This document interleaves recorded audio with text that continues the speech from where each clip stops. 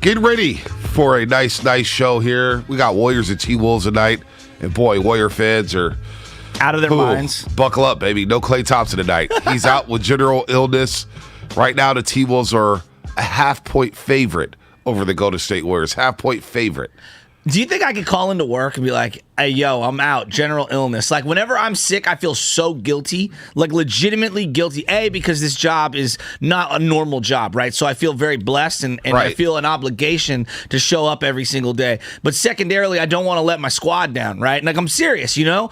And like, when I had other jobs, I would call in sick all the time. You know what I mean? Whatever. It don't mean a damn thing. Right. But, like, could you just call in, like, general illness? Like, you know, you got to lay it on thick when you're calling in sick, right? Yeah, I don't think I've got a sore throat.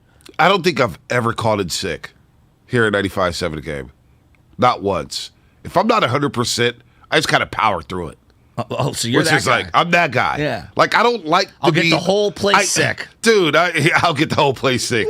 I'll get the whole place sick. Just don't shake my head. No one's paying attention back then. Yeah, no. I thought it was a good joke. No, well, you got to stop looking back there for right. confirmation. Yeah. Langford to play the laugh track. Lupman's listening. Langford's, did you see Langford this morning? Curly's listening. He's dipped in sauce. What you mean he's dipped in sauce? He got some J's on today. Woo. Oh, let me see him. I didn't see him. You saw him last week. Oh, yeah, the dunks. Yeah. Your leg, bro. Yeah, the dunks are nice. Whoa. The dunks are nice. Whoa. Good morning, everybody out there on the roadways, man. Hey. Getting off the graveyard shift, YouTube and Twitch, Comcast Business Text Line. What's up, Roasters? As we get ready for a great Tuesday, our guest list is packed. I'll get to that in just a second, and I'll get to Ja Morant in just a second. Yeah, definitely. 52 points last night. And I did want to get into something just real quick because I noticed you're wearing a Chelsea sweatshirt. Now, doesn't the owner, don't they have Russian ties or something? Is that what's going on right now? Yeah, well, he's Russian. Okay. He's Russian, and he's a billionaire, Apologies. so he's had, he's had negotiations and all this stuff, and essentially, he didn't give up ownership of the team. Essentially, he just gave it to the trust fund, Chelsea's trust fund. There's a whole lot of details that go into it. Well, we were having a little, like, world conversation, and I'm not going to sit on this for a long time, but like as a sports aside, the Klitschkos, when you bring up the Klitschkos in boxing terms, I think a lot of people are like, kind of boring or whatever. Right. Seeing all of the images and the things that are coming out of Ukraine and everywhere around the world, and then just to see everything that's going on with the Klitschkos, how can you not have tremendous amount of respect for the Klitschko brothers? Well, Vitaly is the mayor of Kyiv. For 11 years Yeah, or something he's like been that? there for a while. And he was actually in politics, kind of like Manny Pacquiao while he was boxing. So he was a heavyweight championship. Also an MMA badass, apparently, like fought some dudes in MMA off to the side. That's what they say. When you look at his record, he like fought some MMA dudes. I don't remember that. Yeah, they said that he's done all these different fights, and I didn't know the other brother basically has the world record for the most amount of guys he's beaten who were undefeated going into him. Vladimir Klitschko. Vladimir Klitschko was really good. He lost his last two, Anthony Joshua and Tyson Fury, but he was near 40 by that time. But Klitschko's, they dominated heavyweight boxing for a good 10-year stretch. It's known as the Klitschko era, but they're fighting for their country there in Ukraine. They posted a video last week, which is really cool. I was watching Vitaly Klitschko yesterday on CNN with Anderson Cooper, and he was just like, look, we are not surrendering. We're going to fight. But we need help. So hopefully everything is okay out there in Ukraine in this war where Russia's trying to take some things over. But look, we can start with Ja Morant. We can start with the Golden State Warriors. But baseball did extend its deadline till 5 p.m. Eastern time today after negotiations didn't get settled yesterday. Remember, yesterday was a cutoff. However, Mark Willard does owe us burritos. Did you see his tweet last night? Yeah. Well, I saw it this morning. Yeah, so he sends out a tweet basically saying that he lost the battle but won the war. It's like, nah, dog, you lost burritos. You lost burritos. What do you mean won the war? What does that even mean? It's an L. So baseball has until 2 o'clock to try to figure this out to not cancel opening day. What do you think's going to happen here? Are they getting closer? Shasky, what's your read on this? Because you've been following it by the hour. I'm exhausted by it, to be quite frankly with you. You know, like the reality is, and as much as I love baseball, and you know I do, and I care about all these little things, they're arguing about the wrong stuff. Like, they're all worried about the money. And you know what? The consumer does not care about the money. You know what we care about? The product. And right now, the product isn't great. There's too many games. You know, the pace of the game is really, really, really slow. There's too many platoons. There's not enough superstars. There's not enough balls in play. Like, I could come up with 17 different things that are wrong with the product itself before I even get to the money. Like, the money, and I'm not saying, like, the money is so important. You know how important I know the money is. But I feel like they're arguing about the money, and then we're just going to bypass the product. And that's the biggest issue right now. When I look at the NFL, what makes the NFL absolutely fantastic? The product, the players, the star power. Are they always tweaking the product? No doubt. Right? Hey, we're going to give you freedom of movement as a wide receiver, and that opened up the middle of the field. We're going to, protect defenseless receivers, which I miss the Bernard Pollard hit over the middle. I think you do too. I miss Steve Atwater and Rodney Lott, and these guys just popping a wide receiver because now these guys are running quick slits. 100%. No fear. Exactly. And Tom Brady talked about this. Tom Brady goes, when I used to throw a ball over the middle and I laid out a receiver, I felt unbelievable guilt. And then I felt like I let my guy down, and he's never going to go back over the middle ever again for me. And so now the game is like, just throw it anywhere. Nobody's worried about getting laid out on anything. And so I will give NFL this. As much as I wish that the game would go back to more physicality, they're always evolving, and they're trying to make the product better. I look at the NBA, and I do believe, I know people think that the NBA product isn't that great right now. I believe Adam Silver at least recognizes they have a product issue. They've got a lot of young talent, though.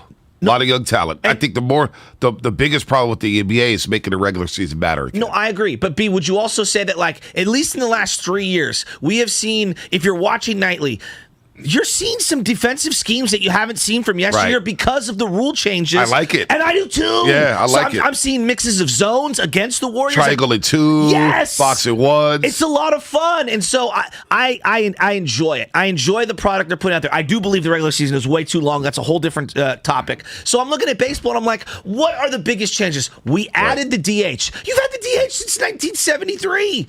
For the National League. Yeah, but I mean, half the leagues had it. So, I don't know. So, Buster Olney's reporting that the owners want the 14-team playoff field. They need the 14-team playoff field, and this would be the big point of leverage for the players today as we move closer to the deadline. Now, Jock Peterson sent out a tweet yesterday, which was pretty funny, at around 6:58 p.m. Official.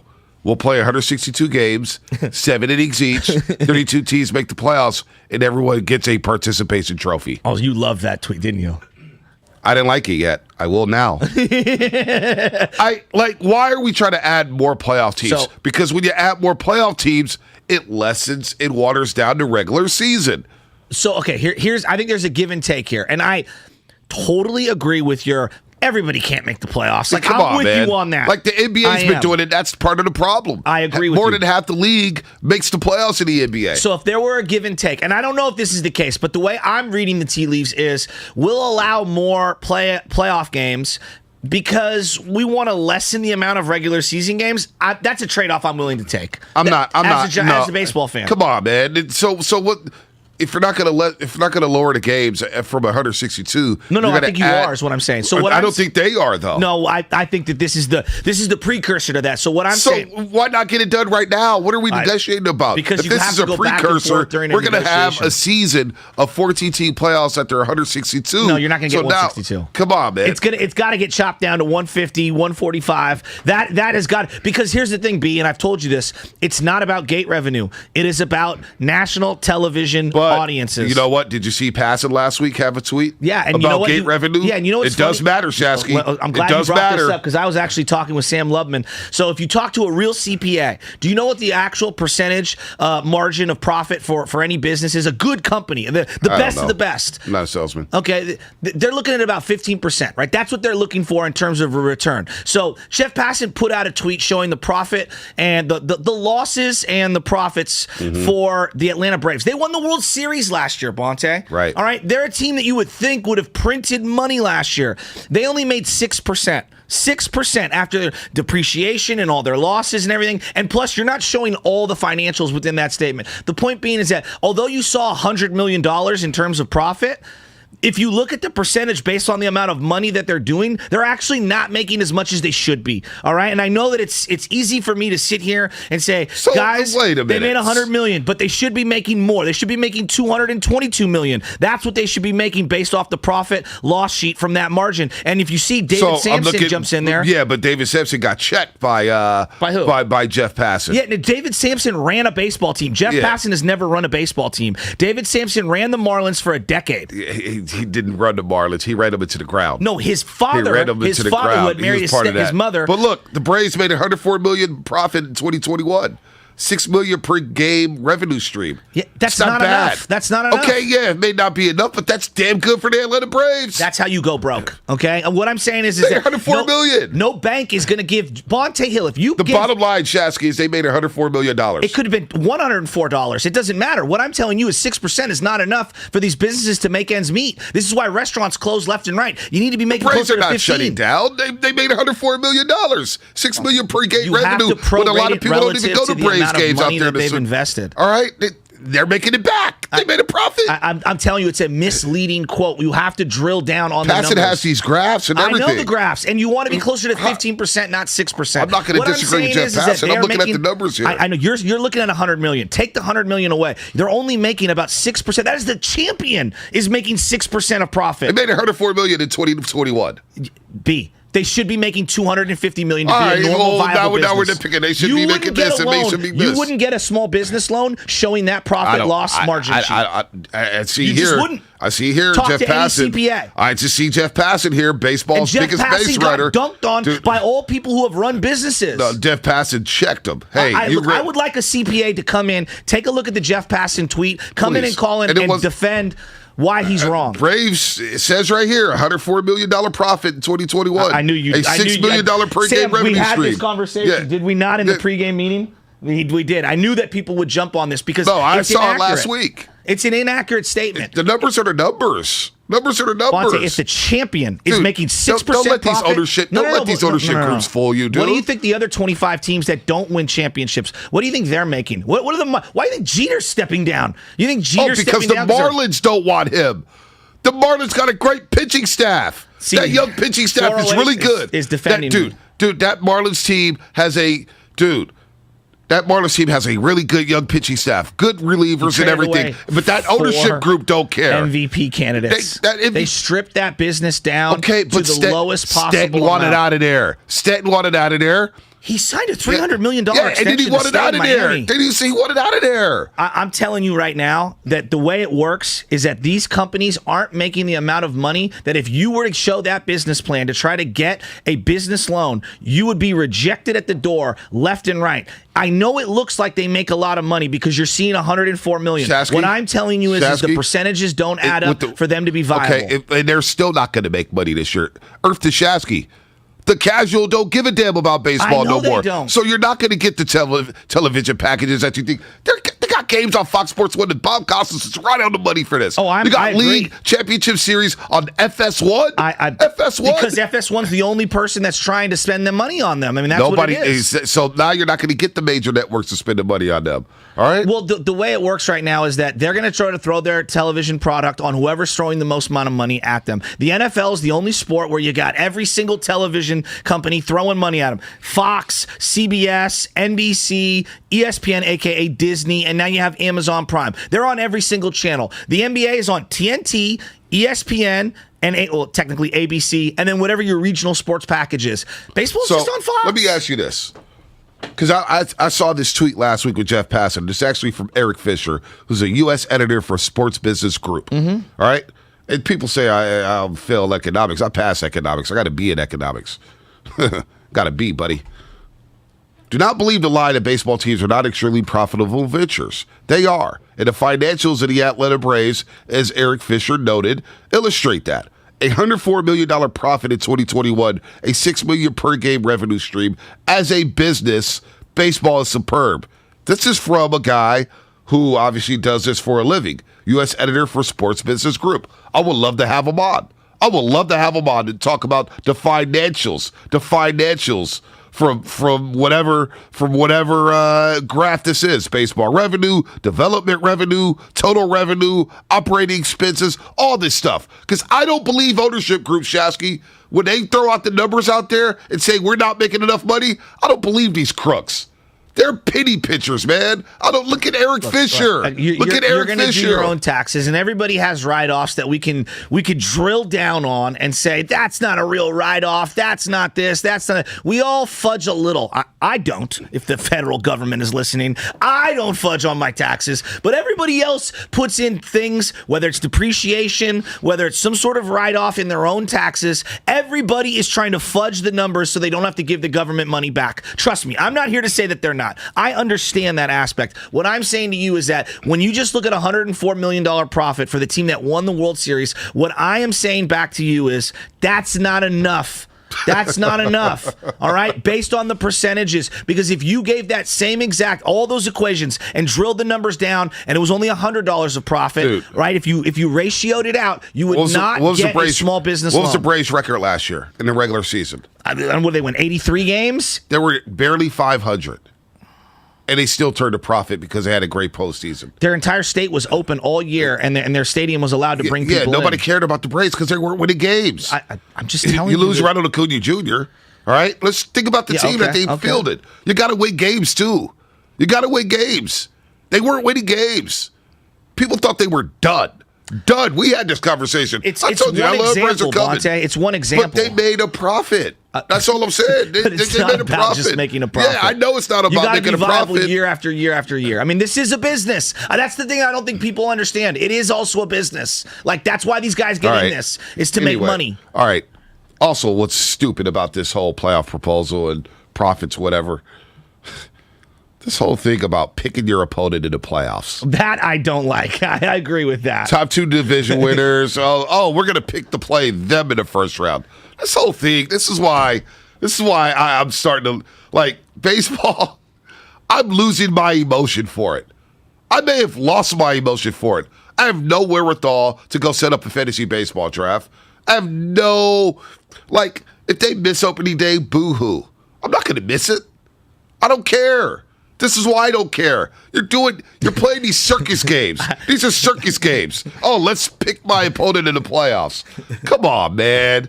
Come on. This is just whatever. We'll see if they get a deal done today. But I'm telling you right now, Shasky, I don't feel strongly about baseball any way possible. But if it comes on your television, you'll watch, right? I'll watch. It'd be background noise. It'd be background noise. Well, for me, I still love baseball. I'm not sitting here pretending like I'm going to watch Cardinals Cubs, because I won't. And that's Cardinals Cubs. But you know what? I used to be that guy watching Cardinals Cubs. Monte, we all did. I used to be that guy. Like, I was talking to the guys in the back before the show started, and I said, guys, when was the last time the Pittsburgh Pirates signed one of their own? Pittsburgh Pirates, one of the blue blood. They go back to the 1880s. Yeah, I know. Okay? I know. And we all, like, when you see the Pirates uniform, right, you're like, damn, the Pirates. Like, the uniform's sweet. They're a joke. They're a joke. When was the last time they signed anyone of their own? Cincinnati Reds, another old school organization. When's the last time they signed one of their own? Joey Votto? They've been stuck with Votto for what seems like forever, and they got nobody else. There's not enough consistency across the board in terms of all of the teams retaining their own guys and being competitive. And I think that's the big issue right now for baseball. Let's go to Anthony on Highway 4 before we hit the break. Anthony, good morning, man. You're on the Morning Roast. What's going on?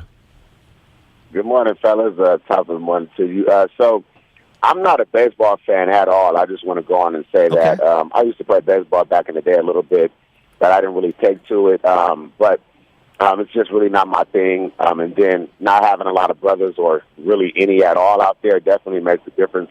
But I'm on the side of the fans. Whatever's best for the fans, I'm with. And the last thing I want to hear this morning, respectfully, is Joe defending, the Atlanta Braves and other ball clubs that's bringing in $160 million and claiming that, like, that's not enough. That's not our business, and we shouldn't give a darn at all. Like, they making money hand over fist regardless if it's 4% profit margins or not. And you got people, including teachers, living in their cars here in California. So, I mean, I really, really understand, and I do appreciate Joe's perspective, but it sounds like you're defending them, and that's not what we should be doing at all. Like, they're in the business to make money, and they're going to do that regardless. And fans want to see games, and they want to be able to go to games, and they want to be able to afford to go to games, and that's also we should be worried about. So I just wanted to get my little... I hear where you're coming from, but here's the big difference, you guys. And I hate when we like compare public and private entities. There's the public sector. Okay, you and I pay for public schools. We all do. Everybody with your taxes and whatnot is paying for public schools. That is different. That is, you're a public servant. This is private entity.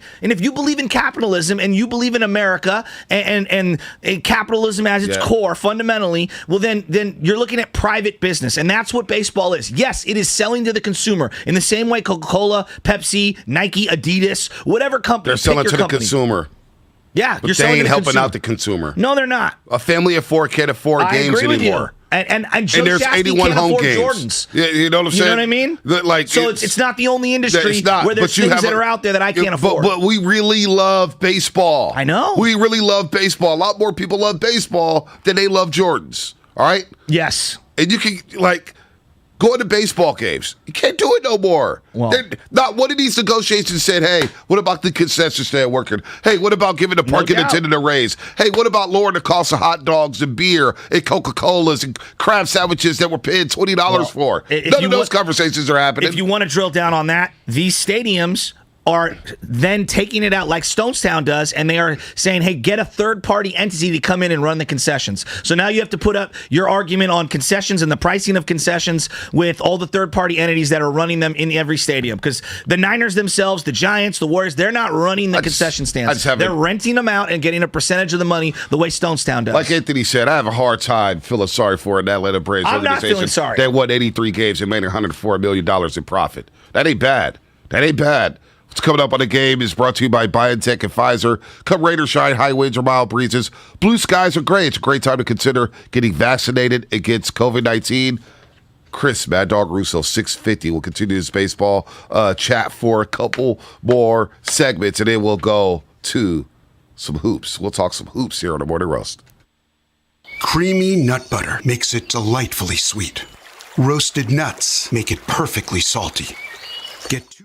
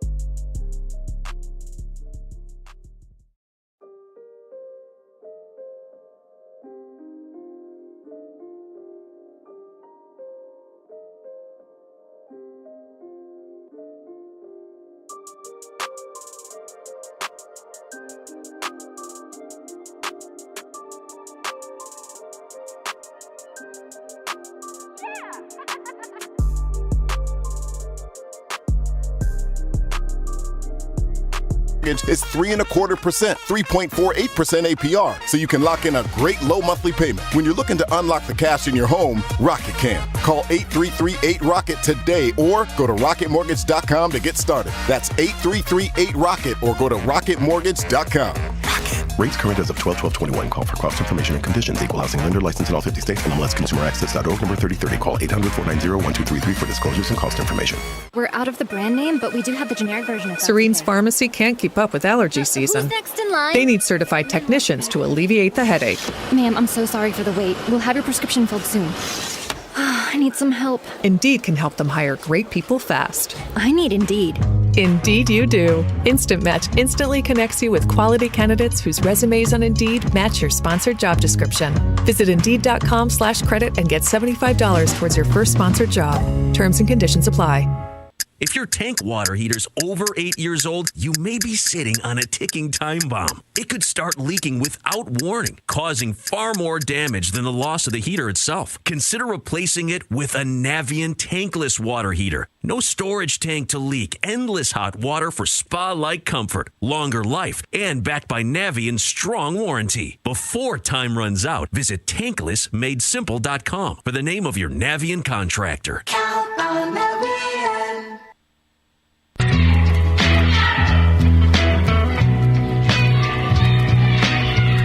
Now, back to the Morning Roast, presented by Timeless Coffee with Vontae and Shasky.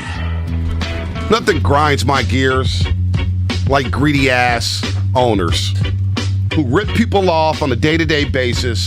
They get these stadiums built. People pay for the taxes like South Florida and the Marlins.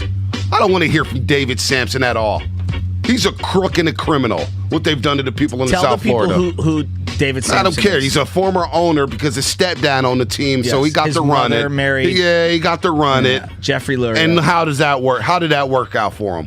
Well, look, it was a nightmare. It's an absolute disaster. Exactly. But there's a lot of things that our communities vote for that, unfortunately, I have to pay taxes for. Stadiums, believe me, I've always told you, I don't think we should be subsidizing stadiums. That's my particular belief. But when a community votes a certain way, I mean, I got to roll with it. There are plenty of politicians that are in place right now that I don't like, that I didn't vote for, but unfortunately, they're in office. Doesn't mean I have to support every move that they make, but the reality is they are where they are. Let's go to Vince in Lafayette. Sorry, if people saw me during the break, I was going crazy because people in South Florida getting raked over the coals, and I got Shasky over here pro-owner. I will never be pro-owner.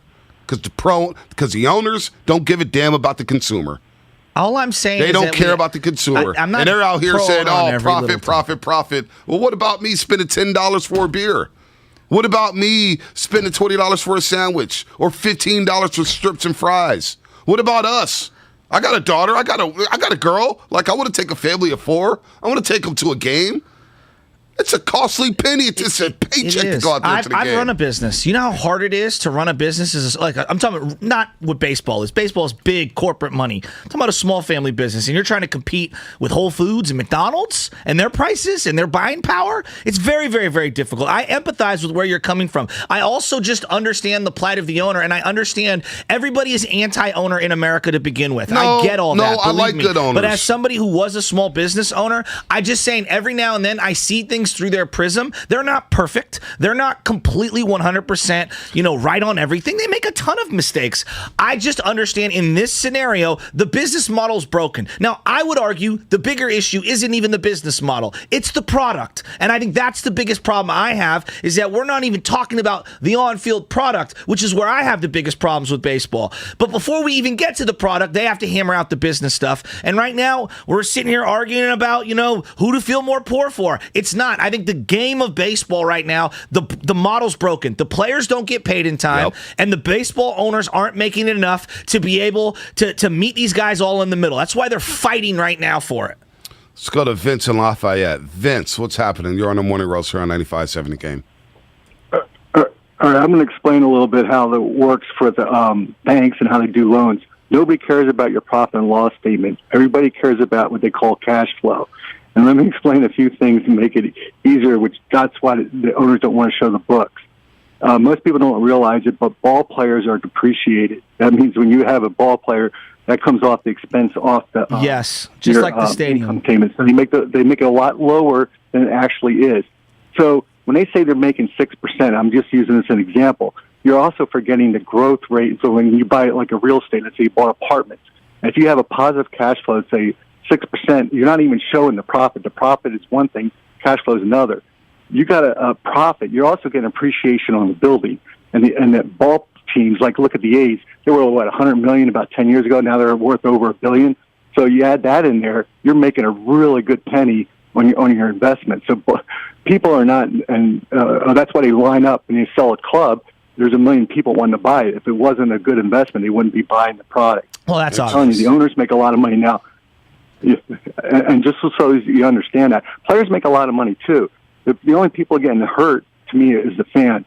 You look at how much we have to pay for a hot dog, for parking, for a ticket. That's who gets hurt. But the owners make a lot of money. The players make a lot of money. And the fans have to pay a lot of money. And don't feel sorry for the owners. They make a lot of money. I agree. Great call, Vince. Well, what are you putting your hands up for? He said it. We Cash all flow know they make a lot of money. Everybody in this business is making money. The parking lot's making money. The concession stand's making money. The percentages, it's not enough. It's not enough. We made $100 million of profit after winning 83 games, and it's not enough. It's not enough. Oh, it's enough. Don't tell me that you're not making money. Don't tell me you're not making money. Or how much money are the Dodgers making? They're making money hand over fist. How much of the money are the Giants making? Because, real quick, it's also because they signed the most historic regional television network deal that baseball's ever seen. For 2 years, you could not watch local baseball in L.A., and part of them making the amount of money that they are making, why they can spend whatever they want. I'm surprised they let Seager go because they have so much money. But the reason that they can do so, on top of the money that they're making already, their television deal was next level. Let's keep it real, though. Television deal or not, the Dodgers are going to make money. No, I know. I'm telling you, the television deal was like next level. The television deal was great. That's why they fought for 2 years. After years of people in L.A. not being able to watch the Dodgers. I know. And they're still killing it during their greatest run as an organization going back to the 50s. Mad Dog Russo coming up, Sirius XM Radio. Formerly of WFAN. You see him on High Heat, Major League Baseball Network. Now he's on First Take every single Wednesday with Stephen A. Smith.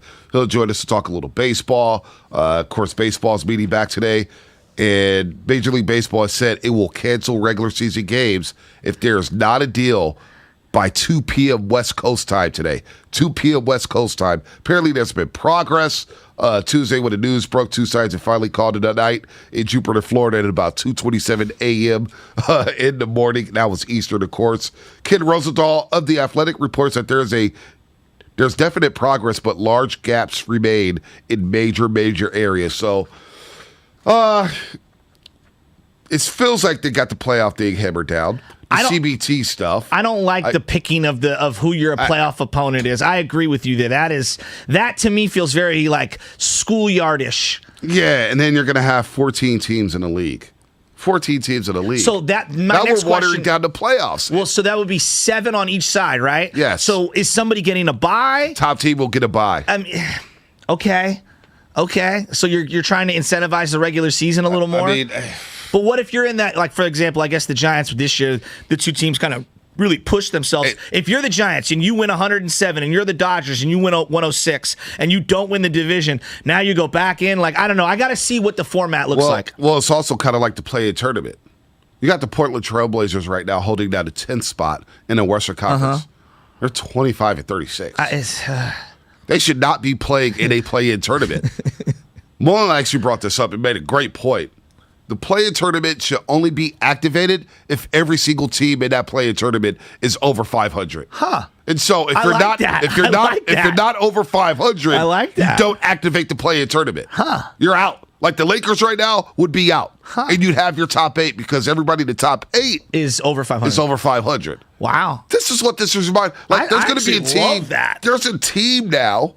That's going to get into baseball and they're going to be under 500. It's like, Nobody wants to see them in the playoffs. Well, they did it during the 60-game season. I think there was the Marlins were they 30-30 or were they 29-31? What were the Marlins when they got in? They got in and it was like, wow. The Giants almost got in being under 500. It was awful. Yeah, and I'm with you on that. You don't want to see subpar teams. It's like, what was the year that the Seattle Seahawks won 7-9 and they beat New Orleans in that playing game? And everyone's like, oh, look at the moment it produced. Like, they shouldn't have had a home game. Shouldn't have had a home game Come at on, all. what are we doing? Exactly. Warriors talk coming up on the other side, plus Chris Mad Dog Russo. He will join us first on the other side. Then we got Gary St. Jean at 7:30, Chris Rose at 8 o'clock, Gary St. Bob Myers, the executive show coming up at 8:30. 8:30, the executive show with Bob Myers. Send us some questions, YouTube, Twitch, or the Comcast Business text line. What would you like us to ask Bob Myers? You get one question. What would that one question be? I'll do that for the fans today. Yeah, I like that a lot. And I want to ask about the late game struggles. I think there's a direct question to be asked to Bob Myers about how do they pick apart the autopsy, if you will, of these late game struggles. They've had now 4 in recent memory that are really bad. Not good. Not good at all. What's coming up in the game brought to you by Fremont Bake. Full service baking, no compromises. Chris Mad Dog Russo here in the roast. How will the Dubs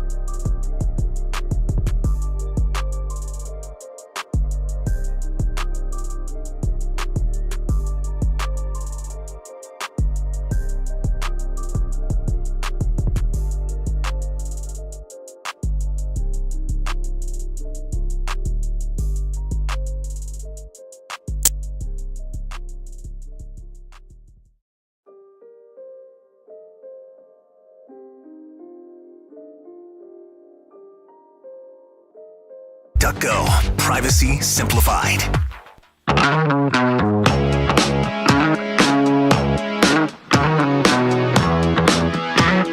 Now, back to the Morning Roast, presented by Timeless Coffee with Vontae and Shasky.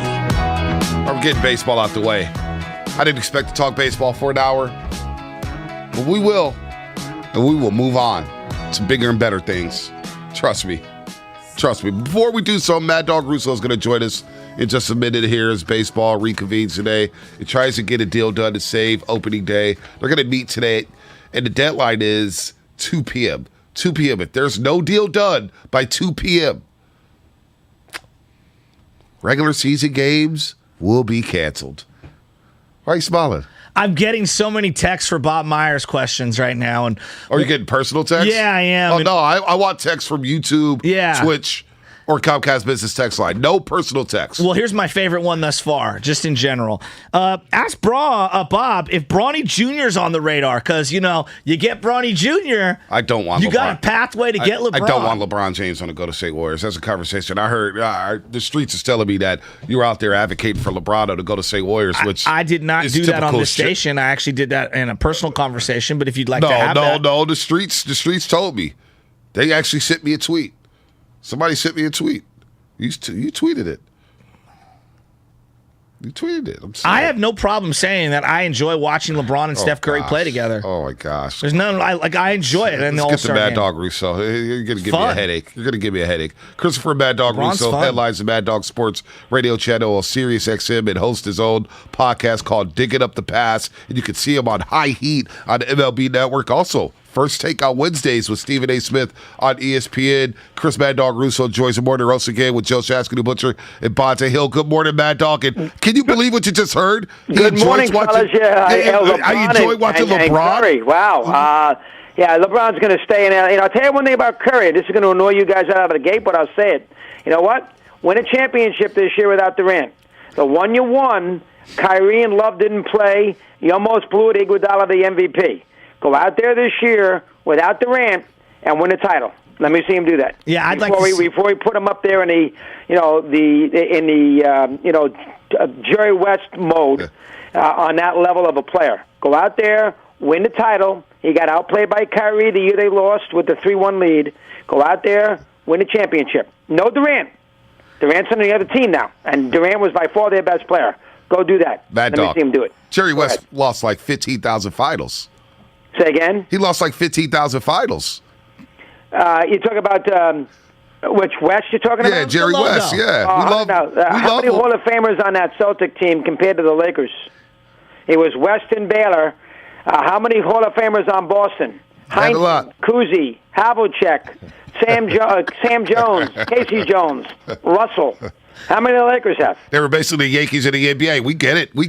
But you got to win. Hey, you got to win. Before we get into baseball. He was the MVP of an NBA final in a losing cause. That's never happened before.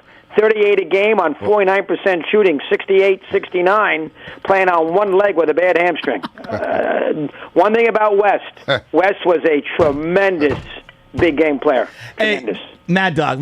That's almost as predictable and as bad as your take about Barry Bonds not being a Hall of Famer. I mean, just real quick before we get to Major League Baseball, I'm really disappointed. A, you claim to be a Giants fan, and B, if you want to put him in the Hall of Fame and you want to avoid the steroid discussion, no problem. There's already steroid guys in. I'm okay with it. There's already steroid guys in. Mad Dog, I grew up in San Francisco. I'm actually from here. There would not be baseball like it is today without Barry Bonds' inclusion. There's an obligation from people in this area to vote for our guy. You got to represent our dude. It happened. There are guys in there. Ivan Rodriguez, Big Papi, dudes who also did steroids that are already in. This is selective jurisprudence. Major League Baseball itself has allowed the face of the biggest steroid suspension ever in Alex Rodriguez to be the host of pregame shows, to be the in-game analyst. Like, we've already turned a blind eye to steroids. Why are we choosing to keep this guy out? You had an opportunity and an obligation to put Barry in for Giants fans. Well, first off, it's the writers. It's not Major League Baseball. The writers kept him out. That has nothing to do with Major That's League a cop-out. And the Major League you know that's a cop-out. And baseball doesn't like the idea that A-Rod represents the sport on Fox and ESPN, but they can't tell Fox who to hire. Fox hired Pete Rose. Do you think baseball like that when Pete did the pregame? That's true. That's not baseball. You can't blame baseball for that. Now, your other argument's a good one, because you're right, Pudge, I mean, nothing documented, but we all know it. He was in the Canseco book, and you're 1,000% right with Ortiz. I mean, Ortiz failed a random drug survey test in 2003, no question about it, yet they put him in. So if your argument is, well, hold on now, Ortiz gets in, so why can't Bonds and Clement? That's fair. That's a very fair argument. And if your argument also is, well, Bonds was a Hall of Famer prior to 98, well, that's why we should put him in, and that's a good point. I'm okay with that. That's fine too. But the bottom line is, don't deny it. Bonds cheated. We all know he did. Bonds cheated. Yeah, but why not put him in? Doggy. Well, you could ask the writers. I'm not a writer. Did you not vote? No, he's not a writer. He doesn't have a Hall of Fame vote. I don't have a Hall of Fame vote. Those are 700. Those are 500 writers, and he didn't get the 75%. What are you going to do? That's not my fault. Don't blame me. Don't blame Manfred. That's not his fault. Oh, how about blame Manfred for a lot of things? Well, Mad Dog, let's talk about this. Baseball, they're going to meet back with the players today. They have a deadline at 2 p.m. West Coast time, 5 p.m. Eastern, to get a deal done before they cancel regular season games. Some of the proposals are just ridiculous. 14-team playoff. Come on, what are we doing here? Why are we watering down the product with 14 teams? Let me ask you a question. How many teams does the NFL have in the postseason? They've got a lot now, and I'm not happy about it. I'm not happy about it. How were the ratings? How was the San Francisco-Dallas rating? Oh, it was off the charts. Football's different. Bonte went to that game. I went to that game. Hey, Mad Dog. But forget football is different. How were the ratings? The ratings was nobody's comparing to football, though, Doggy. Baseball's not getting ratings like baseball. We're not comparing it to football. We're comparing it to the amount of teams in the playoffs. How many teams does football have in the postseason? They upped it up this year, and it was awesome. Well, they did it last year. It was awesome. They upped it up last year. This is the second year. How'd it work? Worked pretty well. It worked damn good. The greatest ratings they've ever had. All the wild card round stunk, but everybody watched, and they added a game, so they made it worse with the 17-game schedule, and the NFL prints money. So how many teams are in the NBA playoffs? Well, yeah, but 50%. The NBA struggled in the regular season. That's a complaint about the NBA. They need their less in the regular season. Half the league been in the playoffs. I've always had a problem with that, dog. Listen, I agree with that. That's fair. Less is more. I'll buy that. And I understand that. In a perfect world, I prefer not even a divisional situation, win the league and only have one postseason round. I understand your point. And that's fair.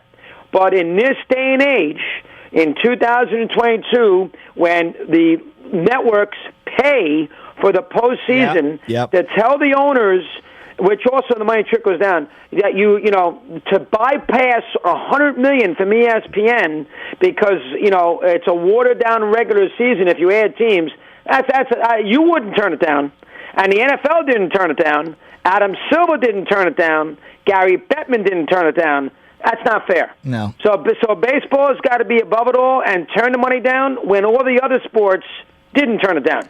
Silver wants to play a play-in tournament. I know, the play-in tournament's a joke. Play-in tournament. Why is he doing it? Mad Dog, I work with Chris Mullen, the Hall of Famer Chris Mullen, and he says the play-in tournament should not be activated unless all the teams are over 500. The Blazers were in the 10th spot, 10 games under 500. I agree. Who wants to watch them in the play-in tournament? It's a joke. Very fair It's a gimmick. point. You're 100% right, but why the Adam Silver did it? Why? They're getting paid. Yeah, they are. Yeah. Money. So, Doggy, why should baseball get killed for that? And they all should. the other sports can do it, and baseball can't. But you got to chop off the regular That's not season, fair. Doggy. You got to chop down the regular season. I love baseball. I'm like you. I'm old school. Believe me. I was a holdout on the DH until recently. I mean, the 2020 season, I just gave in. I'm like, you know what? It's here to stay. Screw it. Like, who cares? We'll just roll with it. I'm not even arguing that anymore. But 162 feels so antiquated because people got too much stuff going on.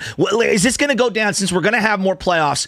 Are they going to chop it to 150, 145? Like, even just 10, 15 games, I think would make it more palatable. Here's what I would say. Okay. If the players are going to take less money, we'll play less games. That ain't happening. So, I mean, everybody wants the owners to. So in other words, let me say, Trout's going to get his $30 million a year and play 15 less games, 7 less home dates. I'm okay with it, and Manfred and the owners would do it in a minute. Fine, no problem. We'll play less games. Let's split the losses. You don't get the paid, and we don't take the gates. So, what's the answer to that? Yeah, you're right, Chris. That's a good idea. Will the players ever agree to that? Not a chance. You think Brendan Crawford is going to take 5 or 6% less money for playing less games? No chance. Not a freaking chance. So the owners should have to do it then. That's not fair. That doesn't work that way. It's 50-50. The players want less games, and I'm with you. I don't have a problem with it. I'm usually a historian, so I like the 154, 162. I'm with you. But if you think it's too many games, it's a good point. They wear you out with the regular season. Yep. Excellent point. Fine. Split the losses. The owners don't get the gate. They lose a little local revenue TV-wise with the cable companies. NBC Bay Area pay them to get 8 less games. Fine. Have the players take a little less money too. Oh no, we're not going to do that. We want to get paid. So that's the problem with that argument. I understand your take, and I'm with you, but you got to both sides got to agree. Too many games. I'll take less. You take less. Yeah, they won't do that. I totally hear you on that one. Just in terms of the in-game product right now, Doggy, I'm sitting here. There's just too much specialization. I mean, one guy comes in. I know they got the 3-batter minimum at this point right now, but the games are just taking forever. Each guy that comes in, he's got to throw 8 million warm-up 100%. pitches. We got a 3-minute commercial. When you go to the game, it just takes forever. When you're at home, I mean, we got a morning show. I'm like, get this thing wrapped up. How many kids are watching this thing past 9 o'clock? I think they have a product issue in terms of the length of the games, but I don't see how they reduce it because the strategy now is I got to get this pitcher out of the game with 100 pitches, and that makes baseball sense to me. I get it. So what do they do to fix the actual game itself? I wish you had the answer to that. You guys are sharp. I don't know what the answer is. I mean, does LeBron not play in the fourth quarter? That's what you do with these great starting pitchers. You take them out after 6 innings. Yeah. I mean, does Gretzky not play in the third period? Yeah. Does Tiger not play the back 9 of the Masters? How about Nadal, Federer? They're not going to go play a 5th set because they're worn out. I mean, the idea of the great pitcher figuring out a way to get through that lineup, a la Gibson, Koufax, Marichal, the idea that we are going to take that aspect of it away to bring in some anonymous reliever who nobody's ever heard of, who is, making $700,000 a year, who throws 100 miles an hour so you can't hit him for one inning, is a joke. And the pitching changes and all that stuff, that is a major problem with the sport. I don't have the answer for you. The pitch clock, I mean, there's things that you could do to get more action and put more balls in play. Right. But I think the accent of the bullpen has hurt the sport immeasurably because you don't get a chance to see the big pitcher. Totally. Yep. You don't get a chance to see, DeGrom out after 6-7 innings. Yep. Scherzer out after 6-7 innings. Dougie, Game 5. I'm at the game. Bonte's at the game. Giants, Dodgers. You Urias versus Logan Webb, and then in comes Jansen to face Buster Posey, and then Scherzer to close the game out. I want more of that in the regular season. Yeah, listen, I'm with you on that. The on-the-field product is a different problem than what you're having right now with these negotiations, and I do think by the end of the day you might get a deal. Right. But I do think that your point about the on-the-field product, it's got major problems. Too many strikes. The ratings stink. Yeah. TV-wise, you hit it right on the head. It's become a local sport, and you need to figure out a way to make it more entertaining for 21st century America. I don't know how you do that. Solve that, though. I don't know how you do that, because even when Urias didn't start that Game 5 and everybody freaked out and the Giants ended up changing their lineup, I'm tired of it's a lefty on the mound. We got to go all righties. It's just so boring, dog. There's no strategy. There's nothing. Hit runs. The front offices have become very efficient, but less entertaining. Yep, yes. No doubt. Great. No doubt. And there is no feel of what is entertainment. And and baseball, these other sports have figured it out in a lot of ways. Football, how entertaining is damn football? That's so great. I mean, you can't get enough of it. You watch the game's over in 3 hours. You get in and out of there pretty quick. They only play too many games. There should be 16, but you only play 17 games. The season you play once a week, and boom. And it's a TV magnet. Baseball, they play game after game after game, and it never ends. It's a major problem. I don't know how to... that's another issue, guys. I'm not sure how to solve that one. I do think that you'll finally get an agreement here, which will be at least they start the season on time, which would have been a disaster if they didn't. But the on-the-field product is an issue that I'm not sure what the answer is. I got to be honest. You're listening to 95.7 The Game, KGMZ, FM and AC1 San Francisco, and Odyssey Station, brought to you by DuckDuckGo. Privacy Simplified. Chris Russo here on the Morning Russell Course, Sirius XM. Mad Dog Radio. He's on with Stephen A. Smith on Wednesday. First Take. We'll get to that in just a second here. But what if they don't get a deal done today, Mad Dog? What does that mean for the sport? What does that mean? If they don't get a deal done today somehow, and I think they will, but if they don't get a deal done somehow, you will not see baseball to May 1st. I think, opening day is where the juice is, the bunting on the ballpark, the flyovers, sellout crowds, the dawn of a new season. There's some excitement there. The rest of April is a waste of time. And if they lose opening day, they're not coming back April 9th. So to me, this is imperative if you want to have the fun of March 31st, April 1st, and the Giants and opening up and the Yankees. And this is essential. And again, I do think that you see a sense of urgency here in the last couple days. I would think Manfred has stepped in here, and remember, I know people can't stand Manfred, but he has been the labor head of the negotiation since '98. He's never missed a game. Regular season-wise, they've never had a game canceled. The NBA can't say that. The NHL can't say that. NFL's lost preseason games, and they've had major issues. Manfred, has with Michael Weiner prior, I think he'll get it done today. So I do think by the time you guys go to bed at 7 o'clock, getting ready for the next night, the next day, I think you'll see something done in the sport, and I think you'll see shortened spring training, but I do think you'll see baseball at the end of the month, first part of April. I really do. Doggy, me and Bonte, we joke around. We call ourselves the West Coast Mike and the Mad Dog because we hold you in such high reverence. We love the 30 for 30. We love the 30 for 30. We ready to kill each other like you were ready to kill Fred Sessa. Yeah. You're probably ready to kill Stephen A. Smith now too every Wednesday. Not enough times yet with Stephen A. Let me get 4 or 5 sessions in there. It'd drive me nuts. But yeah, the Mike and the Mad. Listen, everything with Mike and the Mad Dog is the reason why I'm still standing here. That show for 19 years is the essence of a career. So, and I'm glad that motivated you to do a good show. Go on there every day and do a good show. And there were many a day where Mike and I did not talk and got through those shows without any communication, and very few people picked up on it.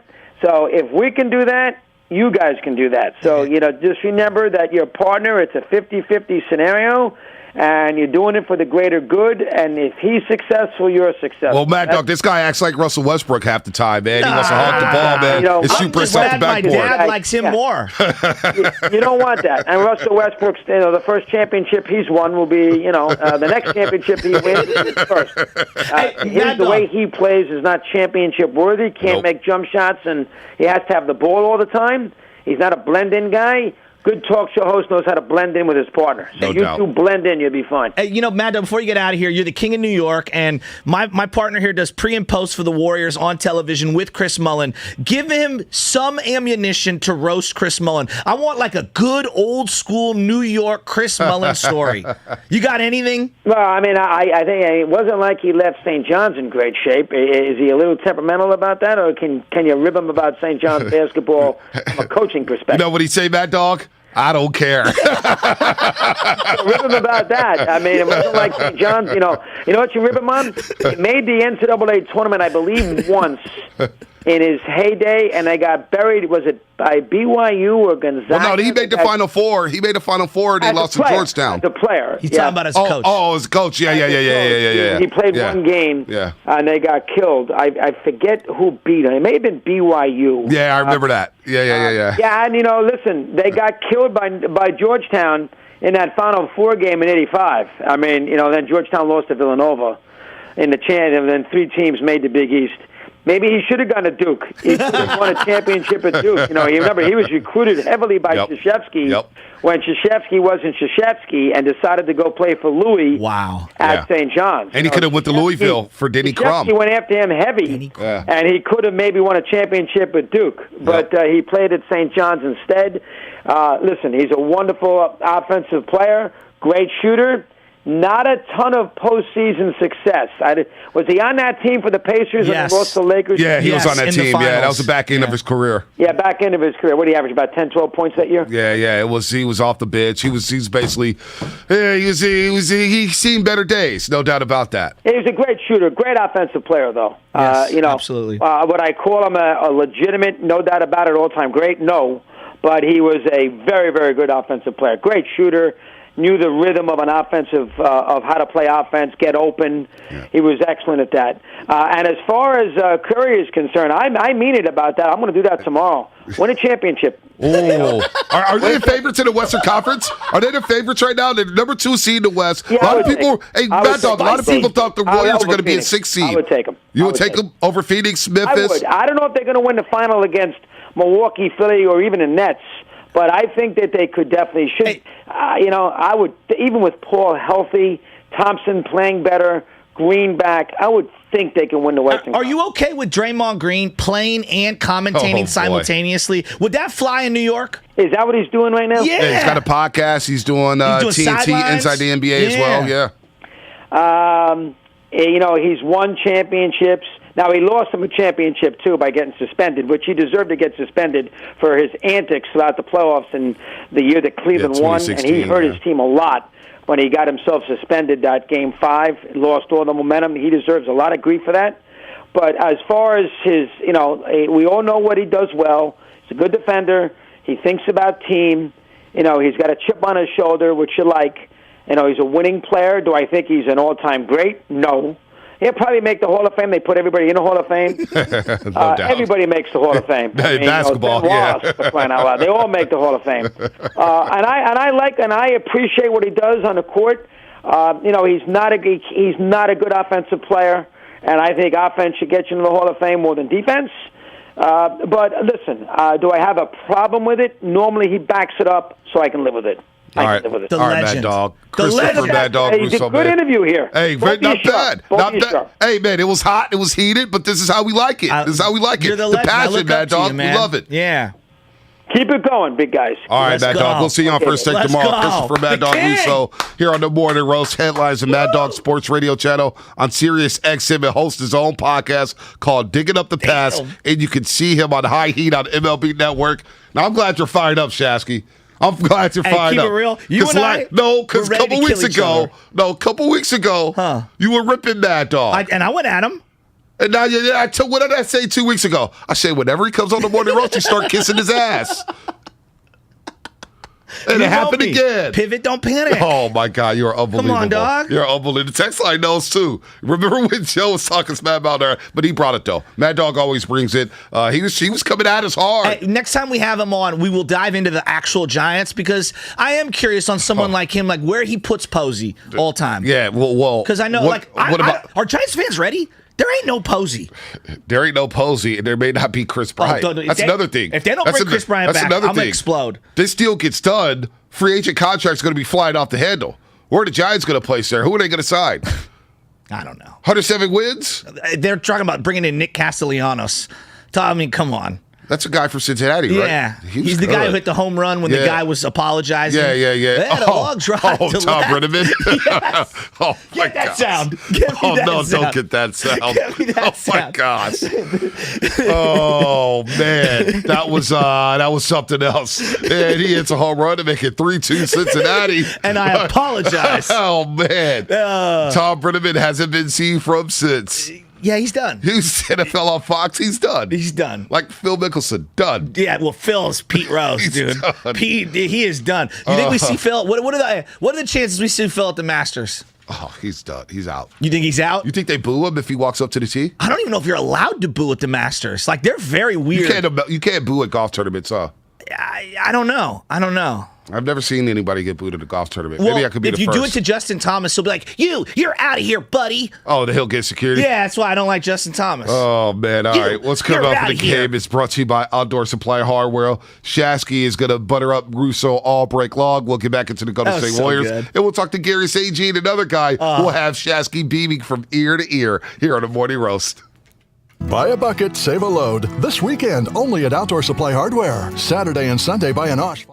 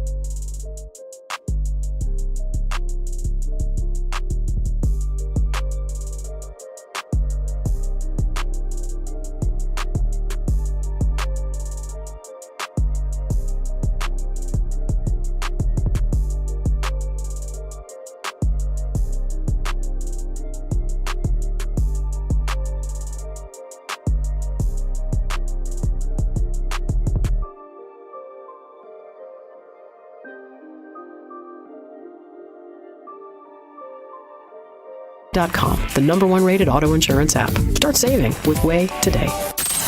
Odyssey celebrates Women's History Month. Danica Patrick drove to new lengths to break barriers for women in racing. She first drove in the IndyCar Series in 2005, taking 3 pole positions. And in 2008, she became the first woman to win an IndyCar race. She also became the first woman to compete full-time in NASCAR and lead both the Daytona and Indy 500. Odyssey, celebrating remarkable women. For more, check out our exclusive station, She Sings, on the Odyssey app.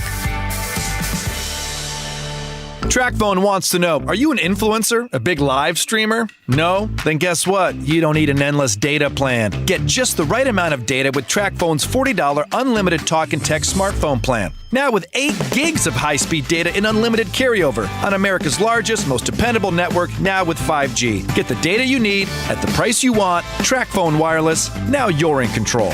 Available at major retailers. 5G compatible device required. Actual availability, coverage, and speed may vary. See terms and conditions at TrackPhone.com.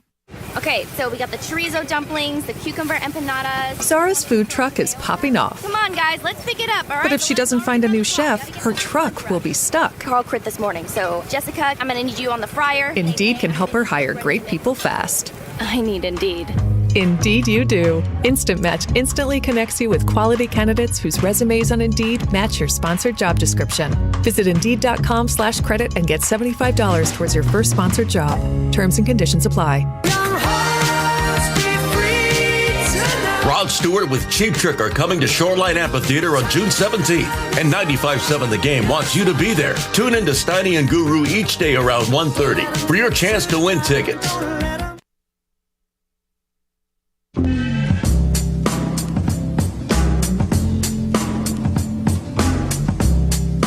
Now, back to the Morning Roast, presented by Timeless Coffee with Vontae and Shasky. Pipe down a little bit after Mad Dog? Hey, man, I'm feeling good. You floating?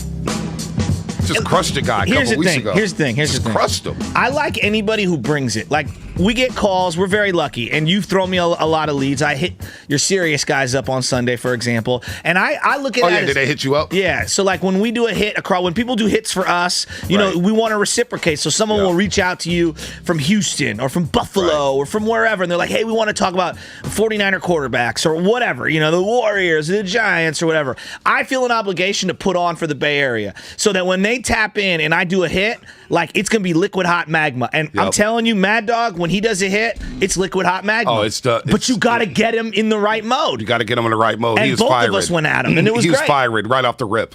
Firing. He was ready to go. He was ready to go. He don't just give you an answer. No. He gives you the take with 6 takes baked into the take. It's like a 6-layer enchilada. He came in with the Curry stuff. He don't win a championship. It's a disappointment. Win a championship without Durant. Boy, we're getting close to that. Then he said Durant was clearly the best player on all the championships. Like, he doesn't just say that Curry needs to win a championship. He's got to be the best player. 6 layers. He's got to be the best player of slander. By the way, the Draymond Green stuff about him winning 2016 NBA Finals MVP, I'll say it again. He may have been a lock. We know we take a lot of stuff that Draymond says at face value. He'll say a lot of things. But he may be right on that one. That season he had is a magical season. Oh, it's a masterpiece. Yeah, it really was. It's the best season of his career. Absolutely. And you could say Luke Walton empowered him or whatever because of whatever, the 30-game start to the season. His shooting was unbelievable. What do you average, 16 for the year? 16 for the year. It was 16, 8, and 7 or something like that. Crazy numbers. It was insane. Crazy numbers. It was insane. And played the best defense in the league. Yep. I don't even think he won DPOY that year. What? He won it the next year. He didn't win it in 2016? No. Who did? That year, 2015-16, he averaged 14 points, 9.5 rebounds, 7.5 assists, 14. block and a half, steal and a half, shot. That was his best 3-point percentage year. Yeah, what was he, like shot 34? 38%. 38, wow. 38.8. And who won DPOY that year? I think it was Kawhi. Okay, hard to argue with that. Yeah, that's hard to argue. Could have been Gobert, but I want to say it was Kawhi. I mean, they won 73 games that year. They should have won every piece of hardware possible. 73-9. It's just, I don't see anyone doing that. And now they're 43-18, second seed in the West. They lead Memphis by 1 game because Ja Morant is playing like an MVP. I'm really worried about Ja B. Look. Like, legitimately worried about facing this team. They're young, they're hungry, they're athletic. They play elite defense on the perimeter. I think they've got pieces that really just fit against the Warriors. I'm not saying that the Warriors aren't battle-tested. Clearly, the top dogs are. But there's a lot of guys on this team that aren't battle-tested. Oh, you're right. And I'm a little worried about going up against a young, hungry team in Memphis that got a taste of the playoffs last year. That was huge. And that was huge. I'm just looking at them like they've got all the pieces, in my estimation, to beat the Warriors. A point guard who can win off the dribble and score in the paint, guys who can knock down shots, and they've got some length and athleticism that really bothers the Warriors. And you look at Memphis last year, sneaking into the playoffs. First of all, they won an elimination game at Chase Center on the road. A do-or-die game on the road in overtime. And they got a bad whistle. They got a bad whistle that night. Warriors should have won that game going away. Now they go to Utah. Still game one. They were in that series. Yeah. They lose it. I was rooting for them to win that series. So they are battle-tested. And they haven't even had Dylan Brooks this year. I know. For the most part. But Desmond Bane's been really good for them. Desmond Bane is really good. I like him. DeAndre Melton, really good. Kyle Anderson, slow-mo, fits that roster. Jerry Jackson Jr. is having a good year. We saw Tyus Jones have his career high against the Golden State Warriors last time out. Yeah. So when it comes to the Golden State Warriors, we're going to talk to Gary St. Jean. He's never worried. He's going to join us at 7:30 here, the former GM of the Golden State Warriors, former Kings head coach, of course, was with Don Nelson all those years as an assistant in Milwaukee and, of course, Golden State. Are people concerned about the Golden State Warriors right now? No Klay Thompson tonight. He's out due to general illness. Obviously, it's a COVID world now, so when people think sick, does he have COVID-19? No, he's just sick. Are you concerned about this team moving forward here? Because I see it in your eyes, Shasky. I'm just worried about Memphis. To me, the playoffs in the NBA are all about matchups, right? That's how I view the playoffs for the NBA. It's a matchup. Who are you specifically going up against in this 7-game series? And then how can you adjust? And is your roster or your top dogs better than what they've got going? And I just think that they match up really well with the Warriors. Can the Warriors win? Of course they can win, but this is a team that really scares me. In a weird way, almost more so than Phoenix. And I believe Phoenix to be the best team coming out of the West. But for some reason, I feel like the Warriors, not that they match up better with Phoenix, but traditionally, I feel like the Warriors can do some things against Phoenix that they're easier to guard. Yes. You know Chris Paul's going to have the ball in his hands. They're going to run the pick and roll with DeAndre Ayton and Chris Paul. You know Devin Booker, who's a great one-on-one player, but you know he's going to ISO a lot. You know Cam Johnson and Mikal Bridges are going to be in each corner, as well as Crowder. As well as Crowder. Ja Morant gives Memphis a wild card. You don't know how to contain him. And now he's hitting a three, and he scored 52 last night by only hitting 4 threes. But boy, before Klay returned, didn't they throw GP2 on him early on? Did a good job. Did a good job. So now my question is okay, let's say you don't start GP2 because you're going to have Klay out there and whatnot. I don't want to get Ja rolling early in games. I just think you're in a tough spot. And what are you going to throw Wiggy on him? You can. But Ja, I mean, if Draymond's not back, then yes, you start. And I don't even think GP2. you put Ja Morant on. What? You don't put Draymond on Ja Morant. You saw that in the playing game. It was not working out. They tried everything in that playing game. They did zone. They threw Wiggins on him. They threw Juan Toscano Anderson for a second on him. They threw Draymond Green on him. None of it worked. I mean, Ja just did whatever he wanted, and he was hitting threes in that game. Now I'm looking at the Warriors' schedule here. They've got 13 road games left and only 8 home games. Yeah, their home record's very nice. Home record's very nice, but they've got a very tough schedule. Even that homestand, 4-game homestand coming up. They've got Milwaukee, Washington, Boston, San Antonio. By the way, Clippers sandwich in between those 2 Denver games on the road. So, do the Warriors absolutely have to have the number 2 seed? I don't think so. But boy, having a Game 7, if there is a Game 7 against Memphis, it's in the grindhouse. And when Ja gets turned up, that place gets turned up. And everybody starts feeling good. And psychologically, Memphis, again, Steve Kerr touched on this the first game of the season where, I know Memphis looks at us as a rival. We don't think they're there yet. We don't look at it like that. Well, you know what? You better start looking at it like that.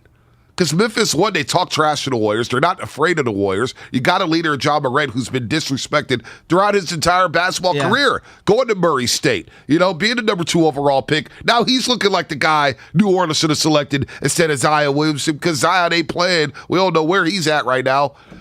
Memphis is a problem.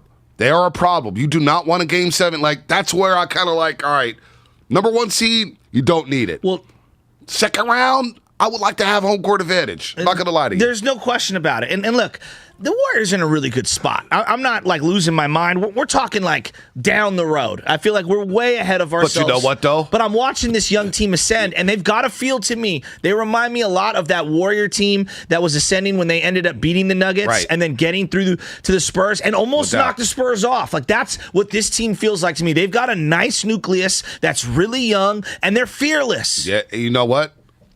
It's March 1st. Playoffs are 5.5 weeks away. Finish line's here. So if you want to start talking playoffs, we slowly but surely could do that. We can. You're playing a team today, Minnesota. They may be your first-round opponent. I know. 2-1 against Minnesota. You're playing it without Klay Thompson. Last time the Warriors went up to Minnesota, I know Curry didn't play, Draymond didn't play, but they got rolled. They got a lot of – they're feeling good about themselves beating Cleveland last night in Cleveland. This is the kind of game tonight against Minnesota. Boy, it'd be nice to have Andrew Wiggins have a big game. He needs it. Right? I think emotionally it would be big for him. I think psychologically it'd be big for him on a couple levels against your former team. I need him to pop. The month of February was not good for Andrew Wiggins. Was not good for the Golden State Warriors. They're 5-5 in the month of February. 5-5 in the month of February. You blew the game against Dallas. Mm-hmm. You blew the game against Denver. You didn't show up against the Clippers down at Staples Center, or you didn't show up in the second half. All right? You got blown out in Utah on a Wednesday night. You lost to the Knicks at home. You lost to the the month of February was not good for the Golden State Warriors. No. They got to get back on track here, man. Hasn't it felt like they've been in an odd malaise? I know they had a 9-game win streak in there baked in. Yep. Since the Curry record break, it's been kind of spotty. Not that it's been bad or horrible, just spotty, where they've had moments here and then they trip there. I don't know. They haven't been as consistent as I would like. Yeah, I mean, people are going to, they're going to kill Mad Dog for saying what he said about Steph Curry having to have to win the championship. He has to win the championship without Durant. But look, I'm not saying that, but Curry is having a down year. He's having the worst shooting year of his career. I'm glad to see that you've come to my side of the street on this. No. I said it wasn't a slump yet. Mullen and D. Wright, look, let me see it for a month. Okay. Let me see it. You a lot of people freaking out over a week. Hey, but it's been more than that. It's been 75% of the season. Yes. Yes. So now it's a thing. He had a great first month and was firing on all cylinders, and it just hasn't felt great since. No doubt. Let's go to Jonathan in the city real quick. Jonathan in the city. We'll get that thought on the other side. Jonathan, what's happening? You're on the roast. Hey, good morning, guys. I just, I have the same worries with the 49ers and with the Warriors. In this sense, man, the 49ers, all ground game, very limited or no throws down the field. With the Warriors, they're all, long shot and jump shot, and that's how they lost that game. It became a shoot around at the end, and nobody was, trying to bang and maybe get a free throw, get an easy bucket in the inside, try to slash, go to the cup. And how the league has caught up with them. Everybody's got 3-point shooters now. They're still missing that ingredient.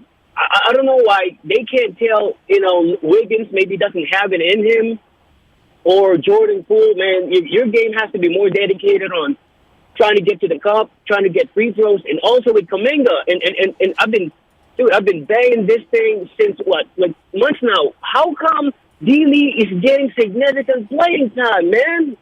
He play Kuminga more than D-Lee. We need a guy. They play slightly different positions. That's the missing ingredient. They play slightly different positions. I understand what you're saying.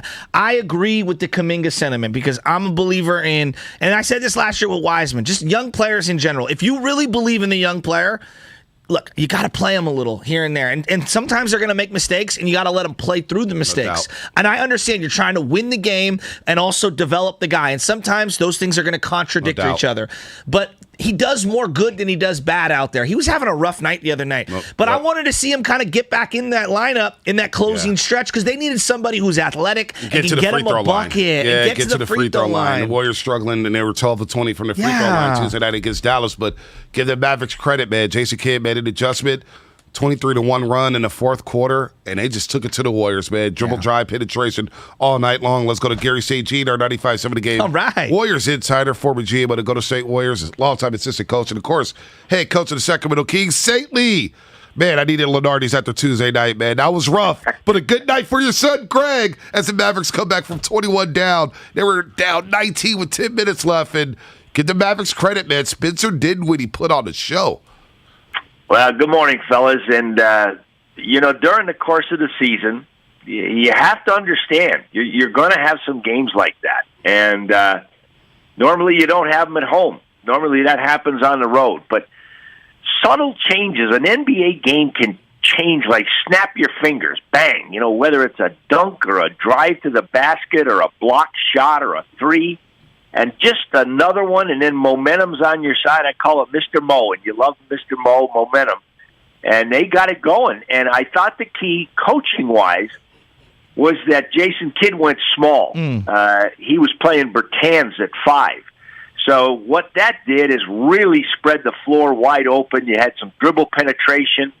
You had some threes. You got out on the floor better. And as you noted, Bonte, that... without a doubt, that was Dinwiddie's best game. I mean, he was the shining light for them beside Doncic.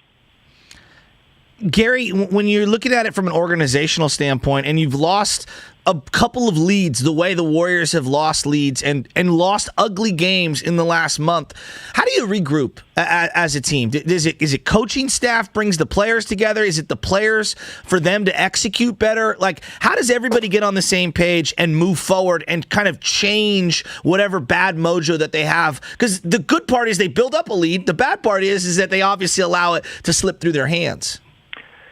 Well, you got to touch on the point, guys, that, you've just come out after the break and you play terrific up in Portland. And for 3/4 of this game, you've played really well. And all of a sudden, bang. And so you got to preach the good and you got to teach the bad. And so what that's all about is your veteran players talking to the young players. It's your coaching staff.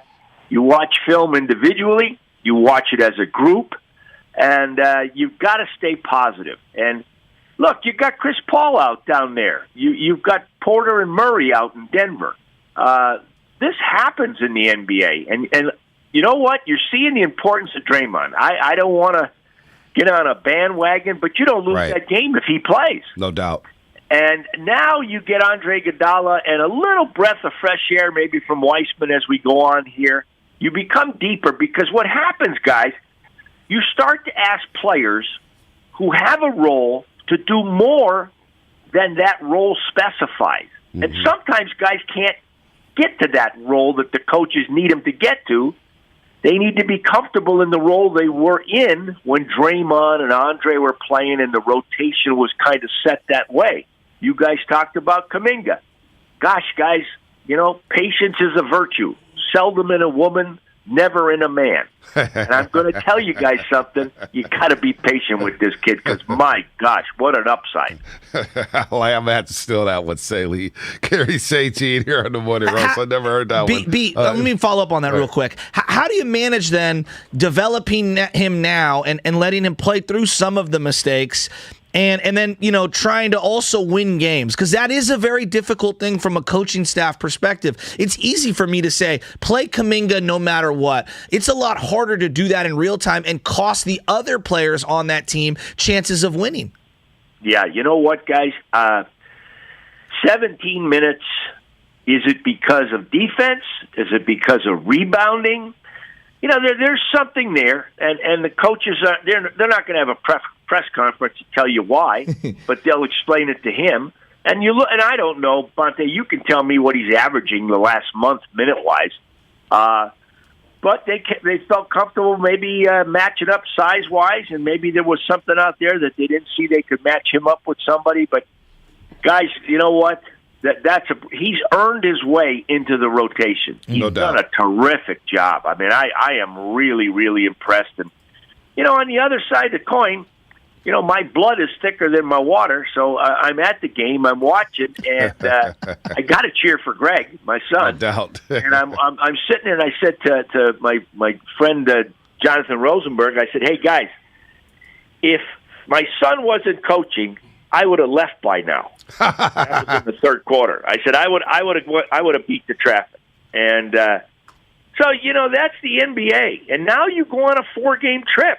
Now you say to yourself, oh, heck, we're going up to Minnesota. Well, in years past, that was an automatic. You won there. But that team there, they're probably going to finish 7th. And they've really, really improved, with Towns. And, I'm not a big Russell guy, but he is playing good. And Edwards has been a little up and down lately, but my gosh, what an athlete. And they've got some guys on their bench that they're long and athletic. So the road is tough in the NBA. The key now you say to yourself, never mind catching Phoenix. Can we hold off Memphis? Yeah. Because you don't want to be in the same side of the bracket as Phoenix and play them in the semifinals. You want to play them in the conference finals. No doubt. No doubt. You don't want to hold off. You want to hold off Utah as well, who's now 4 back in the loss column too, and they're playing better basketball. 8-2 in their last 10, St. Lee. And you talk about the splits with Jonathan Kuminga in the month of February, nearly 15 points per game, 5 rebounds, assists and a half, but more importantly, shooting 57% from the floor. And the free throws got better for Kuminga in February, 74.5% from the free throw line. But one guy I want to touch on, St. Lee, as we're talking to the St. Lee One, our 95.7 The Game insider here.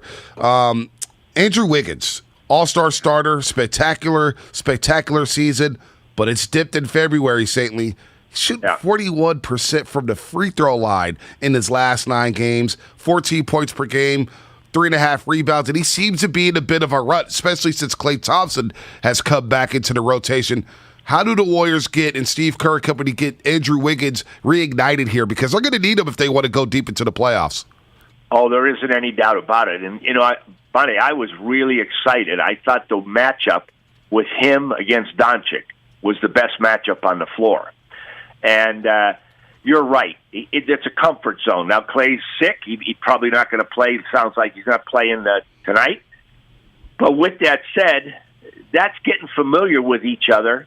He'll still have the same defensive responsibilities. Maybe he won't get the same amount of shots. So that's going to be a work in progress, and I think that'll work itself out because he's had such an outstanding year. And if need be, listen, that coaching staff, I heard somewhere they were criticizing Steve, and come on, man. Happy Tuesday. This guy, I'm going to tell you something. You don't understand. You got one of the top 3 coaches in the NBA. And this guy is fabulous. He's got a great staff, and everybody, I think, needs to take a step back and understand. Players really make great coaches. And this team is really hit by injuries right now. When they get healthy, if Draymond's right, you can get really excited about this team. I mean, we are going to have happy April, May, and I think get into June. Gary, I want you to expand on that because we get a lot. I see Bonte. He's on television, and then I look at his mentions on Twitter, and it's a dumpster fire because people are like, talk about the rotation. Oh, they're killing Kerr, St. Lee. Oh, my God. They're killing him. The Kerr rotations, from a coaching standpoint, in the modern NBA, where guys are missing time all over the place and you don't know who's playing who, you got 18 and 19-year-old kids on the team, not 3-year seasoned players coming out of college. Explain to the audience how difficult it is when you're a coach and you have an idea of what you want your rotations to be, but how it can change based off who's playing well and like just how difficult, I guess, is it for a coach with the rotations? Because I think we all think it's really easy, and I think it's really hard. Oh, it really is. And Mike Brown is a tremendous assistant, and he's kind of choreographed what's going to go on game by game because you do look at matchups on the other side. And, guys, when you look at this last game, so you play Moody 25 minutes. Yep. He's got cobwebs on him. Mm-hmm. and you know, guys, what's happened now and what will happen as we go forward is that Bielitsa, Lee, and Toscano-Anderson will be out of the rotation. Yep. They won't play much. Mm-hmm. Great guys. They've had great seasons for this team. But you're going to get your main rotation going. So with that said, you're out there. I'm going to give an example this last game. You play Looney 26 minutes. He gives you 8 points. Peyton gives you 13 points. Did you expect that from him? Nope. Scoring-wise? It's a bonus. So now you start 2 non-scorers and a rookie, along with Wiggins and Curry. So you're saying to yourself, okay, I got to get some more scoring. So I'm going to put Porter in there, and he gives me 7 at 24 minutes. But here's your key. Poole, 19 minutes, 0 for 7, 4 points. Yep. Now, do I get upset about that? No. That's reality because he's young. And a guy like him, consistency is what coaches are looking for. You know, what are you going to give me night in and night out? I know you're not going to make shots every night, but are you playing defense? Are you getting out on the transition? Are you distributing the ball and making good decisions? And that's the big key when you're in this stuff. So, and it can change. You guys bring out the point of the fourth quarter of this game. Now, I got to tell you what Dallas said, and I know about this. They're saying, hey, before the break, the Warriors lost what, 4 out of 5? 4 out of 5. And why? Because people were getting a ton of paint points, and they were getting beat off a dribble penetration. Yep. What was a big key to Dallas' success? Dribble drive. Yeah, dribble drive. There you go, and that breaks your defense down. So they get to the rim, or you get a rotation, the guy stops the dribble penetration, and then all of a sudden, that guy pitches it to Dinwiddie or Smith for a 3. So I'm saying, wow, Right. Stopping penetration is a big key, guys. And they've done that this year, and it's got to get a little bit better. You know what? That looks like a great trade for Dallas, too. Dinwiddie and Bertans, man, they could shoot it. Dinwiddie looks happy coming off the bench there for Dallas. They're going to be a problem in the first round, especially when you got Luka Doncic who can control the game here. But Jordan Poole's another guy, St. Lee, who can control the game. And we've seen it from him. Driving to the rack, the free throw shooting. The Warriors have a lot of bad free throw shooters. Jordan Poole's one of the really good ones. He's right up there with Stephen Curry in the 90s there when it comes to free throw percentage. What's the next step for him becoming consistent, other than experience? Because I thought he had a lot of great experience last year, St. Lee, and we saw great flashes from him as the Warriors lost a play-in game. How does he do that now in this bench role? Yeah, you know what? I just want to tip my hat to him and Wiggins, because this year, they're still young, and they have made big strides, and they put the work in. And with that said, now, Wiggins is setting this role. You're talking about touches. That'll go down with Clay coming back, and then you're talking about Poole coming off the bench. That's an adjustment for some guys. And so that's something they're working with him with. Maybe they got to run a play for him, his first minute or two on the floor. Get him involved in a pick and roll, or give him a coming off some baseline screens, and give him something where he's going to be a penetration guy. Get him active. I've been around, going way back with Nelly, the concept of the sixth man that started with the Boston Celtics. That's a big role. It really, really is, because you need a guy to come in there and to be a catalyst. And, it wasn't a good game for him the other night, but I've been really impressed with him. And that'll be a work in progress here as they go forward. But they'll get him going. And the good thing about him, everybody tells me, 1, he's a great young kid. 2, he wants to be really good, and he works hard. So that leads to success. This is going to be a fun 4-game road trip, St. Lee. Minnesota tonight, Dallas Thursday, your son again, Greg and company playing better. Then, of course, the Lakers Saturday. Then the Nuggets twice next week in Denver. Whoo! Then you got the Bucks and the Clippers, man. Things are getting real here. Things are getting tight as we got there. We're in March, St. Lee. We're in March, baby. Finally, we can see the finish line. We can see the light at the end of the tunnel. Hey, you know what? Brother, you're right. The games, you look at them as coaching staff, and you look at these games and you go, okay, here's a W. We're going to get the Lakers.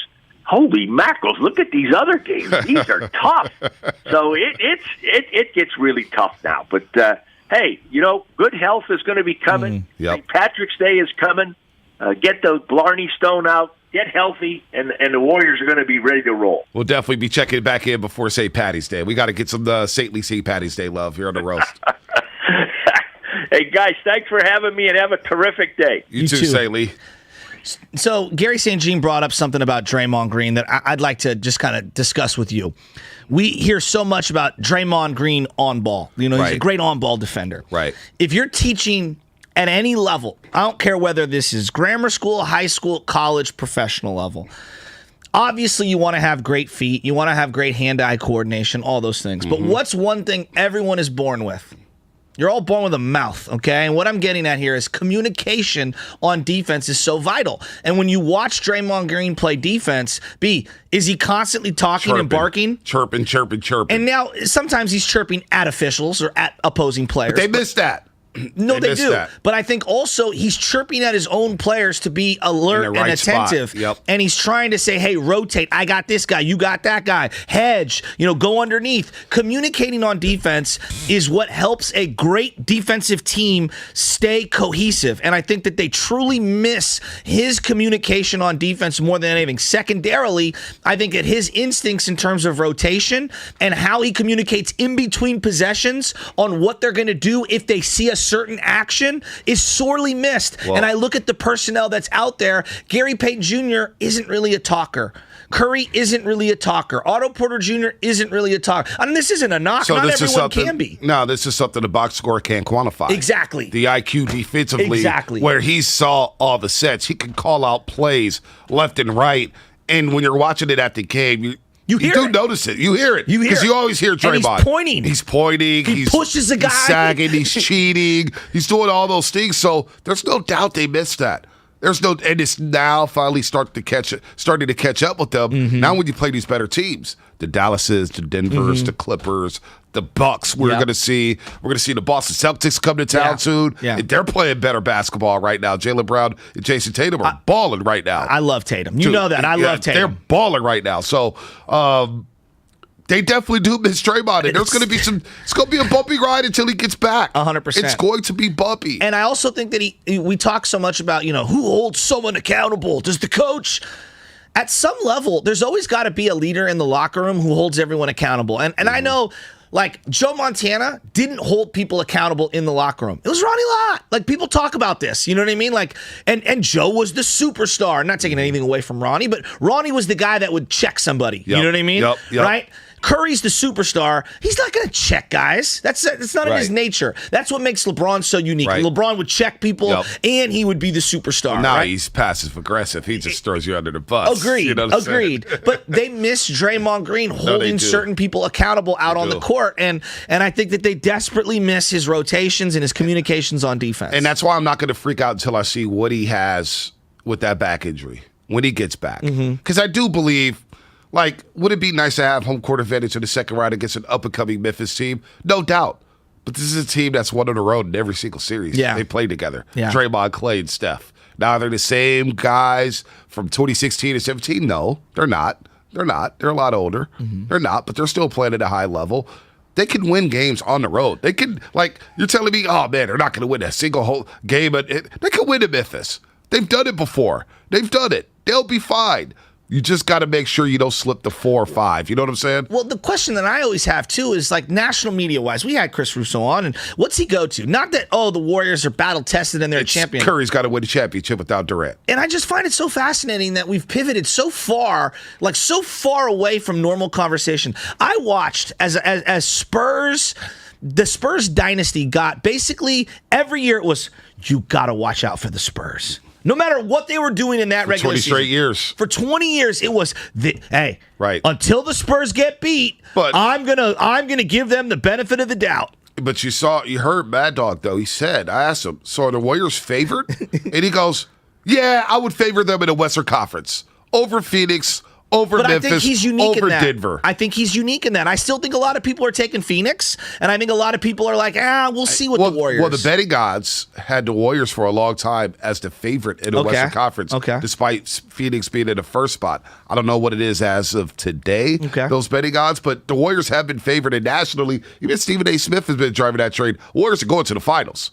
So a lot of people just think this is a bump in the road. But you don't want to build bad habits. I just feel like we don't get the benefit of the doubt, though, B. No, I do. You know what I'm saying in terms of the championship medal, and I like whenever it's the Yankees or the Patriots, for example. There's like, you got to watch out for the Patriots. Well, when you say championship medal, we're only talking about 5 guys: Andre Iguodala, Steph Curry, Draymond Green, 45% of your roster, but and the coach. But think about the guys who aren't, who haven't played in championships. Wiggins, Poole, totally fair. Kuminga, Otto Porter Jr. Those 4 guys are vital to a big-time postseason run. There's no question. I'm not dismissing that. That is absolutely factual. But I looked at the Patriots and the Spurs, and they were rotating guys in and out. Like, Tony Parker was not the same Tony Parker in the final championship as he was when they won the first couple. Right? I mean, he evolved dramatically and became their best player, then went back to being one of the more supporting players. I give Steiny this. He made a great point yesterday. I was listening to the show. And Steiny was talking about. Mark the tape. This is the first time B's given Steiny some love. No, I'm teasing. Tough love. I love Steiny's basketball IQ. But I know you do. And I love that relationship makes you jealous. No, not really. I don't lose sleep over it. I'm just teasing. I'm good. So what did Steiny say? But he talked about Jokic and you got Embiid. Those are guys you could give the ball to at the end of the game. It's just hey, go make something happen. Yeah. The Warriors don't really have that. No, they don't. And that's not a knock on Steph. That's not a knock on Clay. That's not a knock on Draymond. It's not a knock on Wiggins. But they don't have that. Like, that's what made Kevin Durant so unique in his system, is that you had a guy where you could just say, hey, we need a bucket.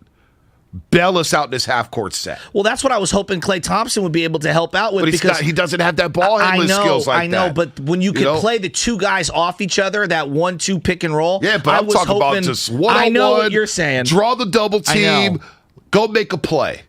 Go make a play. Believe me, B, I understand what you're saying. Steph Curry That's what makes Kawhi so deadly. Exactly. That's what makes Kevin Durant so deadly. Even LeBron James, I know people hate him. LeBron can get pretty much any shot he wants on the court. He could get to anywhere, or he could create a shot for somebody. Well, that's what I want Steph Curry. See, I'm glad you say the create part. That's why I want Steph and Klay, and I don't think you bust that out until the playoffs. No doubt. I mean, they waited until Game 6 of the Oklahoma City series to bust out that 1-2 pick and roll. I mean, no doubt. I mean, Clay had one of the greatest shooting nights we've ever seen in NBA history. I'll never forget that Saturday night. And Steph Curry dropped the triple-double damn near in that game. People forget about that. How great. Was that, like, in terms of being on the edge of your seat before the game even started, I stood the whole time. I remember where I was in the Russian River watching that game with my uncle. It was one of the greatest games of all time. Yeah, I was on the couch with my buddy Igor Spivak, who's now living in Vegas. He brought his big old bong there. I had a joint. I laid down for most of the game. Was laying on my back. Oh, the low kneel. This too. I had to. I was a wreck. God bless you. I was a wreck that game. So You laid down? I laid down and watched most of that game laying down. Bill Walsh? Basically, Kyle Shanahan, Bill Walsh. Just to calm my nerves and just watch. I just wanted to watch greatness. I was standing on the edge of my seat. And Igor's in the recliner, had this big old sectional couch. It went through the wars. I miss it. The big green monster. Oh. If you know, you know. The big green monster. The big green monster. If you know, you know.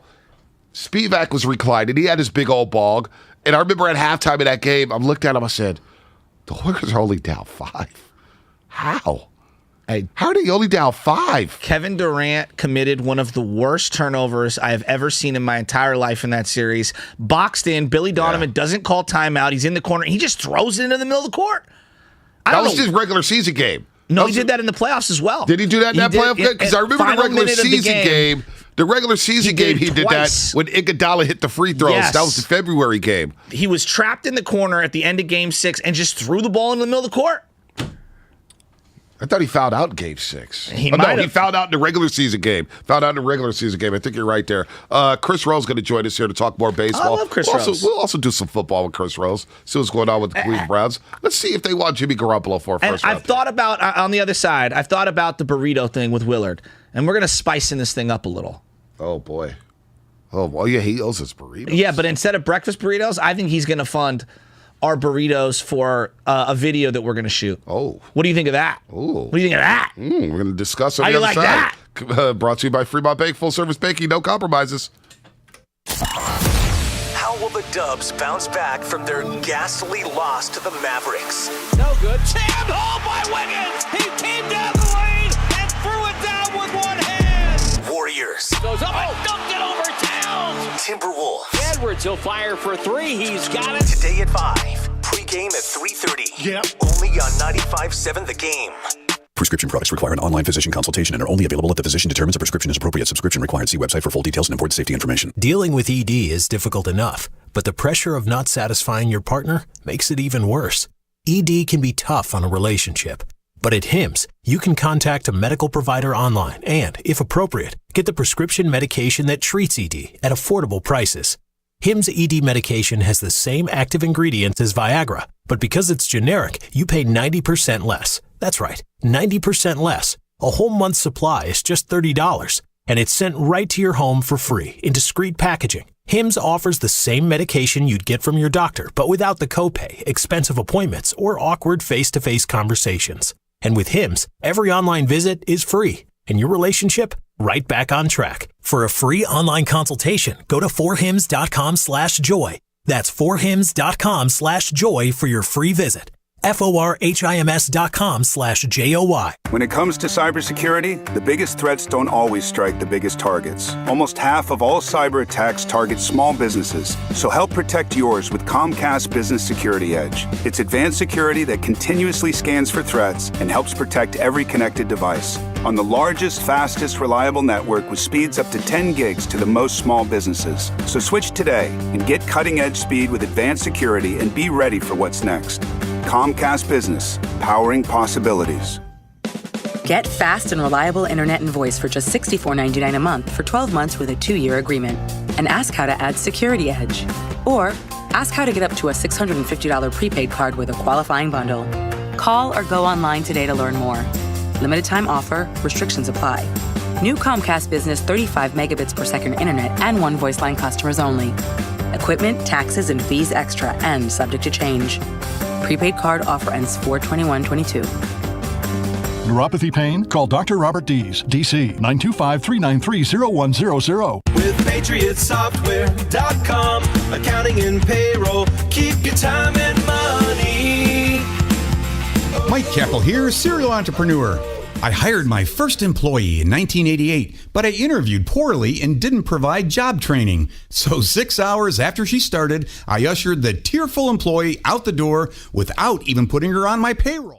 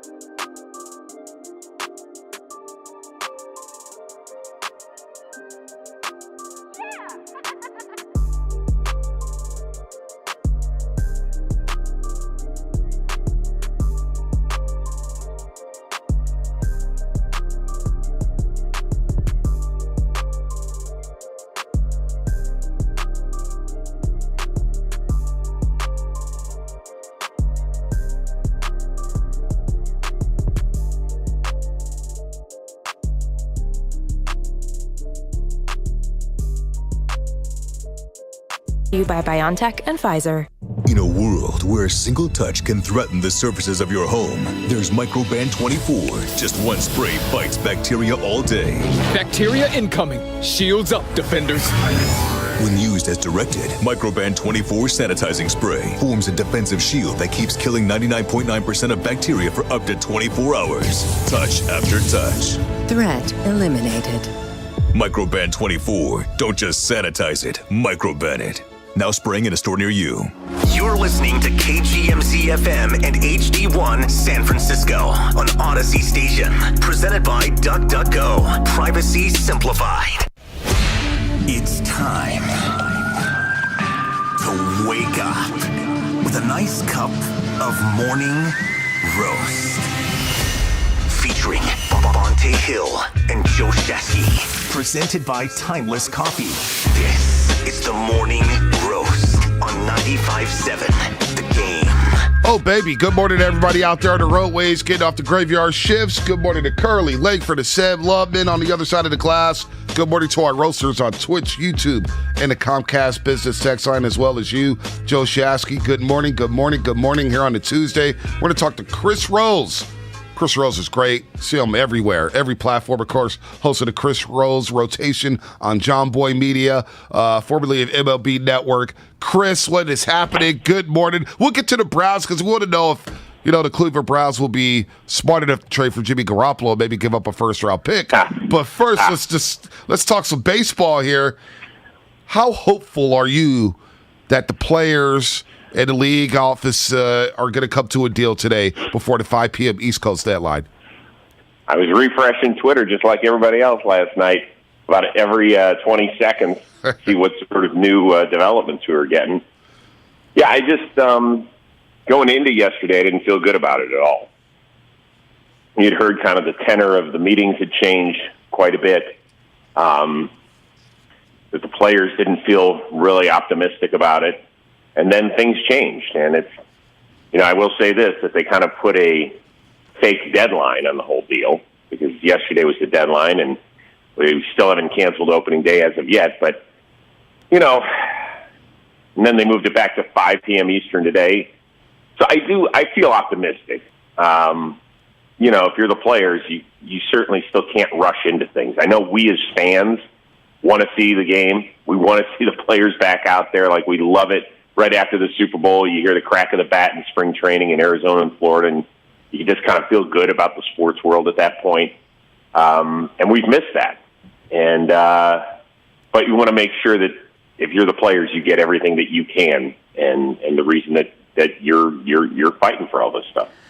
We totally understand that, and there's a huge financial component that needs to be overcome for both sides before we can get to this.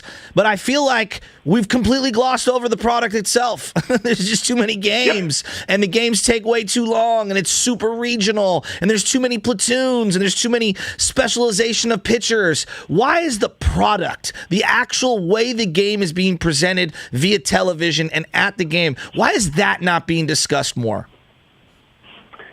Should be.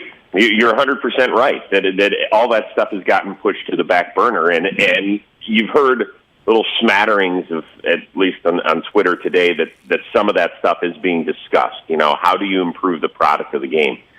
I'll be honest with you.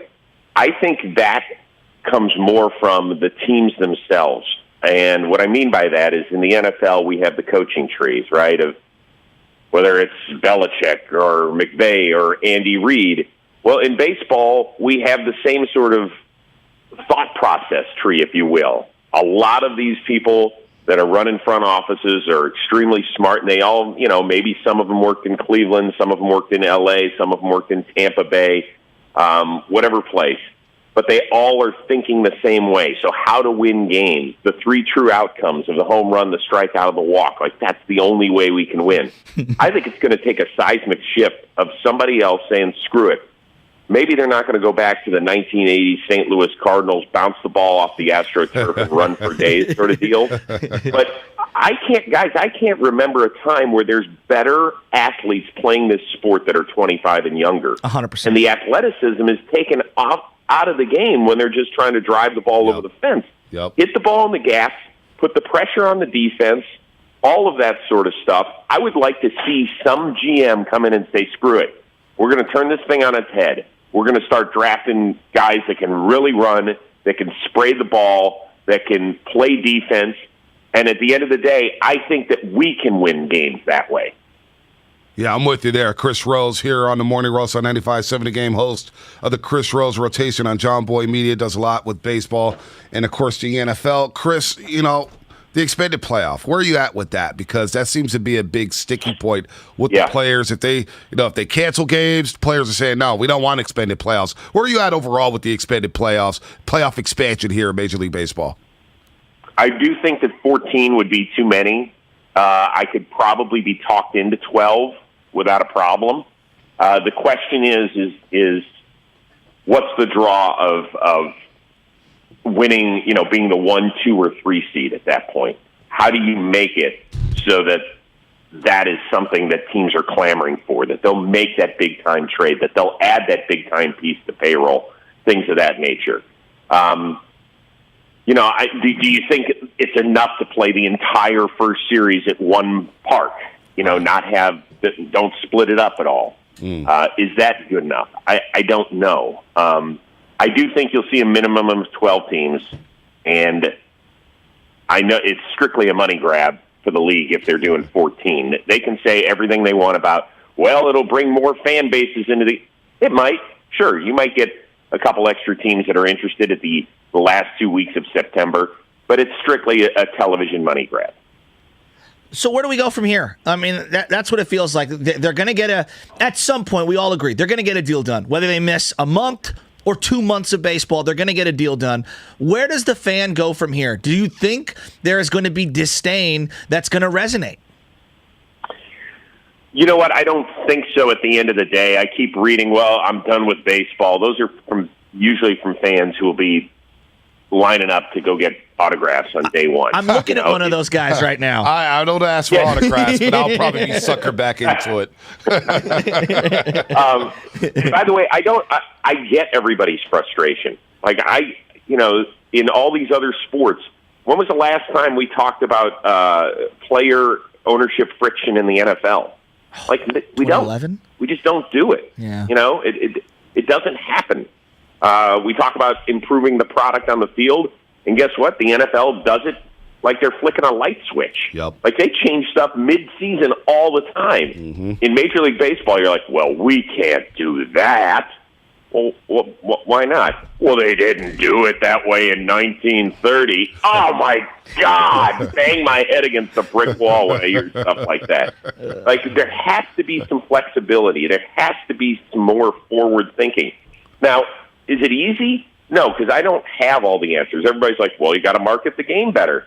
Well, I got to tell you, that's what we try to do. Like at John Boy Media with these podcasts, we try and bring the baseball player to you in a different light. You do a great job with that.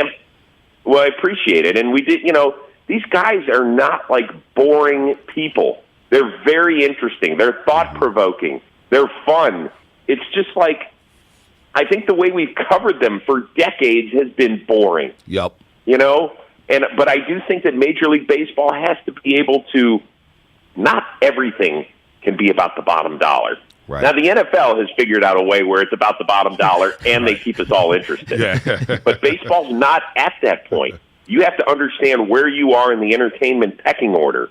And the number one job is to make your sport more entertaining to a broader fan base. So if they keep running the sport like we're back in 1888 or 1927 or whatnot, is it inevitable that soccer in the next 10 years could catapult baseball, not only around the world, because I think it's already there, but what about here in the U.S., where you see all the Major League Soccer expansion, the new stadiums, people are starting to get excited. You see the Portland Timbers, the Columbus Crew, we got the San Jose Earthquakes. Is baseball is it inevitable that they're going to get caught here when it comes to the major sports here in America? I don't know if it'll get caught, to be honest with you, because, a lot of the postseason numbers, television numbers, are right on par with the NBA. Mm-hmm. And all you ever hear is that the NBA is, they have way more recognizable faces, right? Yes. Way more. Yes. And their stars really stand out. baseball will never catch or even come close to sniffing the NFL. Nothing's going to sniff the NFL. That's in its own stratosphere. But as far as the rest of these, they do have to take that seriously. And I know that still a lot of kids are playing Little League and still interested. But what's going to make them interested in the sport is they become consumers. I mean, it's great to be interested as a 10 or 11-year-old and you're out there having some fun with your friends. But what's going to keep you playing that sport, buying that sport, sitting in front of the TV or whatever device you will consume it on, instead of throwing on your gamer headset? I don't know.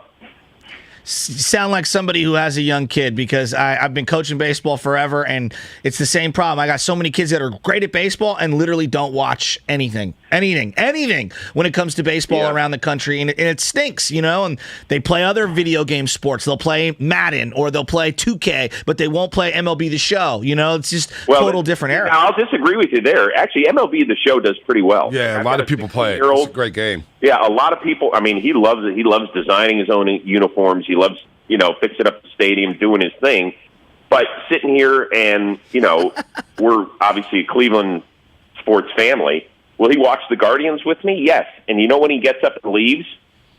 When a guy hits a rocket shot right up the middle and the shortstop doesn't have to move and the ball hits him in the chest. And he's like, Dad, that happens to me on the diamond because of the stupid shift. I'm out of here. I can't watch that crap.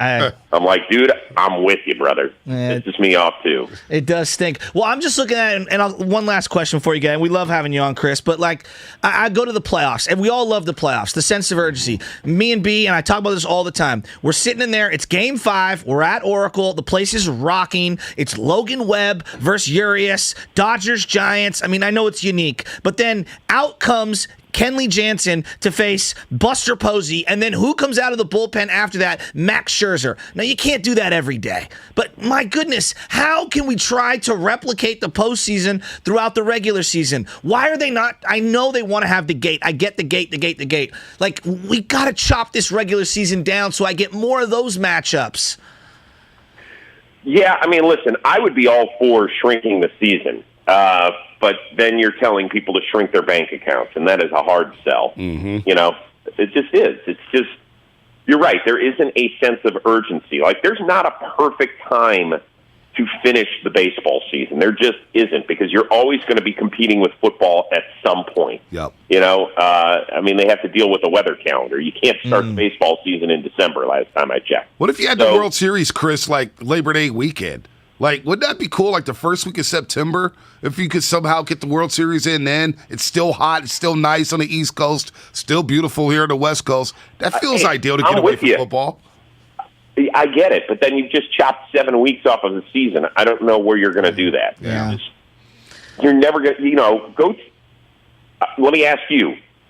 Would you give up 30% of your pay right now? No, absolutely not. Yeah, no. Who are you kidding? Right. I mean, we work at radio, so you know how that pay's looking. So Hey, what is 30% of zero? I forgot. I don't know. Let me ask my wife. She's got it. What happened? We didn't even get a chance to talk NFL. I'm going to the Combine tonight. Yeah, no. Are the Niners going to trade Jimmy G for anything more than a third rounder? No, hold on. Not only that, is John Lynch going to be working with you at John Boy Media? That's what we want to know. Hey, listen, if John Lynch got that offer from Amazon, they want to talk to him. By the way, I was John Lynch's first play-by-play guy at Fox. What? Are you serious? Yes. Wow. Yeah, exactly. He blew right past me in a second. They were like, hey, John's way too good to be working with you. We're going to move him a few rungs up the ladder here. And finally, he landed in a nice soft spot with Kevin Burkhardt, who obviously does a great job now with Greg Olson. I think it was the first game we ever did was Vikings-Jaguars. And then we ended up doing one. I think we called the Lions being the first team to ever go 0-16 in a season. Oh. Was that the Green Bay game, Lambeau Field? Yes. You were on that call. I was watching that game. I swear to God, I don't remember who was on the call. Sickness. Palo Alto played his entire career. 3/4 of it down in Tampa Bay. And he gets up to Lambeau Field. It's 6 degrees, and we're playing catch on the field before the game. I was like, this is awesome. It's my first time up there. He starts taking off his puffy jacket, and doing the game in short sleeves. I was like, Lynch, what's the matter with you? He's like, Chris, I love this weather. This is where you could really destroy guys. I was like, he's not well right now, guys. He's not well. I love it. I love it. Yeah, good dude. A lot of fun. So Jimmy Garoppolo, the posture that started the combine then, huh?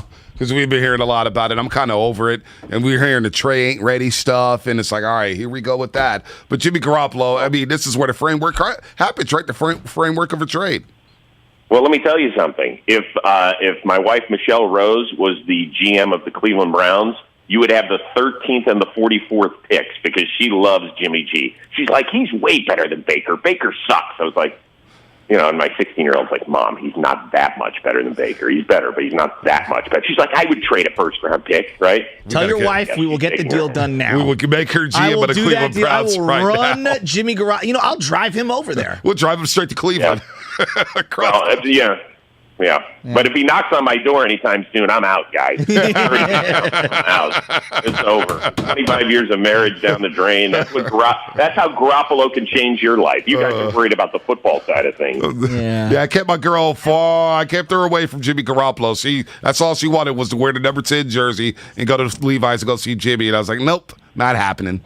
Not happening. By the way, you will get more than a third-round pick for him. I mean, the quarterback class this year stinks. Yeah. I don't think it's fair to say that these kids stink. We just don't expect them to be great, right? There's 5 that went in the top 15 a year ago. I think somebody's going to reach for quarterback. Now, does it end up being like that 2011 class where there were guys going all over the place and had no business going in the top half of the first round? It's possible, because there's just so much more demand than supply. But if Garoppolo doesn't get you at least a second-round pick, I would be shocked by that. Yeah. Shocked. I'm with you on that one. Thanks for joining us, Chris. Yeah, real quick before we let you go, where does he land? Where do you think he lands? Pittsburgh, Cleveland, Tampa, New Orleans? Right. Pittsburgh makes sense, but I remember hearing Mike Tomlin at the end of the season say, we need to get a mobile quarterback in here. He doesn't have to be Lamar. He doesn't have to be Josh Allen, but he's got to be able to move. And that's not, Jimmy's okay at shuffling around the pocket and stuff like that, but that's not his strength. No doubt. So I don't see that.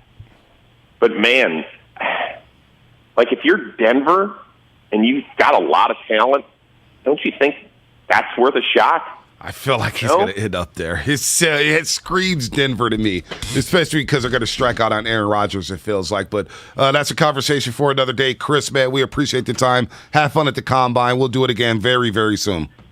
My pleasure, guys, and let's get this baseball deal done. I appreciate the time. Seriously. Anytime. Chris Rose rotation on John Boy Media, NFL Network, of course, game day at night. Chris Rose is one of the best out there. What happens first? Jimmy G traded? MLB comes to an agreement. I think MLB comes to an agreement. Really? I do. Because I do believe the Jimmy trade's coming down this week. Yeah. I think this is the week it happens. So we got a couple things in football. I was going to say, how bad is it for Mark Willard that if baseball does get a deal done today, he still has to pay off burrito bets because he was a day late. Well, yes. I mean, that's that. He was the one 3 weeks ago talking big. And you gave him an extra day, too. I know. I mean, he kind of sealed his own fate. I mean, I don't know what to say. But you got Kyler Murray and the Arizona Cardinals Saw that. going at it, like back and forth. He wants $500 million? Like, Kyler... Okay, like you're worth. Is that what he wants? That's the guessing is. I saw the little script his agent sent out. The insane. Statement.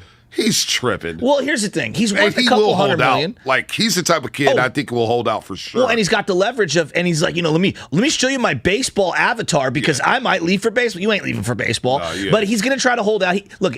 The going rate for quarterbacks of his ilk, you're going to get a couple $100 million, right? Like, I know that sounds egregious, but like he has changed Arizona's franchise. Now he gets hurt every year, at least the last couple of years, and they've faded. And I did not like the body language that I saw coming out of that playoff game. Did not. That was not leadership to me. No, it wasn't. But I still believe he's going to be a solid player in this league for a long time, even though he's small and slight. The rules are in his favor. You got to pay him if you're Arizona.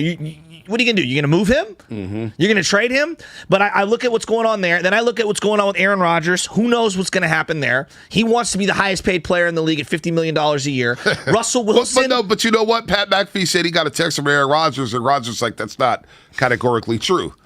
So I don't know what's I don't what. know. I'm just telling you what people are saying. Diana Rossini says she got a text message from Aaron Rodgers saying, I want $50 million a year. And then Pat McAfee goes, well, I just got a text from Aaron Rodgers saying that's categorically incorrect. RELAX.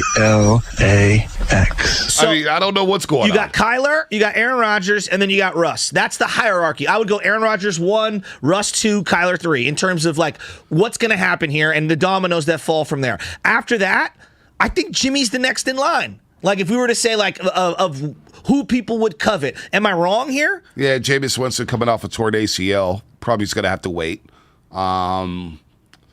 What other quarterbacks are Ryan Fitzpatrick? Well, I think the domino effect of if someone chooses Vegas, maybe Carr becomes available. But I'm operating that Carr's going to stay in Las Vegas. Carson Wentz, maybe? Interesting. It's an interesting one. Interesting. I don't know what the Colts are going to do there. If you ask me right now, who would you rather have for this year, Carson or Jimmy? I would take Carson. I know, 2 years ago I was asked this question. Yeah, there's more to it, obviously. Carson didn't make the playoffs, man. He looked bad. He looked really, really bad. I don't know what's up with Aaron Rodgers. I don't know what's up with Kyler Murray. I mean, Kyler Murray's a baller. He is. And if you said 510 here in the Comcast Business text line, he's not lying. Murray better than any quarterback on the Niners, period. Y'all will take him in a heartbeat. Of course he is. There's no doubt we take him in a heartbeat. But that also comes with risk. Like there's it's a big risk because of the system. He's great. I don't like the offensive system there in Arizona for Kyler Murray. I get he played the spread offense. It's too much. They got to get a running game going. Get him in some play action situations. Don't have him in shotgun every single play. Line up the shotgun with 4 wide receiver sets. I don't like that. Wouldn't you say? I don't like that for any quarterback. Wouldn't you say like of the young up and comers? There's like the Burrow, Herbert. And even I would probably put Herbert slightly ahead of Burrow for right now. You got Josh Allen's, Mahomes, and then you'd probably go next tier down would be the Kyler kind, right? Kyler's not in that same category as those other guys. He's right behind him. I might even be prematurely putting Herbert too high. I think, I would have rather. I think a lot of people would rather have Burrow rather than Herbert. Okay. Herbert hasn't won anything That's yet. true. They haven't won anything with the Chargers yet. I mean, Burrow won a division title, got them dudes to a Super Bowl. I think Murray's going to end up staying in Arizona. They're going to break him off. Yeah, they're going to have to. He's marketable. Yeah. He's a face. You're not going to get anybody else down there in Arizona right now. No. Now, if you did move off of him, maybe they could be a play for an Aaron Rodgers. I don't know. I highly doubt it. It's a great retirement state for Aaron Rodgers. I highly doubt it. But the Denver thing, Chris fits Rose. in with his politics. Real quick, Chris Rose brought up Denver for Garoppolo. In the back of my mind, it feels like that's a destination for Jimmy. If they don't get Aaron Rodgers, that they would pivot. Denver and the Niners have done a lot of business together. That's a great point. Denver, they're going to strike out on the big fish. Hackett has NorCal ties. He's a UC Davis guy. I don't know. And he was in Green Bay with LaFleur, so he clearly knows the system. That would be such a letdown for Denver. Jimmy G? Yes. That would be a letdown. I mean, you go from Aaron Rodgers to Jimmy G. That's like us going from Peyton Manning. He's coming to the Niners. Now we're stuck with Alex Smith again. Yes. All right, executive show coming up remember here. That? Bob Myers. I do remember that. I wanted Peyton so bad. I do remember that when they flew out in the middle of the night to Duke. We all remember that. God. Bob Myers, the executive show. A lot of questions here. 888-957-94, excuse me, text line, Comcast Business text line, 888-957-9570, Twitch and YouTube. What question? Give us a question you want us to ask Bob Myers this week on a Tuesday as the Warriors get ready for the Minnesota Timberwolves. They've lost 5 of their last 7. They'll go to St. Warriors right now, but they're holding on to the 2 spot over the Memphis Grizzlies. We'll ask Bob Myers how important it is, and we'll ask him about the late game collapse against the Dallas Mavericks Tuesday night right here on The Roast. Enjoy weekly deals at Whole Foods Market. Get animal welfare certified air-chilled chicken breast thin sliced cutlets for $5.99 a pound through March 1st. Plus an extra 10% off for Prime members while supplies last. See more on the Whole Foods Market app.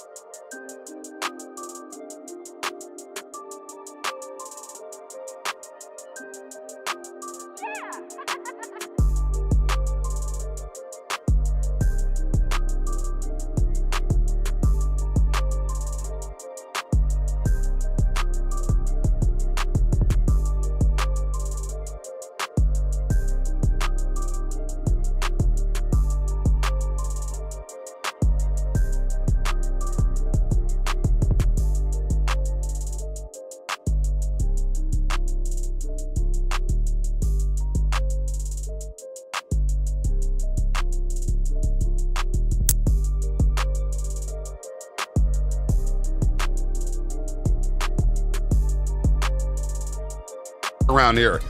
Got a sponsor for Bob, the president of basketball operations and GM of the Golden State Warriors. I mean, it's an appropriate sponsor. Blood in, blood out. La Familia, Bonte, Butch, and Bob.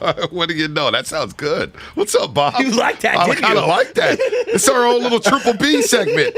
Bob, Bonte, and Butch. What do you think, Bob? God. I don't know what to say. I don't even know what to say to that. I guess it's good.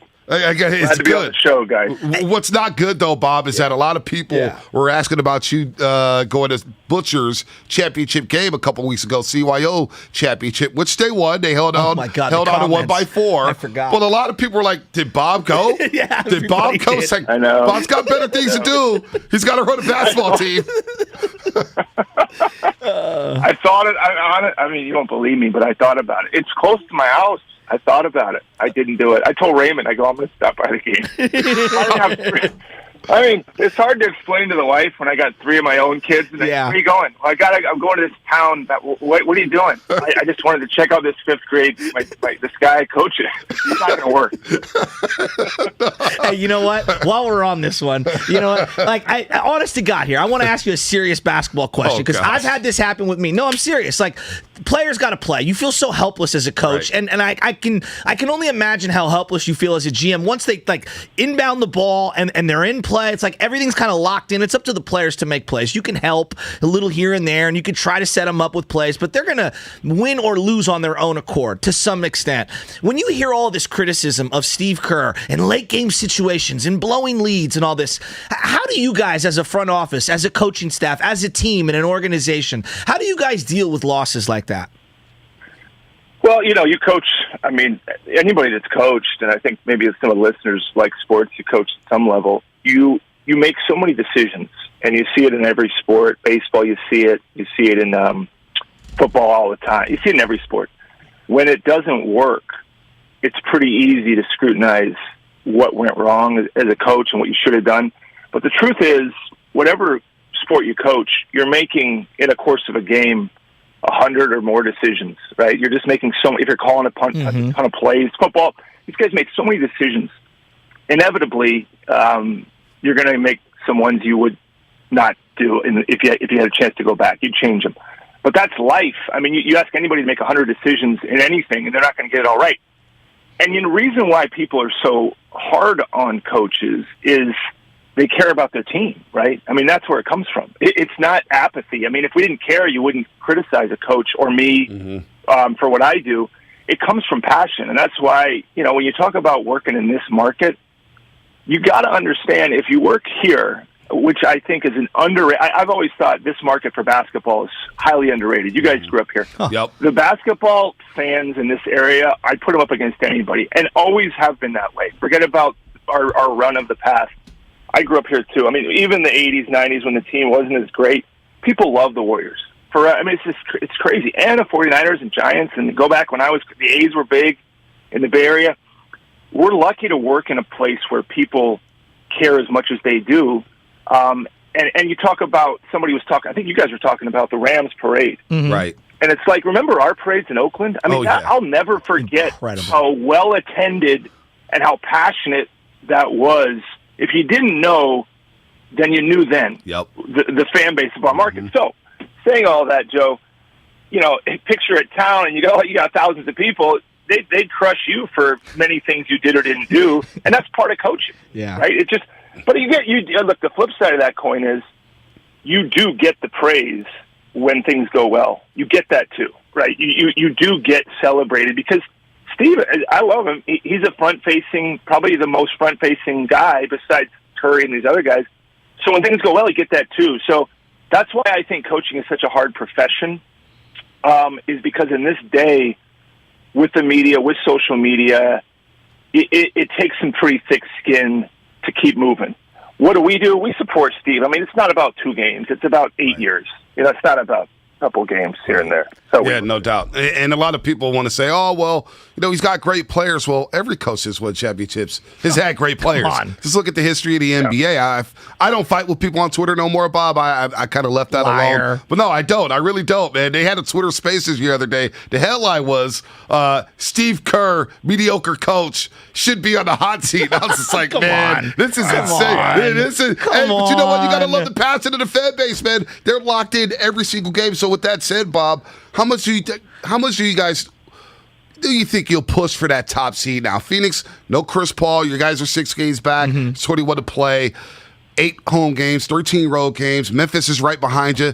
Does that matter right now for you guys, or is it more about let's get Wiseman back, let's get Draymond back, let's get Klay Thompson back from this illness? We'll get to that in just a second. But how much will you guys push for that high seed? Well, look, a lot of people say it doesn't matter. I don't say that. I think it all matters, right? How you're playing when you're down a couple guys, how you're playing when you're fully healthy. Health is important, and everybody says it doesn't matter. We're just going to be healthy. Well, I'm not going to say seeding doesn't matter. Some people say that. I wouldn't go that far. Sure, we'd love to have the highest seed we can, not at the risk of putting guys in difficult spots and getting them injured to do it. But, yeah, I mean, look, I think you want as many home court games as you can get. It's easy to be dismissive and say, who cares? But that would mean you're not even valuing the games you're playing, which we do. So I think at this point, if we could run down that, sure. Is that reasonable or realistic? I think it'd be more reasonable if we had the full complement of our team, which includes Draymond, and you see how much we miss many facets of what he does. Right. But, yeah, I think, Vontae, it's not nothing. I wouldn't dismiss it. But again, it's not everything either. Yeah. You're talking about Draymond and how much you guys miss him. B and I were talking about, on-ball defense or even his help defense it's outstanding. I think he's one of the greatest help defenders the NBA's ever seen. I think, though, you guys just miss his communication on defense more than anything. Him barking out, go under this particular screen. Hey, this guy's coming over here. Like, his brain and his communicating on the court is so sorely missed. What do you think the biggest aspect, like the specific thing you guys miss the most from Draymond is? I think leadership. And it's to me, it's sure you mentioned things that he does on the court, but I think it's leadership and accountability. It's the same way if you guys, probably when you leave your show every day how well you did. But maybe, it's like, we didn't do a good job today. Who cares? What if you had someone on your show or your producer when you walked out and he said, hey, let me talk to you, Joe. Let me talk to you. That show was crap. That's not going to work. You need that type of someone to hold the line. And with that leadership and accountability comes winning. Because there's slippage, right? There's slippage when you feel – it's why people get personal trainers. So I don't need a personal trainer. I work by myself. I guarantee if you get somebody good or a coach in life or a coach in anything, they will make you better because they hold you accountable. If nobody criticized your show ever, I bet your show wouldn't be that good. Well, you want people to say, how did I do today? You want somebody to say, you got to be better than that. That's what Draymond does with our team. He holds first of all, defensively, he's a savant. Like he doesn't need. He was born a savant. I mean, his whole life he's understood defense.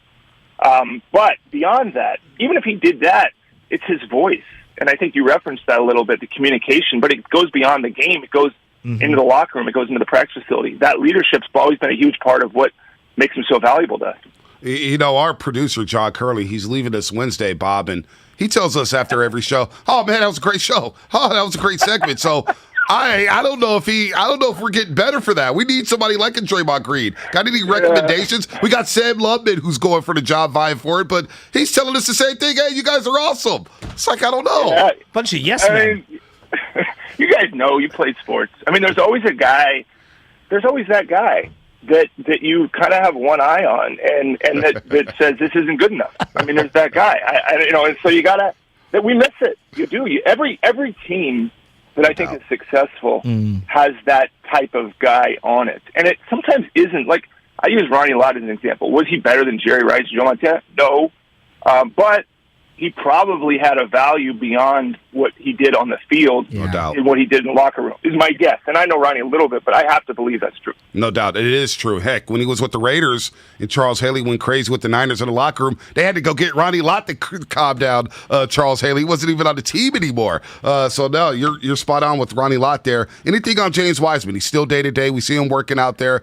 When can we? Anything you seen from James Wiseman to think? Okay, we have a target date here for a game.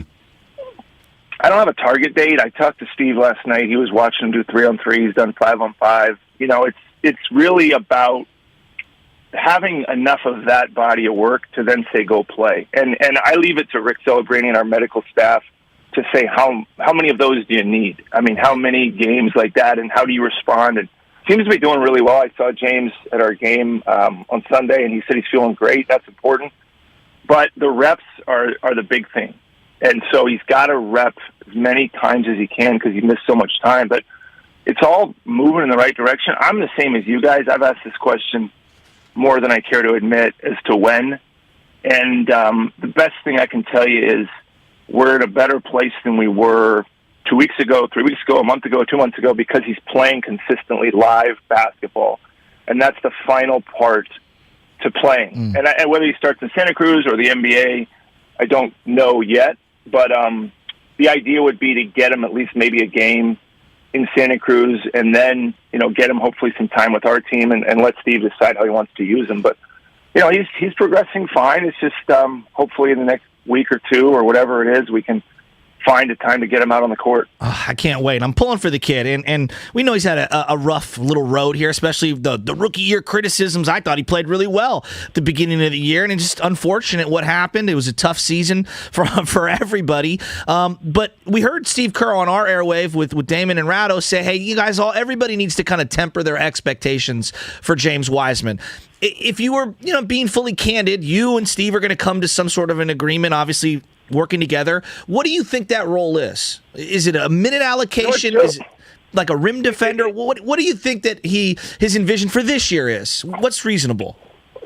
Well, it's to be determined because we have to see how he looks. But reasonable, I think it depends on who you talk to. Because if I asked you and Vontae what you think he is, I might tell one of you, hey, that's too much or that's not enough. So I think if you look at what he can do, that he's uniquely gifted at, which is vertical spacing, which is really a pick-and-roll dive threat. It's some rim protection, some rebounding, it's some size, it's some physicality.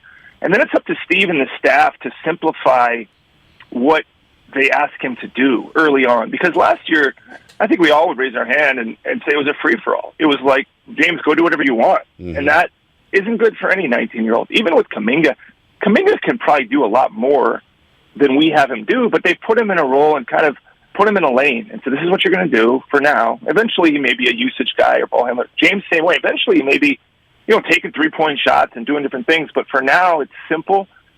But as far as what we expect of him, it's going to be interesting because it's going to be up to Steve to see how we use him. Remember back in, it was a 16-17, where in the Houston series, we never played JaVale because the Harden switches were tough for him. Yep. And so we played Looney. But then in Cleveland, I think they did a better job of dealing with the Looney the Looney lineup. So we played JaVale to kind of free it up, have a diver, and it really opened things up. So it's a little bit situational with James right now. Eventually it won't be. He'll be a constant guy. If you look at baseball's analogy, some guys are in the lineup every night. Eventually that'll be it. But when it starts, it might be this is a situational time where we throw him out there. I know that's not a great answer, but that's the best I can give you as far as how he might be used. No, we get it. Matchup dependent for James Wiseman in this second season, and of course a minutes restriction as well. Klay Thompson, Bob, as we have Bob Myers here on the Morning Roast on 95.7 The Game for the Executive Show. It's the gospel this morning. Yes, he is spitting gospel. He's on fire. He is on fire. What about Klay Thompson? Did he eat a bad burger, have a bad burrito? What's going on with him, man? He's out tonight against Minnesota. Of course, he missed the other night against Dallas. What's going on with Klay? I mean, I don't know. I got to ask him if he did eat. Whatever he did, it didn't come out the right way. So I think he's sick. Everybody thinks you're sick now. It's COVID. It wasn't that, but he got sick. I mean, I guess I don't know. I guess it's going around, but nobody else. I I don't think on our team got it, as far as I know. But he was sick. It's too bad. I mean, we could have used him in that game. We could use him tonight. Clay more than anybody wants to play, especially how much time he's missed. Yeah. He always wanted to play, whether he was playing every night or not. So he's probably going to meet the team in Dallas is the plan, and then play in that game on Thursday. Dallas game. Go ahead, Shasky. I can't wait to see Clay back. Let me tell you, your boy had a stomach ache last week. I know all about it. You say that you're a little sick, and everyone immediately assumes it's COVID these days. And I tested negative and everything, but I totally relate with where Clay's at because I had a sore tummy myself. Kuminga. Every single game, this guy does 2 or 3 or 4 things, and you're like, oh, my God, sky's the limit. But can he get some damn calls on the court? I know he's a rookie, but geez Louise, he gets no whistles. Like that little hook around was a weak call. The goaltend was a huge play in the fourth quarter. I didn't think it was a goaltend. I think Scott Foster was standing next to Bob Myers where he sits at when he made that call. And I'm like, can we review that? Like, I don't know. I'm watching Kuminga, and the sky's the limit. How are you guys looking at his rookie season overall? Because I'm just seeing this ball of clay that I think can be one of the best players in the league at some point in his career. It's interesting you mentioned the call. We were walking back to the locker room at halftime, and I walked back through the tunnel, and he happened to be right next to me, and I grabbed him and I said, "Listen, you're not going to get these calls." And he's shaking his head. He's like, "I didn't even, complaining about saying he didn't do anything." I said, "It doesn't matter. You're not getting these calls." I said, "But there's going to come a time in your career where you're going to get calls you shouldn't get." I said, so it all evens out. If he becomes what I think he will, and you guys do, then you become that guy where you get those fouls your way, because that's what happens. But no rookie, it just doesn't, for a rookie to get to the line as much as he does is almost a testament to how good he can be. His free throw rate is kind of off the charts as far as just at any position, how many times he gets fouled. He is not even getting the benefit of the doubt as a rookie. But most rookies don't. Right. But once he establishes himself, you guys know, you've watched the NBA a ton of it. Eventually, though, he'll be that guy where the other team will be complaining, "I didn't touch him. I didn't even do anything." So it swings around, but it's hard to hear that at 19, like, be patient, it's going to swing back your way. But you're right. And as far as what he can be, anything he wants, I suppose. But he's got to do the work. He's got to stay. I think he's in a good spot as far as learning how to win, because you see a lot of young players, super talented, and for some reason that final piece is winning. So for him to be around winning, Andre and I were texting last night, Iguodala, who's that guy, we miss him too. I know no doubt about a lot. Is he golfing right now? What's he doing? No, he's playing. He was playing the 3-on-3 game with James. Oh, okay. I think, at Juan out there. So I was talking to Andre. I was asking how James looked. And I was talking to Andre about the team and this and that. And, he's so smart. He's so respected. He's so experienced. And we miss him more than the fans. I know people like Andre and everything, but he's a real big cog in the machine. He really is a big factor if we're going to do anything in the playoffs. Just his wisdom. He's a winner, too. Bottom line, I don't use that term loosely. We're missing him. And Draymond and Andre have won a lot. They have won a lot in their career. And we're sprinkling in young guys and some veteran guys, but we need that kind of pedigree of those two to really see what we can be. No, Bob, before we let you go, you talk about Andre Iguodala, and you're right. I see him there on the sidelines. He's coaching all the time, especially with Jordan Poole. And then Andrew Wiggins here, who had a rough month of February. Look, great honor for him to go to the All-Star game and start, but the free throw percentage is down to 41% in the month of February. You guys limped to 5-5. Still number 2 in the West. Memphis is coming. But what do you guys talk about when it comes to Jordan Poole and Andrew Wiggins to get them rolling here? Because I know you guys anticipate playing deep in the playoffs, and Poole and Wiggins are big-time X factors for you guys. Yeah, no, it's a good point. We got to find a way to help them get out of it a little bit. I think there's been a lot of, not to be critical of anything, but there's been a lot of lineup shakeups as far as when you're coming and going. And so that you guys played, it makes it hard to kind of know your role. It's changed so much. It's not a bad thing, but we need to probably start honing in on that part of both of their games. Kind of where do we put you in the best spot to succeed? Who are you out there with? A little challenging without Draymond and Andre, because we're going to have to do that again when they come back. But, when Clay came back, Poole goes to the bench. Okay, that's a big adjustment. And Jordan said all the right things, but it's a bigger adjustment. Not to make excuses. You still got to perform. Right.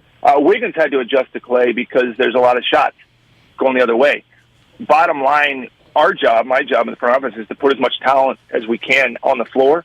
And then the coaches and players have to figure out at some level how to make it all work. Yeah. We've seen it in spots. Right. We're going to need to kind of find that rhythm here in the last 20 games. And more importantly, when Draymond gets back and heading into the playoffs, is how do we get the most out of not only those guys, but everybody. But there's been some ups and downs for sure. But we got to find our way out of it for those guys. Before you get on out here, we got Bob Myers with us, the head czar of the Golden State Warriors right now. You were talking about coming to my 5th grade game. And so I'm sure at some point you've been scouting juniors in the L.A. area. Have you already contacted LeBron about his son Bronny? Because I know the Warriors want to be the entertainment mogul of the area.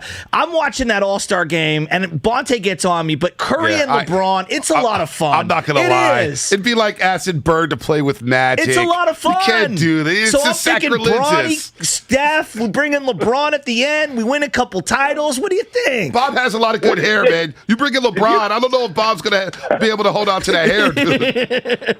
Wait, I don't understand how you just segued from your 5th grade that to LeBron. I don't get the. How did you make that connection? Hot knife through butter, Bob. High school. Okay. All right. In his brain, it works, Bob. It works in his brain. I don't want to get you in trouble for tampering too. So my bad. You're trying to get the guy fined. My bad. I'm gonna leave that one. If you got the money, I'll talk about anything you want. No, I don't. Yeah, then you cover the fine. We can talk about anything you want. You know me. But free as me. You know Joe Lacob loves stars, but I don't know about that. I am loving that the Lakers suck right now. I'm not going to lie. There's a satisfaction that I'm getting out of that.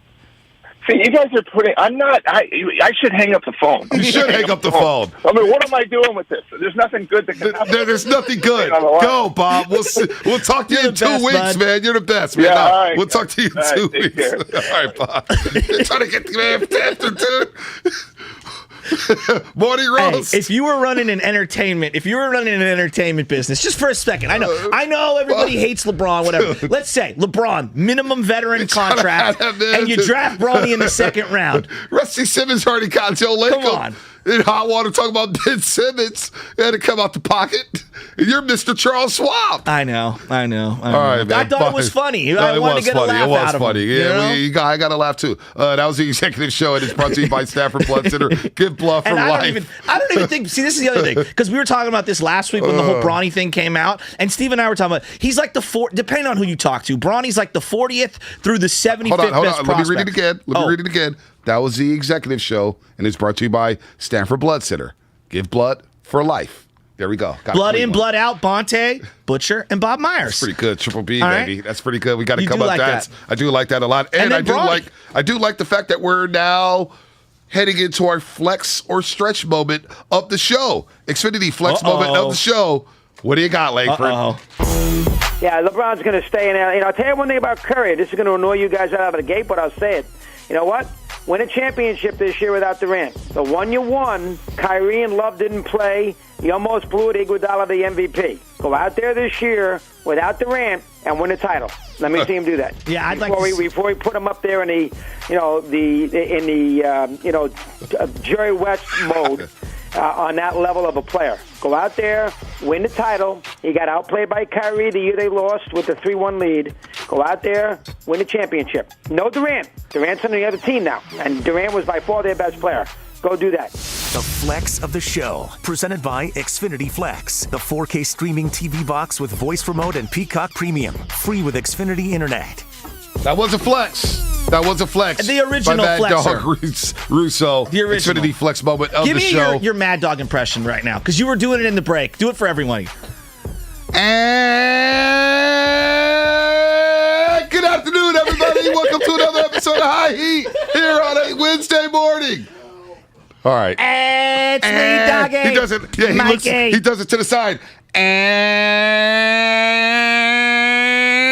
good afternoon, everybody. he points the finger up, and then he has like the saliva on the bottom lip. I love him, dude. Yeah, he is great. He is great. Look, I'm no Mark Willard when it comes to impersonations. I tried. No, Mark's got the baritone voice, so he can only fit certain profiles. Dude, Mark Willard was doing In-N-Out Burger the other day. What? He was like, number 58. I didn't hear that. It was amazing. Is there a number 58? I thought there's only like 3 numbers on in it. Oh, you're saying like the order number, the ticket number. The order number, I was like, damn, is there a secret menu? I don't know about an In-N-Out Burger. Kind of like Taco Bell, right? Because I know In-N-Out Burger. Let me tell you, kind of like the Taco Bell app, right? How you can mix and match.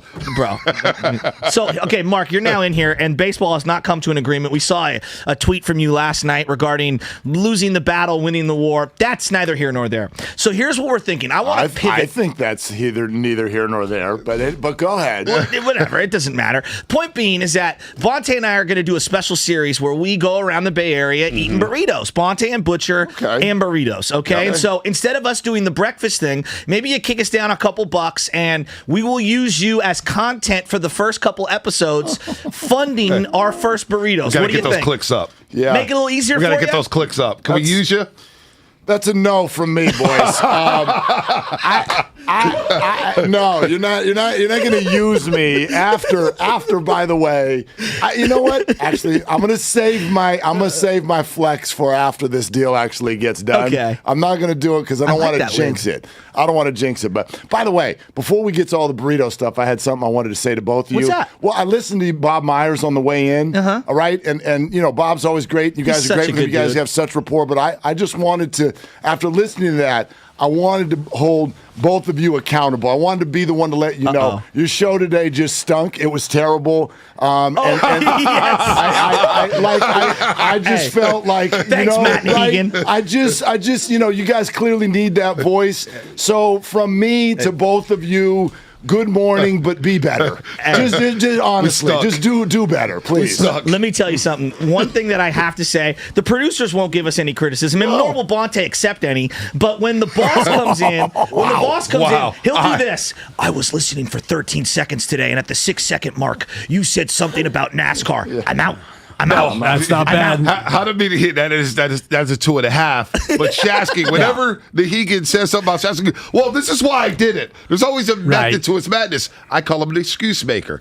People in the corporate world said, "Oh, well, there's just a solution to everything." I have no idea. Shasky's definitely the guy who is the one who doesn't take the criticism. You got to take your losses, especially, exactly. I have thick skin, when you talk about the halftime shows or you need to look mean, I take that in stride. I like constructive criticism. Yeah, and I love what you're doing, and I know you're in a tight spot, but tonight, if they happen to go down to Minnesota 111-97, and sounds about right. You know it's coming. Right. Well, I mean, and I understand. They're the number 2 seed in the Western Conference. You guys not following it. You got to spin positivity after a post-pandemic world, or I guess spin positivity. Who would do such a thing? Yeah, I don't know. My favorite not would be around after here. a Giants loss, I'd be driving home from here, and I'm listening to you, Mark, and you're interviewing. We got Darren Ruff, and I know they lost 8-1, but he went 3 for 3. Wait, that is a fake statement. We never had a player on after a loss. I never even know. You don't ask them after a loss. Come on. It's 11:13 at night, and you're walking home from the stadium, Darren.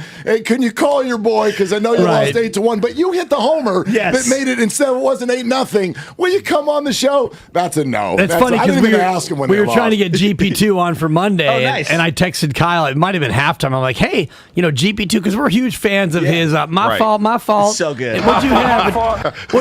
A truly? That whole sequence to me. What'd you have? A truly? I mean, it led to a great text from Dibs, though. He's like, what'd you have? A blown lead? Yeah. Wow. Well, it's because we were trying to zero in on getting GP2 on, and then as that thing leaked away at the end of the game, I was like, never mind. Well, I love it when our producer at NBC, Jonathan Sackey, he's like, so Bonte, we're going seamless to post. We will get the interview.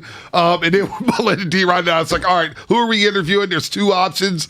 And then you see Dallas coming back and like, well, don't think we're going to have any post-game interview. Totally. Ain't nobody coming up to the Gatehouse tonight. We're interviewing Jason Kidd, I guess. Or maybe Gary St. Jean's son. We could have him on. St. Jean. I want to get him on. Family business. I loved hearing the St. Lee one this morning. He just, even, makes you smile. He absolutely makes it. Hey, guys, we got to get you to the Blarney Stone before St. Pat's. And just the whole positivity. Lenardi's and everything. All that. St. Lee one. I mean, they could be 17-41 and still, give me more St. Lee one. So if you were doing, because this is the Mount Rushmore thing, you created that, right? Thank you. So I'm looking at it. If I put people who make me feel good when I hear their voice in terms of ear-to-ear smile, St. Jean has to be on this Mount Rushmore. Absolutely. Who else is on here? That's a great question. And honestly, your last guest, Bob Myers, would probably be on the short list as well because he has a certain sort of calm way to I mean, the house is not on fire. They've lost 5 of 7, but they're the 2 seed.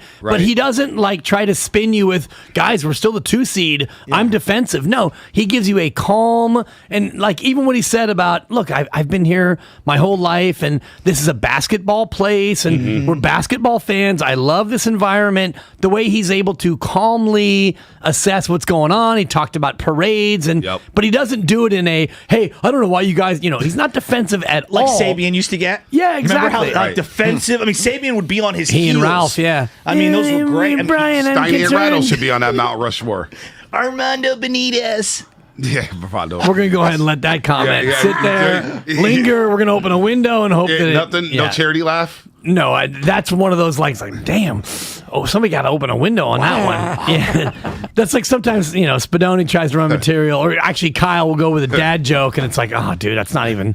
I mean, God, Kyle does love a dad joke. Oh my he gosh, does, and Mark loves a good dad joke. I'll do the dad joke. And Kyle's little puns now bounce around in my head when I'm walking the dog at night. That's not good. I can't that's not good. I can't shake it. But anyway, I want to get back to your original issue at hand. Let's do it.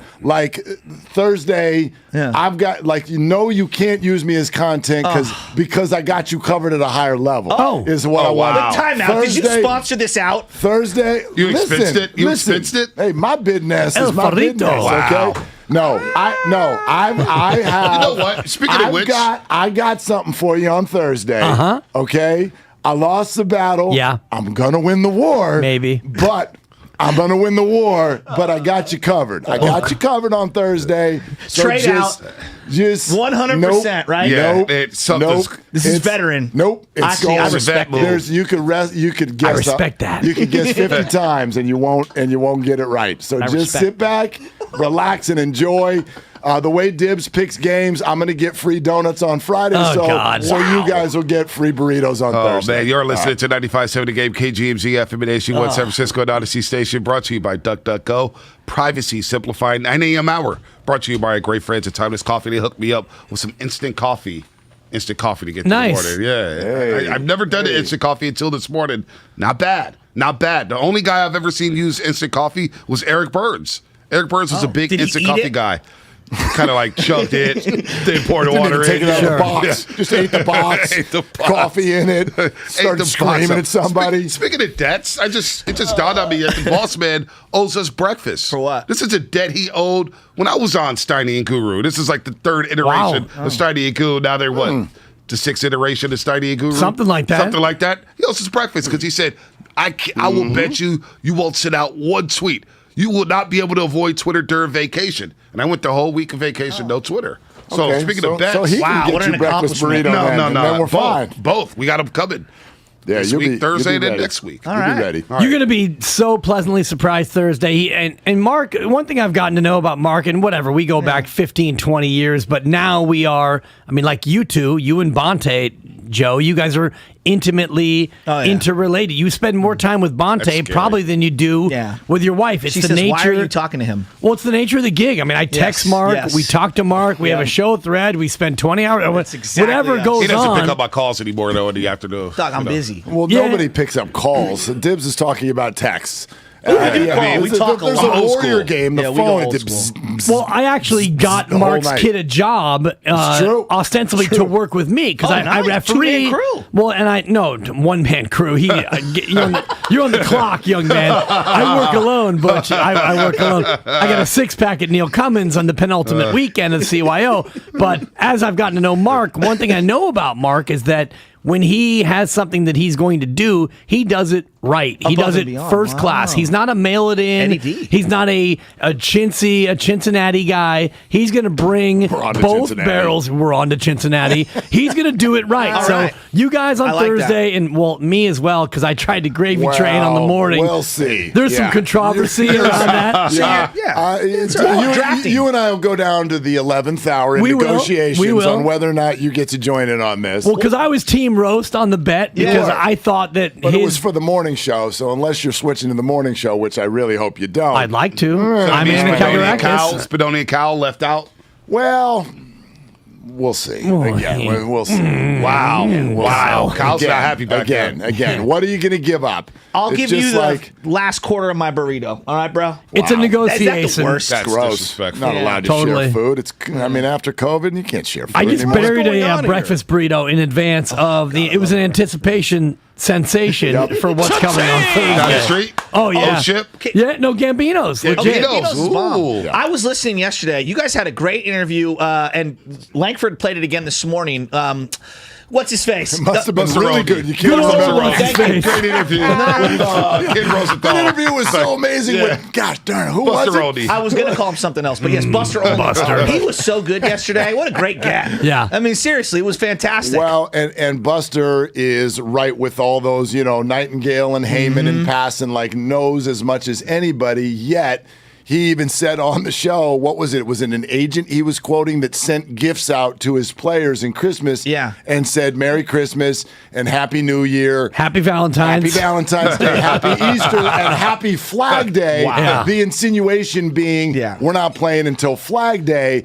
And we're going to be playing by Flag Day. So, we did the Little League thing on Saturday. I can't tell you how many Buster Posey jerseys I saw. And when he said the comment about guys retiring early because they saw the writing on the wall, I was like, damn, that does make a lot of sense. And maybe, I don't know if Buster was going to do it anyway or not, but if you're him and you're like, I could go either way, why wait around? You know what's crazy, though? If you've been in the squad for about 12 years and you know a universal DH is coming, don't you have the opposite reaction?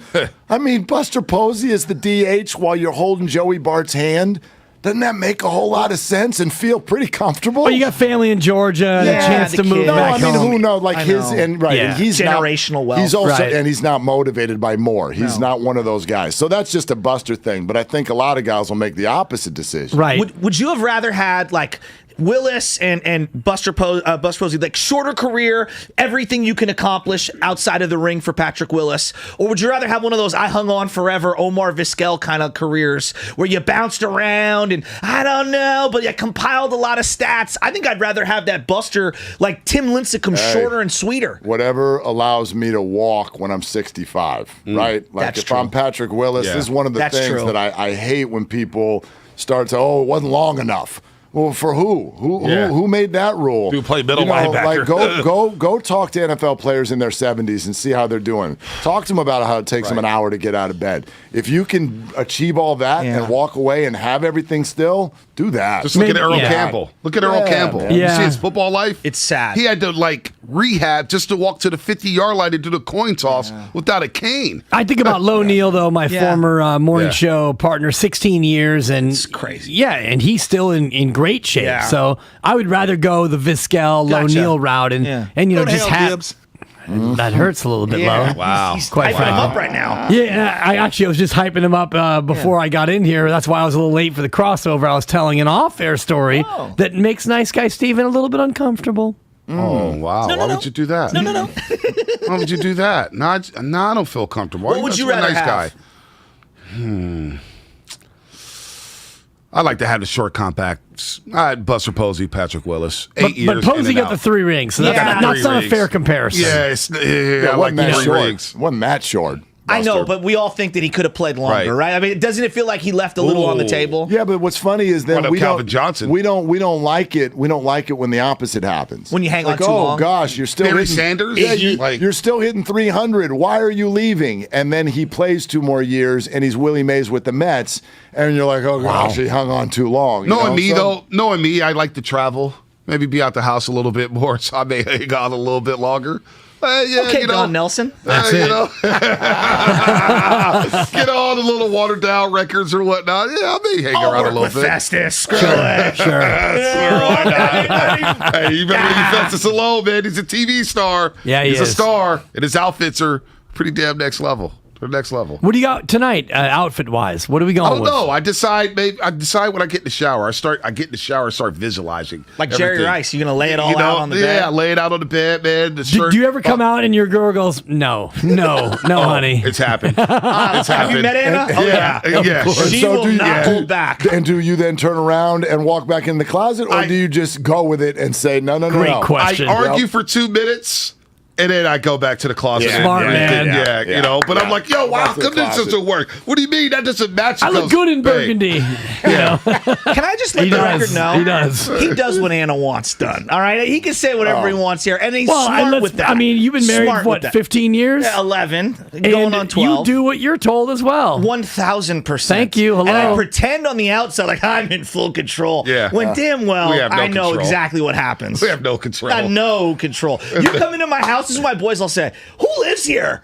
Who lives here? Like, yeah, my wife. Yeah, exactly. I just happen to have a spot in the bed. You know what I mean? Like, I didn't get to decorate anything. Yeah, I mean, Mark, look at how I'm dressed right now. You think I'm picking out my outfits? I mean, I'm wearing the olive green North Face jacket with some blue sweats from Costco. Yeah, I mean, for someone on a morning show, because you got all kinds of leeway when you're on a morning show. Pajamas. Like, I can't see when I wake up. Yeah. There's still gunk in my eyes. Oh. It's 4 a.m. Man. Whatever's on top is what you're wearing. If you came in with a pink shirt and orange pants, I'd be like, it's fine.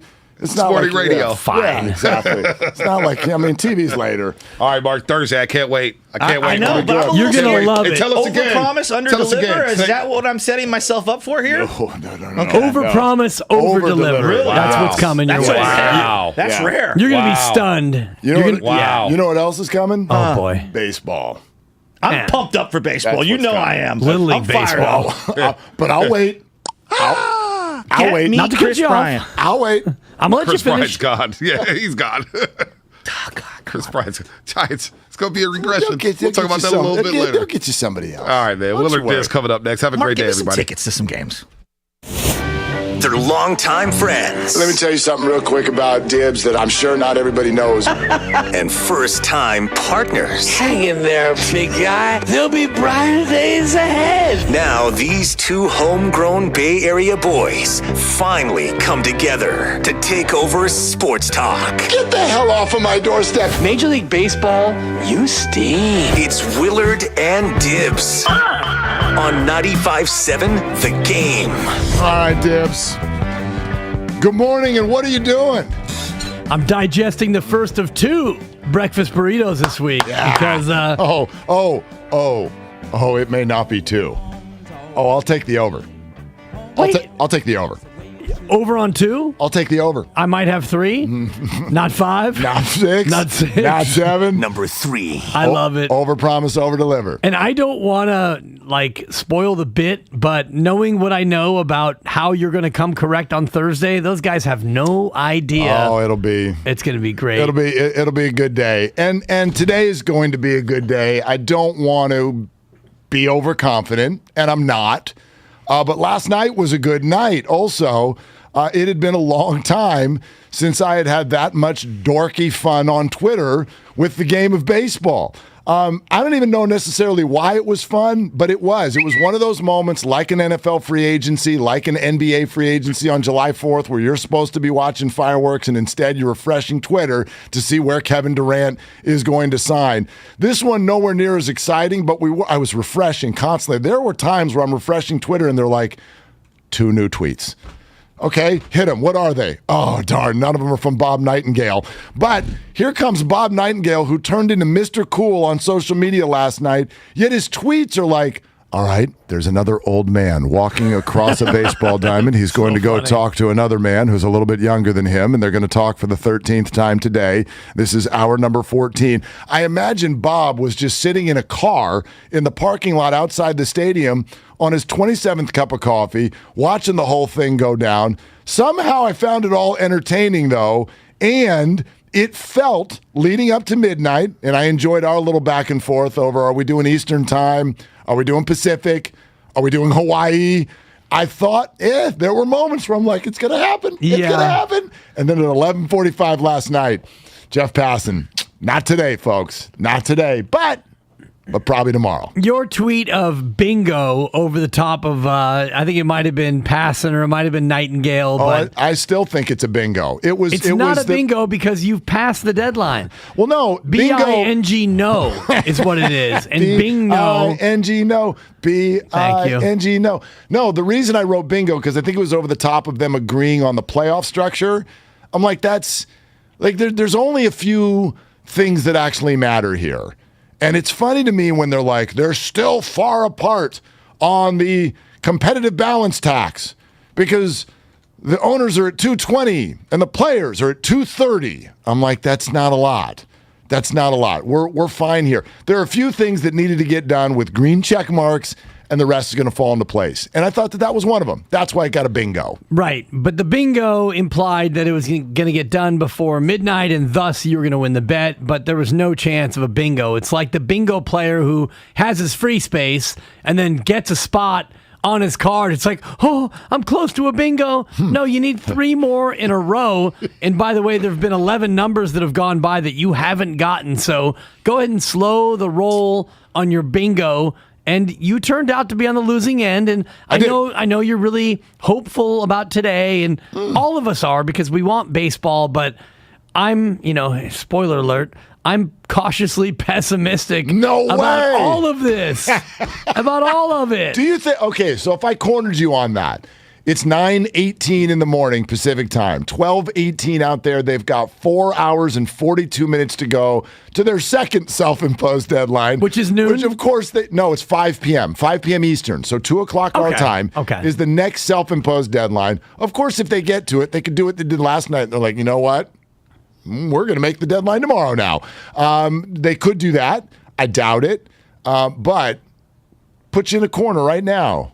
You think they got a deal by 2 o'clock or not? No. Okay. I'm going over. I'm going over based on the fact that they negotiated last night until, 2 o'clock Eastern, 2:30 Eastern? It was darn near 3 o'clock Eastern? Yeah, no, it was 11:45 our time where everybody just said, all right, let's come back tomorrow. Okay, so let's say it's 2:45 in the morning Eastern time, and they shut it down. Well, by the time these owners shuffle to their car and shuffle off to their hotel and get to sleep, it's probably 3:30. And, being an older baseball owner, you probably got to get up a couple times to go to the bathroom. So if you're a baseball owner, you're probably getting up and getting at it about now. Hal Steinbrenner did not make it until 2:45 in the morning. He rolled out about an hour and a half before that. Yeah, there were certain owners that were like, you know what? I got a lot of money, and I really have to pee. So I'm going to go now. So have meetings resumed yet today? Because it's now 12:20. So what happened was 7 in the morning our time, players gathered. 8 in the morning our time, the owners joined them. So now they are back at the stadium in Jupiter, Florida, staring at each other, and Bob Nightingale is letting us know which foot each person is using first as they start to walk toward one another. So it's been about an hour or so of a renegotiation sensation, and I'll pay the buck, and I'm waiting for your daughter to produce the vat. I had a really weird moment with her last night because Michael's is like her... to her what Trader Joe's is to me. You don't need to ask twice. You tell me we're going to Trader Joe's. I said, hey, sweets, let's do it tonight. Let's go to Michael's. Let's pick out some sort of and then you'll decorate it. She goes, I'm exhausted. Hashtag 13. I'm exhausted. I'm 13 and I had to go to school. Oh. I had to come home. Brutal. Right? So I'm like, all right, your birthday was yesterday. We're going to your birthday dinner, which is right next to Michael's. But anyway, okay, fine. So I'm hopeful, just like Major League Baseball is. I'm hopeful that the negotiations, which have bled into today, I'm hopeful that they'll go well, and we will go to Michael's tonight after school. Good. Yeah. No rush, but I'm happy to start throwing dollars into the vat as we continue to bastardize Tim Roy with his permission. Yes. By the way, which is always nice. But you talk about 2:00 our time as a deadline, which is 4 hours and 39 minutes away. I have no faith in these two sides because the owners are dug in on what they're dug in on. And I know that they came back to the middle on, 12-team playoff. Well, we want 14, but you want 12. And darn it, we're good to go on that. But the CBT and other issues, I think they're still far enough apart on to where this thing's going to drag on. Far enough apart, I think, is kind of what we capture with today's Song of the Day. Let's go. See the good in life, but good things in life are hard to find.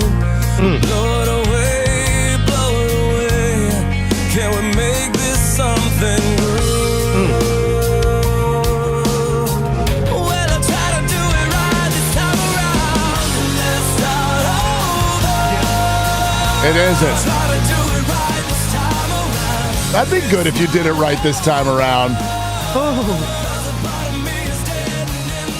Yeah, it's not over, and I'll admit that. However, can we also admit something else? Major League Baseball and the Players Association, and this is the chord I've been trying to strike for the last 2 months, they handled this the same way you handled your term paper senior year in college. You waited until 11 o'clock at night when it was due at 8 o'clock the next morning, and you said, yeah, I can put together a bibliography in the next 7 hours. I can grab a couple of books, pull a quote here, pull a quote there, use my abilities as a student of higher learning and put together some junk in 10 pages that'll at least get me a B, and I can walk and throw my cap in the air, wave it like you just don't care, and off we go into life.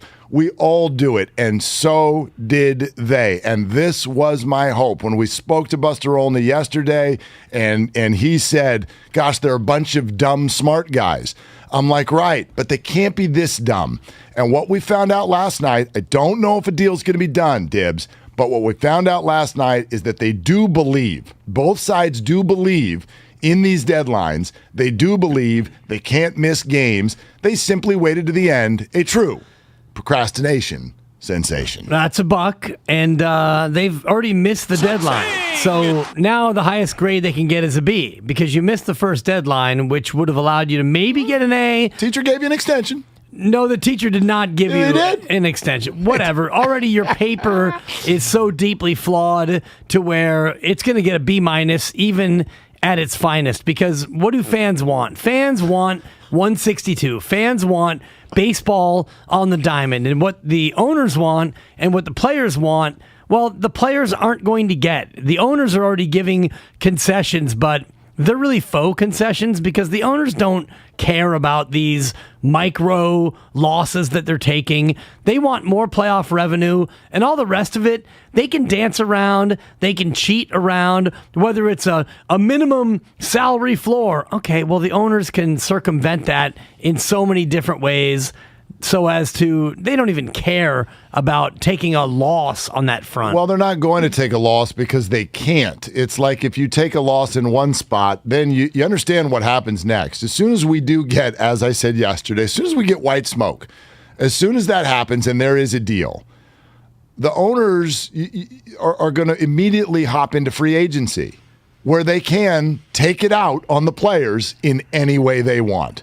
So they are still the owners. They are still the ones running the show. They're the ones who have more money, more chips in front of them, all of that. That's never going to change. That's life. You experience that in your job no matter what you do.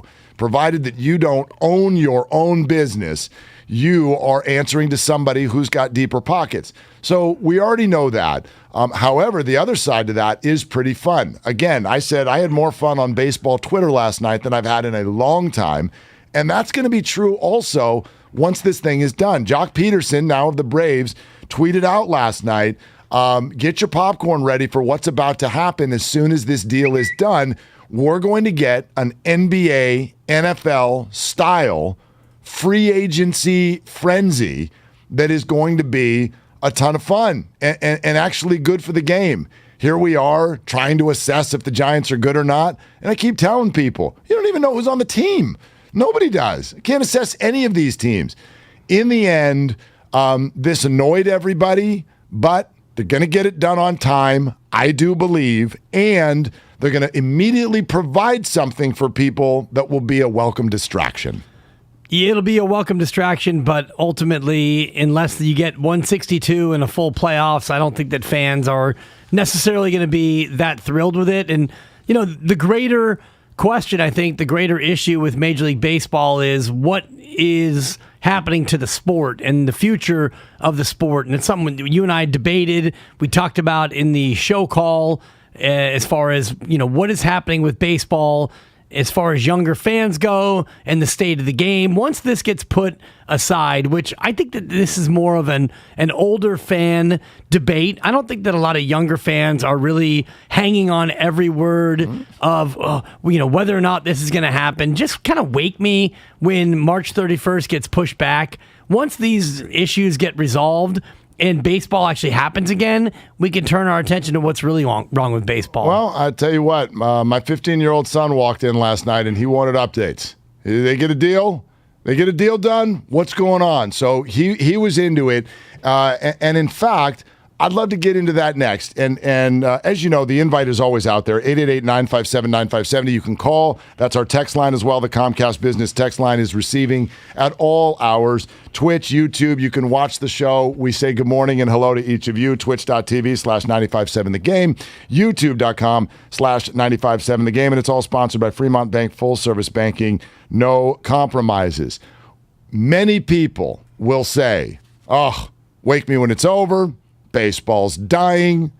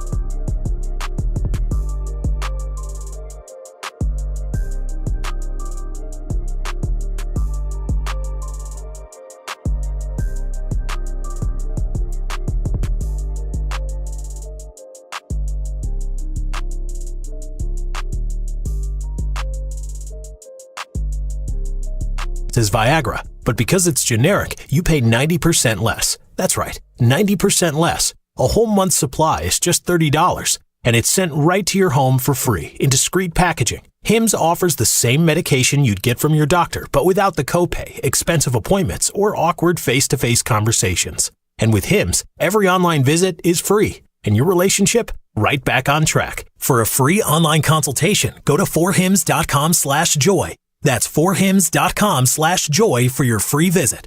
forhims.com/joy.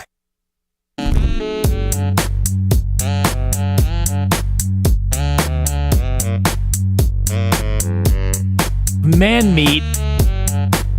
It's the 9 o'clock hour on Willard and Dibs, presented by Timeless Coffee on 95.7 The Game.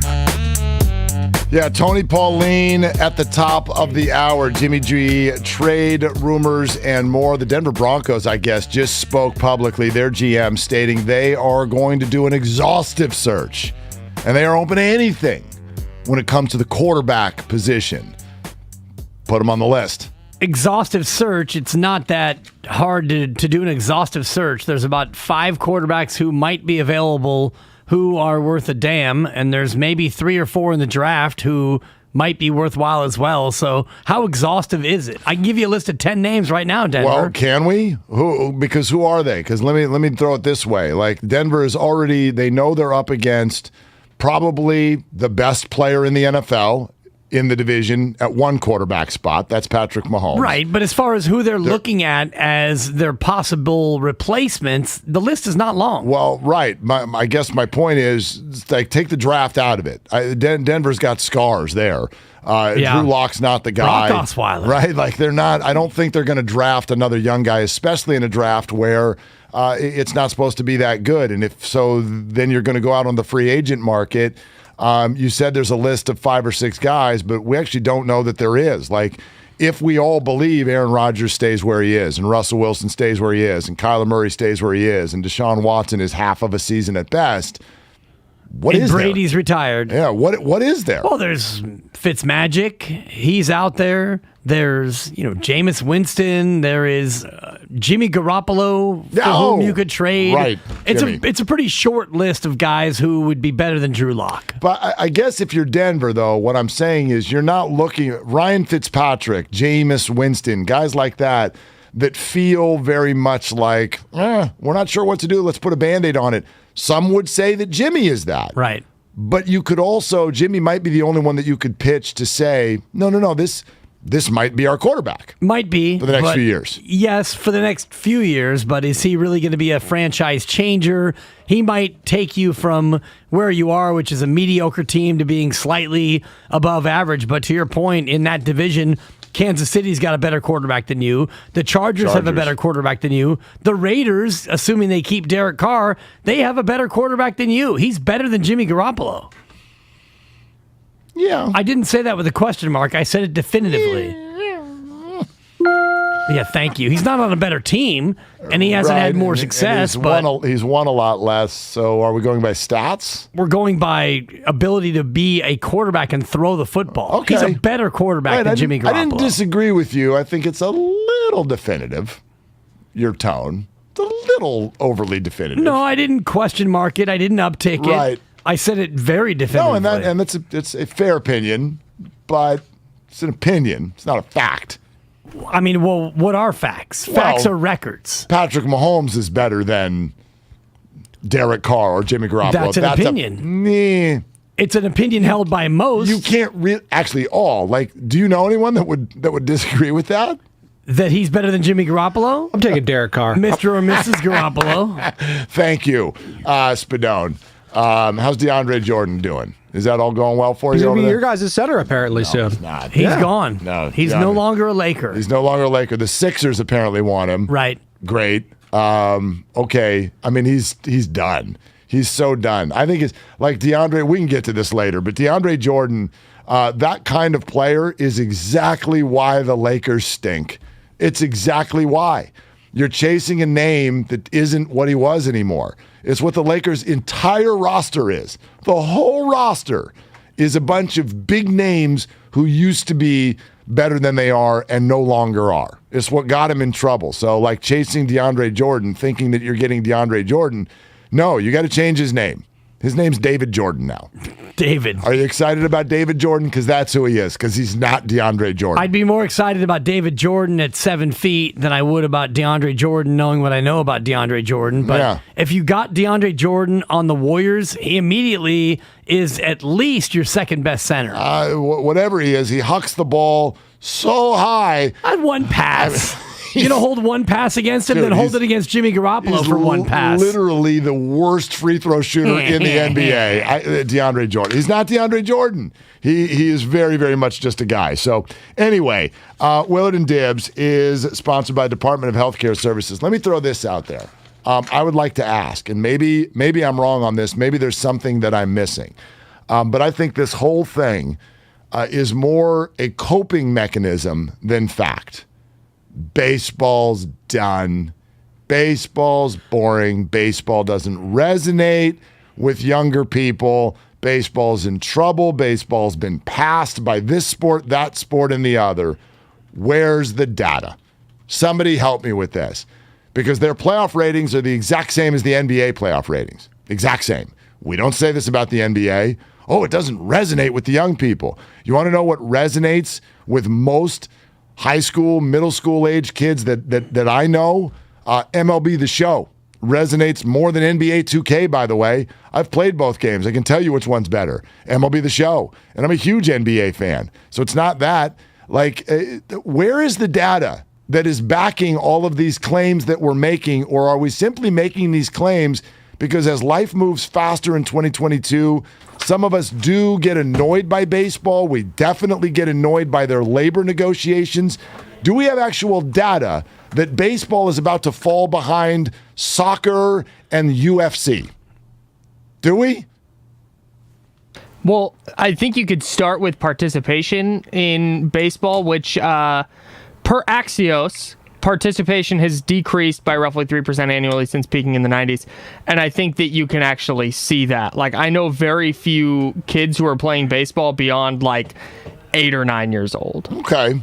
Participation beyond 8 or 9 years old, it's usually around age 10 to 12 when a specialization sensation does kick in. Dibs, I know you can speak to this. Like, definitely. That's right when you go, okay, that's my sport, and I'm going to stick with that one. But it used to be that baseball players of my ilk, which is to say not very good, you would play baseball. I played baseball until I was 15, even though I wasn't very good. But back then, baseball was something you did. You went to the park and played baseball with your friends. You got together and played stickball in the neighborhood. It was a part of the fabric of your life. But kids today, they don't play like that. They need mommy and daddy to organize a play date. They need actual play activities prescribed for them. And when it comes to let's play together, kids are more likely to get together and play video games than they are to go outside and play the actual game. And you mentioned MLB The Show. It ranks behind FIFA and NBA 2K as far as popularity, according to all of the ranking websites that you can see. What are the numbers on that? I'd be curious to see. You've got, obviously, Madden is number 1. Yep. FIFA is number 2 and number 3. FIFA 21 and FIFA 22 are both more popular than NBA 2K22, which comes in number 4. MLB The Show 21 is 5th, then NHL, then 2 more NBAs, then a Madden, then a FIFA, then MLB The Show 2020 comes in at number 11. So if you're putting NBA and MLB The Show, you're saying their 21 version is back-to-back. NBA's 4 and MLB Show's the 5 hole? Yeah, FIFA is number 2 and 3, right. And then NBA 4, MLB 5. So I guess that's my point. If MLB The Show and NBA 2K are right next to each other in those rankings, if their playoff ratings on television are also comparable, then what are we talking about? Why is the NBA not subject to the exact same conversations that were, oh gosh, things are just not urgent in the regular season? Here's the Warriors over here. Draymond Green yesterday admitting, yeah, I could play, but I'm not, because the playoffs are more important than the regular season, so we're just going to meander through this. Clay will play next month. Right. And Draymond will play next month. And James Wiseman, boy, those 5-on-5 practices are going really well, but let's play next month because the playoffs are not now, so why play now? And I support what they're doing. This is not a rip job. I support it, but everything we've said about baseball, couldn't you say it about the NBA? But we don't.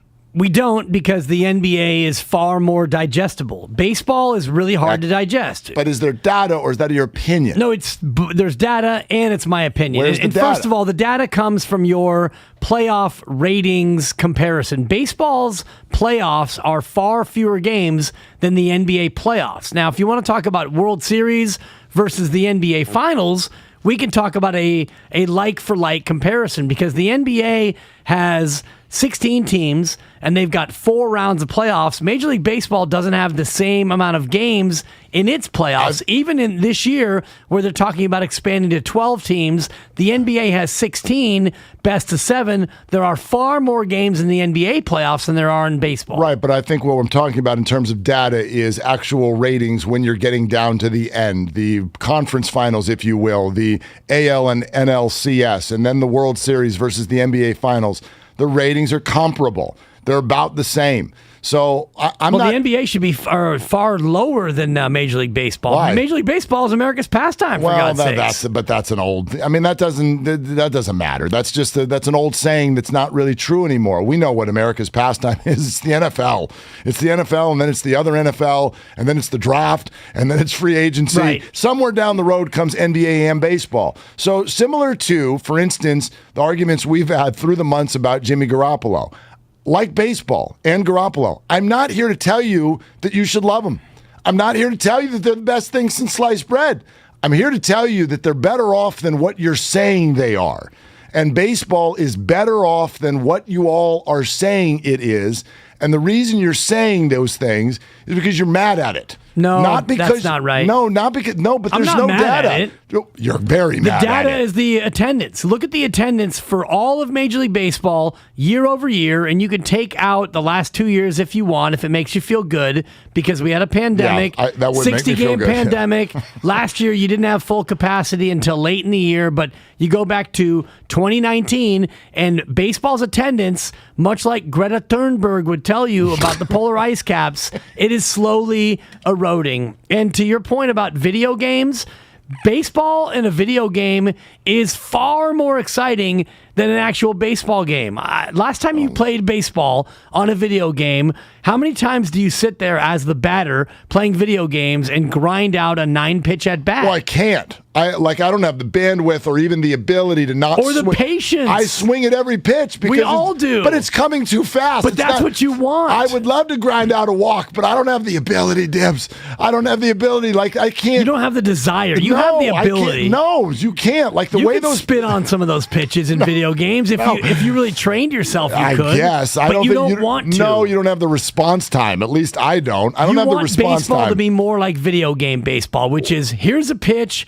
Let's have some action. Well, I agree with that, and I actually think part of the conversation, it even late last night, went into the shift and different ways to get more action and have the ball in play more, and all of those things that we discuss. Again, my point is not you have to like baseball. You don't have to like it. We're getting the text all, I can't stand. Great, you don't like baseball, you don't like baseball. But the data's not there. It's not there. You're talking about attendance 2 years ago versus attendance in the NBA. Like, we can also go to the financials on this. These teams are making money hand over fist. It's not working. Everybody is sitting here to tell you that baseball's not working and it's dying and it's going to be dead in 10 years, and soccer and UFC and lacrosse. It's not true. It's not true. It might be true in your house, might be true in your house over there, but it's not true in every house. Young people don't like baseball. Well, mine do. Do they sit down for 9 innings? Absolutely not. Sometimes. Forcible parenting is what that is. I took Jude to his first Giants game at age... No, we're not talking about going to the game. We're talking about being at home, watching on TV. Yeah, he can. I mean, 9 innings... I don't even know adults who do not. But that's exactly my point. But do you do that at the Warrior game? Are you on the edge of your seat? You don't walk out? I mean, edge of my seat, but I'm watching four quarters. I went to cook dinner the other night, and I had to turn the game off. And boy, did I come back to a surprise! You did. I came back to a surprise. Where did their lead go? So I guess my overall point is, I know a lot of you might be done with baseball. You might be mad at baseball. It might be too slow for you. Your kid may not like it. That's not true in every home. Right. And the data is there to support it. Baseball is not perfect. It's a lot healthier than what we say it is. It's a lot healthier than what we say, but much like all of us, dare I say, every single one of us, it's dying. We're all dying, Mark. Oh, sure. And I go back to 2008, Major League Baseball in totality had 79 million people go through the turnstiles. And since then, in 11 years, it's gone down 11 million fans. And this is 2019. I'm taking out the 2 pandemic years that baseball had. In 2019, there was 68.5 million fans that went through the turnstiles. That's a loss of 10.5 million fans. That's a real metric. Yep. We could talk about TV ratings. Do we have the NBA metrics on that? Which is largely hokum. TV ratings is not an accurate reflection. This is the most accurate reflection. Now, NBA attendance is not as much an indicator, in my opinion, of the popularity, because people don't digest the NBA the same way they do with baseball. Well, we say baseball's pricing people out. Nobody has priced people out more than the NBA. Baseball is boring people out. Well, it's not the price, it's the boredom. Many, but not all. 11 million people would be my indicator of baseball's waning popularity. So the first what are you doing today needs to be to ourselves, because we have completely run right over 9:45. Oh, boy. When on this show, we ask, what are you doing? Willard and Dibs have a lot to say. My only weapon was my mouth. But they just have one big question. What are you doing right now? What are you doing right now? What are you doing right now? What are you doing? What are you doing? What are you doing? 9:45 every day on Willard and Dibs. We ask, what are you doing? It really is, honestly, a chance for all of us, for you too. You can call, you can text. It helps you get it off your chest. Call it your morning meditation, even if you want. Let it out. Something that's been bothering you. It can be something in the sports world or not. And you can call us at 888-957-957. You can send the text in, something that you observed yesterday or recently where you want to ask somebody, what are you doing? I have a very mild one today. I want to say this one with kindness. But LinkedIn, about 6 weeks or so. Every 6 weeks, I get 47 emails in about a 5-minute period. Hey, Mark, congrats on your work anniversary. I've got like 38 jobs. I've got a work anniversary every 7 minutes. So if you're going to email me, congrats on your work anniversary, I don't even know what job you're talking about, and I don't really want your emails. Plus, if your message is congrats on your work anniversary, that means you hit the button that came up on LinkedIn and said, do you want to congratulate Mark on his work? Yeah, boop, hit the button, congrats on you. If you want to personalize it, I'd appreciate that a little bit more. However, if you actually know me, because most people on LinkedIn, you don't even know each other. If you know me, you have my phone number, you have my email address, you've got Twitter, you've got Instagram, you got all these ways to get in touch with me. You might even have my address. You choose LinkedIn to congratulate me on my work anniversary. Little impersonal, little odd. Just want to throw it out there to everybody congratulating me on my 27th work anniversary of the year. What are you doing? What are you doing? What are you doing? I love that. And I'm just going to throw in one quick one from my CYO officiating because I thought about this yesterday. I had a game last Saturday where one coach immediately from the opening tip had a lot to say to me. I stopped the game and went over and gave an admonishment. If you're the opposing coach, that's your cue to, if you butter me up or don't say anything, you're going to get every call. There's no doubt that every borderline call now goes your way because Coach A has made me angry, while Coach B didn't get the bit. So Coach B immediately jumps in and tries to argue about an and one. By the way, I'm not calling an and one in a fourth grade girls game. No such thing. You got to finish through contact, young lady.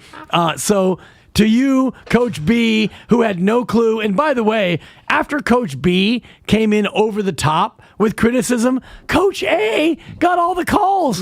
What are you doing, Coach B? It's kind of like, don't be the second person to the fight, right? Don't be the person that, if you punch first, it's whoever punches second that's going to end up getting everybody's attention. Yeah. What are you doing? I was all set to give Coach B everything, but, Coach B, and one, and that's an and one. Not only is it not an and one, now it's an and zero for you the rest of the game. Don't yell and one when the person who shot the ball didn't even leave the ground. Right. Okay? There's no and one in this situation. That's the other one. They're always asking for traveling on an up and down, but these young players have to actually go up in order for it to be up and down. What goes up comes down. But if it doesn't go up, then it doesn't come down. It couldn't possibly. It's already down. Exactly. Hot Take Jake, I see you putting a headset on. Do you have a what are you doing today? Yeah, I've got a quick one because I know we're kind of up against it here. Cats, what are you doing? That's bro. I had my cat last night meowing, keeping me awake, and then I finally get to sleep, and I wake up to him playing with a piece of paper in my bedroom. No idea where he got the piece of paper. No idea why he's playing with it. He has toys downstairs that are all very quiet that he can play with. Yeah, because he's a cat. Cats. Yeah. What are you doing? Well, cats, at least whatever they're doing it on their own. As you know, I'm now. They're not. They're in my room making noise. Yeah, but they're way more independent. Was that Patrick Willis? No, Stephen Curry. Stephen Curry, yeah. Best cat names ever. But part of it is I'm not mad at Penny tonight. I'm not mad at Penny this morning. But I am a little, last night, Penny, let's just say, a little bit of a stomach problem yesterday for Pensters. Diarrhea. Oh, cha-cha-cha. And therefore, let's see, last night, and I had to stay up until at least midnight because I needed. Diarrhea. I was waiting for the Bob Nightingale tweet, so I was up till midnight waiting for that. Right. And then when it didn't happen, 11:45, I'm like, all right, phone, you go away. I'm going to sleep. 45 minutes later, here comes my daughter, because, of course, she's not going to do it. Hey, Dad, something's wrong with Penny.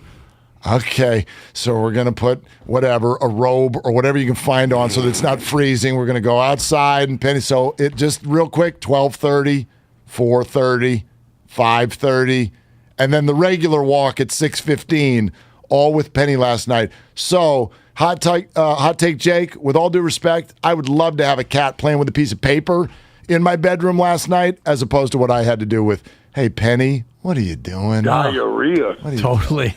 One-upping my what are you doing, Mark? Yeah. What are you doing? What are you doing? Seriously. Jim Cozumore, the king of the one-up, by the way. How about this? 415. Now you just shut your yapper. The other night, I told my 3-year-old daughter, what are you doing? And she started yelling at her 5- and 6-year-old siblings, what are you doing? I love it. I love it. Trickle up, what are you doing? If we can get what are you doing being screamed at one another in homes across the Bay Area, that would make us all feel very, very good on this show. That would work. That absolutely works. All right. Tony Pauline, Jimmy G, trade rumors, and more on the draft coming up in moments. 888-957-9570 is the number on Willard and Dibs. My Friday nights usually spent out, but since my friends got Xfinity Internet, Friday nights in are where it's at because Xfinity.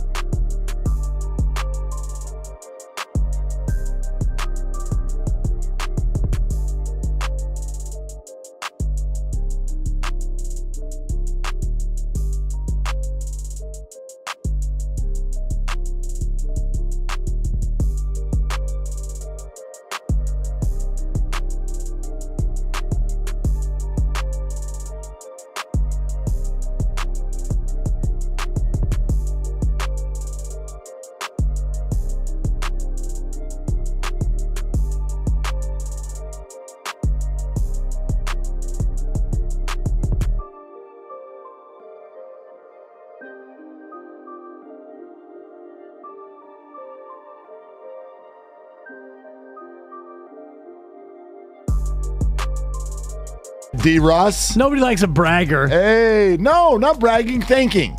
I said I wanted to thank him. He was on the call as the Timberwolves got a nice coach's challenge reversal last night that led to a cover. But now they're playing the Warriors, so we'll be rooting against him, at least around these parts. A game you can hear, of course, right here on 95.7 The Game. But right now, Tony Pauline, NFL draft analyst for Pro Football Network, joins us here on Willard and Dibs, which is brought to you by Fremont Bank, full-service banking, no compromises. Hey, Tony, what's cooking, man?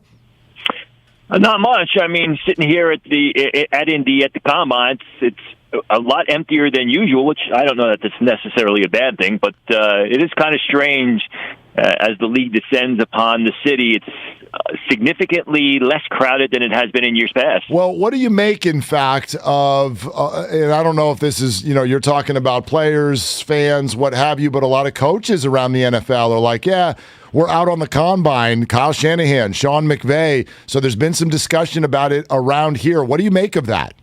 Yeah, even Robert Saleh of the New York Jets. First of all, when you look at the Rams, that's the way that organization has been trending. I mean, they haven't gone to the Senior Bowl for a number of years. They don't value selecting players in the draft as much as they value trading those picks to get, established players, whether it be veterans, and it worked out for them. So it doesn't surprise me the way the Rams have been trending just as far as scouting overall is concerned.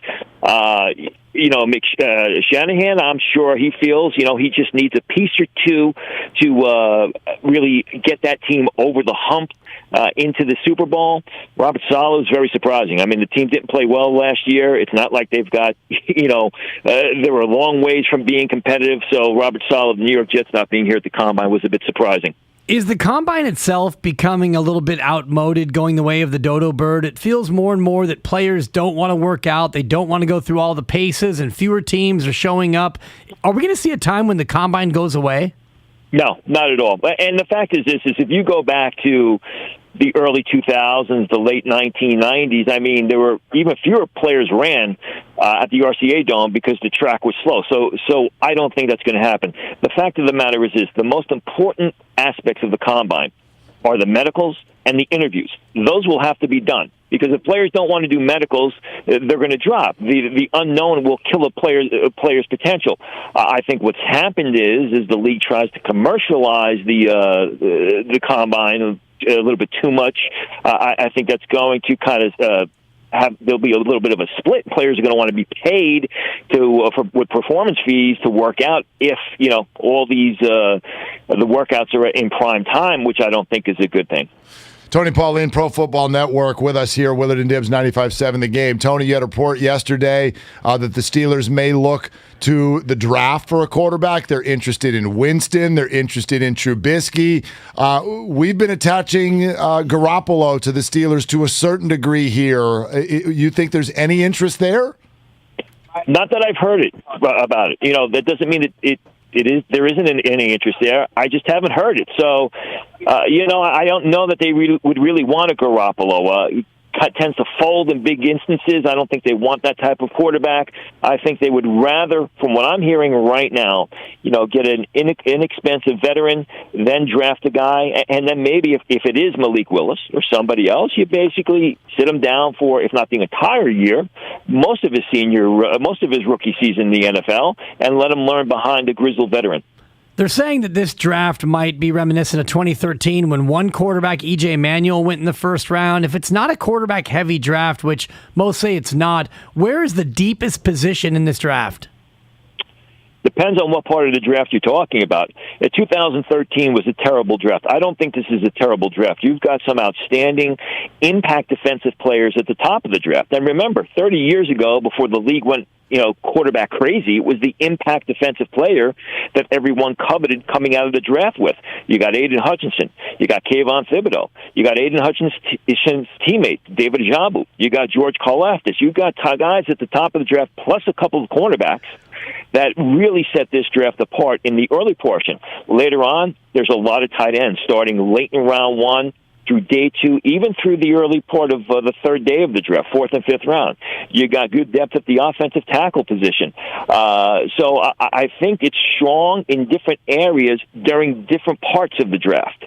Tony, if it's not a draft where you can go find a quarterback that you want to play this year, how does that affect a Jimmy Garoppolo market? How do you see it right now? You know, there's always going to be a market for that type of quarterback. I don't know that teams are going to be willing to give away loads and loads of draft capital, but there's always going to be a market for a guy who could potentially start, could potentially, you know, at the very least be a good backup. So there, you know, I mean, if there's a market for a Mitch Trubisky, there's definitely going to be a market for Jimmy Garoppolo.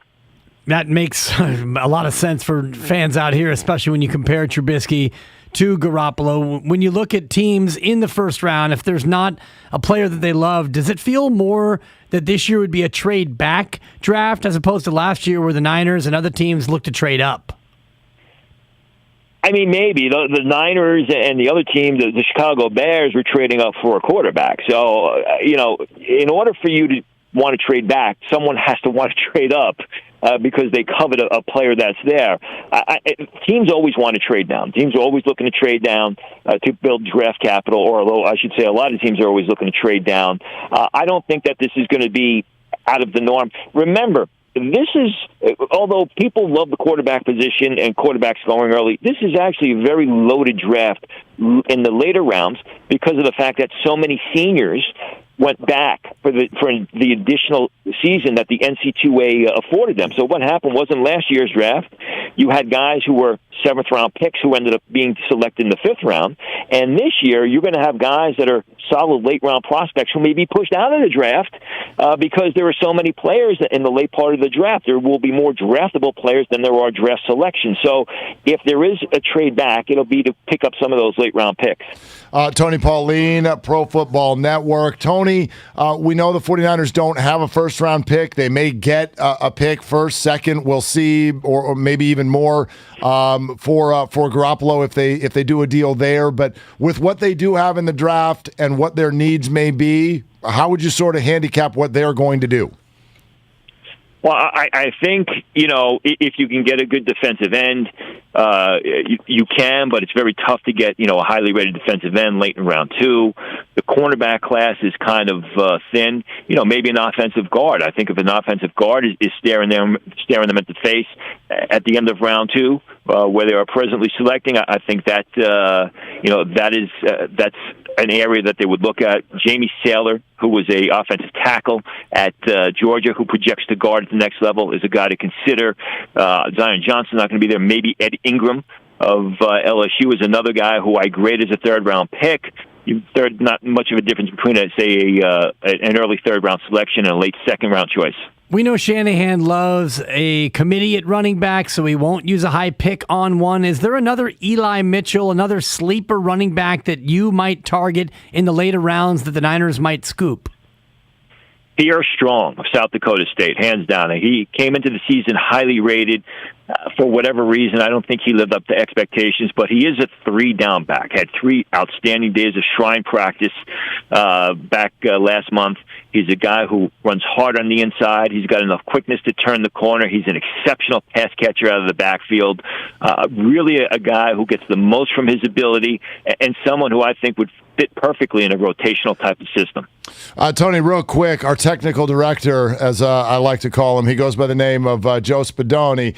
He's a huge Raiders fan. I'm seeing your Davante Adams Raiders rumor. Could you make him excited and tell us about that, please?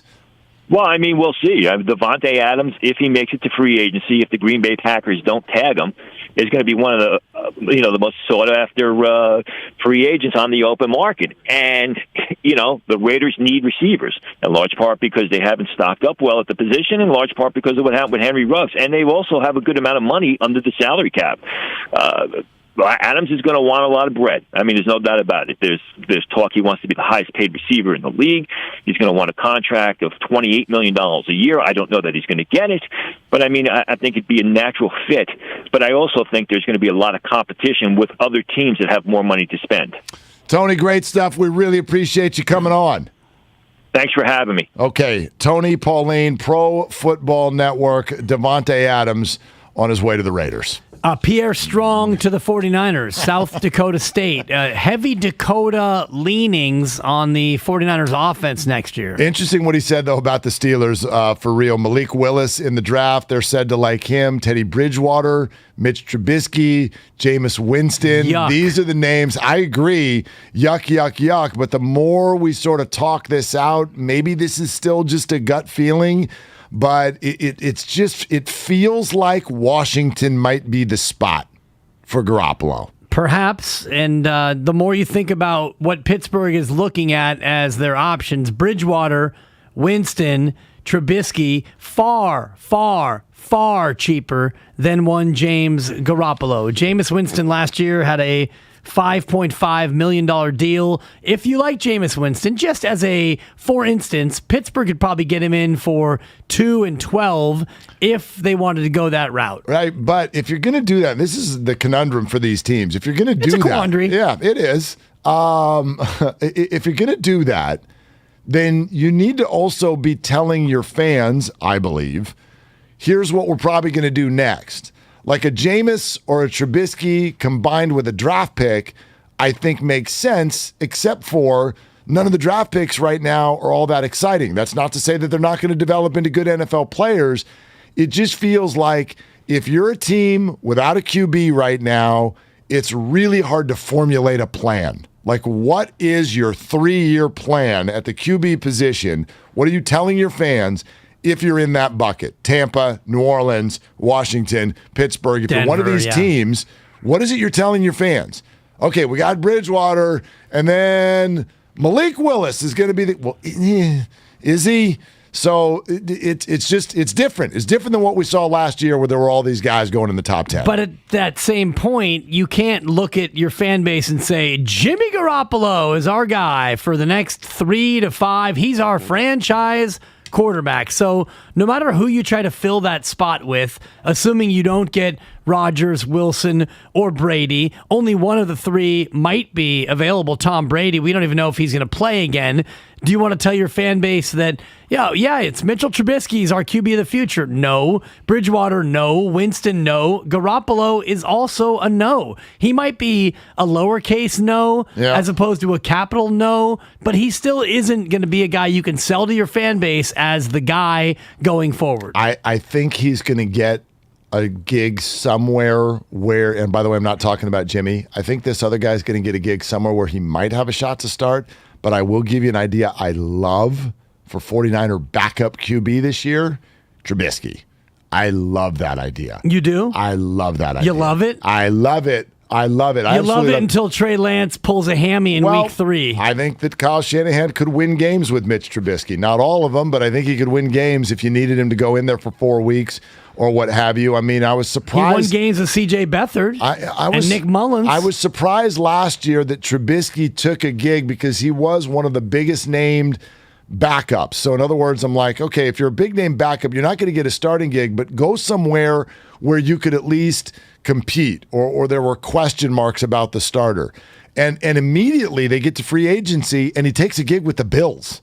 This is the Bills? Yeah. They got one of the superstars of the league at that position. We knew, provided health, you weren't even going to see the field, and he never did, which was odd. Maybe it sort of built his brand because now he's just kind of out there as the unknown, and we love the unknown at quarterback. Yeah, and a year away from being as bad as we remember him being. Exactly. So you forget those images, and you're just like, yeah, I've heard of him, and he used to be a starter, and so that's a high-level backup. Maybe that's helping him now. Maybe that was the plan all along. Right. I don't know. But, man, if he doesn't get an offer somewhere where he could be, should be having a chance to start, I would love him backing up Trey Lance. Easy with love. Love. And go ahead and put high-level backup. There's a tweet for you, Kyle. He can put his name on that. I would love it if the Niners signed Mitchell Trubisky. I'm Mark Willard. That's right. And I would love it. Well, so, Mark, are you saying Mitchell Trubisky is better than Kyler Murray? Yeah, exactly what I'm saying. I mean, Kyle's in here right now. I mean, he's just sending stuff out on Twitter all morning long. A, with no context, and then B, some things with just no accuracy. He's got a poll up saying, settle our debate. Gone. Who's better than... He deleted it. I know you deleted it, but right.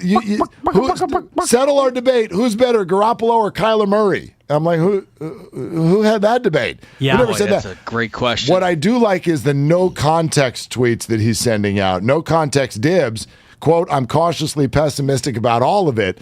No context Willard, quote, I have a lot of money and I have to pee, so I'm going to get out of here. I like my no context a little bit better than yours, but to your point about I love Mitchell Trubisky, those are your words, not mine, and you can go ahead and hang your shingle on that. I would rather have 15 other backup quarterbacks than Mitch Trubisky. Really? He looks good holding a clipboard or holding a note or whatever it is.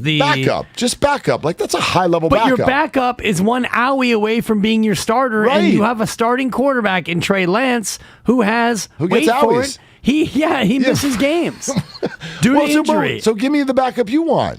Who do you like better than Mitch Trubisky? I who's would going to much be a rather backup? have Ryan Fitzpatrick, a real grizzled veteran, a guy who's been there and done grizzled. that. Super grizzled. He's a good locker room guy. He's a team guy. And, I'm not sure how he would be able to run the Kyle Shanahan style offense, but I don't want Mitchell Trubisky with his hands on my ball at all. There's your no context tweet. Thank you. You're welcome. 510, another good idea that had occurred to me as well. Tyrod Taylor says he'd be the perfect backup for Lance. Remember, much better. Well, and also a very, very close tie to Anthony Lynn, who's worked with Taylor twice in Buffalo and with the Chargers, and now on the 49ers staff. So maybe I don't mind that one either. But I like the idea if you're going to go to Trey Lance, get a backup who A, has experience starting, and B, has mobility. Both of those guys fit the bill. Give me Marcus Mariota over Mitchell Trubisky. Okay. Give me, as I'm looking at the free agent list here, and by the way, it's a who's who? It's not a who's who. It's a who's. Jeez, Dalton's a no. Newton's a no. Tyrod Taylor. Yeah, I like Tyrod Taylor. I would do that. Teddy Bridgewater. Over.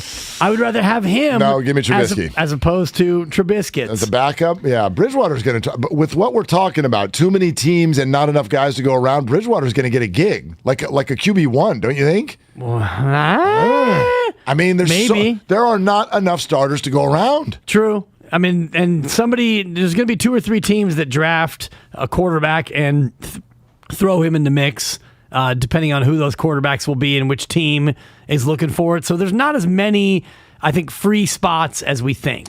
888-957-9570, our number. That's our Comcast business text line as well, 888-957-9570. Hey, D in Walnut Creek, who's been patiently waiting. What's up, D? What are you doing? Right now, I was just trying to convince my wife, that putting on strings on the outside of the sports pants or shorts, it's not a pet peeve. It's stupid. I was merely observing that you have this bow tie hanging under your belly. Wait a minute. She thinks I'm warm. Wait, so D, are you're pro strings or anti strings? Because I'm wearing joggers with strings right now. Are you calling me out? Yeah, no, they should be on the inside of the waistband, not the outside. Yeah, no, I don't know. Then you're like stuffing strings down your pants, D. Well, I don't want them hanging in front, drawing attention to my crotch either. Well, I don't know. I think you're doing it wrong, D. I think attention to your crotch is wonderful. But anyway, go ahead. What did you want to say? She's taking back the pants, so I lost again. Anyway, I'm with you. You're spot on about baseball. It's dying. You ask any millennial, they're not into baseball. It's too long. I disagree. Well, D, we say things like this is that's the kind of statement I'm talking about. Ask any millennial. No. I teach at college, D. I teach at 2 different universities. I'm in touch with people at that age all the time. Baseball's not dead. It's dead to some of them. It's not dead to all of them. You're not fully wrong. You're just overstating it. Well, the people that made America's pastime baseball, they're dying off. Everybody else is into, I look at kids, they don't go outside anymore, they play video games. Right, but anyway. But some of those video games are baseball. But anyway, go ahead. You guys are my favorite show. Oh, D, you're our favorite stuff strings down your pants listener. Right. All right. There goes. Yeah, get him caught. Thank you, Dave.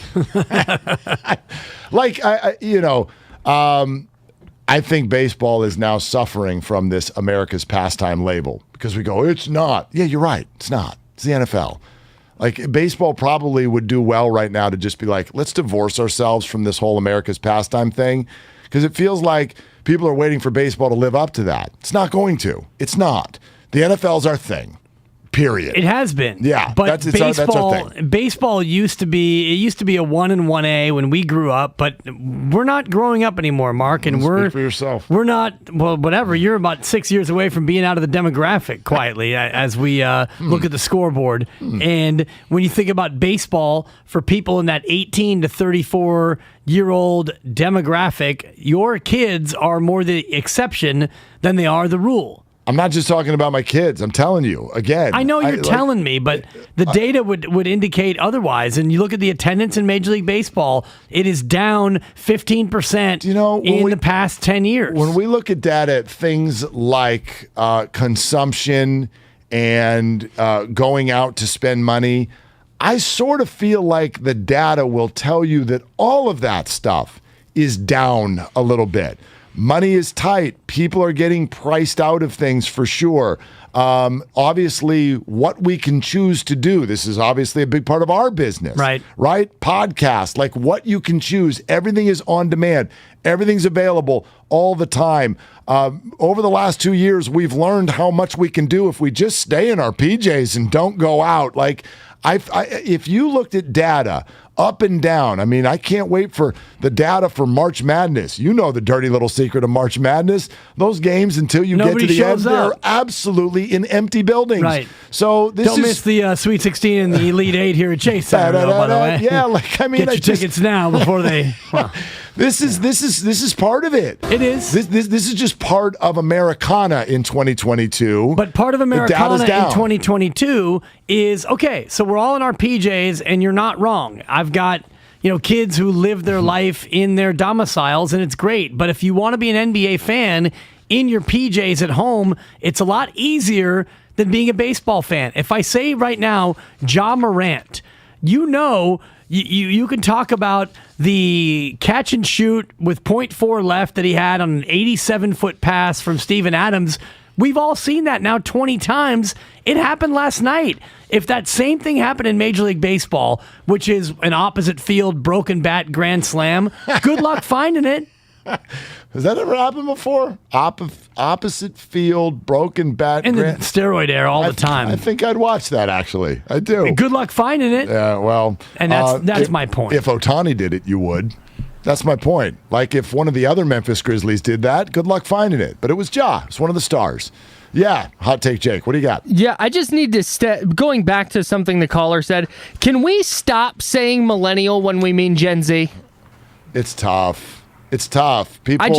First of all, people don't know when the line is. You say you teach millennials. What age are you talking about? Okay. You mean Gen Z. Very different. No, that's all. No, but I teach at a university. They're not all 20, Kyle.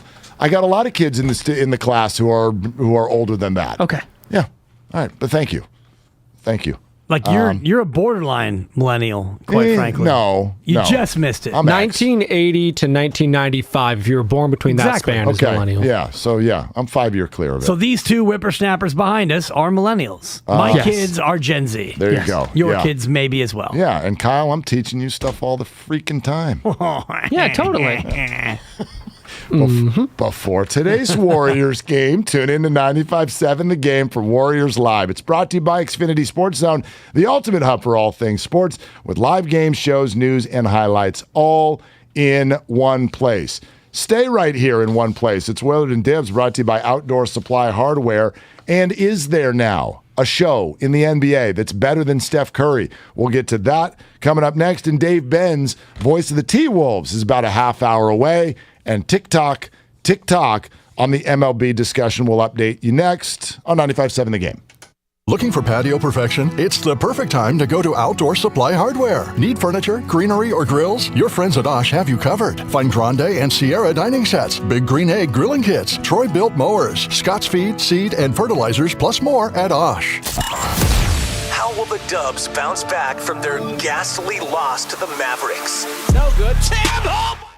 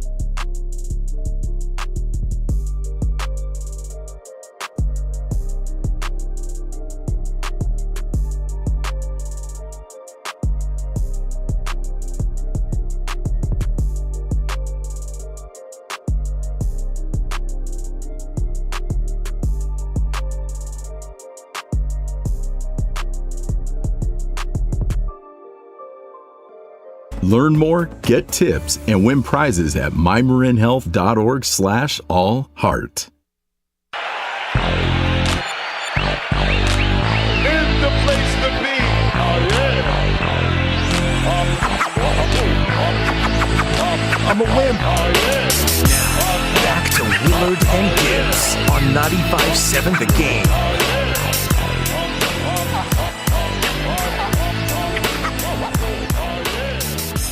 Okay, all of you wonderful people, it's 888-957-9570.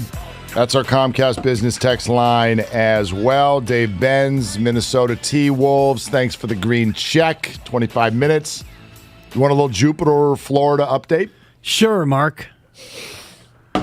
I mean, you ask me a yes or no question and then you take a drink of water. I mean, normally you would ask an open-ended question if you were going to go to the beverage. Well, I would... How badly do you want a Jupiter, Florida update, Dibs? I was gonna give you an open-ended question if I were interviewing you, but I'm not. We're just two guys having a convo. We are. Yeah. We are. Yeah. Honestly... And my laugh was not because you were quick. It was because of the tone. Yes. Yeah, sure. Well, Mark. honestly, and I mean, you're asking a question you already know the answer to, but I'm giving you an answer that you know is not genuine because you know the real answer is, of course not. I told you 80 whatever days ago, wake me when it's over. And you don't even know what I'm going to say. You're going to give me some cockamamie update. Oh, the owners and players are talking, and they're getting closer on issues that will lead to the season starting. I wasn't going to say it at all, and I was definitely not going to use that voice. There's a part of a rat's anatomy that I like to refer to. And it's really close to the tail. It's actually where the tail comes out of. Okay. And that is basically a sensation of how I feel about all of this back and forth of Major League Baseball. You could give a rat's pass? Thank you, rat's pass. Jeff Passan. Oh, Jeff Passan. Let's get an update. No, actually, one of them is of the cockamamie variety, and one of them is not. I do want to let everybody know, though, and you can read into this what you will. So remember how earlier you asked when were they starting? 7 a.m., players were arriving. 8 a.m., the owners were going to arrive. Since then, 2 hours and 37 minutes, do you know how many in-person conversations took place between one side and the other? Dan? Oh, probably at least 15. None.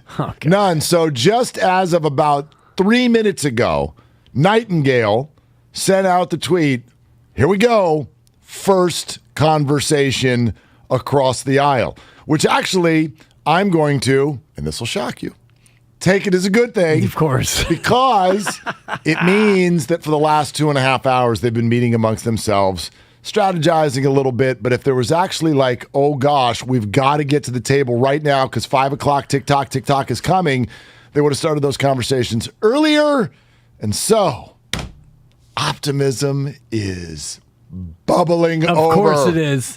Because both sides need to get together to, again, discuss what the issues are. You know, we're 83 or whatever days into this, and both sides need to huddle up and still talk about what the issues are, you know, closest to their side. Basically, the players are getting together saying, this is a bunch of blank, and we hate owners. We love baseball. We hate all of them. We hate you. How much of this do we want to basically give up in order to get back to playing baseball? Because it's not about, well, we're going to draw a line in the sand. Players are basically facing the realization that you lose. So how much do you want to lose? You've already lost. No, there's lose, players. Good day, sir. No, there's been a lot of movement. There's been a lot of movement on both sides.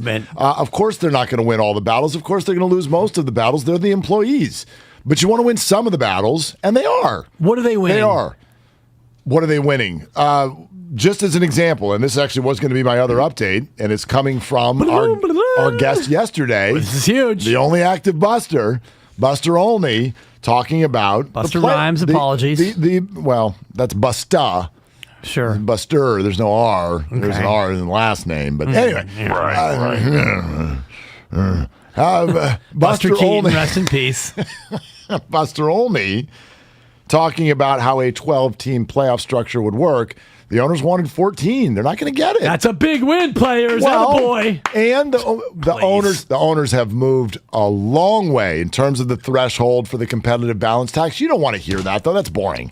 Anyway, what do you think of this 12-team playoff structure? Because a lot of people go, wait a minute, you can have six playoff teams in both leagues. How you doing that? You got 3 series, and then you got 3 winners, and then you have 3 teams. Right. How do they play each other? So good. What are we doing, round robin? So do you want to know how it would work? The least of the 3 division winners get screwed is how it works. Absolutely right. So 2 teams. So great. The top 2 teams would get first-round buys, and then the other teams would play a first-round best of 3.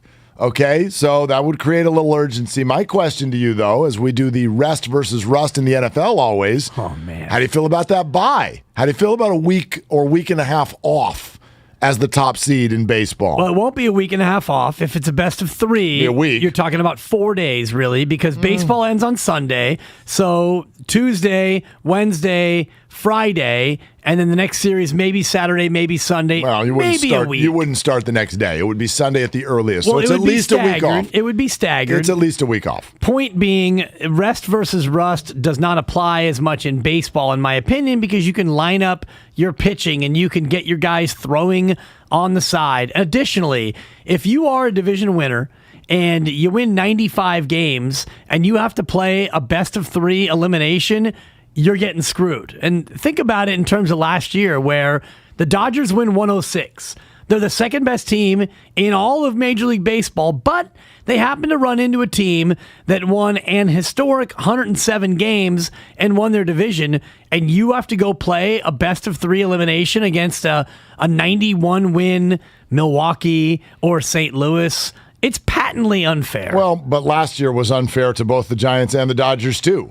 That the 2 best teams in baseball had to play a best of 5 right out of the gate. So, there's always that stuff. Seahawks and New Orleans Saints beast mode game. That wasn't fair. The Seahawks lost more games than they won, and they were hosting a playoff game, and Marshawn Lynch went crazy, and they won. So, fair.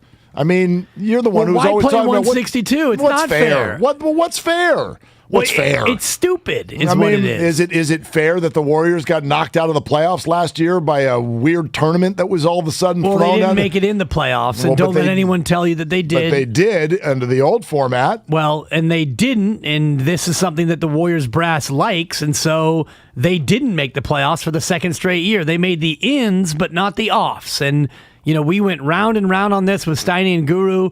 If you look at Basketball Reference, those games are not listed under playoff games. I understand that. They are add-on games. The whole thing is contrived, and as I like to say, cockamamie. Why play 162 if you're going to have a team win its division and be able to either get a bye or not get a bye? It just, to me, it even furthers waters down that's what baseball's doing. You play 154 or 140, that's not going to change that. It's going to be the exact same thing. So it's not about the number of games. I mean, this is part of it. This is part of it. I mean, every league's going to have something that you can poke a hole into with regard to how it finishes. I mean, heck, if we're going to sit here and get hot and bothered about baseball, fair way to do it. I mean, it actually builds urgency over the final 2 weeks of the season. A, you're trying to be one of the 3 wild card teams, and B, if you're a division leader, you're trying to not be the 3rd one. So you're almost battling across divisions as well. I'm not saying it's perfect. It's not awful. It's not like, oh gosh, that's terrible. I mean, look what we just did in football. 1 team gets to go hang out over here. Everybody else go play. Those are all division winners.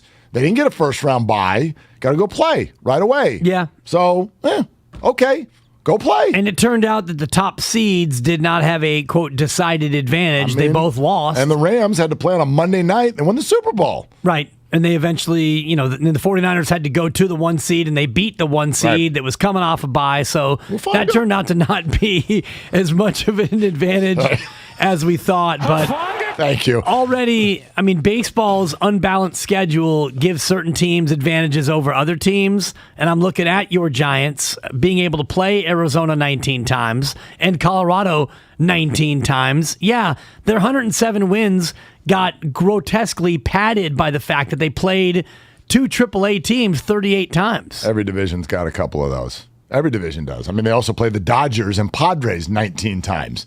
That at least balances it out, doesn't Padres are a 500 team. Come on. They played them a ton early when they were one of the best teams in baseball. Played them right out of the gate 9 times. So, there's those idiosyncrasies, I think, live everywhere. Dave Benz of the Minnesota Timberwolves in 15 minutes. And while we move our heads to the NBA, I saw a lot of people. Obviously, it was a big night, not only on the court, but in social media for Ja Morant. The 2 things that were happening on social media last night were, A, Bob Nightingale was talking about people walking across back and forth at a stadium. And the other thing that was happening was Ja Morant highlights. And I've said to you, I don't know how many times over the last few months, if there is one NBA team that scares the living daylights out of me with regard to the Warriors in the playoffs, it's the Grizzlies. And there's no escaping them. The Warriors are either going to be the 2 seed or the 3 seed. And if both of those teams win a first-round series, there they are. And it is going to be a problem. The Warriors are absolutely going to have to be a different version of themselves than they are right now to beat Memphis. They started a playoff series tonight. I'd take Memphis in 5, honestly. However, we don't know what the Warriors, Draymond, et cetera, what are they going to look like come playoff time. But a lot of people brought up that Ja Morant may now be the best show the NBA has to offer. After the All-Star game, we were all talking about Steph still being the one. Where do you put those two neck and neck with regard to just sit down, grab popcorn, watch the show? It's Ja. It's Ja if you want highlights. If you want to watch a superstar player adapting and adjusting his game in real time and on the fly, it's Steph Curry. Because Steph Curry has now morphed into Draymond Curry or Steph Green because he's doing Draymondian things because he has to. He's not just lurking by the three-point line and looking to hit 35-footers and shimmy shake his way to a 38-point game because he can't do that. He's driving to the hoop.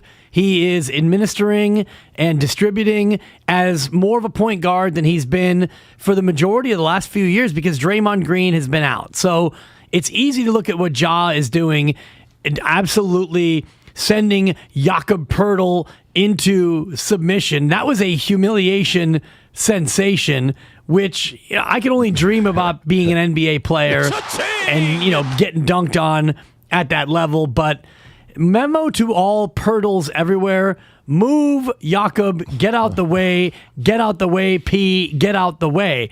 Because he got absolutely destroyed. And then the catch and shoot with 0.4 to go on an 83-foot pass, that was just absolute madness. He right now is the most exciting athlete in all of sports. It was crazy. It was, Kelly. You never did that to Quest and Keon with like a Nerf hoop? I mean, you know how it feels. You didn't get to do it on a real hoop. Exactly, but the kid at the time was like 4 years old, and teach him a lesson. Dunking on your toddler is a little bit different than being an NBA player going up and over a 6'10" Jakob Poeltl. Ja Morant is unbelievable. That kid. Here's why I would still take Steph, though. This is not just about basketball. I think it's why Steph has captured everybody. It's not about the tradition of basketball, dunking in someone's face, or just being, in general, amazing on a court, like a Kevin Durant is. Ja has all of those skills, and he does it out of the guard position, so it is beyond. It's eye-popping. There is no doubt you put him on one hand of 5 players I'd love to watch in the NBA. But the reason Steph is because it defies logic. It's not because Steph can go in and dunk on a center's head. He can't do that. He can dunk, barely. He can't do it over somebody's head. So Michael Jordan and Kobe Bryant and Ja Morant and the people who have held this label through the years of the most eye-popping NBA athlete, this is different. Steph, with a flick of a wrist, shoots the ball with accuracy from 32 feet. We're like, what the hell is that? How can you do that on one leg? How can you do that falling away with a step back? How can you go into the lane and when you get there, 2 to 3 people who have 5 to 7 inches on you are waiting, and you find some sort of weird angle where you can float the ball high up into the air and it kisses off the glass and goes in. Steph Curry is the show not because he's the best at basketball in a traditional sense. It's because he does stuff that make you look at the person sitting next to you in the stands and go, how the hell did he do that? It doesn't make any sense. The lack of tradition for me is why he's still the best thing on the court. It's geometry, and it's partly, like you say, he is not the biggest guy on the floor ever. He's not the strongest guy. He's not the fastest guy. When he shoots his jumper, he doesn't jump over you. Like Kevin Durant, you watch him in his mid-range shot, and you can understand why it's indefensible. He's 6'11", 7 feet, and his shot is a high release. You can't block it. Steph Curry, you should be able to block it. He shouldn't be able to do what he does, but he continues to do it. And, in the game the other night, he had a couple against Denver where the one he shot a layup from about 12 feet. He dribbles to the right and he steps away from the hoop and he does a finger roll from about 12 feet away, kissed it high off the glass. And to your point, the geometry and what he's able to do is incredible. Like, ask yourself, if Ja's the better show and I gave you tickets and I said you can go in early and you can watch either one of them warm up, who are you watching?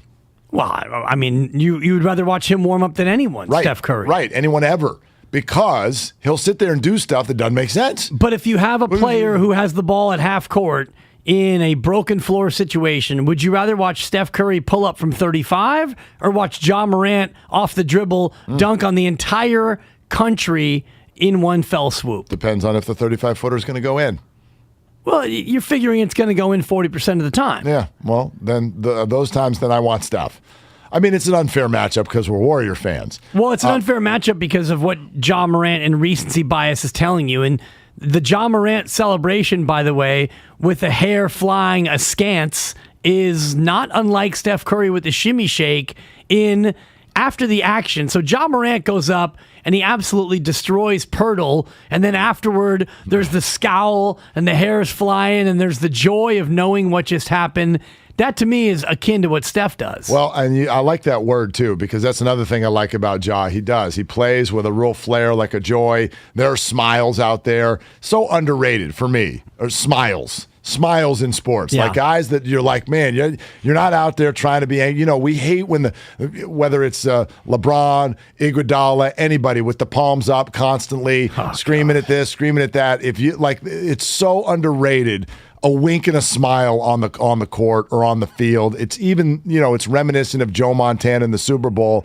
Hey, look, there's John Candy. Like, to take us sort of like in those stressful moments and then take us out of them by just giving a wink and a smile, I think is very underrated. Willard and Dibs brought to you by BioNTech and Pfizer. Speaking of the Dubs, in action tonight, looking to get out of the tailspin a little bit. Minnesota, Anthony Edwards, T-Wolves, upstart team. They're starting to play really well. Tip-off set for 5 p.m. right here on 95.7 The Game. Warriors Live is at 3:30. It's presented by Xfinity Sports Zone, the ultimate sports hub experience. And Dave Benz, voice for the T-Wolves, is coming up in just a few minutes. Now, it's on the road, Minnesota.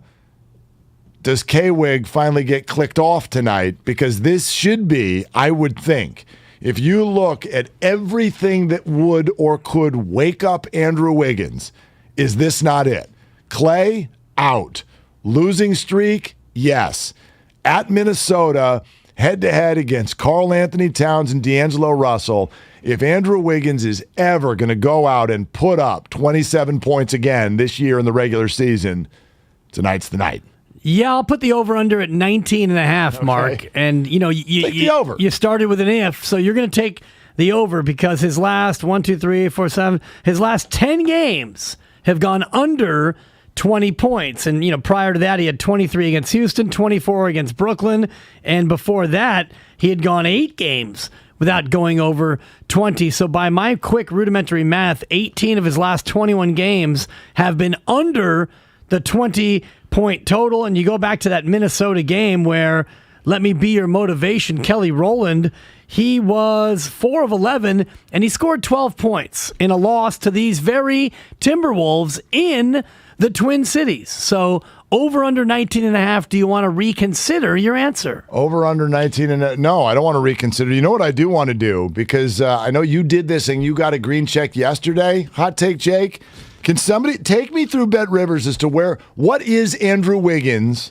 18.5. 18.5. And where are you finding this? So we're going to go to betrivers.com. We're going to click on NBA. You're going to go to upcoming, and you're going to scroll down to Warriors Timberwolves. I don't see upcoming. I click on NBA. It says There's live gonna be now. some hand-holding It says during the live break. now. It says matches, and it says futures. Those are the three things it says across the NBA board.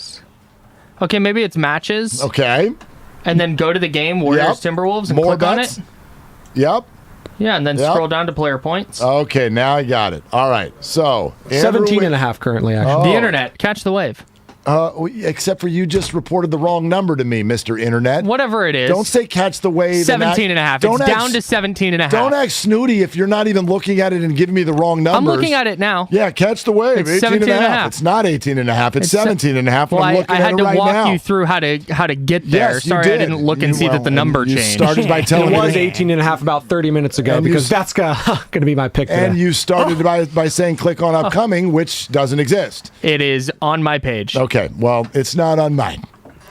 Wow. This got really awkward. Yeah, I was going to say. If you just click your mouse instead of Wow. asking me questions. I have a mouse, okay? A mouse. What is it, Commodore 64 over here? I got a MacBook in here. If you just roll your finger on your touchpad. I don't know where this is on that Pong. sounded really sensual, actually. Sensual clicking with Dan Dibley. Yes, roll that finger across that. Wow. And Dave Benz, who is with the Minnesota Timberwolves, sensual basketball, is going to join us next on Willard and Dibs. Oh. Come rain or shine, high winds or mild breezes, blue skies or gray, it's a great time to consider getting vaccinated against COVID-19. Brought to you by BioNTech.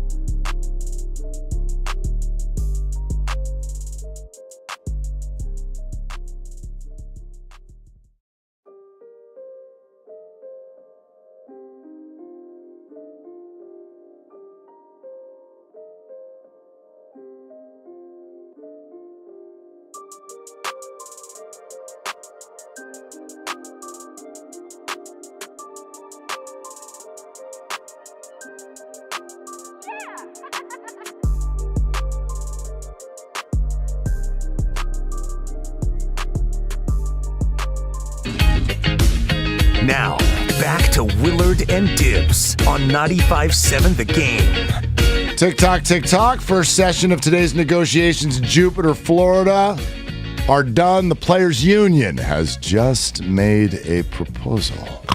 What? And Seth Wickersham, 3 minutes ago, tweeted at the 2022 NFL Combine, the most discussed quarterback is... Who do you think it is? Who do you think it is? Most discussed quarterback in the whole NFL. Jimmy. It's got to be Tom Brady. Tom Brady, 44 years old, and technically not even in the league. So we'll get to all of that coming up in the 11 o'clock hour. Keep tabs on what's going on in Jupiter, Florida. Pick your battles along the way as well. But here comes Dave Benz, voice of the Minnesota Timberwolves, who had a nice, although difficult, down-to-the-end victory in Cleveland last night. Turn around and host the Warriors tonight. Dave, it is great to have you. What's going on? Man, just, going from the frying pan into the fire. The Cavs they'd won 8 straight at home, and it was a tough win last night. And what a game that was. I mean, I doubt a lot of people in the Bay Area were watching it. It was pretty an early start. A lot of people on their way home from work when that got going. But the Cavs led by 14 in the first quarter. Timberwolves led by 23 in the third quarter, and then it goes down to the final play. I mean, it was a heck of a game last night. You get on the plane and you feel good about the win, but waiting for you back here at Target Center is a Warriors team that's kind of licking its chops and licking its wounds a little bit. So, going to be tough tonight to try and sweep a back-to-back. Yeah, isn't that just the nature of the NBA? Because we saw the Warriors, Dave, kind of do a similar thing where they had a huge lead, they blew it, they were unable to recover. How much special motivation would you expect Andrew Wiggins to have tonight coming back to Minnesota, his former stomping grounds?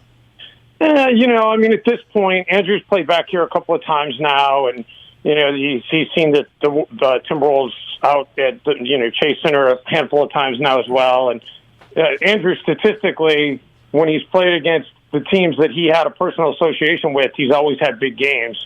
When he was with the Timberwolves, whenever he played the Cavs, because, of course, LeBron was part of the reason why he got traded away, so he always wanted to take it to the Cavs. And he's from Toronto, so he always played well against the Raptors, and he has had some pretty, statistically good nights against the Timberwolves. But I don't know how much motivation there is at this point anymore for Andrew. I think that kind of peters out after a while. I think the bigger deal for Andrew and probably everybody on the Warriors is, what are they, 2-7 the last 9? It's it's time to right the ship and get this thing figured out. The Grizzlies are right on their heels for that 2 seed at this point.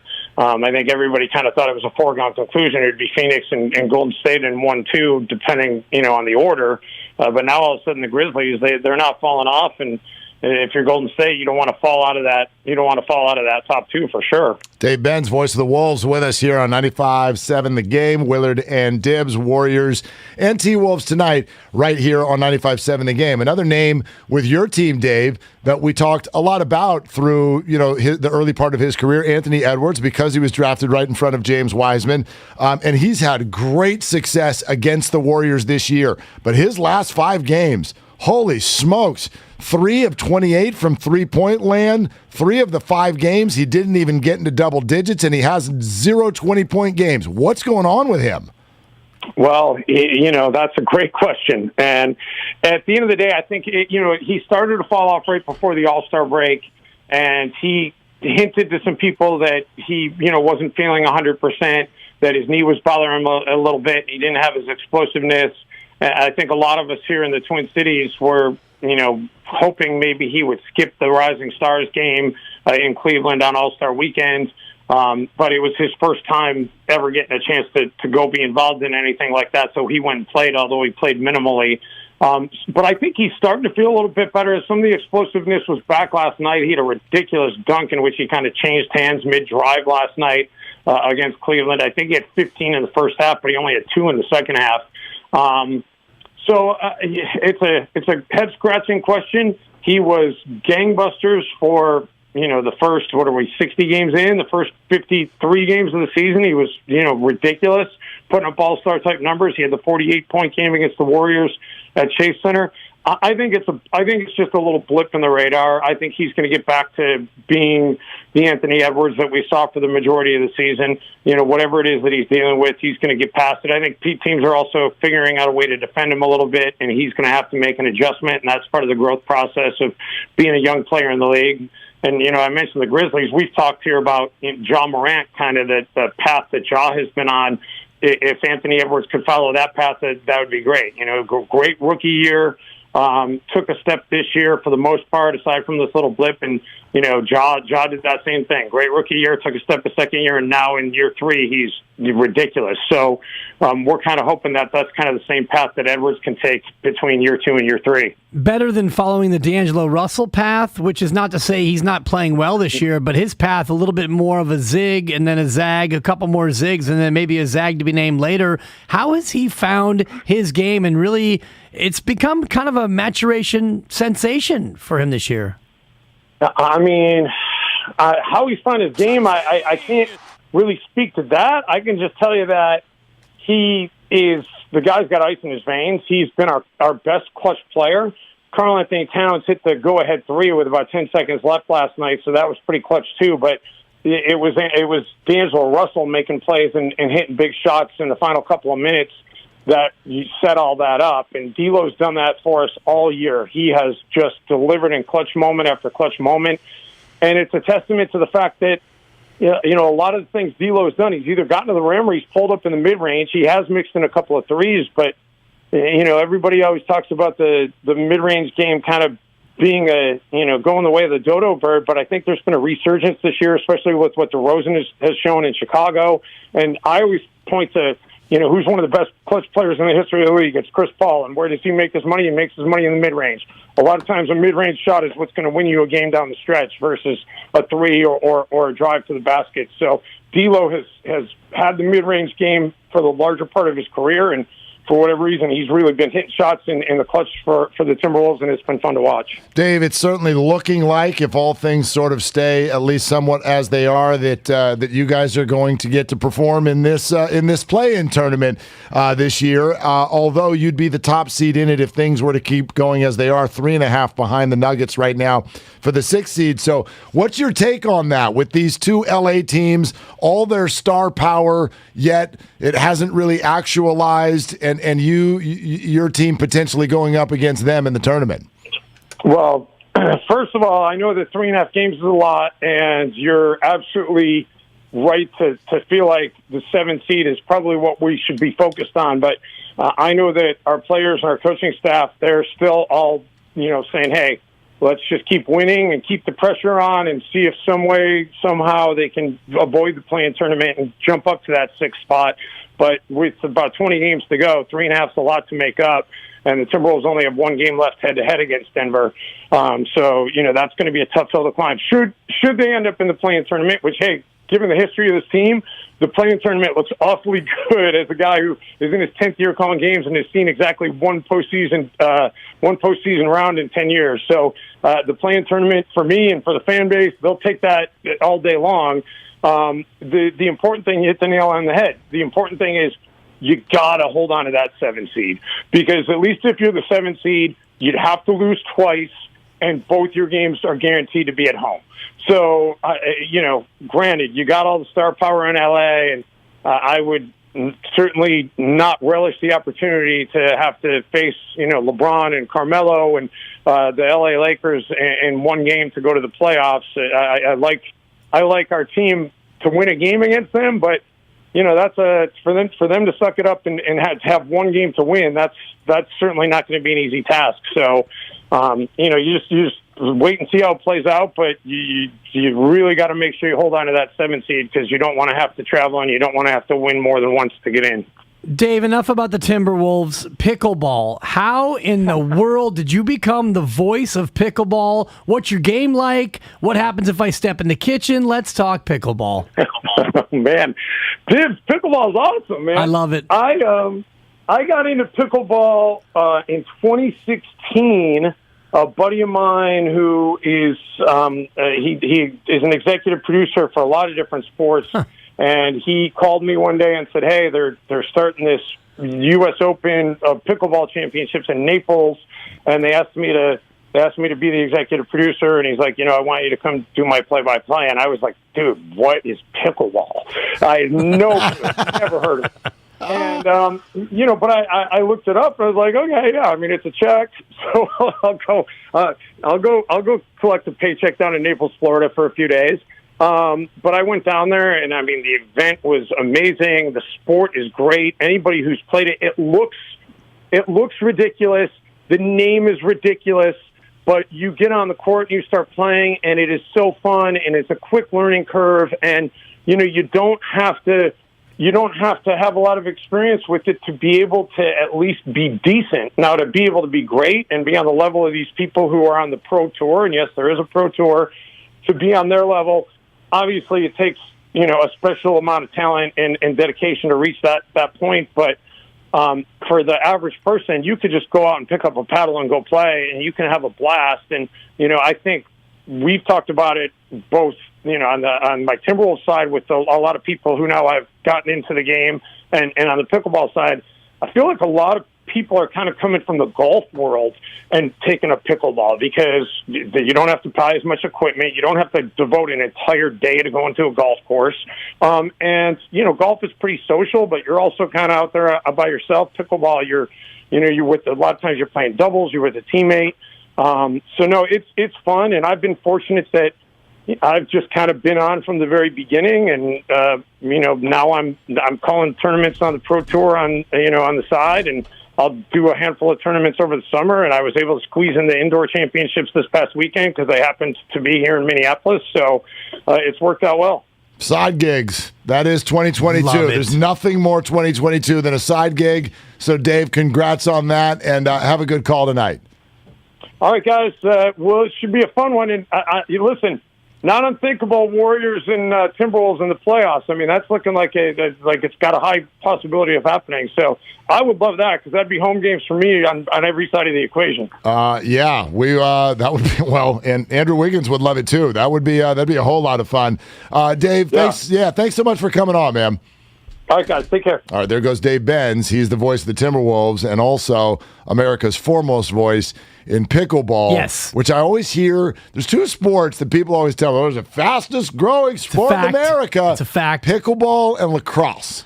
Well, lacrosse is about 5 to 10 years ago as the fastest growing sport among youth, and pickleball, fastest growing sport among adults, because it's basically a mix of table tennis and regular tennis without the running. The problem with tennis is all the running. And after the point, you got to go over and get the ball. And it's first serve, second serve. Tennis is a little bit like baseball where too much work, not enough action.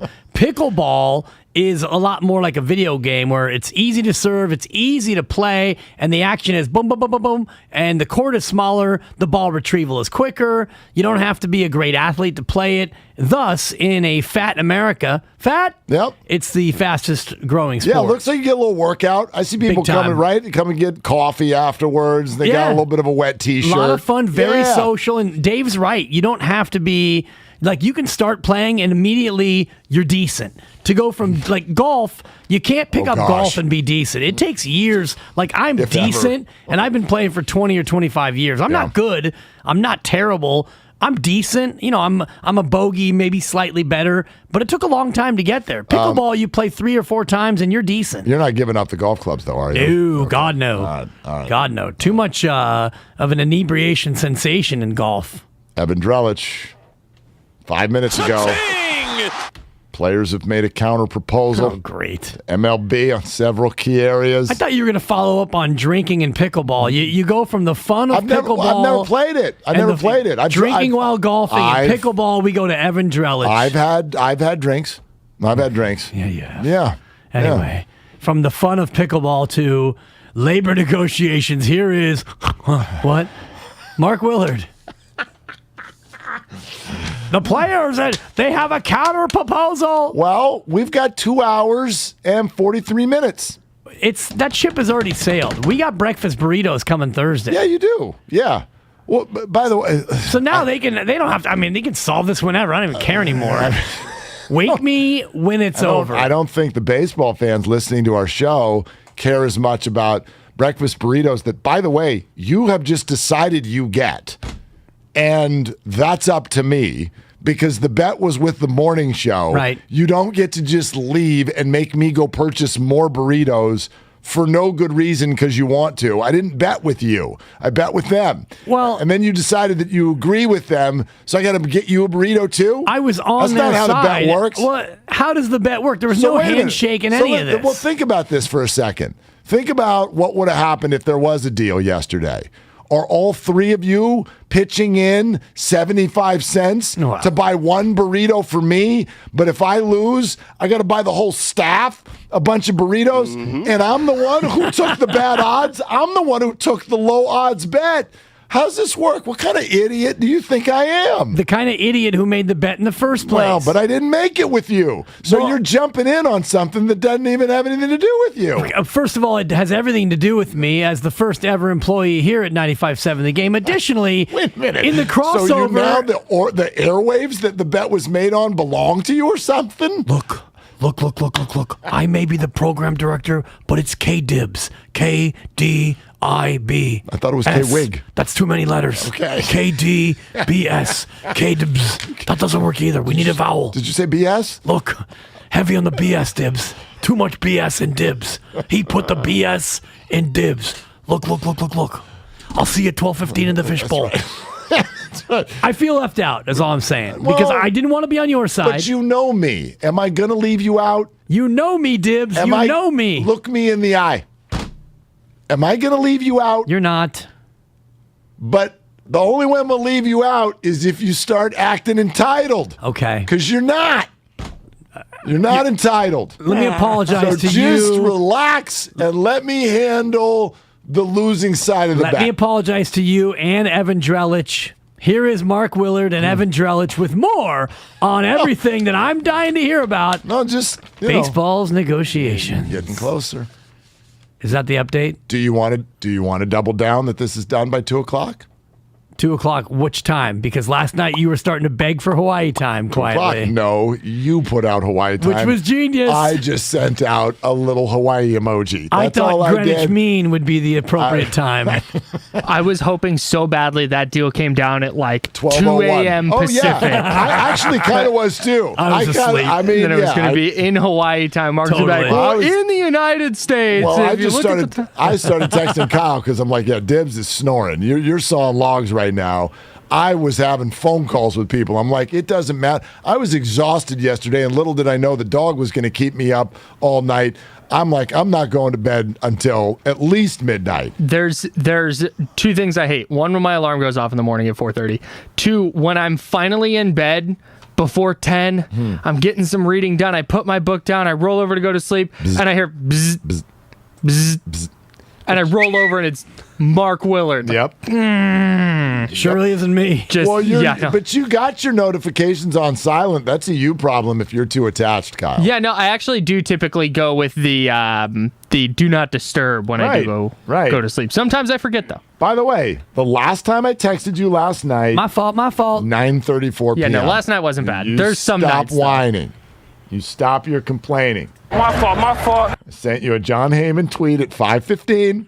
Which never do that again. And a GIF also from Austin Powers. And then at 9:34, I was saying we should get Nightingale on when this bleep ends. 9:34. So Flag Day. Right. Book Nightingale for Flag Day, Kyle. Call him. He's not doing anything. He's just like, so now they're walking to the left. Now they're walking to the right. Get me Drellage. Doing this like, I wonder. Honestly, if we had Nightingale on right now, my first question to him would not be, followers because of it. I mean, even the other baseball reporters were propping up Bob Nightingale last night. All I want to know is what he experienced as he sat in a parking lot and probably ate fast food 4 times. Kind of sounds like a fun day. Right, watching millionaires and billionaires slug it out over 12 teams, 14 teams. I have an idea. 13 playoff teams. We'll have one really wild card where they get to decide which league they're in for the postseason. We're going to play shirts and skins, and it's going to be amazing. You just went count like you went Sesame Street there. 13 playoff teams. Totally. Or Mel Brooks in the 10 Commandments. Yeah, same kind of vibe. Do not kill Mel Brooks on this show. You tried to do it once before. Yeah. It's still stuck with me. Mel Brooks is awesome and breathing. Yeah. You be careful. Every time you bring him up now. Wow. Yeah. How old is Mel? Go ahead. You can play the music if you want. No, he's 90. We did this. I think he's 94. But do you remember? He's 90-something. He's a nonagenarian. I know that. Everybody knew that he was 90-something. Yeah. He's a millennial. Does that make him a millennial? I think it does. Exactly. Yeah. Gen Y? Boomer. Gen M? What is he? He's in the great generation. Yeah. Pre-boomer. Yep. He's 94. He's not 94. He's 94-ish. 95. When did he turn 95? Last June. Oh, all right. So less than a year before ago. I got here. Well, I thought he died at 94 is what I thought. He's about to be 96? That'd be 96. Dang. Mm-hmm. Right after Flag Day. Yeah. Wow. So, Betty White, 99. No longer with us. No longer with us. And after the fact, we are now getting reports from her former castmates that maybe she wasn't the most delightful coworker. Are we really? I haven't seen any of that. Google it. I haven't seen it. I don't want to Google that. Milkshake ducking Betty White posthumously? Like, you know who I have issue with? I have issue with anyone who is saying negative things on Betty White's grave.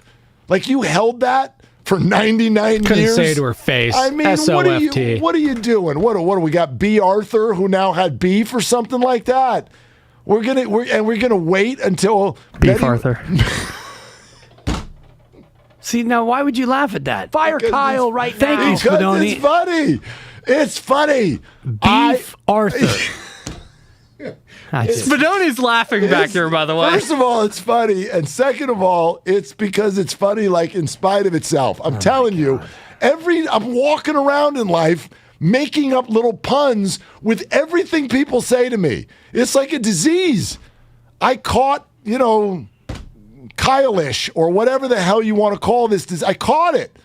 And every single thing where two things blend together, I'm trying to figure out a word. But it's like I got a bad case of the Kyles. I don't like any of it, to be honest with you. Beef Arthur. That's funny. I don't care who you are. That's funny right there. I'm reading a Reddit on Betty White, bad person, so. Really? That shouldn't be there. That's bad. Whoever wrote that is a bad person. That's what I think. Why would we do that? She lives 99 years. She does a people story about turning 100 and then never gets there. and we all think she's the most amazing, talented person ever. And then somebody's there. Oh, by the way, while she can't respond anymore, she was awful. Really? Nah. GFY to Betty White Reddit. Beef Arthur is what passes for comedy on this program. I'm done. I'm done trying. No, but it's over. But you're not. No, I am. No, you're not. No, it's funny because this morning I thought about it on the way in. I thought, you know what? No more negativity. No more joking around. Is this it? You're leaving the show? It's going to be sunshiny milquetoast takes from here on out. Where's the beef, Arthur? Laugh at that, Mark. That's funny. She was right in front of me at the Chicago concert last week is where she was. Anyway. All right. Pick Your Battles is still ahead. Oh, we got to talk about this. You want to talk about something that was out of line. Tiger Woods related. That's coming up on 95.7 The Game. I'm Nick Ashew, helping you beat the books with BetQL.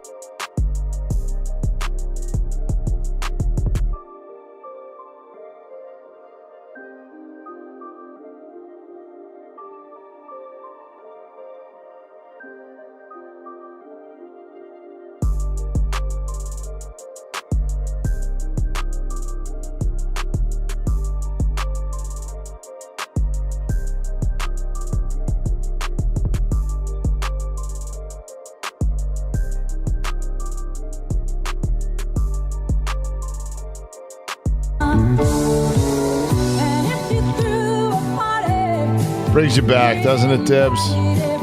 Well, it just reeks of hypocrisy from one Joseph Spadoni, who, anytime you refer to anything from before he's born, it's, I love the young people. And then he comes back with Golden Girls rejoin. Well, he's a hypocrite. We all have our things. But using the word hypocrisy is your thing. Well, pointing out when people are showing their slip and being hypocrites is also my thing. Yes, it is. And answering the phone in unique ways. I called him back yesterday. Didn't answer. Oh, he didn't answer. For those would of you, have been really big flex if he had answered. What? Would have been perfect. I called the golf resort in Arizona. Actually, a golf resort in Arizona called me after I had emailed them, and I thought it was a spam number, and so I answered it. What? And he said, this is Aaron from Ventana Resort in Tucson. Hi, my name's Aaron, and I was looking for Dan. Yeah, it was awkward. So I apologized profusely. That was amazing. And then I called him back. I had a big meeting yesterday. I called him back after said meeting at about 4 o'clock, 5 o'clock Arizona time. He probably had gone home for the day. I left a message, and as of yet, my phone has not rang. Gone. Pretty much. Gone, yeah. All right, well, Warriors in Minnesota tonight. Damn it! Anthony Edwards and Karl Anthony Towns and Andrew Wiggins and all that stuff. Tip-off 5 o'clock right here on 95.7 The Game. Warriors live at 3:30.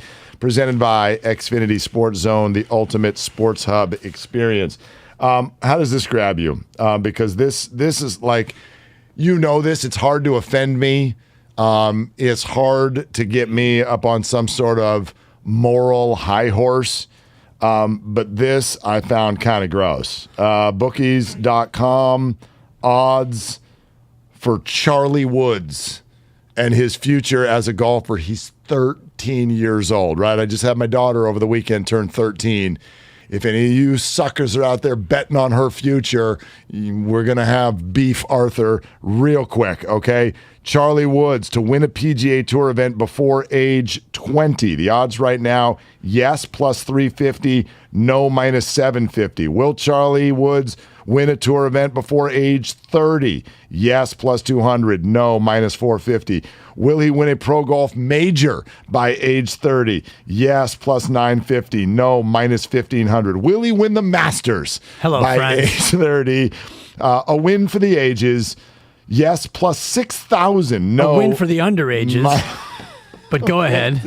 That passed for comedy on this better show, than too. Beef Arthur. Wasn't trying to be funny. I was trying to be serious. But go ahead. Lay the odds. Yeah, I didn't like this. I love it. Not your joke, but the odds. Yeah, I'm not betting on a 13-year-old. I'm not betting on a 13-year-old either. I'm betting against a 13-year-old. Well, yes, you're right. I get what you're saying. Like, just because his last name is Woods and because he goes to a father-son tournament and has that look, just because he has that, I get it. But do you understand how long the shower is that I would need to take after going to a window or clicking online to bet on a 13-year-old, or even worse, bet against one? Fine. You know what kind of shower I'm taking? A money shower. And I'll refer you to such things. And Kyle just said it in my ear, and he knows exactly where I'm going because it's one of my favorite events, and it's made even more great by the fact that you can now wager on it. It's the Little League Baseball World Series from Williamsport. Memo to all you gamblers out there.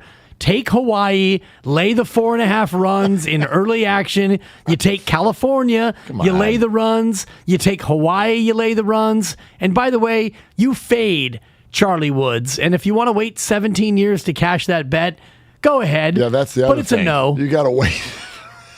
Who's making a bet that you can't cash out for 17 years? I'm out on that part of it. Come on. I mean, what are the chances? Here's what I'd like to bet on, okay?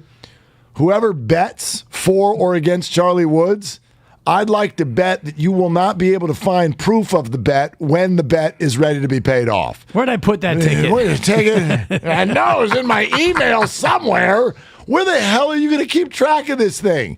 Bookies.com account? I mean, come on. Yeah, forget this. And Little League World Series, you should be ashamed of yourself. Why? Because, well, listen, you're a CYO ref who gets ticked off every time you see those kids out there acting like what they see on TV. The Little League World Series is a huge part of this. The Little League, you watch this every time it comes on. There's the Little League World Series, and the kids are mimicking everything that they see because, and even more so, because they know they're on TV. It breeds all the wrong stuff. Cheating. Could not disagree Danny more. Almonte. What's a one-off? Like it's happened only once. That's a one-off. Sure. Thank you. Sure. That's like the guy who got pulled over for speeding. This was the first time I've ever gone over 65. Good. I pointed out a singular example yesterday, and you lost your stuff over it. What's that? I'll have to remember it. Recollection is not coming to me too immediately. The thing about the Little League World Series... Rip me for something you don't even remember. It's going to come to me. All right. Little League World Series and Little League Baseball is baseball at its finest. The pace of play, incredible. Pitcher gets ball, pitcher throws ball. Boom. We move through 6 innings in about an hour and 15. Love it. Those games are tidy. What does that have to do with betting on it?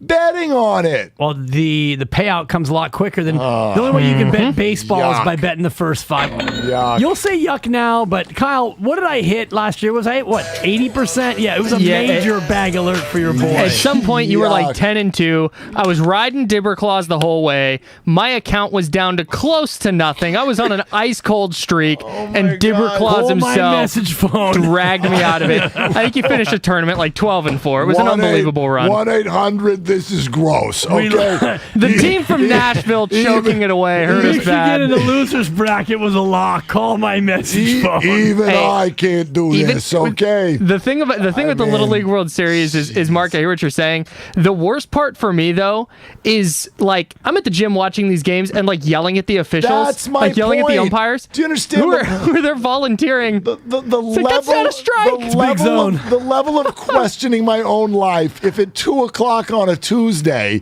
I'm sitting in front of a TV, eating nachos with a remote control and yelling at an 11-year-old make the play. he took That's the the ball key. on the black on the outside. Billy from Rhode Island. What a joke. That kid was trash. First of all, quit the sport. Try piano, Billy. The key, though, Mark. Getting ready for Steiny to come in at 11:55 and rip the kid. Like I can't do this. The key is you do it while running on the treadmill, walking on the treadmill, whatever you're into. Maybe the reclining bike. You're not eating nachos, switching channels. You were dialed in, locked in. You feel better about yourself yelling at the kid because you're working out instead of eating. Totally. You guys. One thing about youth sports is the results are highly predictable. The NBA, for example, tonight. Warriors and the T-Wolves. What's the spread? 1.5? Yeah, or just maybe 1 now, I think. Yeah, Warriors by 1.5. Honestly, you've got no idea if Minnesota's going to be motivated coming off a back-to-back. We know Clay's not playing. We don't know if Vetmin made the trip or if he's playing. We don't know anything about the motivation of these athletes. When it comes to youth sports, and by the way, I will add women's college basketball into this only for the sake of the discussion about predictability. Yeah, UConn wins. Baylor, South Carolina, Stanford. When you look at, and this is why early round action in the NCAA women's tournament is no longer available. I used to make an absolute killing in the women's tourney. UConn, I'll never forget, there was a gal by the name of Adrienne Payne who went to Marin Catholic. 80 Payne. Great point guard, state championship team. She played for Army. They were, I think, 37-point dogs against UConn in the first round. You lay the 37 because as good as Army was, and they had a nice little year, UConn's second team is better than Army, and their third team is better than Army. And by the way, collegiate female athletes tend to play hard, and they play to form. Pro athletes on the men's side, you can't trust them from a gambling standpoint. And this is a long way to say, yes, betting on 12-year-olds hitting a curveball in Pennsylvania may not feel great on the surface. When you look at it from a pure gambling reliability standpoint, you watch these teams now in the regionals. I saw South Dakota in the regional take on Minnesota. You can see these teams, and when they face each other, they play according to form. That's all I'm saying. I'm out. All right. I'm out. Don't come knocking on my door in August when I win won't. 8 of 9. I won't. When Kyle Spadoni and I are just making it rain in here. And you don't come knocking on my door asking for burritos when you weren't part of the bet. You wouldn't let me be a part of it. I'm trying to be a part of the crossover, and you make a ridiculous. Show. No, it's not show v show. When you go rogue, then it was me versus them. You can't do. When I bet so I'm 2 just gonna burritos, be standing here holding my burrito. Yeah, well, if you're nice, yeah. If you stop it just being entitled to it when you weren't part of it, I'll tell you what. What? 11:55 when those two saunter in. I'll go ahead and let you handle it then, Mr. I go it alone. No, if it's a bet, that's fine. It's a bet. You to can't borrow from you, who borrowed from me, who borrowed from our boss, I'm out. All right. Out. You probably should be, actually, with Mickey Battles. Because you're about to be out. You're 2-4 this week. No, I've got a huge win, and it's women's softball. Under 16 fall league today. I hope I'm looking for some youth sports to bet on. It's all sponsored by MB Jesse Painting. Are you a commercial property owner or manager working on 2022 painting plans? MB Jesse Painting offers full repaints, maintenance painting, carpentry, and wood rot repairs. Why wait? Call 855-MB-JESSE today or online at mbjesse.com. Pick Your Battles is next, and so are comments from Bruce Arians about the future of Tom Brady. Next on Willard and Dibs. It's a sprint to the playoffs for the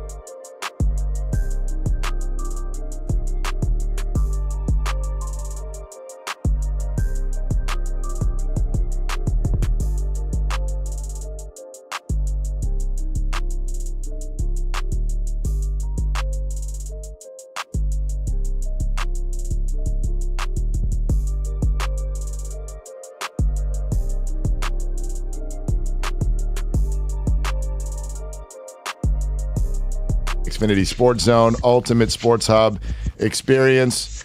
We've got Adam Schefter tweets. We've got tweets? We got tweets. Shall I read them to you? Please. Adam Schefter, 49ers quarterback Jimmy Garoppolo is expected to soon undergo shoulder surgery that would sideline him until this summer. Sources tell ESPN it is not expected to impact his trade status, and Garoppolo is still likely to be traded this month. Damn it! Per sources, Garoppolo injured his shoulder during the wild card win over Dallas. Per sources, now you don't see that. That was excess per sources from Adam. We don't need per sources that he injured his shoulder against Dallas. We knew that. According to sources. That's not per sources. That's per Jimmy. He said so after the game. Anyway, he does not need thumb surgery. I honestly thought that was a caricature of Schefter that you were doing. He actually put per sources that many times. Sources. Garoppolo injured his, I'm reading this word for word. According to sources. Garoppolo injured his shoulder during the wild card win over Dallas. Per sources.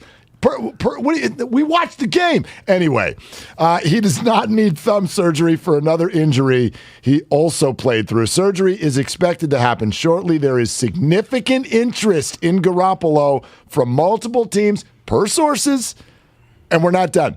Preliminary estimates are that Garoppolo is expected to resume throwing sometime prior to the July 4th holiday. If and when a trade is consummated, Garoppolo would be available to begin working with the new coaching and medical staff. Now we're done. Okay.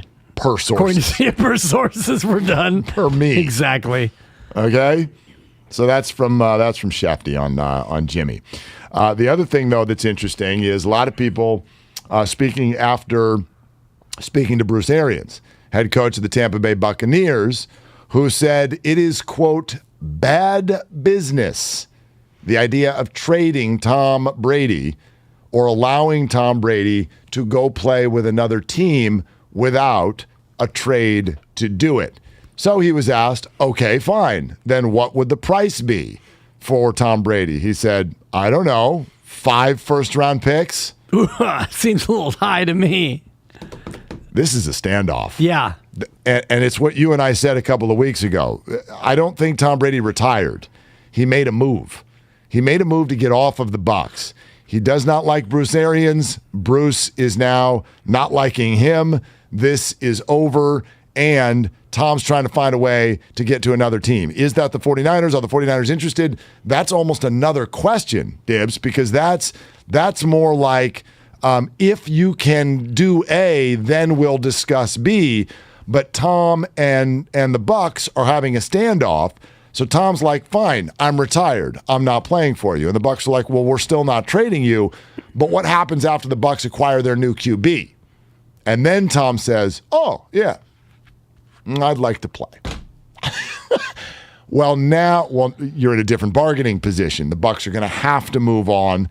But is there still a trade? Like, this whole idea that the 49ers are just going to sign Tom, not that easy. No, and I don't think the Bucs would have to trade Tom at that point. If they get a quarterback to replace Tom Brady, they don't have to trade Tom Brady because ultimately Brady's biggest opponent in all this is not Tampa, it's time. It's Tampa is what it is, because if he sits out this year and he wants to play next year, well, now you're 46. You're closer to 50 than you are 40, and yeah, you're a free agent now, and we didn't get anything for you, but Tampa's not getting 5 first-round picks for Tom Brady. I don't think Tampa's getting 1 first-round pick for Tom Brady. Right, so why would they be motivated to trade him? Well, if they've moved on and they've paid somebody QB1 money, well, then you have a problem if Tom starts to squawk. Remember, this is still Tom Brady. I know that the popular thought through the years is that NFL teams always have all the power. Well, it's starting to shift. Quarterbacks have a lot of juice. Not every NFL player, but quarterbacks have a lot of juice. You look at what Deshaun Watson was doing to the Texans prior to this ending up in a big legal mess. He had some juice. Kirk Cousins, I'm going to the Vikings. You're going to guarantee my whole salary. We're not doing we're going to make $35 million a year, but 17 is guaranteed. He goes, no, you're going to guarantee the whole thing. And they're like, okay, we're going to go ahead and guarantee the whole thing. Watch what Aaron Rodgers is doing. Watch what Russell Wilson's doing. You see what Kyler Murray's trying to do. He's doing it in the most clunky way possible. But quarterbacks have juice. And so if the Bucs move on and then you're Tom freaking Brady and you make noise, yeah, you could force some hands. Yeah, I think you could, but I still don't see much in the way of leverage for Tom Brady in that Tampa Bay, if they move on and they end up having to pay him because he's still under contract, well, then Tom would have to report. He'd have to go through the whole dog and pony show of showing up and forcing their hand. If not, if he really is retired, well, then they don't have to pay him. And if he's not really retired, then he has to show up and go through the rigmarole of OTAs and training camp, or else they're going to fine him. And I don't think either side wants that. But if the standoff is as real as it may seem, then they're going to have to come to some sort of a resolution. And the starting point of 5 first-round picks feels a little high to me. Speaking of standoff, every single person on the ground in Jupiter, Florida has just tweeted that a lot of things have suddenly gone backwards. MLB says best offer is being made before 2 p.m. our time, but it is sounding like a take-it-or-leave-it situation. So, chips, middle of the table. Let's see what happens over the next 2 hours, which Steiny and Goo will take you through, but they will not do that until we are done with Pick Your Battles. Do I have the standings correct? Spadone and Dibs 2 and 4, Hazmat, Kyle, and me 4 and 2. Do I have that right? Okay, Spadone, you are our leadoff hitter. Well, actually, I would lead off because I'm the only one coming off an X. Well, but you're both 2 and 4. That doesn't really matter to the last day. But go ahead. Actually, it does matter because take the leadoff spot. If he and I have the same pick, then Dan Dibley, a.k.a. Nostra Diblis, not Dibber Claus, because I'm not giving many gifts right now, I would have the first right of choice on said pick. But I have a feeling that we're not on the same pick. You're not, yeah. Because, Spadoni, you know where I'm going, baby. Oh, it's burned me so many times. Burn me again, college basketball. You sweet, sweet wench. My scorned lover is college basketball, and there's a team playing tonight, guys. The worst team in college basketball, according to Ken Pomeroy, KenPom.com, the number one source for power rankings. This team is power ranked number 358 out of 358. You know them. It's Ooey Pooey. Indiana University, Purdue University, Indiana. It's as redundant as an Adam Schefter tweet, according to sources. They're taking on Oakland University tonight in a first-round conference tournament game.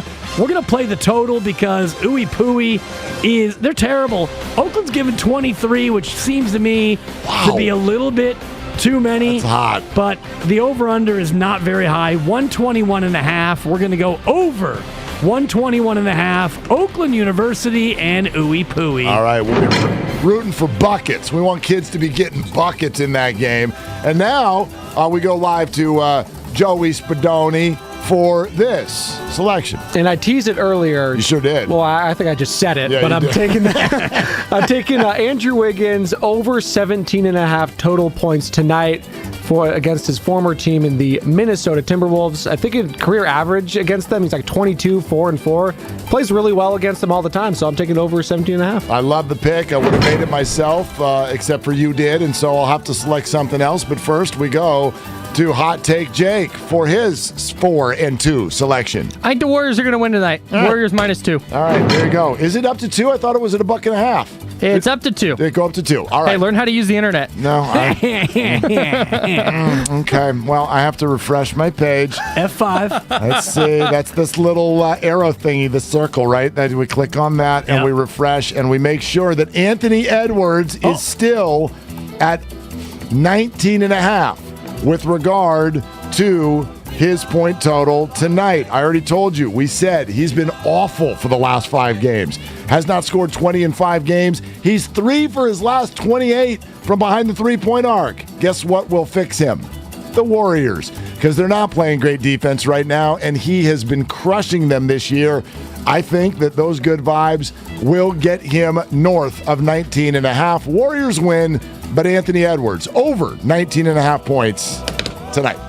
I love it, a breakout game. And did Dave Benz, our earlier guest, did he help push you in that direction? Well, he said that it looked like the last time he watched Anthony play that there was a little juice in his step. Yeah. So, yeah, it helped a little bit. I was already thinking it because why would it be 19.5 when the guy's been averaging about 12 for the last 2 weeks? You know me, if something looks out of whack, lean into it. Lean in. And Anthony has been playing some good ball against the Warriors. So, yeah, I like him. I like him to score 20 tonight. I also would like to tell everybody that you're listening to 95.7 The Game, KGMZ FM and HD1 San Francisco and Odyssey Station, brought to you by DuckDuckGo, privacy simplified. Hello, Steiny and Goo. What's up, y'all? What you doing? What's cooking today? What you got, Steiny? What's in the pot? Well, on my list, I got Minnesota tonight. Big game for the Warriors. They're in the middle of a tough stretch. We'll talk, obviously, about that. Randy Bennett going to join us at 12:30. Talk some St. Mary's. I'm going to ask him firsthand about the storming the court. There you go. How do you think he feels about it? I bet he doesn't like it. That's old school Randy Bennett. Yeah, he is old school. And I got to believe he wants to feel like St. Mary's has arrived to the point that they don't need to do that. Yeah, well, yeah, he coaches the players, though, not the fans. And then C.J. Holmes. You know who he is? I could Google it. I know J.B. Holmes. Uh-oh. He's the new beat writer for the San Francisco Chronicle covering the Golden State Warriors. Oh, fantastic. Yeah, so he's been there, I guess, a week or so, taking over for Connor? Yes. Letourneau? And Dieter Kurtenbach had taken over for him temporarily. So, yeah. Where does Janie Who fit in all this, in the lineage? Janie Who? That was before Rusty Simmons. She's about 10 years ago. Well, just as we talk Her about... two kids now are about 7 and 11, but she hasn't covered the league. Well, just we talk about the new Chronicle Warriors beat reporter, and you go backwards in the lineage. Actually, I was on the YouTube channel 95.7 The Game. We were talking about the lineage of midday shows on this station, and I was going back and forth with some listeners who had forgotten a few entrants in that as well. And so I always throw out Janie Who for Steiny because I believe she was covering the Warriors about the time, one of the times that he was. Correct. Wow. Correct. And here's what's interesting about C.J. Holmes. You ready? So you're saying that wasn't interesting when I just offered up? You I look forward to this every single day. I miss the days that you're blowing me off. 51 weeks of him we miss you, dude. 51 weeks of him ignoring me and blowing me off and not reacting. And I would get him, and then I would get the same reaction of either... You need to come up with some sound effects, too, Goo. You need to battle the sound effects with sound effects. It's just... I tell myself, why do I even try? And then I just try and try again. It's the epitome of insanity because I continue to try and it just repeats itself. Anyway, you were saying something interesting about J.B. Holmes. C.J. Holmes. Of course. And this to me is very interesting. As long as it's interesting to you. That's right. That's really all it's that matters. It's going to be more interesting than Janie who nobody remembers. That was actually a very interesting way to break up the monotony of selling a guest based on his LinkedIn. I'm having a hard time with the whole, everything you say Janie Who, my mind immediately goes to the Grinch that stole Christmas. I'm like, wait a minute, was she... I don't believe she's from Whoville. Which scene was she in? Was she the one that came out and caught him when he was right there at the Christmas tree? C.J. Holmes. Okay, Steiny. No, this is take a sip of water. I'm going to save it. I'm going to save it for 12:10. What do you mean you're going to save it? I'm going to save it for 12:10. No, you're already in your ratings window. It's fine. You are. Let's go. I'll tell Fire you away. At 12:03, you said something that was amazing. You can hear it in your BMW SUV on the way back to Marin. I don't have a BMW SUV. I'm not going to Marin. I'm going to the Fish Bowl. That's where I'm going next. You think we get a deal done, Major League Baseball, today? Well, yes, I still do. However, they keep pushing it. Well, the rhetoric just got hot, which means there's 2 hours to go. Okay, 2:30, right? 2. Oh, 2 o'clock. But remember, you know what they have the option to do at 2? Oh, let's do 3. Oh, right. I mean, they did it last night. Last night was already the 9 p.m. Yeah. Last night was the deadline. And they got to 9 p.m. They said, how about if we do 5 o'clock tomorrow? And so, but the rhetoric is ramping up. They're making it sound like something has turned south. It doesn't mean anything has turned south. It just means we're getting close to the deadline. So, high-level negotiations. There are players on Twitter right now that are sort of tweeting about, like, looks like we have a path or a light at the end of the tunnel. A couple of them just sent out. So, yeah, I do think there's going to be a deal today. All right, I'm hoping. I've been dog cursing baseball. I don't care. Get it together. But April's coming. You care. I watch you care. baseball a lot, and I bet on baseball a lot. But I need it. I miss it. So the louder everybody yells, I don't care, to me is the more that they care. Yeah, I don't care. No, he's being real. And I dare you to. Well, I dare you to say I'm not telling the truth. No. I know you're telling the truth. I know you're telling the truth. I'll care once they get back. Because I'm looking forward to this Giants season. Yeah? With the DH. Why's that? I want to see how they follow up 107 wins. Probably with less. No. No way. So, what else you got? I like 110 and 52 this year. Better be, or else all of them are on the hot seat. Might be 110 when Kapler and 32. one good year gets it done, is he Kyle Shanahan? All right, I'm going to go. Steiny and Guru next. He brings the passion. For what? I want to know now. I'm mentally invested. Don't tell me to pray and you don't say what for. He brings the perspective. Yeah, I think they both have great points. Get off me, text line. He's truly one of a kind. That is wow. Oh, my God. And he's doing a great job. I need you to man up and say what you really want to say. Simon, you're doing a great job. Together, they're Steiny and Guru. Yeah. On 95.7 The Game. I don't even want to be the guy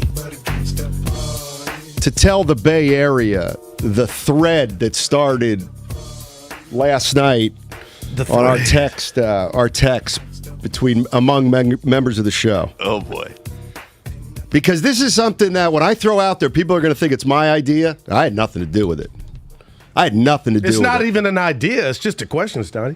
Yeah, but even to ask the question to me is it's unfair. So I guess John Morant. John Morant had a nice dunk last night. Woo, nice dunk. And some points. 52. Yeah. How old's this guy? Third, fourth year now? Something like that? It's been out. Third year. He's a bad Murray State. And I got people on our text thread saying, is he now the face of the NBA? Is he now the top box office attraction in the NBA? Why do I even have to entertain that? In the market we're in, one dunk gets you past Steph Curry, I'm out. It's not about a dunk. I'm out. It's about what you like. And this is no diss because we're going to ask the callers and listeners their top 5 box out who they like to watch. And right now, I love the chef. You know, I'm the captain of the club, Steiny. He doesn't play above the rim. So when you watch Allen Iverson with hops, because Iverson could get up a little bit, but not like what we're watching, I thought it was fair, the boys putting that on there. Like, who's box office now? And you always talk about Goo. Are they winning? Memphis is on the Warriors' tail. Curry is still, to me, the best show in the NBA. Oh, okay. And the guy, let me tell you who I don't think's a great show right now, still a great player, is LeBron James. I don't find him very exciting. Well, he's older. It's year 18. That's right. Piano back some nights. That's right. Yeah. So, he was falling down the other night. I mean, how many times, is it really exciting? And I'll throw Spadoni in here. Spadoni, how exciting is it to watch LeBron James catch the ball on the wing, hold it, look at you, hold it a little more, in the gold and jerseys. let's take that fade away. Because he's older. Right, so he's not box office anymore. I'm with you. I got my list, but Ja is. And I was going to tell the guys, what happened? Crosstalk was kind of short. I was going to say, hey, we're so sometimey as fans. Now Ja's name, and I'm not saying this is not right, is back up in there with the MVP discussions, all because of last night and 52 points. But that dunk, oh my God, Steiny. The thing about last night's dunk, that dunk, and I don't know if you know this, that was worth 9 points. They gave him 9 points on that dunk. It was so spectacular. See, no. You know what I'm going to say to you? It's a nice dunk. And I've never said it because I just had I think I saw the greatest in-game dunk in NBA history. Get hit. Okay, that's great. You've seen 4 years of NBA basketball. Congratulations. Now, Steiny, don't take this the wrong way. I've dunked before. I've never played in the league. God. But do you think you don't like dunks as much because maybe you weren't a dunker? Like, not at all. I do like Bobby dunks. Sura or I do like guys. Dunks. Okay, you do. All right, there you go. I do like dunks. I do like dunks. I'm just asking for the people, for the culture. Like, is that why you kind of like? But that was he dunked on that. What more can you do? And I'm not mad at Pirtle. I mean, that was just you got me. You can't understand Pirtle. why. It's Pirtle. Yeah, Pirtle. Let's be honest. And I'm not gonna go deep into this explanation of why it was Pirtle. Oh, right. You know what I mean? He's 7 foot. I don't have to say it. It was Pirtle. It wasn't Looney.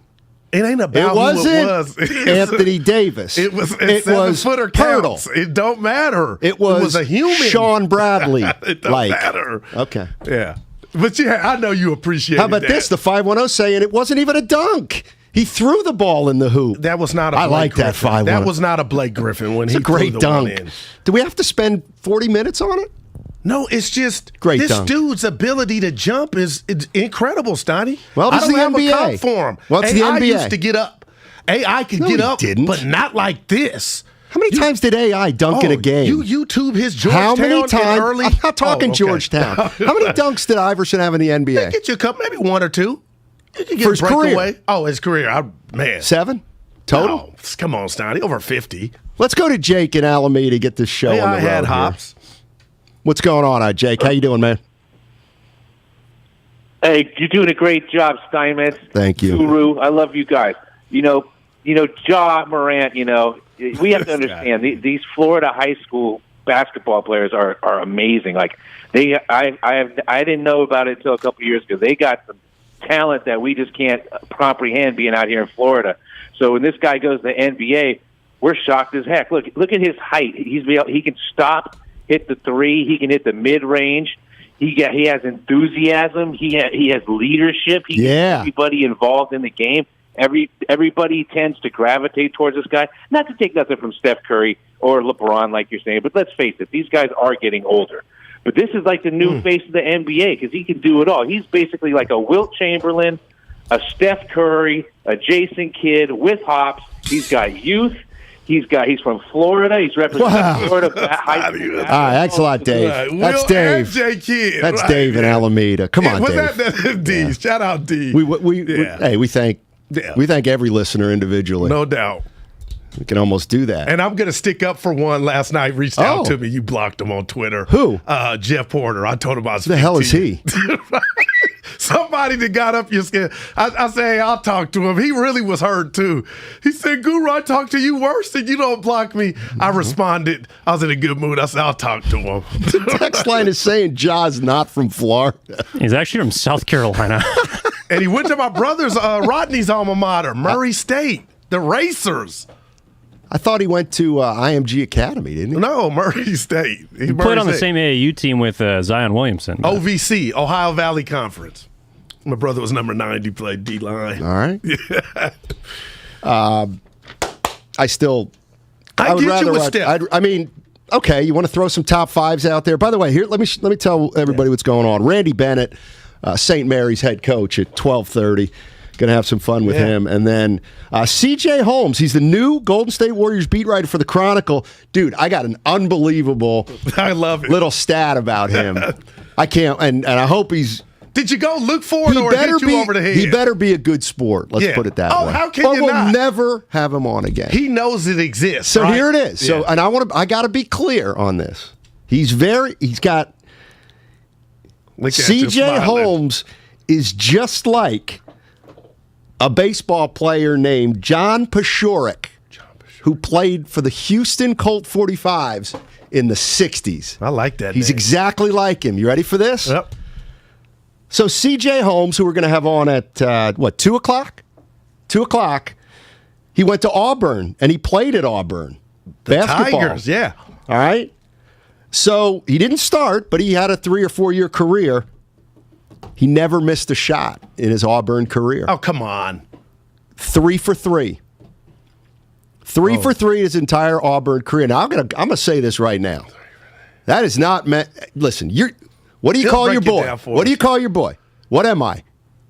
D3. I'm D3. Oh, yeah, right. I was like, some other ones. So the one thing that a Division III player will never do is not appreciate a D1 player on any level. That's real talk. I appreciate that. Well, it's not even close. I mean, the guy's played in the SEC. Wow. So anyway, so John Pashorek, I remember this from Field of Dreams, but it was based. So this guy, John Pashorek, played for the Houston Colt 45s in the mid-'60s. Yep. Played one game, went 3 for 3, never played again. He's got 1,000 lifetime batting percentage. You can find him in the... what happened to him? He played one game. He had 5 at-bats, 3 hits, 2 walks. Okay. I don't know what happened to him. He got banged up in the offseason or something. Or he had to go, 1,000. I don't know. Yeah. But anyway, there you go. Looking forward to C.J. Holmes covering the Golden State Warriors. Randy I'm looking Bennett, forward to your list, too. No, I'm just looking forward to your list of box office before we get to the Warriors. Well, I got to... all right, I'll start. Okay. I haven't really thought about it, but you know what? Let's go... well, we got Bennett coming on at 12:30. You can text in. The Comcast Business text line, always open, 888-957-9570. Let's just do one at a time. Top 5 box office attractions. Number 5. In the NBA. I love Spadoni. I'm taking Steph Curry, number 1. Okay. And I was going to say in no particular order, but now that we're putting numbers on it, you might come across the table. I'm going Giannis. Okay. Watching him. Why would I come across the table? You know, he's remember one of I my. was hard on Giannis before. I was like, so you were wrong about him. I've been right? that every day. He had 50 in a closeout game in the NBA Finals, and he's got a ring. But Steiny, he's the real unicorn, freak of nature, something I have not seen, and his just running like a deer on the fast break, and they playing him at the 5 now. Giannis is my number 1. All right, I got Curry, and then I'm going to take number 2, Trae Young. Wow, yeah. I hadn't even thought about Trae. Yeah. Well, I like those kind of players. Okay, my number 2 is right here in our backyard, Steph Curry. All right. Why don't you keep going for a little? Number 3, I know this. All right. Yeah, never number mind. 3 is a future Hall of Famer, but he now resides in Philly, and is James Harden. That's the one we got to talk about. Okay, why? I mean, because most people would say that his game is awful to watch. Awful. He pounds it for 15 seconds. He drives. Okay. He flops. He takes 18 foul shots a night. Okay. That is not exciting at all. And I somewhat agree with him, even though it's effective. James Harden, to me, is not a top 5 player. If he is for you, that's great. To me, if you say, give me the top 5 guys you want to watch, right. James Harden is not even close. And I'm going to say something to you about James. I think it's the beard, the strip clubs, but nobody talks about his skill set. Not only his footwork, his handle. And Steiny, I'm going to put the rat on the table. I think James Harden is the inventor of the step back 3. I think he implemented the step back 3. And to me, watching him razzle dazzle, Fred Astaire, I'm doing it. They can't see me on Twitch. They can. It is incredible to watch this dude step back and then shoot a 3 and his bottoms. And then he's the ability to pass. He's led the association in assists. I'm not a hater. There's no prejudice from your partner. I appreciate skill. And Harden has all that. Give that man his propers. If he's exciting, it's Okay, not about a It's game. my It's about list, is he exciting. Right. And I don't think he's exciting at all. Like when he's on, Steiny, I'll watch. Like, let me just watch him. And, of course, James Harden shooting 42% from the floor right now. 34 from three-point range. So, yeah, he's a bucket. Well, he's on his way, kid. He's on his Nobody, way. James Harden. He's on my list, Steiny. No, you believe he's not going to it. be on anybody else's list. You think so? I'd much rather. I mean, you would talk box office? Embiid blows him away.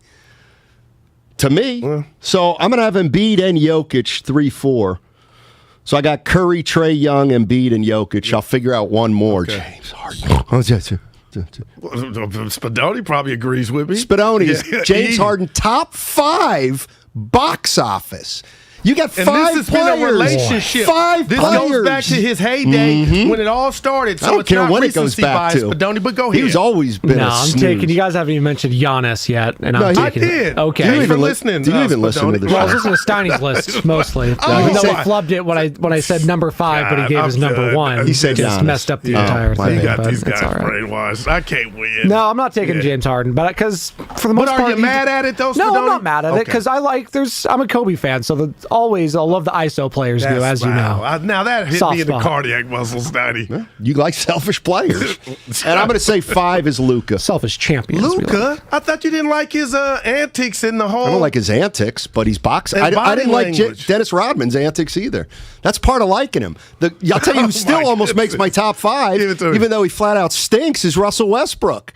That guy's box office, he's so pitiful. He used to be, well. I'm dead serious. But now he is a hoot to watch right now. So you like watching train wrecks and car accidents because it's right now box that's office. what it is. Point. Box office to me means exciting, one way or the other. And he rounds out my 5, Steiny, Ja Morant. It's incredible, man. And I'll ask you this, my favorite question to you. Is there a comp for Ja? A guy this small with this much athleticism? How small is he? Dude, they were saying 6'3", right? Man, I'm going to stop guessing because I said Curry wasn't. What did I say Curry was? And it was like 2 inches. Yeah, he's 6'3". Yeah. But he looks littler than that, man. But your boy's explosive. Shooting 50% from the field. Now that is just wow. Warriors I don't want the Warriors to get Memphis this playoff. Steiny, how is Ja not in your list? Honestly, I don't feel like I've seen him enough. Wow. I mean, I've seen Curry, Trae Young, Jokic, Embiid, all those guys like a lot for years. So I'm not saying. What's your list? I can't get that. You have Harden on yours. I didn't. Right. So I'm just saying. If you have Morant, that's cool. I don't have a problem with that. Yeah. You know, you have a lot of KDs here. Oh, dude, now my boy hurt. Now I'm mad. Yeah, he gets my honorable mention. What? His ability to do what he does, he's almost a Giannis. You can grasp the concept of somebody saying that's something you don't see every day. Well, these are NBA players. Ja's not something you see every day. Trae Young's not anything you see every day. Curry clone, man. So, you know what? You got to stop saying that. You got to stop saying that. It's the biggest compliment. No, it's not. Because it's completely inaccurate. He's not a Curry clone. He doesn't shoot the ball like Curry. Oh, but he tries. And the impact that so Curry had on his career, he'll tell you. They're not saying. even close to the same player. They're not. Trying to be Muhammad Ali that's a stretch. But Trae Young, his speed right now, just the fact first that of all, he'll take those deep shots, you can see the Steph influence. You can see the influence, but they're such a different player. Yeah, it's hard to duplicate. One guy is a great passer. The other guy's a good passer. One guy is the best shooter of all time, and the other guy's an average shooter from outside. But I see the similarities. One guy's a terrible defender, and one guy's an average defender in Steph Curry. Yeah, I don't. But when they get going, Steiny, watch out, though. Somebody says Kawhi was healthy when he's box office. When was that? That's been a couple years now, man. A couple things I wanted to touch on before we hit the first break. Jimmy Garoppolo's getting shoulder surgery this summer on his non-throwing shoulder. Apparently, I just said it, but it doesn't mean anything. He's going to be fine. It won't affect his trade value. Everybody thinks he's going to be traded this month. Bob Myers was on with the Morning Roast today talking about James Wiseman and basically said no update, no timetable. I heard that. Next week or two, maybe. So kind of status quo with James Wiseman as the Warriors head into Minnesota. Yeah, and he also mentioned, guys like Poole. One of the guys asked him about, it was Bonte, Poole and Wiggins, and, their adjustments, what we talked about yesterday with Clay coming back mainly for Wiggins and Poole not starting. So he gave credence to it, sounding like it's real. It's no excuse, but the whole point is hopefully they get it together. Dre gets back, Wiseman comes and can contribute, and then we see what we got in the offs and that first-round opponent. Who will it be? Could be Minnesota. Could be Minnesota, the team they play tonight. Minnesota right now 7th in the West. They're coming off a nice win against Cleveland in Cleveland, which I think helps the Warriors. I always do. When a team wins the night before on the road, now they're coming home. And don't forget, Wiggins plays well against his old team. We'll see. Oh, look at you. Seriously, we'll see about that now. I'm kind of interested to see that part about it, tonight's game. But there's one thing about Wiggins that I wanted to run by you at some point over the show. People talking about how he has lost some of his aggression. Wow. And how he can get that back. So we can talk about that on the other side. But let's take a little breather now. Randy Bennett, head coach of St. Mary's. I'm sick of calling them a mid-major power, even though they are. Mid-major. They're big time. Yeah. Come on now. Come on. I mean, I guess they are mid-major because they only have 4,000 students, but... Big win over the weekend. Man. What do I never... Randy. Come on. How come you never left Moraga? Look at you. Come on. He likes it. I love the East Bay, but Randy, come on. Do one of those... You tell him you ain't fond of the conference tournament? I am going to tell him that. But by the way, the WCC, right, that's our conference, right? You see the way they do the postseason tournament? Oh, yeah. Now we got a ball. If you're going to do it, which you shouldn't, they at least do it the right way. I'll tell you what I'm talking about on the other side. Hey, Warriors get back into the action tonight. Minnesota, Anthony Edwards, you know the players. Tip-off is 5 o'clock right here on 95.7 The Game.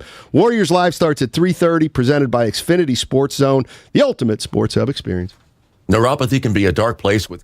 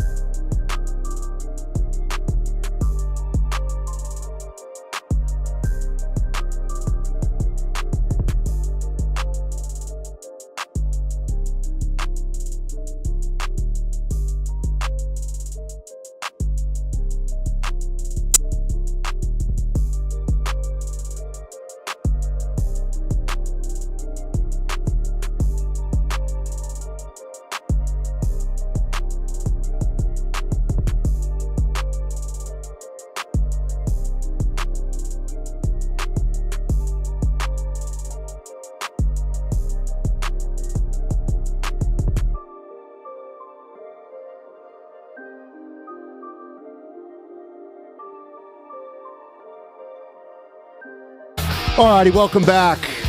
Looking forward to our next guest, Randy Bennett, head coach, St. Mary's men's basketball. Just unequivocally one of the best coaches out there. No doubt about it. Randy, thank you so much for joining us. Appreciate it, man. Yeah, Matt, appreciate that. Appreciate the comments. And thanks for having me on the show. It's been a minute. Absolutely. I'm gonna have some fun with you a little bit. I'm watching the game the other night against Gonzaga, and you guys beat them. And everybody starts storming the court, and I thought, come on, St. Mary's, you've outgrown this now. You're St. Mary's. You don't storm the court anymore. Your thoughts? I would have said that back a few years ago, maybe when we had our last real good run, which was we had Londale and Rayhan and those guys. But we haven't done that for a while. We had not beat Gonzaga since conference tournament 2-3 years ago. We haven't beat them home for a while. Randy, some people call that a hot streak against Gonzaga. There you go.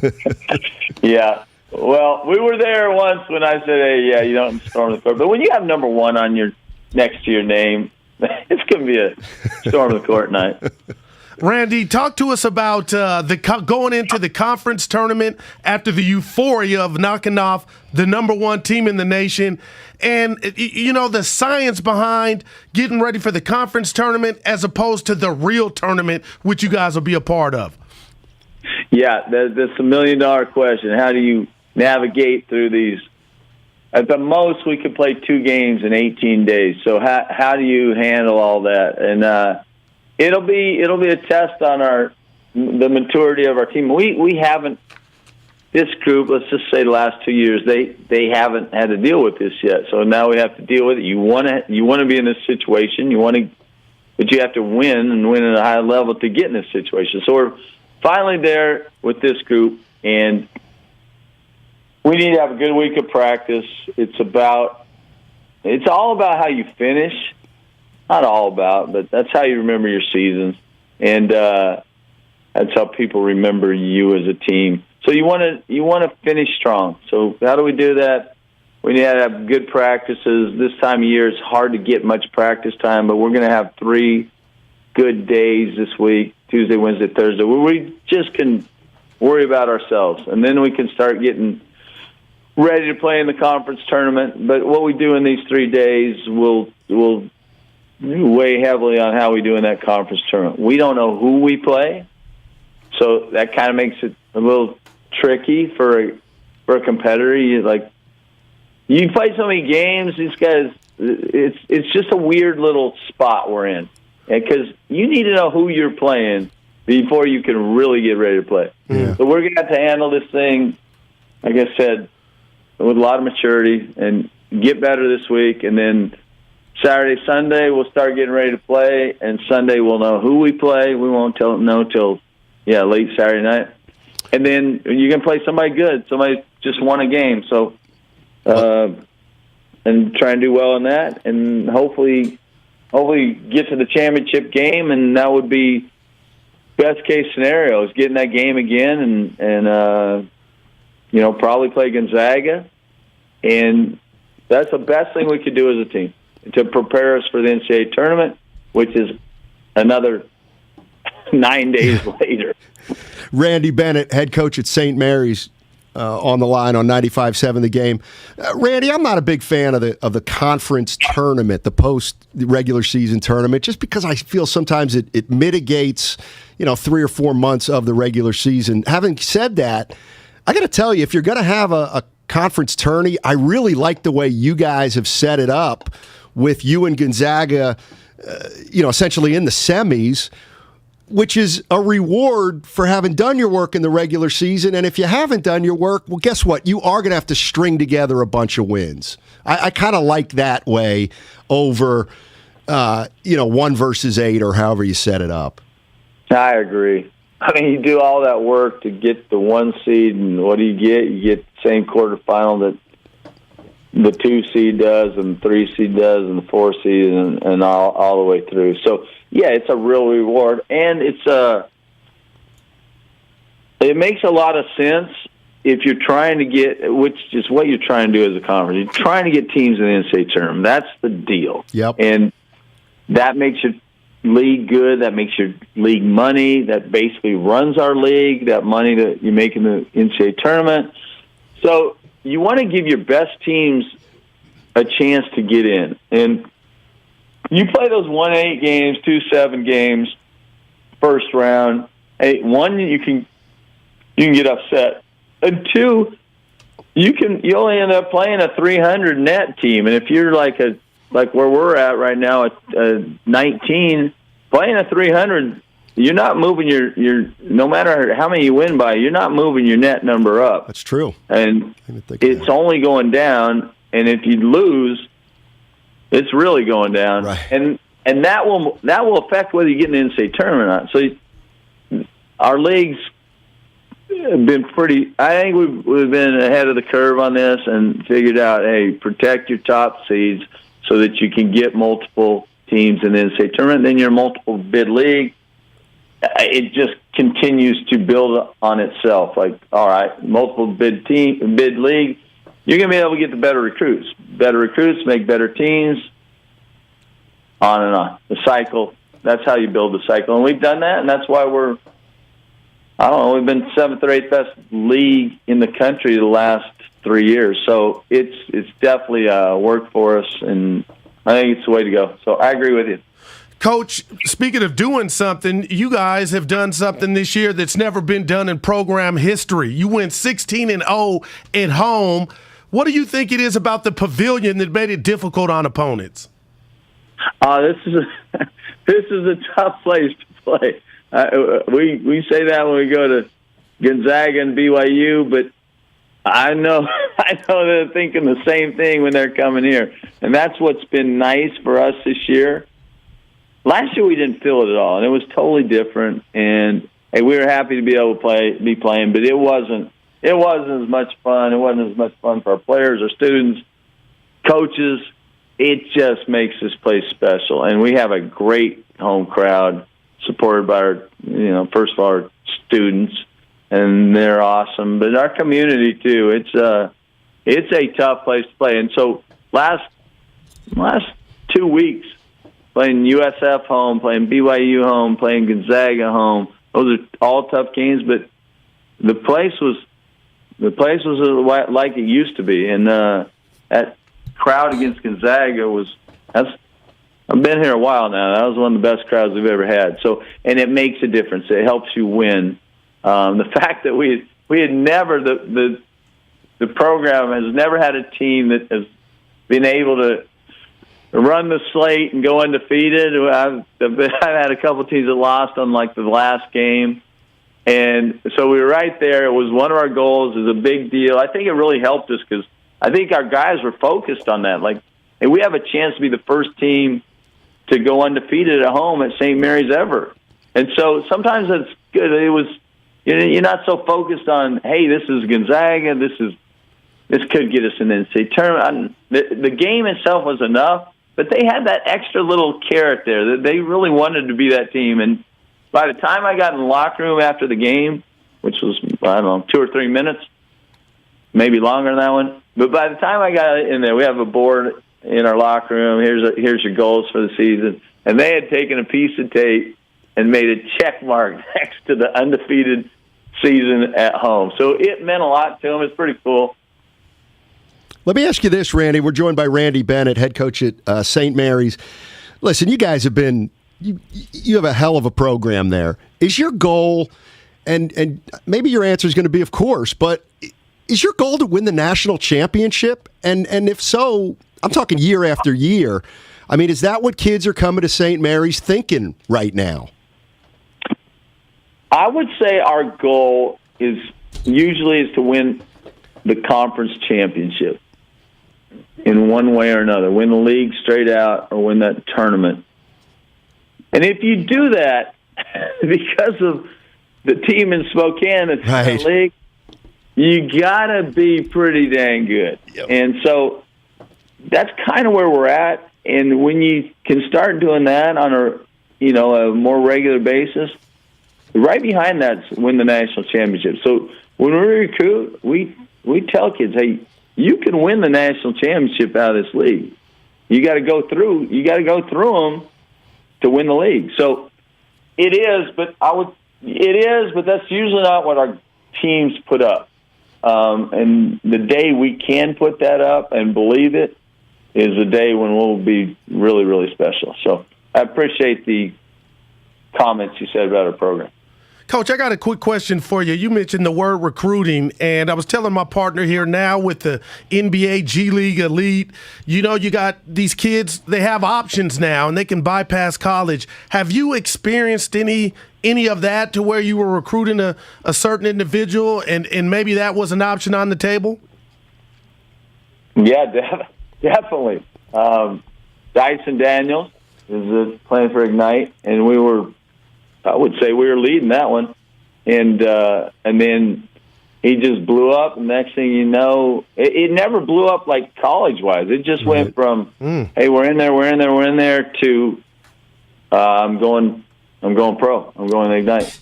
Wow! And so I saw that one firsthand. We were trying to recruit Giddy. He did the same thing, and we were recruiting Giddy. We're trying to get him on the visit and the whole deal. So we were on the front end of that one as well. So yeah, we've seen it. It's the whole deal's changed, and I guess you got to be in it to know it. But you better really study it because it's not. You're not putting the genie back in the bottle, so to speak. Like this is the new frontier. This is what we're dealing with. These kids are going to have a chance to. The really, really good ones are going to have a chance to play in the G League for 300,000, 400,000, 500,000, maybe more. And so those guys are going to be off the table. You got other options. People like Giddy stayed in Australia and played pro for a year before he came over. So, and then you got the NLI or NIL. You got the NIL deal, and that's going to affect things. There's just you have the transfer portal where guys can transfer immediately and play. All that stuff it's changed the dynamics of recruiting, how you get a player. I think it's certainly made it harder to get a really good player, but it's unfortunately it's going to make it harder for a good high school kid that's not a top 150 guy. It makes it hard for those guys to get scholarships to Division I programs because these guys are going to go. Schools are going to go with transfers, hit that portal, and the kids that are going to miss out are the kids that used to go and maybe not be a starter, might even have to redshirt, maybe not be in the top 8 or 9 as a freshman at a college, but develop and be a good player like Tommy Kuzi. You're not going to. I don't know if those kids are getting that chance anymore.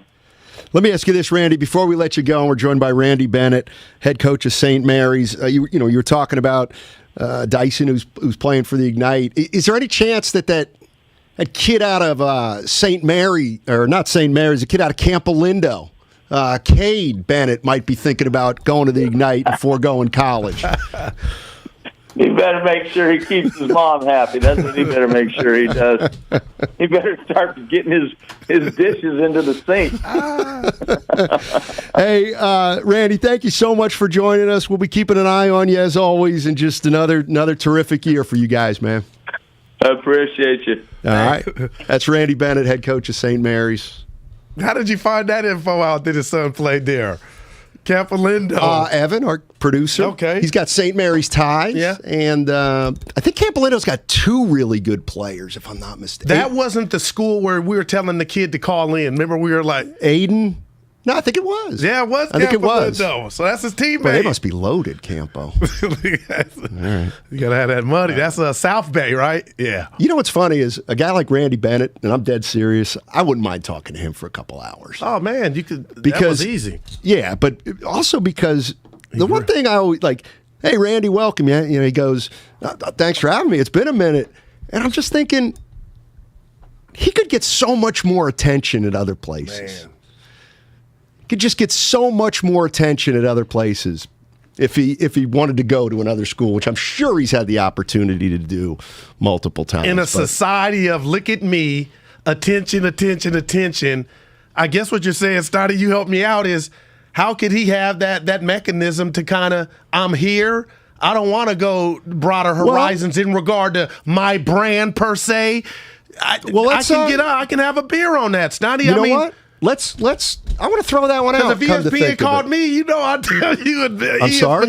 If ESPN called me and had something for me, I'd be deuces. Aiden Mahaney. Yeah.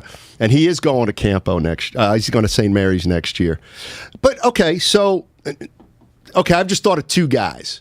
So Randy Bennett's been at St. Mary's 21 years. Man.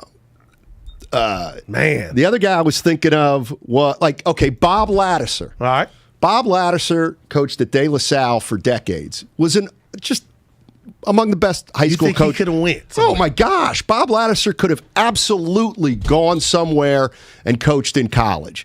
Now, he might not have gotten a head job at a big program right away. He could have easily gotten into that pipeline. Never did.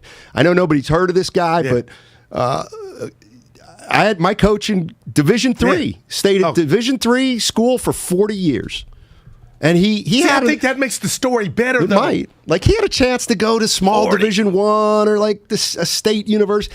Nope, he just stayed in Lancaster, Pennsylvania. Randy stayed in Moraga, California. And I'm just kind of thinking 888-957-9570. Who are some of those other, and I'm not talking about Mike Krzyzewski at Duke. Okay. I'm talking about coaches that have really found a home. Maybe a little bit under the radar, but they're completely respected by their peers and the people that know the sport. Think of anybody offhand? Well, it's a big school, but he didn't do what Rick Pitino and Calipari tried to do. And I was watching him yesterday against North Carolina, Boeheim.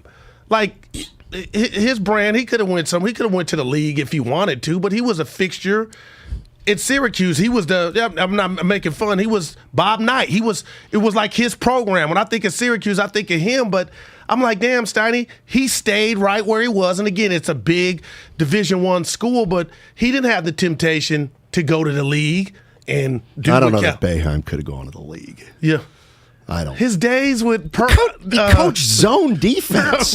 Who D. Coleman and Pearl? I mean, and none of those guys were that great in the NBA. I got a question for you. Yeah. About that interview. Steiny, you're in my living room. I'm a recruit. I'm top flight. D. Johnson. I say I'm going to get paid. My family needs money. I'm going to the G League Elite.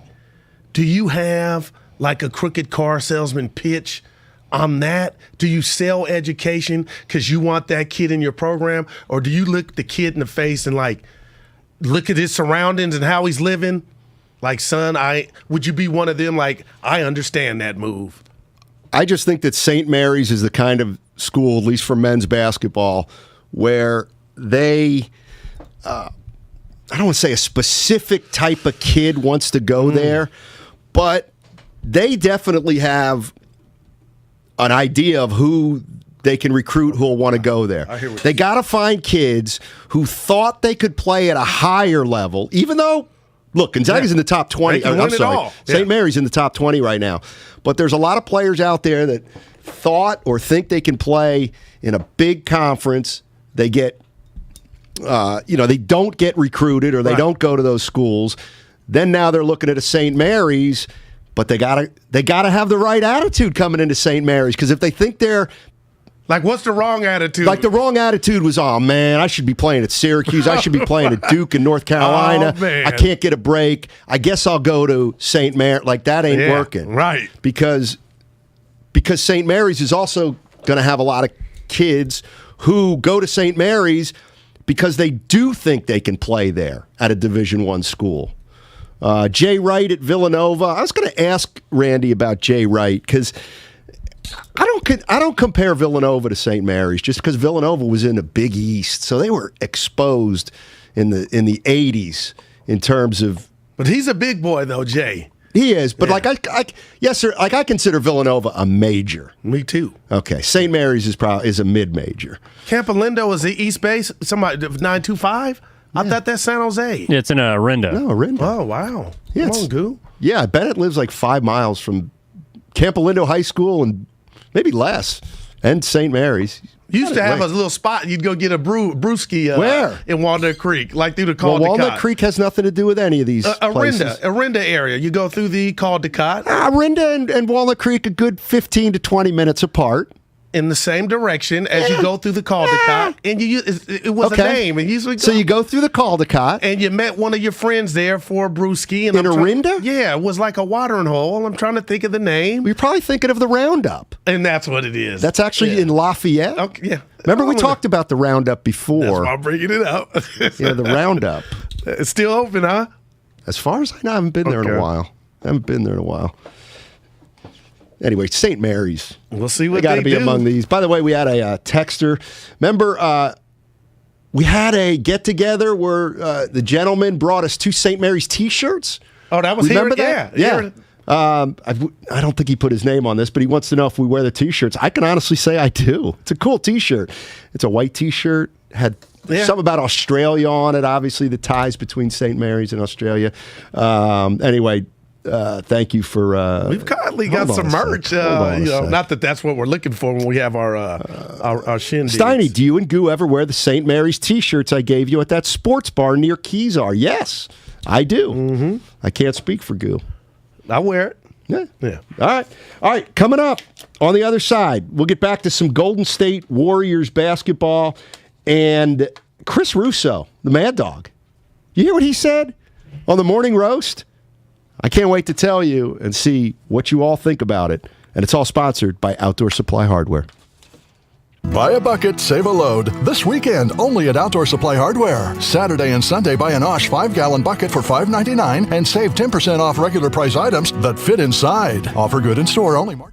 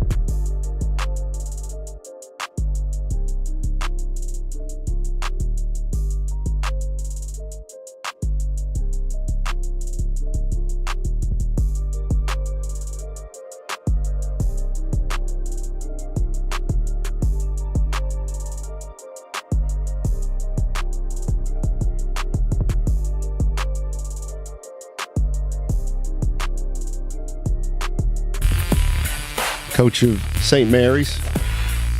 You notice he agreed with me on the conference tourneys. Great way to put it. Protect your best teams. I was looking at some of their years. Where the heck was that one year? Spadone and Evan and Goo.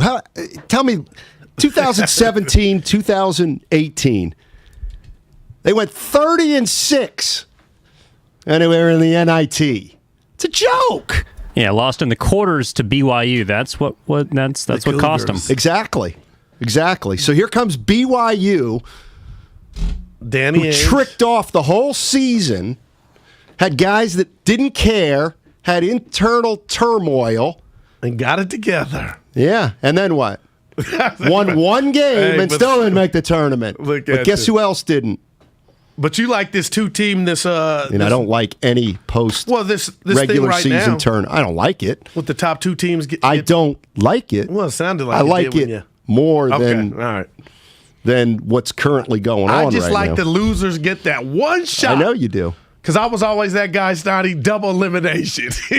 I like to play with a little house money, knowing you had it. Okay, this is it. You know who Mike Mad Dog Russo is? Yeah. Chris. Not to be confused with Mike Francesa, his old co-host, obviously. What are you talking about? You know who I get mixed up? Ryan Russillo and Chris Russo. No. I'm sorry. Yeah. Anyway, this is the Mad Dog. He's a guy with Bay Area ties, knows all about our teams. He was on the Morning Roast, Bonte and Shasky this morning, talking about Curry and the Warriors. I'm going to tell you right now, Goo, I'm going to play this for you. You tell me what you think. Yeah, LeBron's going to stay in LA. I'll tell you one thing about Curry. This is going to annoy you guys out of the gate, but I'll say it. You know what? Win a championship this year without Durant. The one you won, Kyrie and Love didn't play. You almost blew it. Iguodala the MVP. Go out there this year without Durant and win a title. Let me see him do that. Yeah, I'd before like to before we put him up there in Jerry West mode on that level of a player. Go out there, win the title. He got outplayed by Kyrie the year they lost with the 3-1 lead. Go out there, win the championship. No Durant. Durant's on the other team now, and Durant was by far their best player. Go do that. I find him entertaining. Wow. He's a legend, but he needs to be reminded Steph already has a title without Kevin Durant. Right. Okay. When the Cleveland Cavaliers were injured. Okay, but it didn't change him getting fitted for a ring. No. Okay, and a parade we were part of. And then he should have had another one. But also, he's got 2 MVPs. The first unanimous. Right, but he's not. He's just saying. I can hear that on our local bus. If he wants to be with the big boys, the real big boys, he's got to win one without Durant. So you're saying then when he got his ring, there's no, some rings are worth more than others. Oh man, because we went through this with, like, to me, there's a monkey on the back or a thing like that. He doesn't got anything to prove to me. There's a big difference between 3 rings and 4 rings, especially when 2 of the 3 rings. Like he loves the Warriors. Yeah, it's not me saying this. It's somebody who loves the Warriors saying this.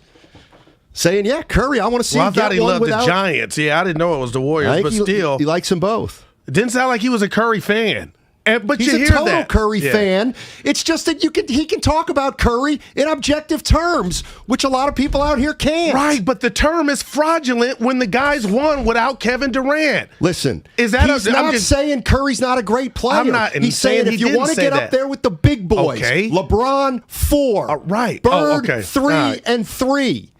Michael 6, Shaq and Kobe. Well, he's got 3, more. Steiny. Right, and what he's saying is he's only got 1 without Durant, and the 1 without Durant was aided by the Cleveland Cavaliers, who were hurt. Yeah, I don't. And so he's saying you got to win 1 without Durant, not to prove yourself. You've proven it all, but to get up there with the big boys. And you know what else he said that I kind of agree with? KD has none without Curry. So let's not gloss over like they needed KD to get it done. We're not talking about Durant. We're talking about Curry. We're talking about Curry. Yeah, I got you. I'm just saying. And he has 3 rings. Right. So we're not talking about Durant. So what's he talking about? Curry's proven. That's all I'm saying. He's not LeBron. He's not Bird. He's not Magic. He's not Jordan. He's not Shaq. Yeah, he's not Kobe. That's Steph. the difference between 3 titles and 4 titles. Bird won 3 titles, 3 MVPs. I'm not saying I agree with him or not. Well, it sounds like you do. Well, I do agree with him. I mean, Steph Curry can be a great player, but you can also say, yeah, that first title they got a break in Cleveland. Like, why does that mitigate what he's done? Man, my head's blown. It's spinning. Why? Everything on the checklist that Mad Dog was talking about to me has been done. Well, first of all, it hasn't. And we he can hasn't go won through an the MVP history in the finals. and we can go through all of titles and see who was playing and who was not playing. The bottom line is Curry has 3 rings. Right. And and you know what? Okay. No MVPs in finals. No, that is a fact. And when you talk about Bird, and when you talk about Magic, and Jordan, and LeBron, there's a delineation there. If Steph Curry and the Warriors win it, and Steph Curry's the MVP this year, you telling me he doesn't go up higher? I mean, it would look good. Don't get me wrong. Okay. I would want that sauce for the chef. We talked about it. I do agree that the final MVP, and I've been fought, people have tried to fight me on it. It looks good because all the great ones have that on their ledger. But to me, Steiny, you wouldn't dare say, well, here's what I would say. Here's what I would say. And I ain't being you know how you have fun with me and tell me I'm a I want to hear this protector. again. Yeah, LeBron's going to stay in. I'll tell you one thing about Curry. This is going to annoy you guys out of the gate, but I'll say it. You know what? Win a championship this year without Durant. The one you won, Kyrie and Love didn't play. You almost blew it. Iguodala the MVP. Go out there this year without Durant and win a title. Let me see him do that. Yeah, I'd before like to before we put him up there in the Jerry West mode on that level of a player. Go out there, win the title. He got outplayed by Kyrie the year they lost with the 3-1 lead. Go out there, win a championship. No Durant. Durant's on the other team now, and Durant was by far their best player. Go do that. He didn't get outplayed by Kyrie in the 3-1 lead. The series, to me, should have been over. They were up 3-1 Russo for a reason, Mad Dog for a reason. Did Steph play in games 5, 6, and 7 of that series? And they weren't his best. Yes, he did. You gotta be there. And you know what else? Here's the other thing he said, which we called this guy fans transcendent. Nowadays can't even acknowledge. He said he does that, then that's how you get up there with Jerry West. Jerry West only has 1 title. Right. Nobody in their right mind now ever thinks that that Jerry West is as good or better than Steph Curry. Guess what? He's comparable. He only has 1 title. I don't find that offensive at all. But when we talk about a player, this is a Warrior fan who's able to say it. But yet we aren't. He understood people would get annoyed. I'm not. Like if I ask you, Steiny, who's got the most? Like if Steph didn't win it this year, you're going to look at him differently. Like that. No, That's how that sounds. Ask me if he wins it this year. Will I look at him differently? If he wins it this year, will you look at him differently? Yes. And what will be different? Absolutely. What will be different? Because Dre's there, Clay's there. What will be different? And they went to 2 longevity. finals. What will be different is 4 titles. That shrinks the list of great players. That means he's got 1 more than Bird. So this is about the numbers of rings. Yes. What else is it about? Why do you think LeBron is so? Because a lot of people throw shade at Steph because KD came to town, which they allowed, and it was like, they allowed. Come on, let's be Stop real. It. They let's didn't put the allow rat on it. the table. They pursued him. Well, Draymond said on his podcast was crying in the parking lot. No, and he called KD. He said that on the podcast. Harrison Barnes is invited to the wedding. But so, gosh, man, that's heavy. Jerry West lost final after final. You're right. And they never had the best team. Not even close when they were playing those Celtics teams. Is that an indictment on Jerry West? It shouldn't be. It wasn't his fault that he had to go up against one of the greatest dynasties in all of sport. That's the nuance that I like to talk about when we talk about sports. Don't say, Jerry West, he only won 1 title, so Jerry West. Who's he losing to? Yeah. Exactly. And the Warriors, Steph's first one, they came out of nowhere. They won 67 games that year. The whole season was out of nowhere, though, because nobody projected them to win So in the 60s. Are you not allowed to say that? Because I feel like if you said something else, Steiny, we're having a vodka and cran, and it's not wrong, I get it, but I feel like he was coming down. He was saying something else without saying it. Like Curry's unproven he's not to a degree because he's still in the NBA Finals MVP. Well, that's a factor. That's a factor. There have been very few unquestioned greats who play in a finals and don't get MVP. It's like anytime the Lakers, or anytime, let's say, like Bird won 2 out of the 3 titles for MVPs for Boston. It's like for Steph not to get any. It's not natural. I told you that. And remember, you were coming down my road years ago. It's been years, Steiny. Like, that doesn't go with the mantra. Normally, that's a part of it. You know, when you're that guy, that comes with it. Well, Magic, Kareem, Bird, Jordan. And I just hate for Steph. And I said this, I want him to get that. And then we crunched the numbers. I guess when Iguodala got it, Steiny, technically Steph could have got it. You know? I mean, listen, Steph's career is what it is. He's transcended. Okay. He's one of the greatest players of all time. Everybody would define that. Top 10, top 20, top 30. Whatever. He's one of the greatest players of all time. Gotcha. But if you think that he won't elevate his stature if the Warriors win it this year, I think you're crazy. No, I get that. Because I know for a fact if the Warriors win it this year and Steph Curry's the Finals MVP after 2 years off, I get that.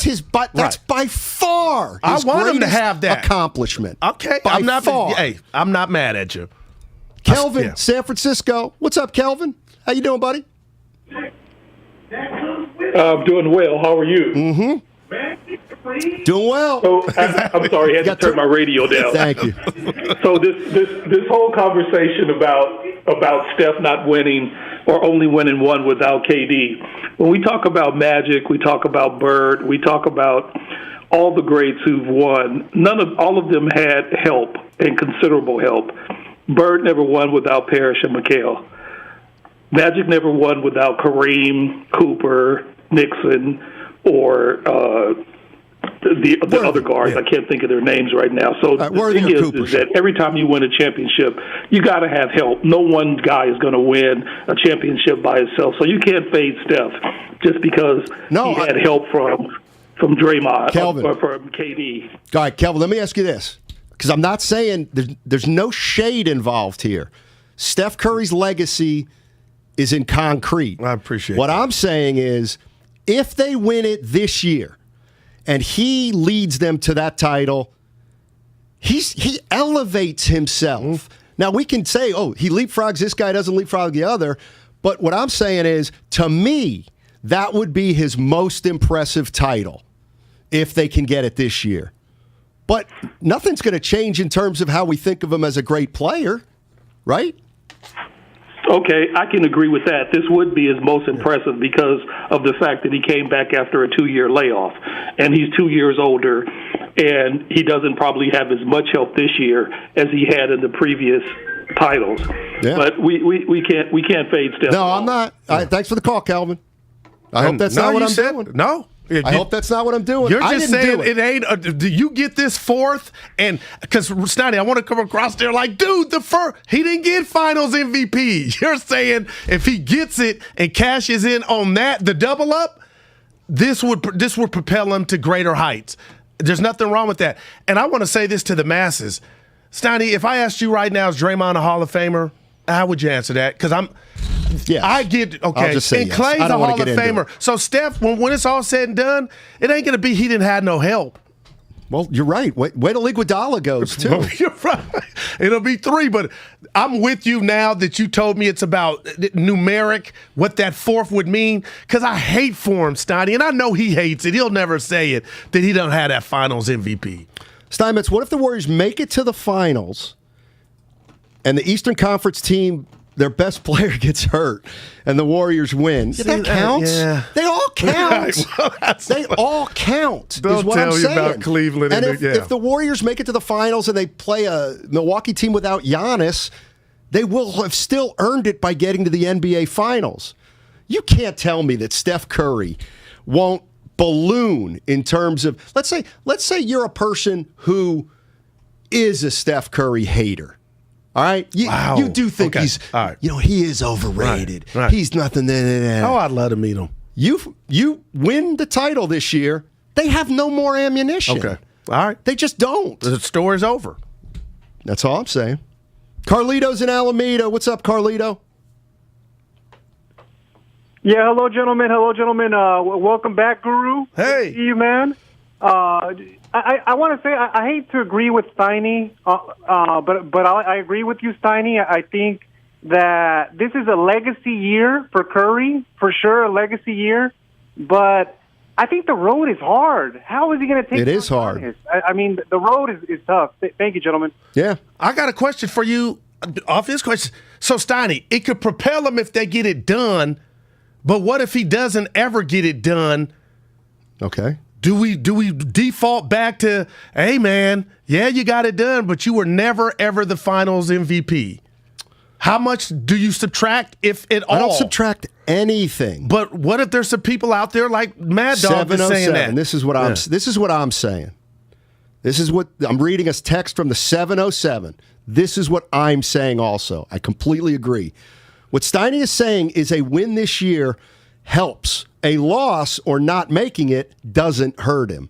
That's what I'm saying. So he's where LeBron's at then. No, he's not. LeBron's got 4, if I'm not mistaken. Yeah, but just the fact that no matter what happens in the rest of his career. You think LeBron getting his 4th didn't mean something to him? Leapfrogging Larry Bird in titles? But just that's like what it's all about. Yeah, but there's a lot of losses in the finals for LeBron too. He's got 4 titles. Yeah, and that's more than Bird. Yeah. And Bird's got losses in the finals. 3 finals MVPs of 3 different teams too. Yeah, no doubt, but he's under 500 in the finals, LeBron is. Okay. Like, why do you blow? That ain't me making that up. That's just a fact. Because me. I got to get because one of he went to 10 straight finals. Right. That's why. And, like, of course, I don't want to get into that again. I'm just saying, Curry's, again, his reputation's established. But if he wins it this year, you're damn right. You're damn right it's better. And you're damn right that then that elevates him more in terms of his legacy. It's not even close. Well, that I agree with. Nick's in Berkeley. What's up, Nick? How you doing, man? Good. How you guys doing, man? Hey, I just want to say, man, all you have to do is turn on college basketball, and that's Curry's legacy live in action as we speak. Modern day, man. These youngsters that was coming up 12 and 13, there's bombs away. They're bombing threes. There's hardly any low posts going on. And let me tell you something. Even though I can't stand LeBron James, I'd take him in a heartbeat to play on the Warriors, brother. Thanks for the call. And I appreciate his greatness. Year 18. Who's the face of the league right now? I'm going to go Giannis. I'm going birth certificate, youth, and the fact that he's the current champion.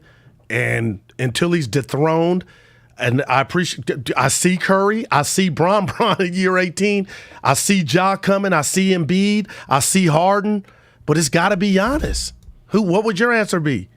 The face of the league? I think it's still LeBron. I'm not mad. That man, he's outside. And think about about what you're saying. He's in year 18, Steiny. Curry's 1A or whatever. I think it's Curry, LeBron, Curry. That's what I think. But Curry, as long as LeBron is in, I'm going back to LeBron now. Year 18, and he's still a factor and could be anybody's answer to the face of the league. You talk about just the dude is special. Tony in Oakland. Hey, Tony, what's going on, buddy? How you doing, man? Hey, what's up, fellas? How we doing? Dynamite. Hey, man, so I agree with Mad Dog, bro. I mean, Steph Curry's the face of the league. He's got all these kids by the throat, shooting half-court shots, everything. But I think what tarnishes his legacy is that 73-9 and no ring. That's the biggest tarnish to his legacy right now. Everybody, all these other beat writers could look at him as non-clutch because of that specific reason. He let LeBron James get to his head, get to an entire Golden State Warrior team, and we lost that ring due to them just being like inconsistent and not wanting to finish it off. I think that's the biggest thing. If he wins that ring, he's looked at probably right next to Kobe Bryant and Michael Jordan. He surpasses LeBron James and is looked at as a LeBron James murderer, assassin to his legacy of taking 4 rings from the guy. Appreciate the call. Let me ask you this. What's How old was Jordan when he won his 6th title? Anybody know off the top of their head? Can we do the guessing game? 35, I want to say? 35. And wow. Curry's going to be 34 this year. Okay. So I look at the Bulls teams, and they were great. You know, if Curry can get it done this year with the Warriors, why isn't that up there with what Jordan did at 34, 35, his last one? To me, listen, I just think that if Steph Curry and the Warriors win it this year, he'll take his reputation, he'll take his legacy to another level. He will. To me, it'll be his most impressive title. And to me, how can it be? Everybody else, man. Nobody thought this team would be this great at this point. Right. By the way, Rod Stewart. We got Rod Stewart tickets? Oh, I thought you said we had Rod Stewart. I was like, bring him on. I'm trying to think of a number one hit for him. May. That's not it. Maggie May. Give me a verse. Have I told you lately that I love you? There we go. That's a good one. Well, that's Betty White. That's a Van Morrison tonight. song, actually. Yeah, but Rod Stewart sings it. Well, so does Van Forever Morrison. Young, that's another one. Forever Young. Jay-Z did a remake. Did not write. Yeah, Jay-Z did a remake of that. These cover artists that can't write original lyrics, glomming off Van Morrison and Bob Dylan. Year after year, song Bob after Dylan's song. no Jay-Z, as we established, though.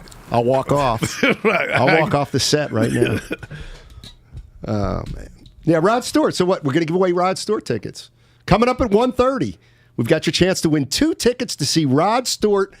Wait a minute. They're burying the lead with Cheap Trick? Mommy's all right? Daddy's all right? They just seem a little weird? I like the name. Wow. Rod Stewart with Cheap Trick. Shoreline Amphitheater, courtesy of Live Nation. All you got to do is wait to hear this sounder. Not now. Not now. At about 1:30. When you hear that sounder, that'll be your cue to call in and win Rod Stewart tickets. And we'll tell you that number when we hear the sounder, because if we tell you now, everybody's going to call in, and then it's going to clog up the phone lines, and then we're not. Then the contest won't be legit, and we'll get into some trouble. Don't forget your Wiggins question you got for me. Remember you said you wanted to run it by me. Oh, right. Yeah. Right. Dude, you got me thinking about this ring. If Curry can, if it doesn't matter, why don't you just retire? No, four is a big number. I'm not arguing. I just hate that his I know three, you do. two of the three are like tainted. Well, think about this. Well, think about this. I hate that. Okay. Yeah. As long as you hate it, I'll try to make you feel even worse. If he gets to the finals and gets beat, I was just bringing that. I was just bringing that up. Well, you know what? See that, and that's where you and I are different, Goo. Because if Steph Curry and the Golden State Warriors, they get to the finals. Go ahead. That's right, Lucas. I see you back there. If the Golden State Warriors and Steph Curry get to the finals, gotcha, and lose, here's the difference between you and me. You'll hold it against them. I will say this was a hell of a year, and even though Curry is now 3-3 in finals, the one they lost to, name the team, Milwaukee, Miami. Yeah. I mean, I'm not going to, I don't look at that as a negative. I would look at that as what a year Curry and the Warriors had getting to the NBA Finals. I would not hold it against him, and I would not penalize him for it. Okay, I'm going to say this. I know we're up against it. When you talk about the Warrior, I'm about to answer, the Warrior season, it was just what you said. It was special. Nobody saw it coming. But when you have that conversation at the barbershop, that third one on his ledger, and now him being 3-3 in the finals, that would go against him. Oh, my gosh. Yeah. That's just how, in my mind, that's how it works. Okay, all right. So, Steph, let me just get this straight. Conventional wisdom is the Warriors will finish 6th-ish in the West. They're now going to finish 2nd or 3rd. Gotcha. Klay Thompson's been out all year, virtually. Draymond Green's been hurt half the year. Wiseman doesn't matter. Right. Iguodala is golfing. They asked him about that this morning. Steph Curry is by far the best player on the Warriors right now. He gets them to the postseason as a number 2. Gotcha. They win. They win. They beat the Phoenix Suns in the Western Conference Finals. They go to the finals and lose to the Bucks in a 7-game heartbreaker. You're going to penalize Steph for that kind of year. See, that's where, like, people may say I hate Steph. That's BS. Right. How can you do that? Because like you're the guy that hates the participation trophy, and you never stop counting. And when you're the greats, it comes with the territory, what you do on the biggest stage. Everything you just said is factual, but it would be another loss. And when you have that conversation, it would be 3-3. 888-957-9570. I'd really like to hear what Warrior fans think about this.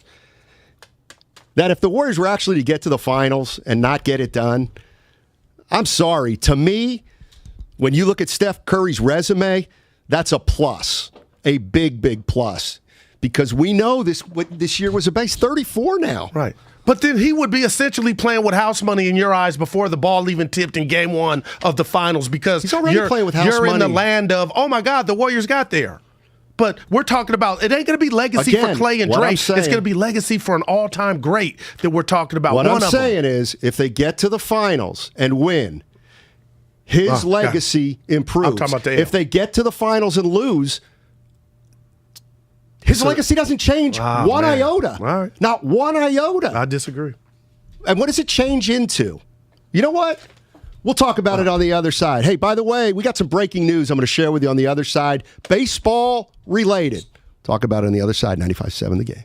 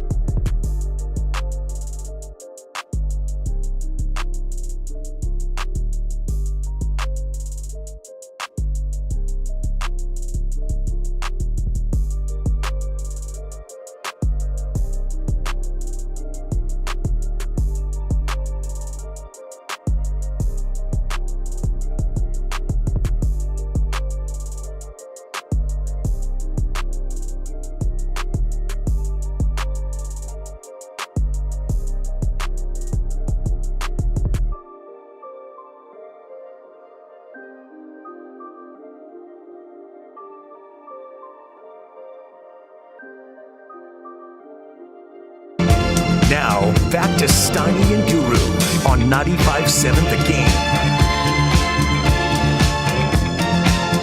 Steiny and Guru with you. Hey. All right. Major League Baseball Players Association. The players have agreed unanimously, not you gotta be to accept Major League Baseball's final proposal, and there will be no deal on a new collective bargaining agreement before Major League Baseball's 5 p.m. deadline. Sources tell ESPN MLB has threatened to cancel its March 31st opening day without a new deal. In 25 minutes. It's got to be in 25 minutes. Yeah. I just knew you were going to say deal done. Night to opening day. Deal is done. Done as an over. I see what you did there. This is, Steiny, it's embarrassing. But whenever they come back, I'm being real with you. I'm going to watch. Of course.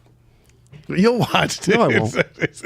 I'll sit out for a week. Oh, man. This is... I mean, can you imagine this thing? Giant season starts, and I'm like, I'm not watching the Giants all year long. Oh, you'd have problems. Because I'm mad at baseball. I heard what you said. Steiny, you got to start watching games. You got to watch the games. No. You can't tell the fans you don't watch the games. Is that Batman or Matt Nahegan? That's my Nahegan. I'm Batman. That's good. Hit that set. Hit that set. Is that how we do it? There you go. All righty, there's the sounder. Caller number 7, 844-999-GAME, gets 2 tickets to see Rod Stewart with Cheap Trick on June 17th at Shoreline Amphitheater in Mountain View, courtesy of Live Nation. That's 7th caller. Caller number 7, 844-999-4263. Rod Stewart, Cheap Trick. I love that. I'm in a bad mood now too, Steiny. Well, I've been in a bad mood. You're supposed to say why. For about 49 years. No, I see you hit when you got the hole in one. 510, Jay-Z's a joke, overrated, stole all his good bars from the greats. Bob Dylan better. Yeah, they're different genres, but still, they're goats. Meh. Suzette's in Oakland. Hey, Suzette, how you doing? Hey. Doing? Hey. As Rick Barry says, I could care less. I mean, with, Steph Curry's legacy and all that, I think him being the only back-to-back unanimous MVP in NBA history is up there for me. And nobody else has that right now. Wait, what? So, I mean... One more time, Suzette? I missed that one real quick. Him being the only unanimous MVP in NBA history means more to me. And, I'm a fan. But I think he's sleeping just fine at night, Steph Curry. I agree. So whatever he does in the rest of his life, in his career, is just, icing on the cake. Because there is a cake. I agree with her. I'm a nuanced guy. I think it's more than icing on the cake if they were to win it this year. That's just me. And him getting that NBA Finals MVP. No, if he gets it. No, I couldn't. If he can make a shot when it counts. The dude is the man. The Minnesota. I can't wait. The dude is not the man. The dude is one of many men. You sound like 50 Cent. Many man on his first album. But go ahead. Yeah. Yeah, Eminem. What about Eminem? He's had some problems. He's a competitor. Substance. And I'm not making light of that. Yeah. I didn't know that. It was a long time ago. Look at his eyes. Wait a minute. He's off everything. All right, hold on a second. Hold on. Eminem, has there ever been anything in the public about a drug problem with Eminem? Oh, my goodness. Come on, man. It had to be at the start of his career, right? Probably when he was 18. To me, it ruined him. Like, he'll never be the, After when did he have this drug Well, he had a problem? whole album called Recovery, which is kind of about, his drug use and stuff. And I'm not making light. Yes, not he kind of, things changed. As of late, though, I don't think he's had any problem. Here's the bottom line. Eminem did not have a drug problem. He could get drugs anytime he wanted. That's like the dude. Josh in the East Bay. What's up, Josh? How you doing, man? You want to talk about the face of the NBA? How are you, man? Hey, Steiny. Hey, Guru. Hey. You guys are doing great, man. the face of the NBA, there's a modern NBA and there's sort of the stretch back OG NBA, and Steph Curry would be the face of the stretch back OG NBA because he's accessible in a way that Bron isn't and Giannis isn't. Giannis is a great dude, and his dedication to Milwaukee is fantastic. But Steph is the face. The new face of the NBA is Ja Morant. Absolutely straight up. Ja Morant is the face of the NBA. Over Giannis, who's a champ? Yeah, over Giannis, who's a champ. That thing about if Steph gets to the finals and then they lose in Game 7 to the Bucks, does it tarnish his legacy? Bron has lost an awful lot of NBA championships, and he still has an amazing legacy, one of the greatest of all time. But, yeah. All right, thanks. Well, just real quick about the Ja Morant over Giannis. So now we're talking about the dunk, which Giannis can do. Help me out. This guy just won a ring. Well, you're going to disagree with what I say. Well, it won't be the first. The face of you know what? Send this out over the internet. The face of the NBA can never be in Memphis. Sorry. Wow. That didn't rub me. I didn't disagree. People call it from Memphis now. The face of the NBA can't be from New Orleans. It's just not the way it works. If Big Boy was playing, I would say Who's he was Big Boy? A rerun, Zion. Fat Tuesday today, boys. Look at, wow. That's right, it is. You guys going to have any good meals tonight for Mardi Gras? I'm going to watch the Warriors game. I'm a little dog. I'll tell you what. You going to make some gumbo with it, Steiny? A little jambalaya? You know what? I got to tell you You a big gumbo dude? Yes. Seriously? Yeah, I do. I can see you. In fact, eating how a bowl. about this? Let me tell you how great my partner is, Susan. About a month or two ago, I said, you know what? You ever try making gumbo? And she said, no, I haven't. I'm like, I love gumbo. So she made me some gumbo. And Subtle. It was really good. What? And then she made it again 2 weeks ago, and it was even better. Bring some in. No. I don't like my meat floating. I ain't a big soup guy, you know? I get it. If I come over, it's not Steiny, can I technically have a some? soup, I don't believe. Yeah. Yes. Okay, cool. Spadone, you're more than welcome. Thank you. I didn't say you're not welcome, Goo. I've already He been just there, asked and me. I got a title in the backyard. I don't know if Ian Spadoni knows. We had a couple of drinks, but yeah, I shot good that night. See, my thing is 408 says, can it be from Milwaukee? And I'm like, I don't know. I mean, that's a fair question. That's why I don't think Giannis is there yet. I think it's still Curry and LeBron. And that I'm not. But you got to put Giannis there. No. He's the current champ. That doesn't. I think we're talking about two different things. We're talking about the face of the NBA. And going out, you're walking being out on the prejudiced, street, though, walking out on the Steiny. street, You're being right prejudiced. Here, walking out right on the street, right here, and saying, "Who's the face of the NBA?" But nobody's see, saying Giannis. The They're saying Curry or the LeBron. Matt Steinmetz I thought I knew. You wouldn't penalize a guy from where they're playing at and got drafted. Like, that stuff wouldn't matter. Well, yes, it does matter when you're talking about face of the league. That has to do with where you're playing. Do you think that has to took do into with account major with, markets. This was before my time, but with like Kareem, he obviously won in Milwaukee, Exactly. and then he moved to the Lakers. Then his name just skyrocketed. Another level. Another level. It's sky hook rocketed. You like that? That's a 4. Yeah, Thank that's you. a 1. Thank you very much. Wow. So it's beyond the player's control because Some of of where it. they got drafted. Because I'm looking at Giannis right now, Stein. If he was a batter, he's batting 380. Right, but it's about face. How many times Milwaukee? Who led the league? Who's on national TV more? I got the Warriors. The Warriors, Lakers, or Bucks? The Warriors. There is not even close. And that's kind of the way I look at it. But if Curry were on the... He wouldn't be. Oh, if Curry were on the Grizzlies? No, if he weren't on the Warriors Right. and had revolutionized Where is he? the game. Where? Please be specific. Orlando, where Okay. Shaq was early. Well, first of all, Orlando's a bigger market Yeah. than you think. Did they win 3 titles? Does he have the same career? Yes. Yeah, then he could be in Orlando. Oh, Stein. Here's the other thing. Wow. Here's the other thing. And you're I gonna love hate it, me for Barry. this. I just can't he believe plays in Memphis. He ain't winning 3 titles. And I know it sounds crazy, but Durant ain't coming, and like guys aren't staying. It's just like So if Milwaukee if Giannis goes back to back, and he's phenomenal and gets another Finals MVP with his already DPOY and MVP, we would say, you know what, Goo? He's in Milwaukee, so he can't be he's doing everything he can. I'm not saying he can't. But I'm not saying things can't logistics. change. But he's when you're in Milwaukee, the cards are stacked against you. When you're in certain markets, the cards are stacked against you. There's no doubt. Like, the cards were stacked against Tim Duncan and the Spurs. Right. Like, even though Tim Duncan was by far the greatest player, to me, of his generation, better than Kobe and or Shaq, the league was, who was the face of the league? Shaq and Kobe. And that was L.A. Because it was L.A. Oh, wow, man. Bernard in Antioch. Hey, Bernard, what's going on, buddy? How you doing? Hey, how you guys doing? Dynamite.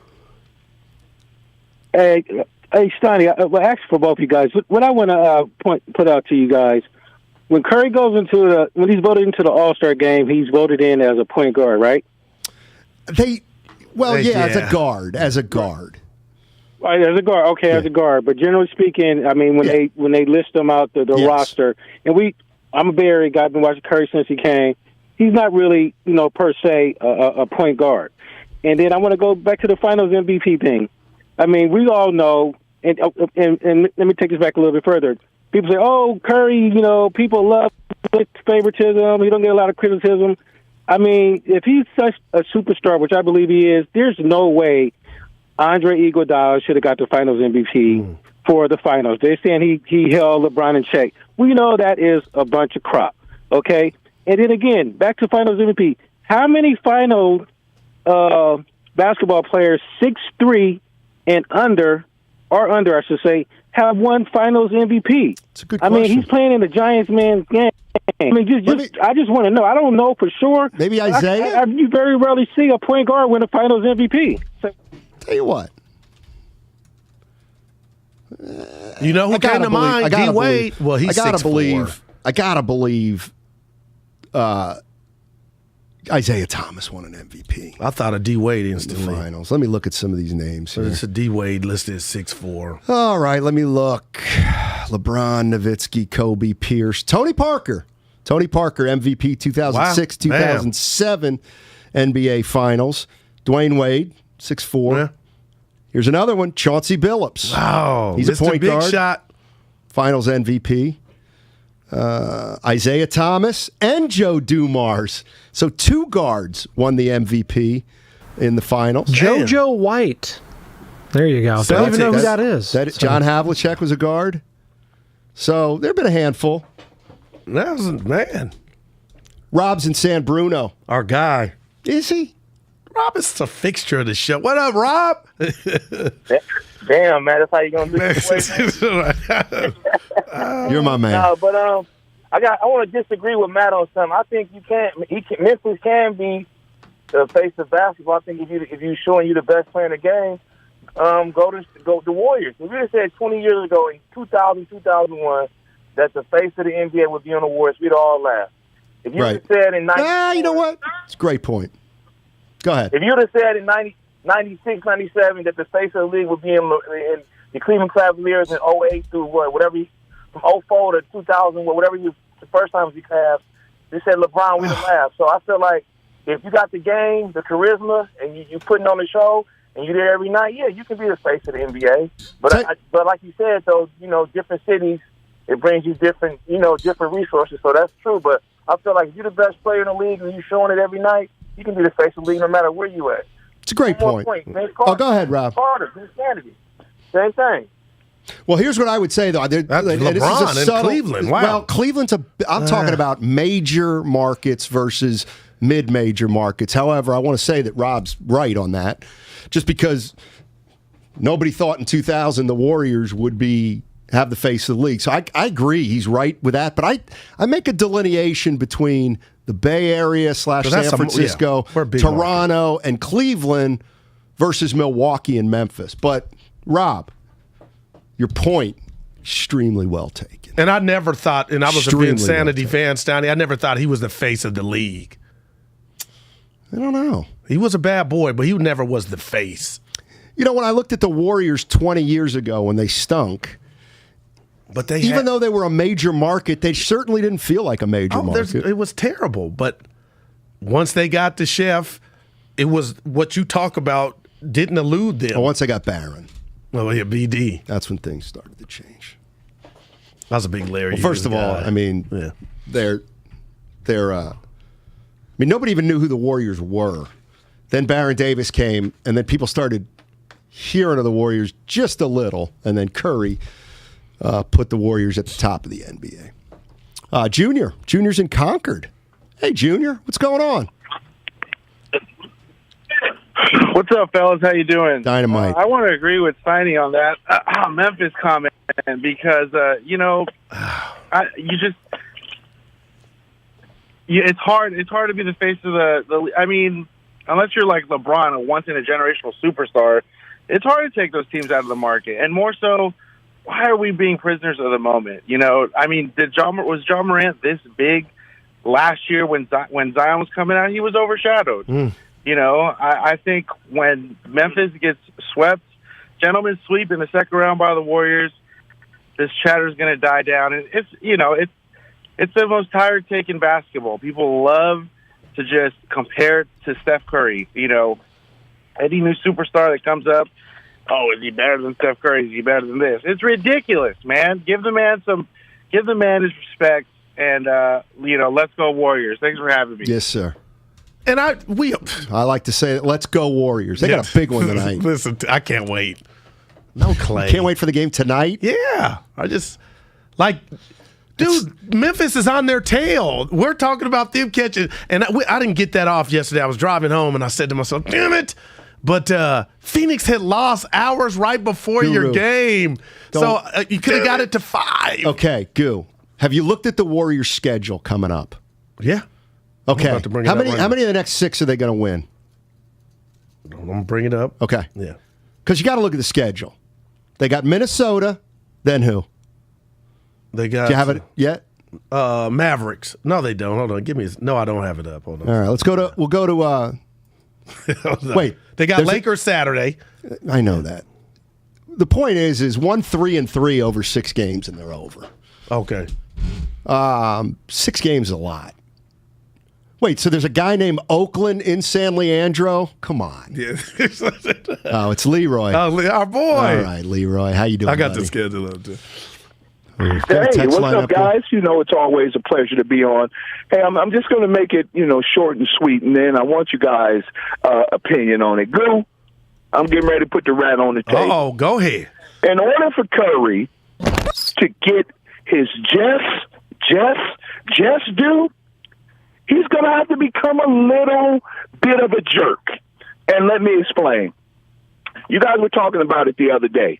I need Curry to get mad. I need him to grab those guys in the fourth quarter of that Dallas game and go, let's go. Let's go. We need to see some fire and some anger from Curry about his team and how the world looks at him. Oh, he's a quiet guy. He's a babyface assassin. He doesn't say anything. He doesn't want to make any waves. And this is why we look over him. Well, Curry, if you're listening, man, make a few waves, man, because you know what? You've earned it. God bless you guys. Yeah. I disagree. And that was last season. Got to be who you are. Did he? Well, he's Tim Duncan is who he is. Steph Curry. And you got to be loud to be a leader? No. I didn't see Joe Montana doing the Tom Brady stuff. He wasn't a leader. Come on. But you lead by example. Ronnie Lott was a leader of those teams. What was that story? I think to me, Steve Young was more of a leader than Joe Montana. I won't argue that. I'm not saying Joe Montana wasn't great. I just don't think he was. Well, he didn't win as Steve didn't win as much as Joe. That he had kryptonite, which was Dallas. What was the was the Super Steve Bowl? Young beat Dallas, I believe. Didn't he run around Candlestick Park after he beat Dallas one year? High-fiving everybody in the front row? After he'd lost twice to him. Okay. He got him the last time? But how about Joe? Remember he said John Candy was the drive to beat the Bengals, and he's in the huddle, and he told the guys, isn't that John Candy in the crowd? I love that's leadership. Like right? No, it's you being cool. Joe Cool, Steiny. I got the schedule up. They got Dallas, Lakers, Denver, Clippers, Denver, Milwaukee again next Saturday. Look at their 5-game homestand even. There's 3 tough ones in there. Yeah, they got the Clippers, they got Milwaukee, Washington, Boston, San Antonio. Boston. They got Boston playing better in here. Yeah, they had a bad loss the other night, but they're playing better. All right, when we come back, I still have not gotten into a few of the things that I've written down here. I'll get into Wiggins and why Let me see. Who do I want to compare him to? I don't want to compare him to anybody, but do we have a problem with Andrew Wiggins? I got to ask the question at least on the other side on 888-957-9570. How will the Dubs bounce back from their ghastly loss to the Mavericks? No good. Jammed home by Wiggins. He came down the lane and threw it down with one hand. Warriors. Goes up and dunked it over Towns. Timberwolves. Edwards, he'll fire for three. He's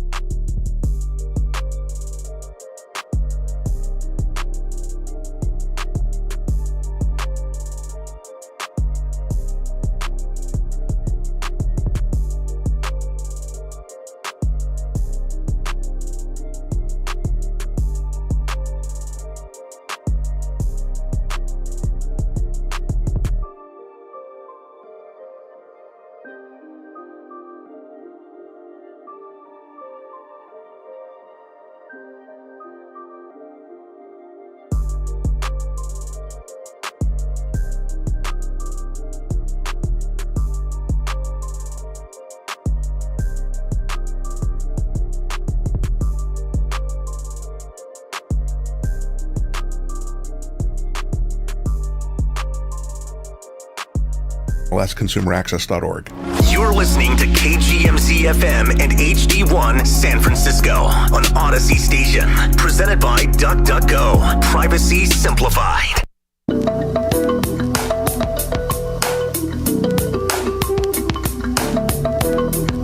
Now, back to Steiny and Guru on 95.7 The Game. All righty, the Major League Players Association has agreed unanimously not to accept Major League Baseball's final proposal. No deal on the new collective bargaining agreement before 5 o'clock Eastern, which is right now. Rob Manfred, Commissioner of Baseball, heading to the podium to address the media. We're going to get that cut up, and we'll play some of that for you momentarily. But first, I'd like to introduce C.J. Holmes. He's the new Golden State Warriors beat writer for the San Francisco Chronicle. Hey, CJ, welcome to the Bay, man. How you doing? I'm doing well, man. Good to be here. Right now I'm out here in Minneapolis, a little bit colder than the Bay. Excited to get back. All right. Well, I got to tell you, and you're talking to a Division III athlete here, so I have nothing but respect for D1 athletes.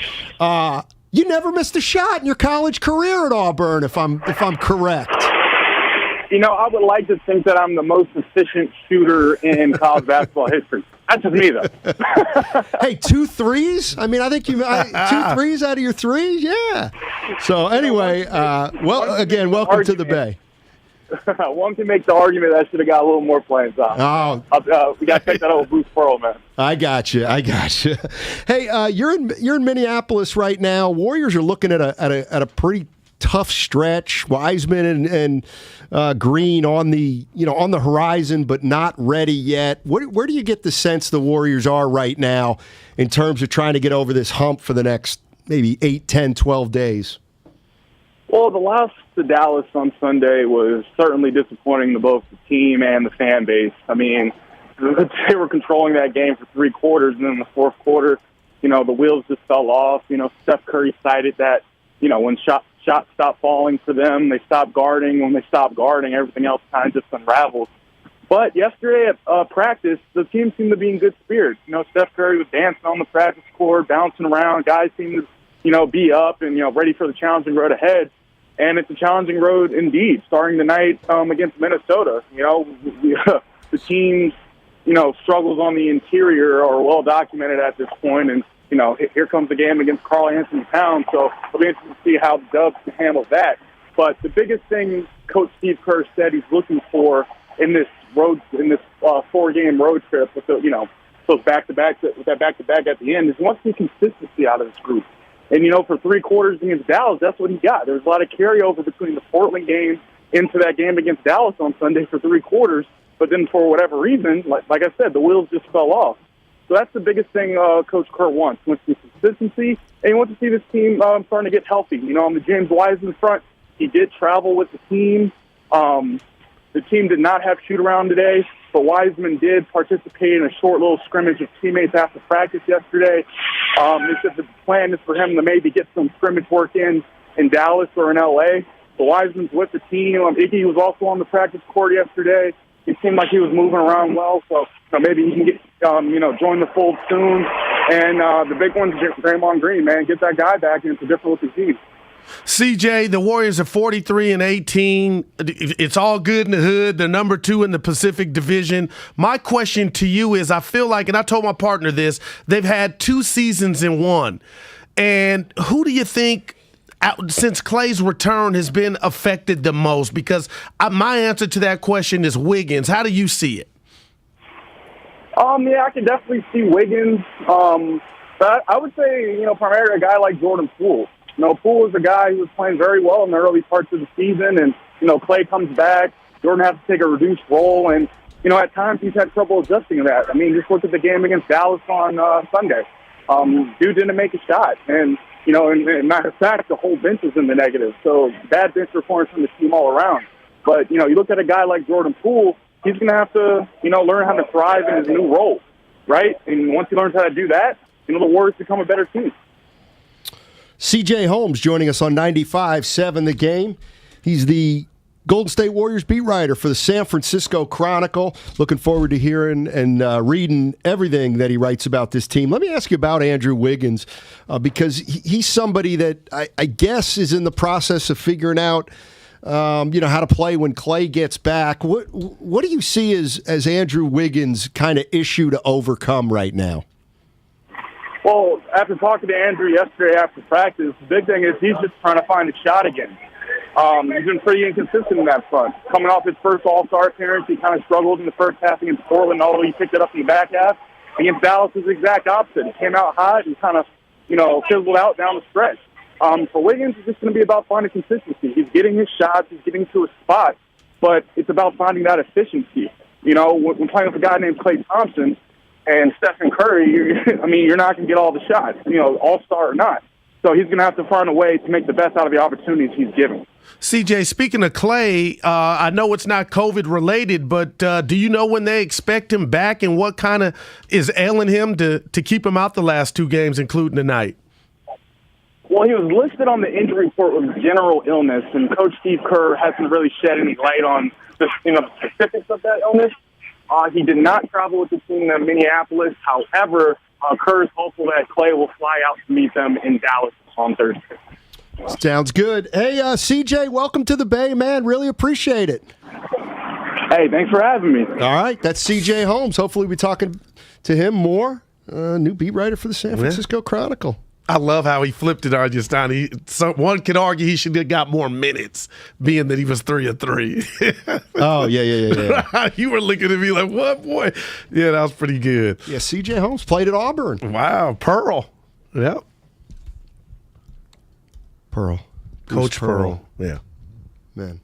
Nice head of hair. I still remember him as the Tennessee head coach for some reason, but he's been at Auburn for 8 years now. Too. He's been at Auburn for 8 years. Tennessee, Auburn, Alabama, South Carolina. Yeah. You know what I mean? Florida State. What's the difference? It's all the same kind of thing.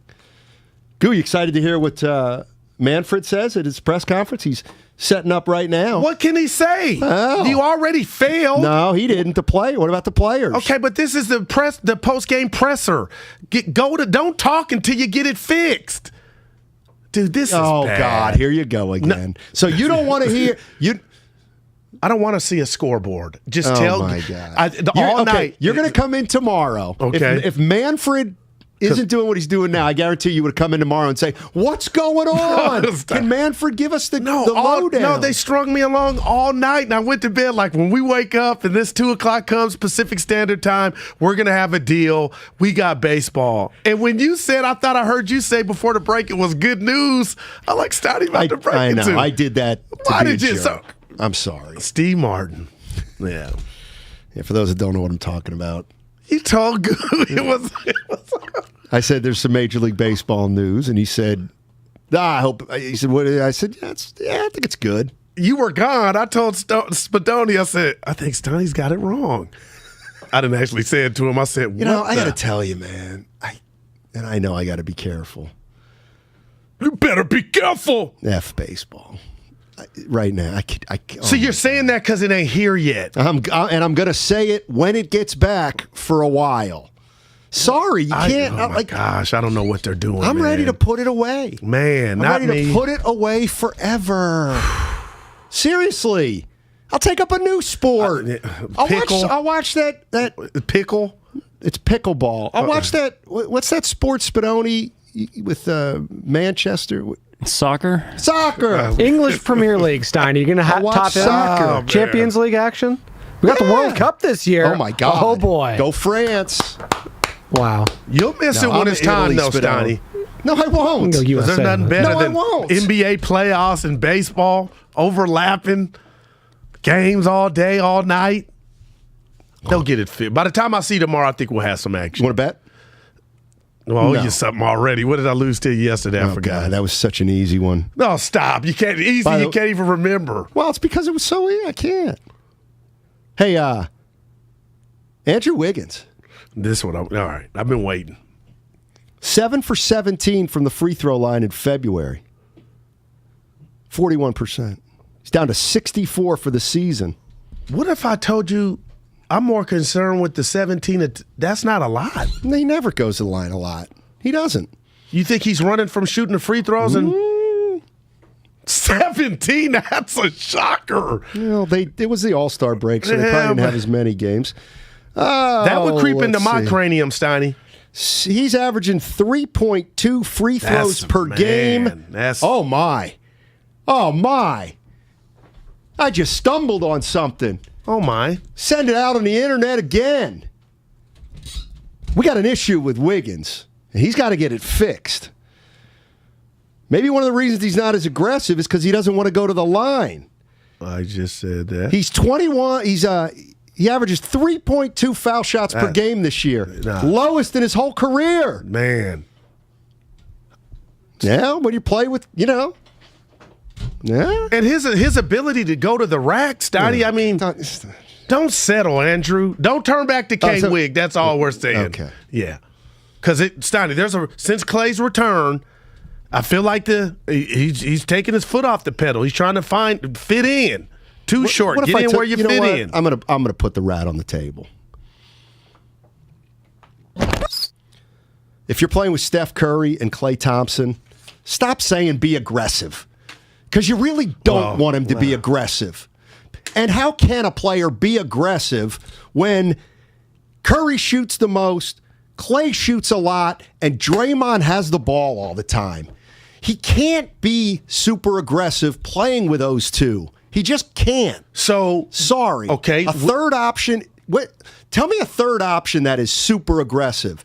It's hard to be super aggressive as a third option. You've got to make the most of what you get, not go get yours and take away from the other guys. Listen, I think it's a fine line. Hey, it is, and I'll tell you this. Are you telling Dub Nation and myself that pre-Klay Thompson, Andrew Wiggins is gone, so don't expect that? That got him to Cleveland and got him to the All-Star game? Are you telling us that person's gone, that player's gone? Maybe. Here's the other thing. Andrew Wiggins is averaging fewer shots per game than he's ever averaged in his career, but for his rookie year. So let me just throw this one out there. How the hell is Andrew Wiggins going to take more shots and be more aggressive now that Klay Thompson's back? It can't happen. So, if you were with me there, now what do you do? Good Lord, Steiny, I don't have the... You better do more with less. It's that simple. You better play better defensively.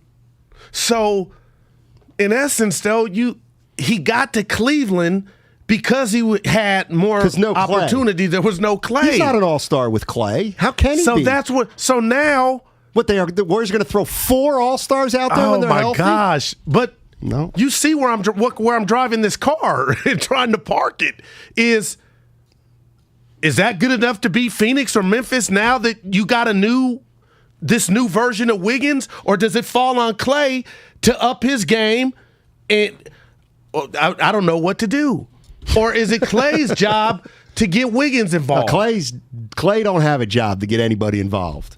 He just doesn't do that. Straight jacket. The bottom line is Wiggins has to figure out a way to do more with less. And I'll tell you what, I was talking to JD the other day. 3 free throws a game? I kind of agree with him. He's like, this is just setting up for Wiggins to be a Harrison Barnes scapegoat type of situation. Oh, my God, to where they blame him. And now... We're already starting to hear it. Well, Steiny. I'm just saying. Well, you've told me I'm right. Pre-Klay and after Klay, there's 2 different Wiggins. Well, there's 2 different pools. Oh, my goodness. Then we're hoping this gets rectified. To me, Wiggins should be impacted far more by Klay Thompson than Poole. Okay. Poole's coming off the bench. Nah, I'm with you there. Just do your job in 25 minutes. I just didn't like when you needed another. So I'm with you, Steiny. Go ahead. Wiggins is different. Wiggins is different. But how do you cap? That's Curry. You got to captivate. You got to get that back before it starts. You got a series. Well, I'll say this. Dallas, there was no Klay. How about this? And Drew had all type of shots he could have made, Steiny, and he didn't make them. Averaging 4-1-5, he's been exactly the same. He's an average player. That's wrong. 1, 2, 3, 4, 5, 6, 7, 8. 17-6 this year, lowest since rookie year. So he's shooting. So right now he's taking less shots, going to the foul line less, scoring less. Assists are down. But he's an all-star. So now you need Dre back. It's Steph, Clay, and Dre. That's going to take you to the promised land. These numbers are interesting. I mean, he's shoot. But see, here's the thing. Here's what I would argue for Wiggins. 41%, but that's 7 to 17. He's taking fewer shots than at any time in his career, but he's shooting a higher percentage from the floor than he ever has, and from three-point range. I was going to ask you, what's his three? 40. Damn. 40.1. This is about to be his second year. Exactly. Well, 38. Yeah. You have any interest in hearing Rob Manfred's opening statement? I would, yeah. Oh, God. This fluff. It's 2 minutes. Wiggins got to get locked in offensively and take the next steps needed to improve his game. I mean, yeah, Minnesota was waiting on that. All right, here we go. Rob Manfred. I had hoped against hope that I would not have to have this particular press conference in which I am going to cancel some regular season games. Yeah. We worked hard to avoid an outcome that's bad for our fans, bad for our players, and bad for our clubs. I want to assure our fans that our failure to reach an agreement was not due to a lack of effort by either party. The players came here for 9 days. They worked hard. They tried to make a deal, and I appreciate their effort. Our committee of club representatives committed to the process. They offered compromise after compromise and hung in past the deadline to make sure that we exhausted every possibility of reaching an agreement before the cancellation of games. So far, the parties have failed to achieve their mutual goal of reaching an agreement. The unfortunate thing, maybe the most unfortunate thing, is that agreement, the one we've offered to our players, offered huge benefits for our fans and for our players. We have listened to the Players Association throughout the process. A primary goal of the Players Association has been to increase pay for younger players. I said in Orlando, and I'll say it again, we agree and share that goal. We offered to raise the minimum salary to $700,000, an increase of $130,000 from last year. We offered to create an annual bonus pool of $30 million for our very best young players.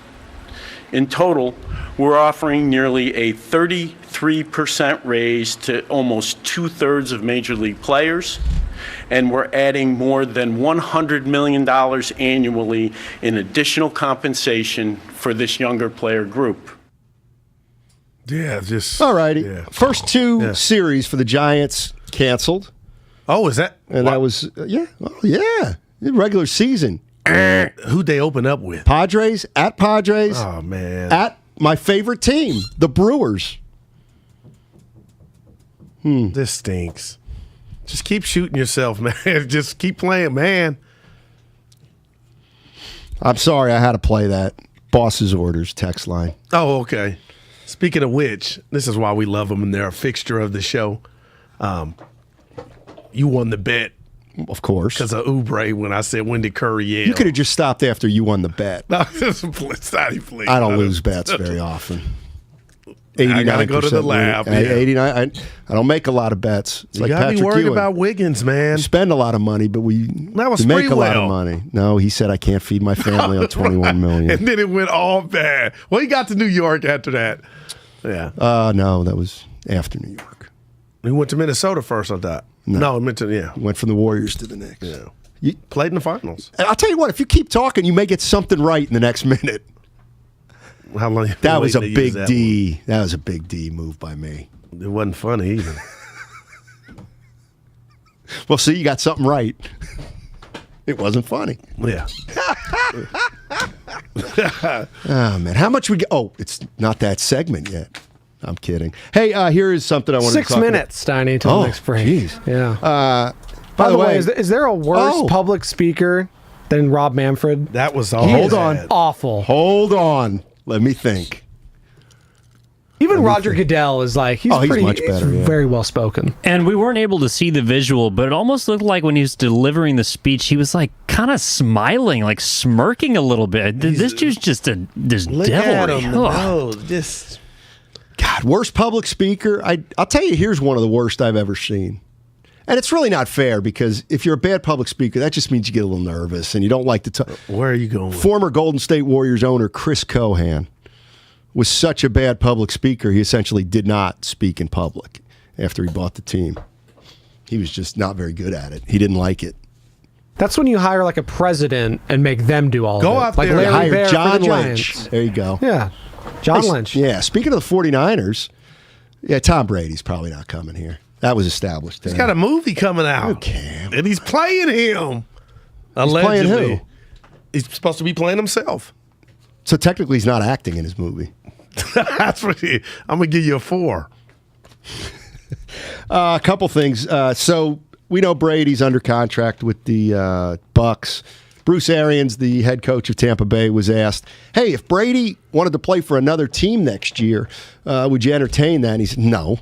Wow. No chance. He said that's bad business, and I agree. Now, you want to give him some, he said, what, give me 5 first-round picks, I'll give you Tom Brady. Night, Tom. The Niners don't have that. That's true. I didn't even think about it. Not only would they never do it, they didn't have the wherewithal to do it anyway. Wiggins, 41% in February. But But that's not a lot of free throw attempts. That's why But he I'm never like, goes to the line a lot. He just doesn't go to the line. Who was a it? lot. Was Barnett on with Damon and Ratto, and he talked about his ability to Wiggins with his wingspan. Sometimes he'll go when he does drive to the rack, Steiny. You'll be like, oh, he's in trouble, and he'll be able to do something and get the ball up to the goal. I'm like, why don't we see more of that from Wiggins driving to the rack? It'd be help if he could use both hands. Well, and he can't. Okay, and he only drives right. Man, and if this is something in his mental, he ain't driving because he don't want to go to the line if he gets fouled. Like that goes together. We've seen that. I mean, the thing I like about Wiggins is he's maximized his offensive ability without a left hand. He drives right, and if you get there before he does, he's got a nice little step in where he can get under you. If you don't get over, then he'll just keep going right and try to create something. But he's got no counter with his left hand. Interesting. Doesn't have a great left hand, especially putting it on the. Let me close your eyes. You let me know if you can remember him doing what I'm going to tell you. All right, he's good. Close your eyes. There you go. He's on the wing. He's on the wing. Right. Either wing. You can pick your wing. I got him on the right side. Okay, man's guarding him, facing up, and he takes 2 hard dribbles with his left hand and gets to the basket and finishes with his left. I just pictured Paul Pierce, but no, that ain't his game. That ain't his game, Steiny. Oh, 5-1-0. Come on. I turned it off. This is not right. Steiny, Wiggins right now reminds me of Kelly Oubre when he started the season 0 for 32. I don't know. He made the All-Star game. I think it was actually 1 for 30. I think it was something like that, wasn't it? It was bad. It was pretty bad, Kelly Oubre. But, now he's, going to the playoffs in Charlotte. And this is why I told you all, when Clay came back, it wasn't about Clay. It was about how everybody else was going to take on their newfound role. And your boy, 11, Steiny, he ain't taking second fiddle to no. Even Curry, he's letting him go. We get that. Is he the biggest problem on the Warriors right now? No, I can never. What's the biggest problem? Or are you uncomfortable talking about the Warriors in that kind of negative fashion? Play your ha-ha. By the way, that's a new get-up. Oh, no, I've worn this like 4 or 5 times. No way. Not to work? Yes, 4 or 5 times, and you've never commented on today. Are you serious? Yeah. The guys know I kind of like it, I honestly, but there's I can't a story believe... behind it. But Spadone, has he ever worn that before? I don't think he has. Dude, I've worn not like to, 4 or 5. Not to the sometimes office. Twice. Where would I see Turn you around guys and show at? Spadone. Come on, guys. I've never seen you wear that. I've never seen it either. It's nice, though. I like it. You guys are making, now I feel like fighting. That's Evan? really No, I mean, you got like 4 or 5 different pieces of Cowboys apparel that you Dude, rocked at the now I office. feel That's like not fighting. been one of them. This is where we call go. what you guys are doing, Steiny, right now, dry capping. I know. I know. You But no, shocked me I'm going with to be that. honest with you right now. Yeah. Dead serious. And this is where Twitch.tv. We could call Mia. She'll be like, Steiny, he's wear that to the office. Well, you must have taken it off in the car. And now here's how we're going to prove this. Then I'd be naked. First of all, Comcast business text line always open, 888-957-9570. You know damn well we're now streaming on Twitch and YouTube Live. Go to twitch.tv/957 The Game and or youtube.com/957 The Game to subscribe for all the latest content. I would love for you to go on twitch.tv.com 35 right now. and tell me whether he's worn this before, because the 3 guys who are working with him, all 3 of them say, yeah, I've never seen him wear that. It's nice, and that's why I know you haven't worn it, because it has stuck out. I do kind of like it, and I would have noticed it before. That hurts me. Sorry, Yeah. but it's the truth. I know the truth. All right, when we come back, oh my gosh, I gotta ask Warrior fans a question about Steve Kerr. Oh, my God. Yeah, I know, Michael. It's all sponsored by the Department of Healthcare Services. The more we learn about COVID.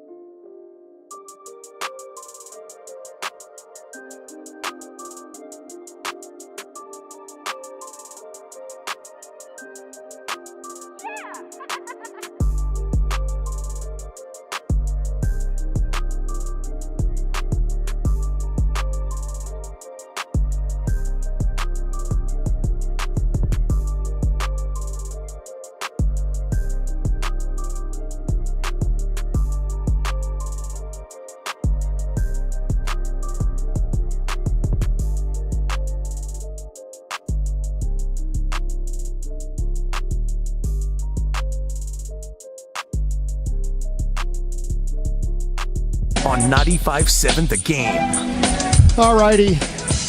I think we knew it was coming. We were hoping against it.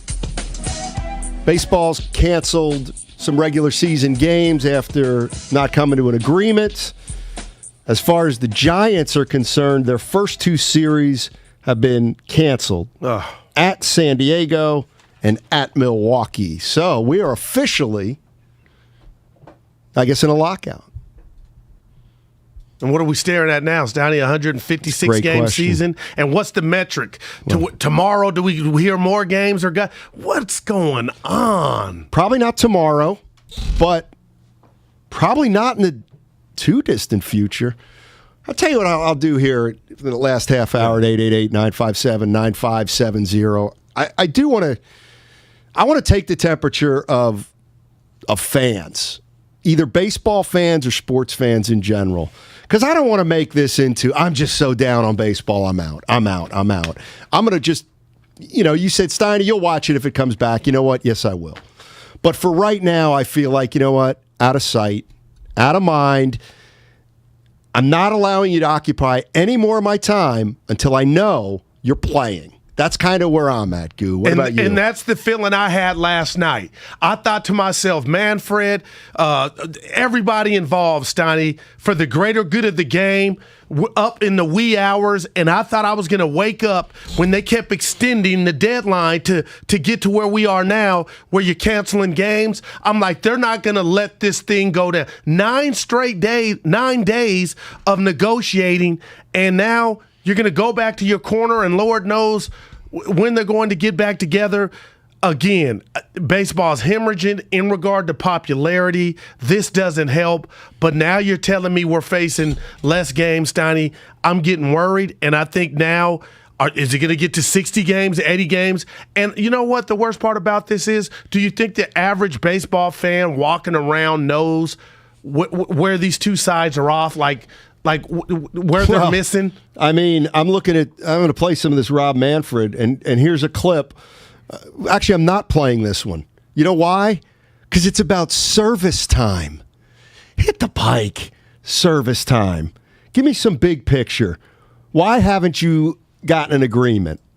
I had hoped against hope that I would not have to have this particular press conference in which I am going to cancel some regular season games. We worked hard to avoid an outcome that's bad for our fans, bad for our players, and bad for our clubs. I want to assure our fans that our failure to reach an agreement was not due to a lack of effort by either party. The players came here for 9 days. They worked hard. They tried to make a deal, and I appreciate their effort.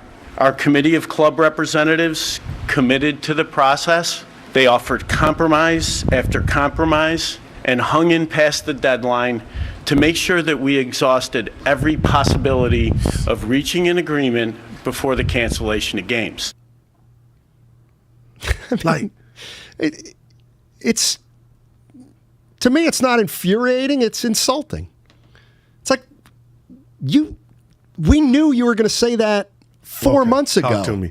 4 months ago, we knew you were going to say that. And if you were really about getting this right, Steiny, and you were about baseball being looked upon and make people come back, you guys wouldn't break and go to KFC and shower and come back. You would lock yourself again in that room. Make this 10-day. Why the break? Why the pause? And I'm going to say this to you. How many real, true, diehard baseball fans like us, how many are kind of happy, like, okay, get it down to 80 games, that think 162 is too many? See, I'm already irritated that you've already lost 2 series, but I'm wondering, in my mind, how many baseball fans are like, okay, I would get off on a 100-game season, because we just saw 62 2 years ago. I don't know. I don't know where everybody else is. I'm not happy this is going on, but again, I'm not, no tears. No tears over there. No. Why should I invest a sliver of interest in baseball right now? By not doing that, am I any less of a fan? Well, it doesn't matter because I got to either come back or not anyway. Well, Steiny, what apple pie and Chevrolet, spring training, pitchers, catchers report. That's always been a joke. You see the highlights. It's always been a flat out joke. And then we joke. got opening day. Pitchers and catchers report. Oh, yeah, that's Scottsdale, Florida. Come on, man. Come on, man. What? I'm just fix yourself, baseball, man. Fred, that Too was late for that. Like it was surgery for him to say this is the worst What would possible. it take? Listen. If I were a truck driver, I wouldn't give a rat's behind about this. You, on the other hand, and Spadoni will always and come back. Yeah. You'll always, no matter what. I'm sheep, no doubt, Steiny. Wow. I am sheep. Why? Because I love the game when it's played. I love the fact that at 4:05 or 7 was 6:45 now with the new times, it's always going to be there. And it's not once, twice a week. It's every day. And that's what I've grown to love. The lineup card, the manicured grass, the chalk. The lineup card? Oh, Steiny, nothing What does that have to do with anything? Dude, just the lineup card? Yeah, dude, it's just for me, I get off on that. First of all, nobody even sees the lineup card. But you see when you're watching it on TV. And when Earl Weaver takes it out to the home plate umpire, you're like, wow. I was thinking of Bob Melvin, him and Bochy. Steiny, I'm into all that. And the umps, I'm into that. The trots to the outfield, you come back, they're warming up. All that, man. I guess I'm so drunk off of the NBA and where they're at in this season and the Warriors are back. I'm just kind of like, when I wake up, they'll fix it. It'll be fixed. And I got to tell you, partner, why do you care more than they do? I've grown up on it. But they play it. You just watch. Yeah. They play. Why? If they don't to care enough to do the thing that they love, that they supposedly love, why should I care when I'm struggling with a sport as it is? Well, I'll say this. Every player, the players, they have one voice, and not all of them are on, okay, we can miss games. Some are really bothered and probably would be like, you know what, let's lace them up and ball, but they can't. And I get it. But, Steiny, you just talked about it. Why do I care? I feel like I play. And when I watch, I feel like I pitch. Well, that's and a little I feel disturbing like I hit, to but tell you that's the a whole truth. nother story. But, dude, I just don't understand why they think they're so popular that the sport as a whole can withstand this. This is the beginning of the death of baseball, which, may have already started. Sport's been dying for decades. This doesn't help. That's for damn sure. Is there a shadier character in sports than Rob Manfred right now? Bud Selig. Well, he's gone, but he even got in the Hall of Fame. He was, come on, Steve. Yeah, Bud Selig Jr., I guess. Let me think for a minute. And is there any way that baseball could salvage its image that it currently has? There's Urban nothing. Meyer's pretty shady. Wow, you pulled that out. Did you say commissioner or just anybody in sports? Yeah, well, commissioner's a bygone for conclusion. It's a conclusion at this point, but anyone. Urban Meyer, when I think of sports / shady, Urban Meyer pops into my head. Bobby Petrino. See, I don't mind him. The neck brace. Oh, my God. And the mistress on the motorcycle. Allegedly. Allegedly. And the crash. Allegedly. Yeah, I want my son or daughter going to that scrapes school. on his face. Oh, my goodness. Nah, he's a little misunderstood. Where does this end, though, Steiny? I don't know. Because why I'm irritated now is I think true baseball fan, get it down to 60. Because that 60-game season worked, and they're talking about multiple playoff teams like the NBA. I'm irritated. 60 games, 14 teams make If there's the a playoffs. season this year, is this title tainted? I mean, is this a Mickey Mouse trophy, as all these youngins would say? Man, I get mad Since we're in the Bay Area, it depends if the Giants win it or not. Yeah, if the Dodgers win it this year, Steiny. It doesn't count. It doesn't count. Okay. Wow. And it doesn't count. Because their title 2 years ago doesn't count. And what's funny is we don't know when they're going to meet again. That's what's so that's the insult to me. Well, per Odyssey insider Bob Nightingale, they're going to resume talks in New York. So probably within the next week. Yeah, change of venue. A break. Yeah. Oh my God. So how can you tell us that, we're trying to move mountains to get this thing done, and you're taking a break for 7 days? Well, look, they have been negotiating for a while now, a few days in a row. Well, 9. Round the clock. I mean, look, even when you put somebody in solitary confinement, you let them out for a couple days. So I don't mind the break, and I don't even mind that they pushed all the negotiations to the deadline because that happens all the time. And I know you don't live your stuff gets done. You don't live your life like me.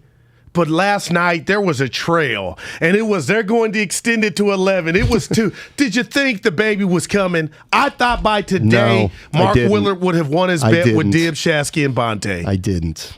And I don't think this thing's getting settled anytime soon. And that's just, man, I don't think they can withstand it because you ain't making people come to your sport. Daniel Snyder. That's a great one. That is a great one. That's from the 408. Yes. But then for him to come out and say the concerns of our fans are at the very top of our consideration list, like how the hell can you say that with a straight face? No doubt. He did. Well, and then I guess he didn't, but yeah. Hey, we're gonna go take a quick vacay. Come back. We'll go to Reno, Vegas. Come back. Get your ass into place now. Let's go.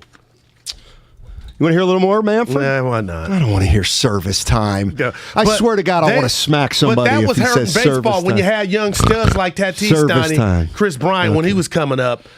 Here we go. Rob Manfred. This is on listening to the players.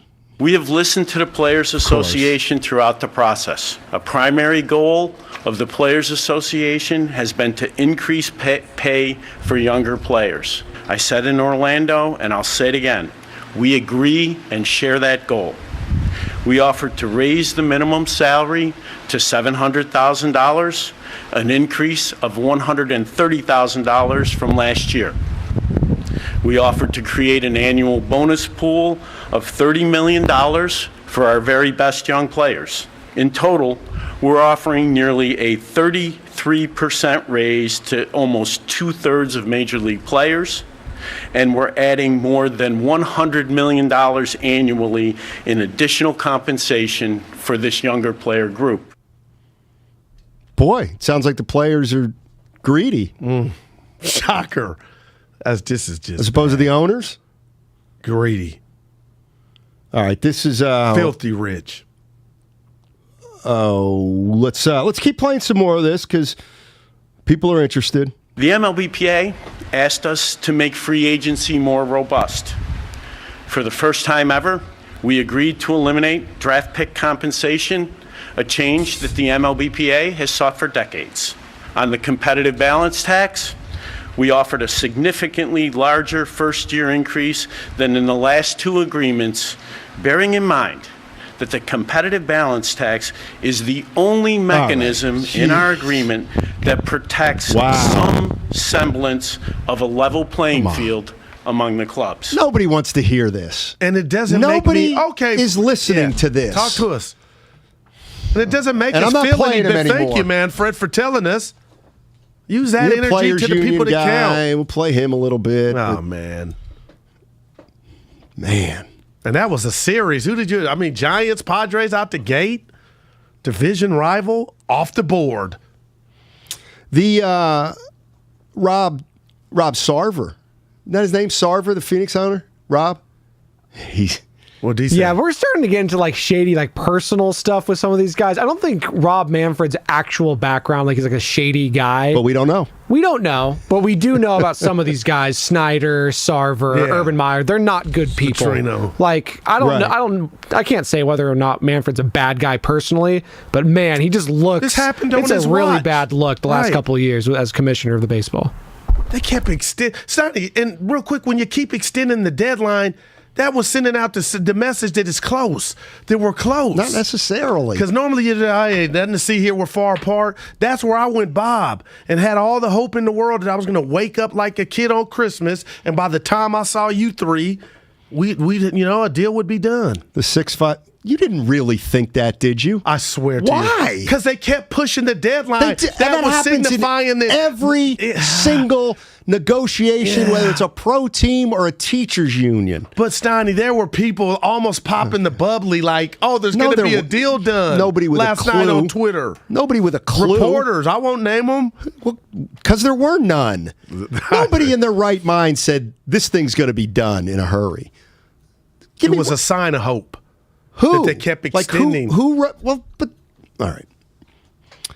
650 says it's. I don't want to read that. He already did, technically. It's so sad that Guru cares more about baseball than Rob Manfred. But we don't. It's true. Yeah, he's leading majors. He's the fall guy right now. But I mean, what can you do? Nothing. Talk about the Minnesota Timberwolves and your boy Finch.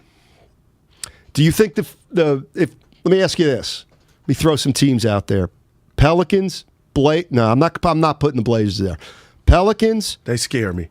Lakers, Clippers, T-Wolves. Who do you want? Who do you want if you're the Warriors in the first round of the playoffs? Pelicans, the Lakers, the Clippers, or the Timberwolves? I'm assuming PG won't be back and Kawhi. I would not. No, PG will be back. You think so? Because Steiny, I was doing some reading. They said he needs some more time, but that elbow wasn't like cooperating. But if you're telling me PG's back, I'm avoiding them, and I would go with New Orleans. So that's where I start. But New Orleans has now they got a guy that could get you 30. They got baby KD. And I'm just, I would take New Orleans and I wouldn't sleep good at night. Memphis scares me. I'm not Memphis. Minnesota. Well, Memphis scares me too. They are a wild card, man. And who said it? Was it Willard when we walked in? Edwards ain't been lighting it up here recently. So maybe he bust out tonight. But this is the game for me that Wiggins, you own, kind of your old team. We can see 22-25 from them tonight. I'm gonna make a prediction, and I don't usually do this. A take? No, it's like you know how you go. You know how you don't think about anything, and then on the top of your head, you'll just say, "I think Curry gets 42 tonight," and I say, "Why?" And you say, "I don't know. I just feel it." You're like, because you're making it up.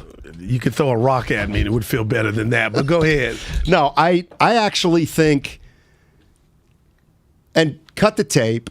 I have a feeling Wiggins will struggle tonight. Then I'm worried when you see me tomorrow on Wild Wednesday. And here's why I think he's going to struggle a little bit, because he does play well usually against the T-Wolves. Yeah. But this is a little different. T-Wolves they're a better team than they've ever been. But what about they're no in Clay Minnesota? Form? No Clay offensively formed to kind of. First of all, there was no Clay against Dallas. If Clay plays, he's not going to be terrible. Now, he can be terrible to me if Clay doesn't play, because then he's going to take 18 shots. Maybe he goes 5 for 18. But here's the bottom line. When Clay and Steph are on the court, how can Wiggins be terrible? He doesn't do enough to be terrible. He doesn't take enough shots to be terrible. But, man, I just envision a scenario, Steiny, where those dudes not locked up. They're playing good D. You got to pass the ball. He gets it, and he dances with it and goes and tries to get a bucket. Okay, and he gets it. He gets one out of 2 times. But since Clay's come back, it's not all-star Wiggins. It's not going to be. See, that's why do you think? That's not a plus going into the playoffs for me. And then if Clay's not going to be shooting like he was before injury, then what are we doing? What are we looking at here? If we're telling you we're getting a less. Why was Wiggins an all-star? He was efficient, and what was a number one? No, what was to me? Well, second. He was a second option. The number one reason Andrew Wiggins was an all-star is because Klay Thompson was hurt. Oh, okay, gotcha. Right. Under virtually no scenario that I can imagine would Klay have been healthy and Wiggins be an all-star. That can't happen. I don't disagree with that. Okay, so he's not going to be an all-star when Klay comes back for the rest of the year. How can he be? He wouldn't have been an all-star if he played the first 50 games with him. Well, I'll tell he's not going to score enough points. He's not going to make enough plays. Well, who's your third best player offensively going into the playoffs? And Dre's back. Who you need that to be Wiggins, right? Right. Now, what if that's not the case? No, it can be the case. He's just going to take he's taking 14 shots a game. Yeah, but my question to you, Steiny, if he's struggling, well, then they're in trouble. That's where he better make that's why 8 I'm up of here. 14. Okay, wow, man, because he's not getting 19 shots a game anymore. Over. Yeah, that's all. And the funny thing is like, and I love Klay. He's not helping anybody. You know what I mean? How's Clay? Let me ask you this: what can Clay do to help Andrew Wiggins be more aggressive, or how can Clay help Wiggins be the player Wiggins was before Clay? I'm gonna say this now. You're gonna disagree. I don't care. Look for him more. Okay. And when I say look for him more, that instead of you eating all of it, He's a Clay, 2-assist game a guy. Oh, Come man. on. Clay, that's the other thing. Okay. Now you want Clay to look for Wiggins. Okay, that's not what you want from Klay Thompson. Hey, Clay, we want you to look past the Wiggins. You can't do that. He just wants to shoot. You can't so they're in uncharted territory then. It's not hopeless. Wiggins has to do more with less shots. Why are you going? That's what great players do. Do you not have confidence in him? So would you say he's slumping right now, or just a short sample size? I actually don't think he's slumping right now. I just think because he had 7 for 17 last game, I believe. Big deal. He goes 8 for 17. That's 47%, which is what he's shooting. But 41% from the free throw line. So don't go to the line then.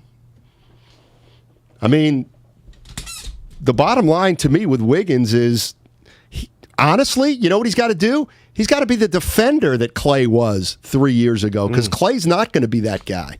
How much time we got, Spino? When they had Dallas, minute 30. 21. Who do those guys have? Coming up next, Ratto and Damon. Oh, we have Warriors live in an hour. Oh, wow. That's right. It's a 5 o'clock start. Mm-hmm. By the way, and Ratto. I wish I could promote this, but I think JD and I are doing a podcast right after the Warrior game tonight. Mm-hmm. There you go. Spinoni, you look like you have something on your mind. You're going to listen, though, right? Be locked in. Lakers play tonight? I had enough of you today. Against the Mavs. Who, me or Spinoni? You. Yeah, no. That won't be. I like JD. I'll probably listen to it when I come in tomorrow. Oh, yeah, no. That's actually, 415. No, Steiny, the number one reason Wiggins was an all-star, the fan vote. Yeah, that's true. Yeah, but your boy was balling. K-pop vote. All right, that's right. You know what? I saw something about that, and I thought, I'm not clicking this link at gunpoint about K-pop. I don't know what it is. I don't know who it is. I don't know if it's a he, she, or somewhere in between as a neuter. I was not clicking that link off about K-pop. K-pop is Korean pop music, Steiny. And they had a fandom. All right, take us out. Okay. All right. Whitey and Ratto next on 95.7 The Game. Stanford Blood Center presents The Executive Show with Bob Myers. What do you think the biggest aspect, like the specific thing you guys missed the most from Draymond is? I think leadership. Sure, you mentioned things.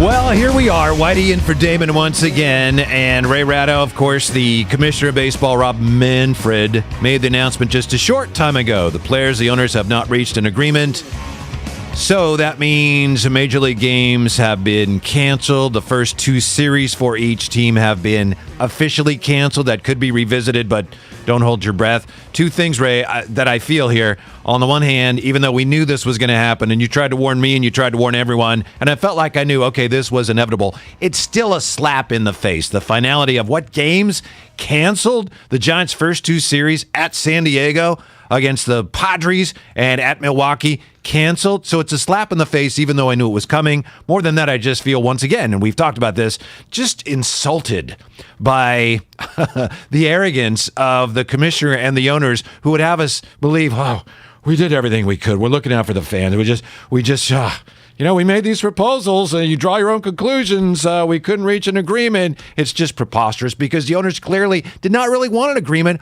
unless the players completely caved, which was not going to happen.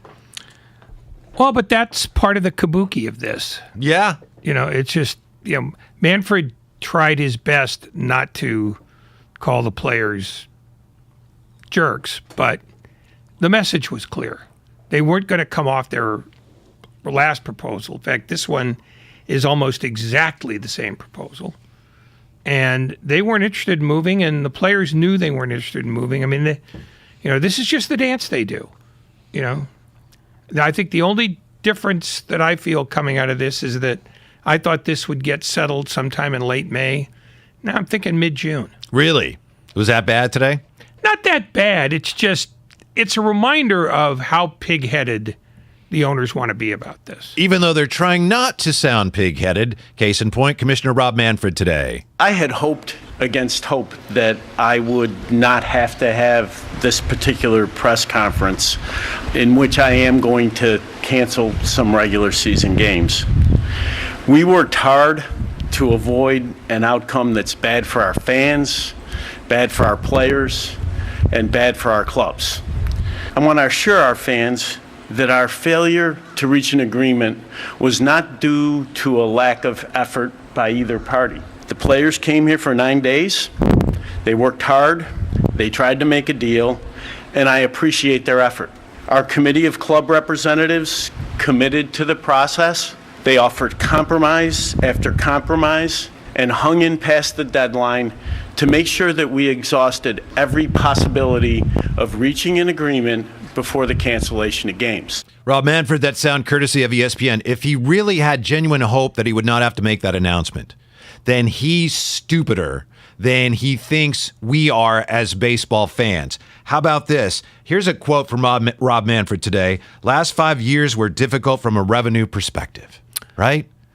Yeah. Which is in 2019, before the pandemic, Ray, MLB revenues jumped for a 17th straight year to a record $10.7 billion. Oh, last 5 years.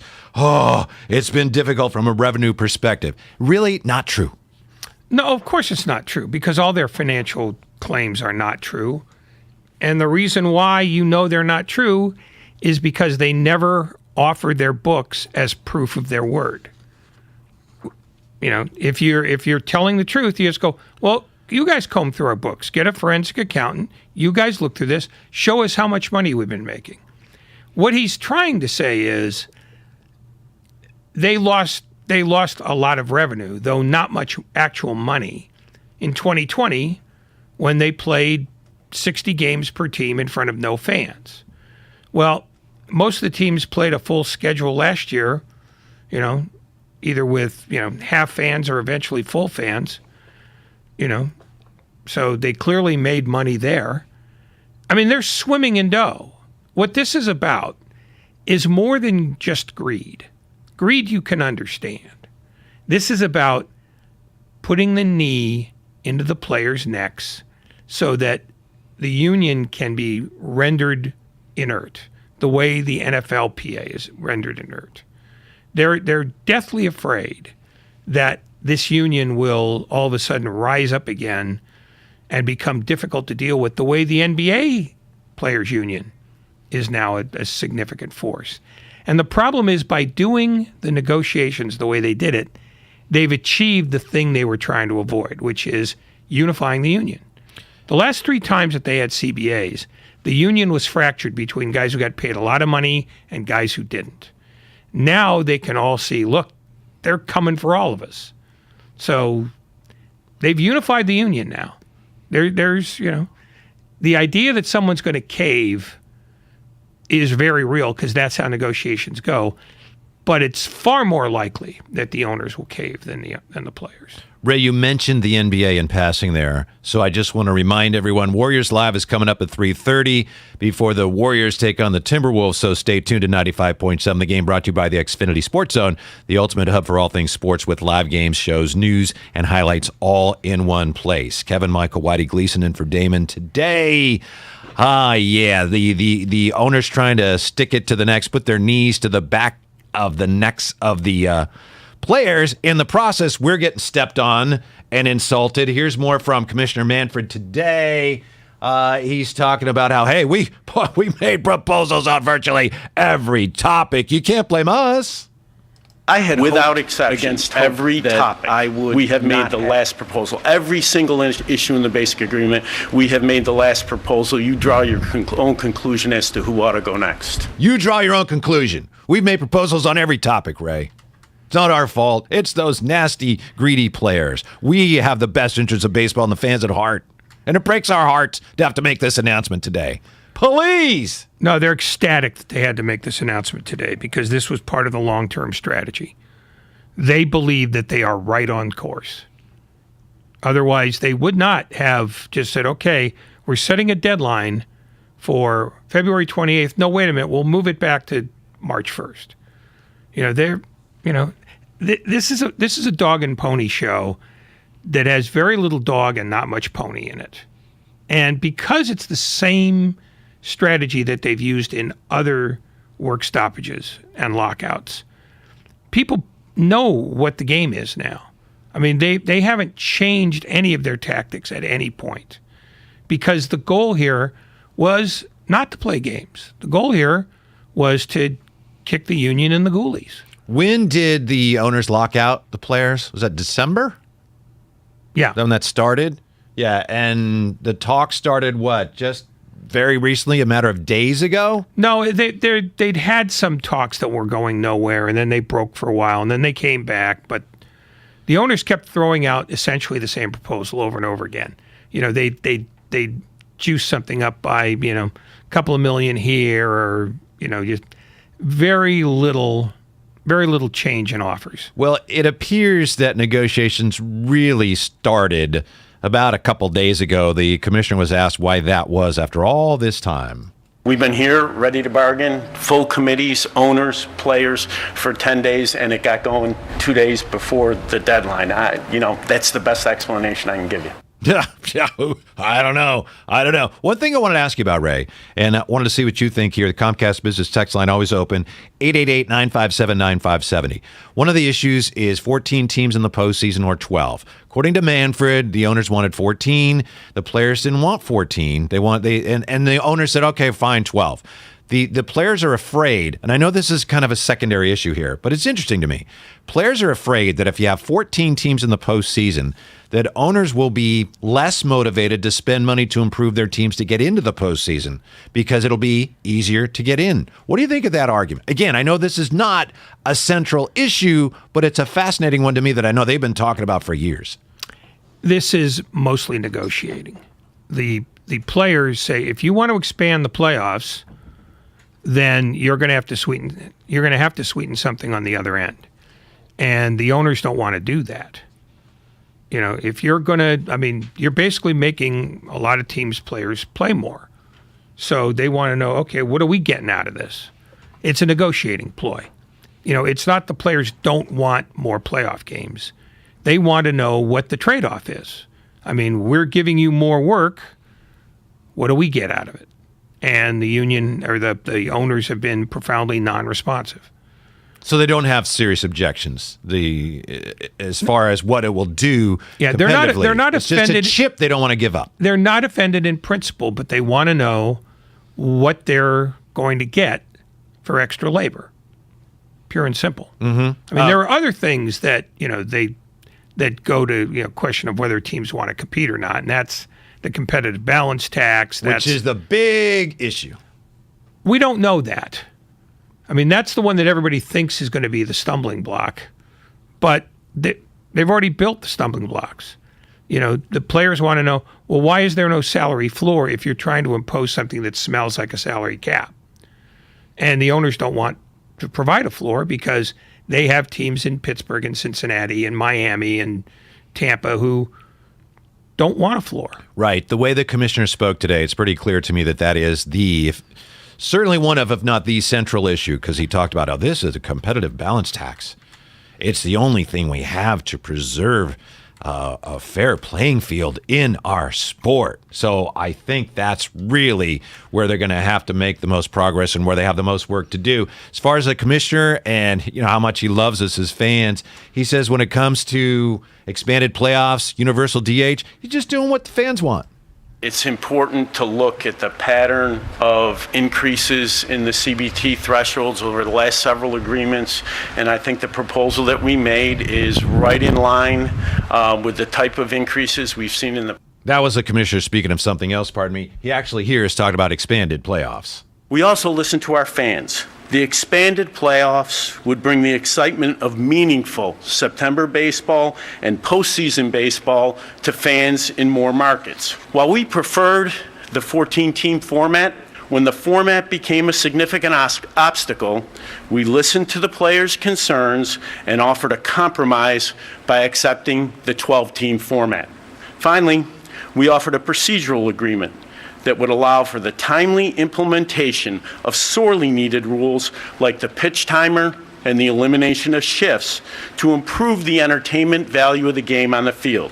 And we agreed to the universal DH. Just talk, Ray? Is that just a lot of blah, blah, blah, blah, blah? Blah, blah, blah.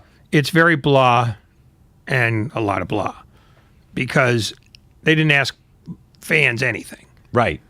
No fan is He's distracting us there, trying to distract us from what's really going on. Well, no, yeah, it's just that, we want to impose changes on work conditions. And players are going, okay, you want to make changes? We want to make changes. And the owners didn't want to make any other changes. We just want more games, and we want the universal DH, which, is neither here nor there. that's an aesthetic issue. But, negotiations are about, we're giving you this, now what do we get back? And the owners are very short on give back.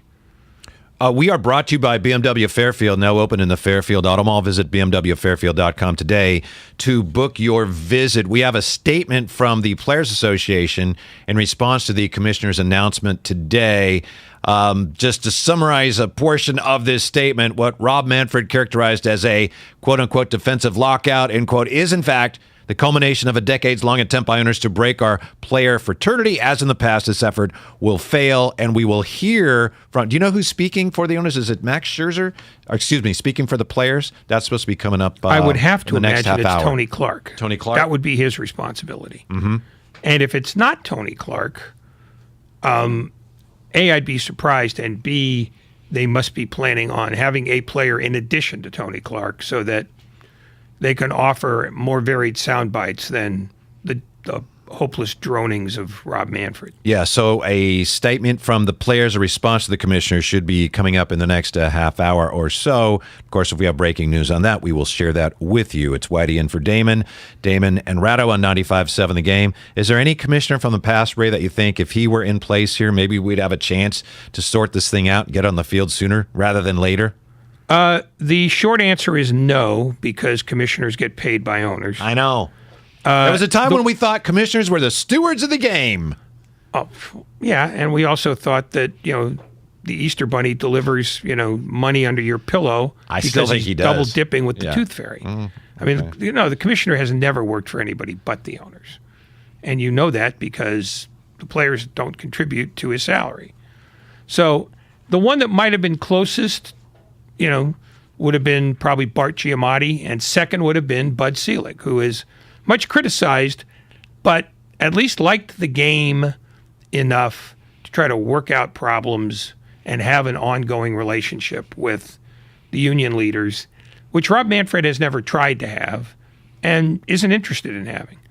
That is clearly by owners' design. There was a time, Ray, when commissioners of various sports had some concern over what their legacies were going to be. I don't even know if that's a realistic concern anymore because it's clear that you're in there to make money for the owners, and the rest of it, forget about it. But to that point, Commissioner Manfred was asked about how this work stoppage could impact his legacy. The difficult thing about this, if it was solely within my ability or the ability of the clubs to get an agreement, we'd have an agreement. The tough thing about this process is it takes both parties to make an agreement. I'm really disappointed that we didn't make an agreement, and I'm really committed to doing everything possible to get one. That speaks to one of the underlying issues here, Ray. Everybody who has been covering this very closely points out that these two sides, no matter what you think of the player side or the owner side, they are not close to agreeing on anything. There is a lot of animosity. You can't help but compare something like this to what goes on in other sports. In the NBA, and yeah, they have work issues, but they've gotten closer to a point where the players see themselves as partners with the owners. I mean, you look at the way they divide the basketball-related income, it's closer to that. In this case, one of the problems, yeah, there are these issues, but for years and years, right, the owners and the players, they don't agree on anything, and not only that, there is a ton of genuine animosity towards one side for the other. Well, it's because the owners, in the short term, they want a salary cap and no salary floor. In the long term, they want the union to be as acquiescent as the NFLPA is to the NFL. And worst union in sports, right? Oh, I think you'd probably, you'd have to, the NHL Players Union is Mm-hmm. I think the MLS Players Union is, very acquiescent because they have no leverage. But baseball, the last three, CBAs, the owners won hands down. And Rob Manfred's quote, if it was up to me, there'd be an agreement tomorrow, which is to say, if I didn't even have to talk to these guys, we could just impose work rules and they would have nothing to say, which is really what they're after. He says what he means in weird ways, and you have to just listen carefully for it. But basically what he's saying is, if there wasn't a union, we wouldn't have to deal with the union. Yeah, it's Damon and Ratto here on 95.7 The Game. Whitey in for Damon, and we have Warriors Live coming up bottom of the hour, just reacting to the commissioner's announcement. As I said earlier, even though we knew it was coming, it was still a little bit of a slap in the face. It still stung a little bit to have the commissioner of baseball pretending like he cares about us, the fans, and proclaiming that, yes, regrettably, we must cancel the first 2 series of the year. He also made this point, Ray, and I know you and others have pointed out that, look, baseball, they can do what they want. They want to make up some of these games. Yeah, you know, they've got this deadline. Oh, yeah, we'll see. Each side trying to pressure the other. But they can make up games if they want to. The commissioner said, well, it's tough to make up games these days because you have an interleague series going on all the time. And the interleague teams don't play each other as much. So, you know, if you have a Dodgers-Giants game and it's postponed or you try to cancel it, we can make it up with doubleheaders later on down the road in the season. So he says with interleague play, it's tougher to make up some of these games that they've canceled today. It's just steaming crap. I see his point. I mean, the NHL... You can do what you want, to your point, but it is a little bit trickier. No, it's not. Because the NHL... Alone. I mean, the NHL had to blow up its entire schedule when they lost all those games to COVID in December, and then they had to blow up their schedule again when they had to pull out of the Olympics, also because of COVID. They're going to get all their games in. All you have to do is sit down and work at it. The truth is, baseball can do whatever it wants, including have an unbalanced schedule, where some teams play 30 interleague games and some play 26. Nobody's going to care about any of that, and nobody's worried about the schedule maker. Those are easy. Those are logistical problems that you could solve with a computer and 6 of beer. Take it up with the commissioner, Ray. No, I don't want to talk to him. Since we've gone to interleague play every day, we've never canceled games. So if you think about the way that the schedule works, every single day you have an interleague series where those teams are not back together enough to make rescheduling feasible. So do you think the pay, full pay and service time will now be something you have to negotiate with the union and players? Yeah, I think that our position is that games that are not played, players will not get paid for. Thanks again to ESPN for supplying the audio. Here's a great question on the text line here. 888-957-9570. Comcast Business text line always open. From the 707, of course, the seat of all knowledge and wisdom. Are some teams going to play more games than other teams now due to the first 2 series being canceled? For example, a team can play 7 games, another can play 6. That's a great question because... The answer to that is if you're canceling games and you're not going to make them up, yes. Yeah, which gets us back to, we talked about this week or last week, I guess it was, Ray. 1972, I don't know, who cares, but 1972, Detroit won the Eastern Division in the American League by half a game over Boston. Boston didn't play as many games as Detroit. They played 1 fewer game, so we could be looking at that kind of scenario. It's not an outrage, though. When you have that much inventory, you just tell the teams, look, you have less time to win what you're trying to win. Suck it up. You said it's not an outrage? It's not. It's absolutely an outrage. What, that one team plays 1 game less than another when they play more than 100 in a year? Well, if it comes down to that, if who wins a playoff spot now, then win an extra game. If it came down to that would be that was that was outrageous. It happened and it was terrible. It actually happened. Terrible. Yes. How many people in your life's experience have complained about that other than you?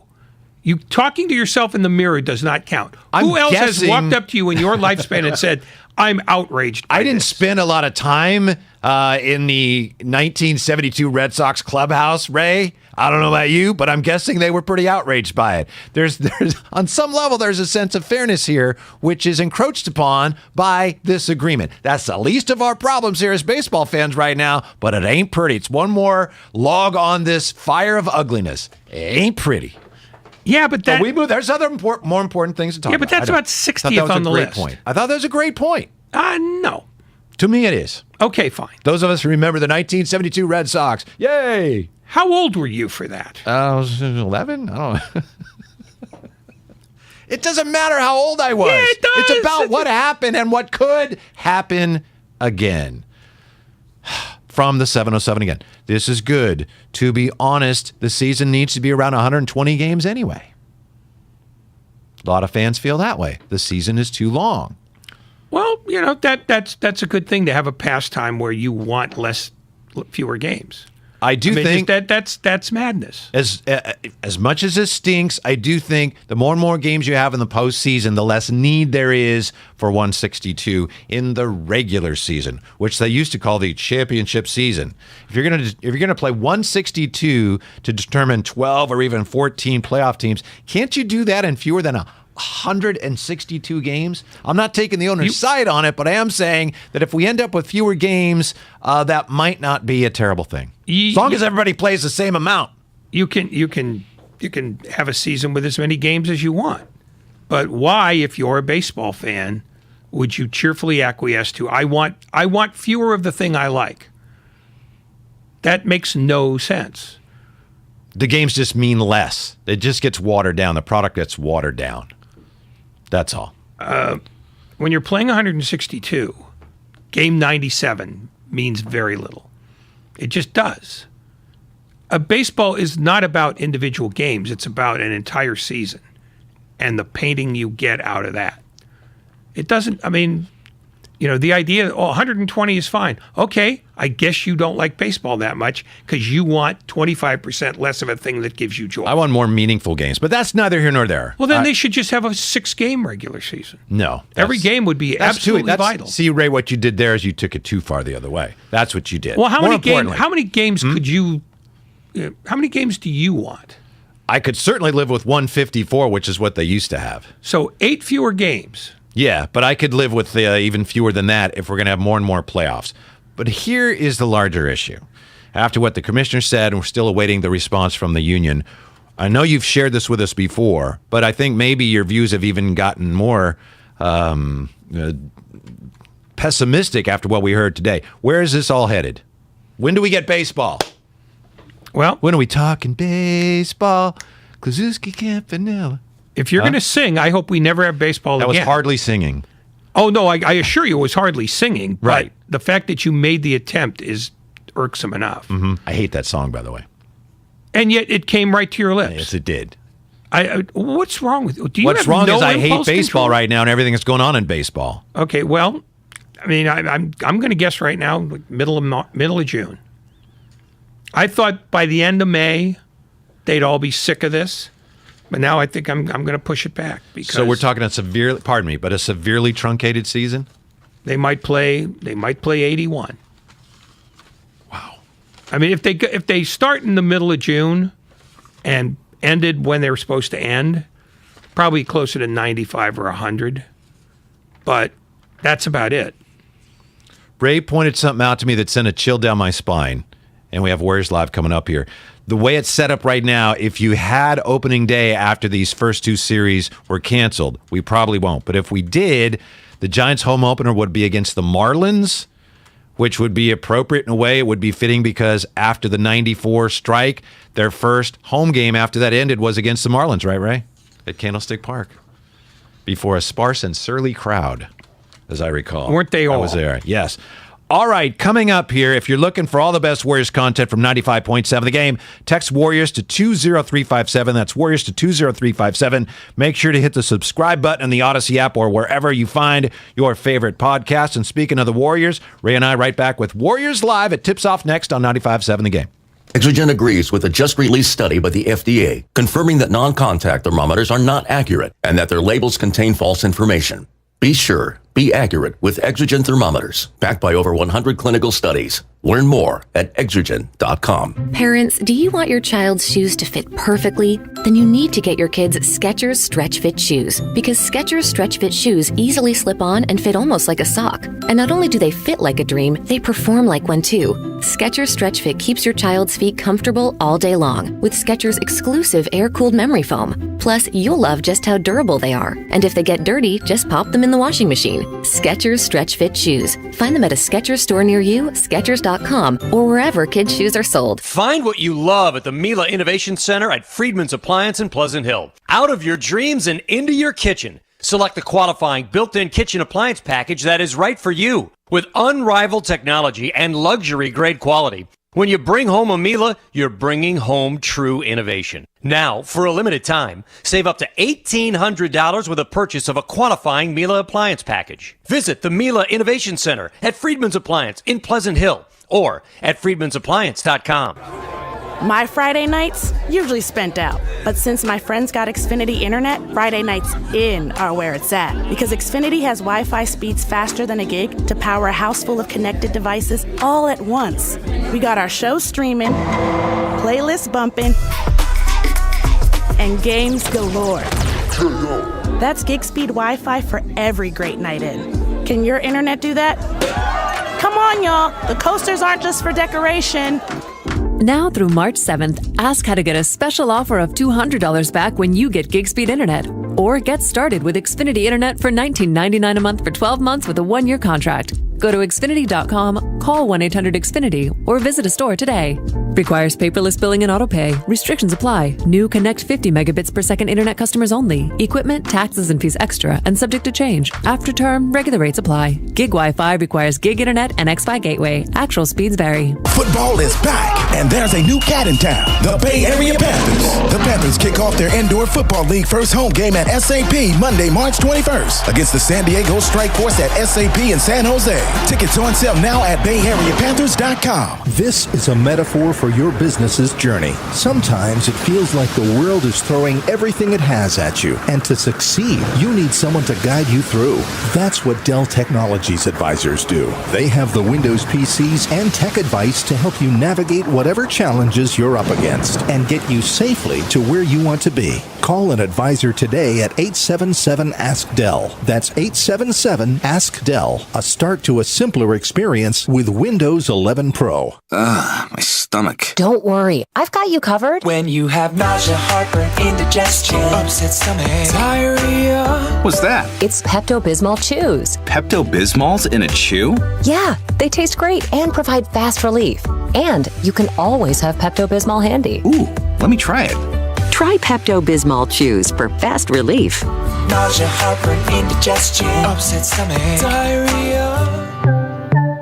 Use as directed. Keep out of reach of children. With thousands of dollars in new tax credits this year, Jackson Hewitt understands there's a lot at stake this tax season. We have 102 reasons to switch to a Jackson Hewitt Tax Pro, like giving you $100 just to switch. So that's 100. Then we'll track down every last tax credit so you get every dollar you deserve. That's 101. Finally, we guarantee you'll get your biggest refund. That's 102. Want to discover 103? Book an appointment at a participating location near you. Offer ends March 6th. Available at participating retail locations for new clients only. Mention this ad when filing. Terms apply. Visit jacksonhewitt.com for details. You may be into punk rock, soft rock, or classic rock, R&B, hip-hop, or house, country, techno, or techno-country.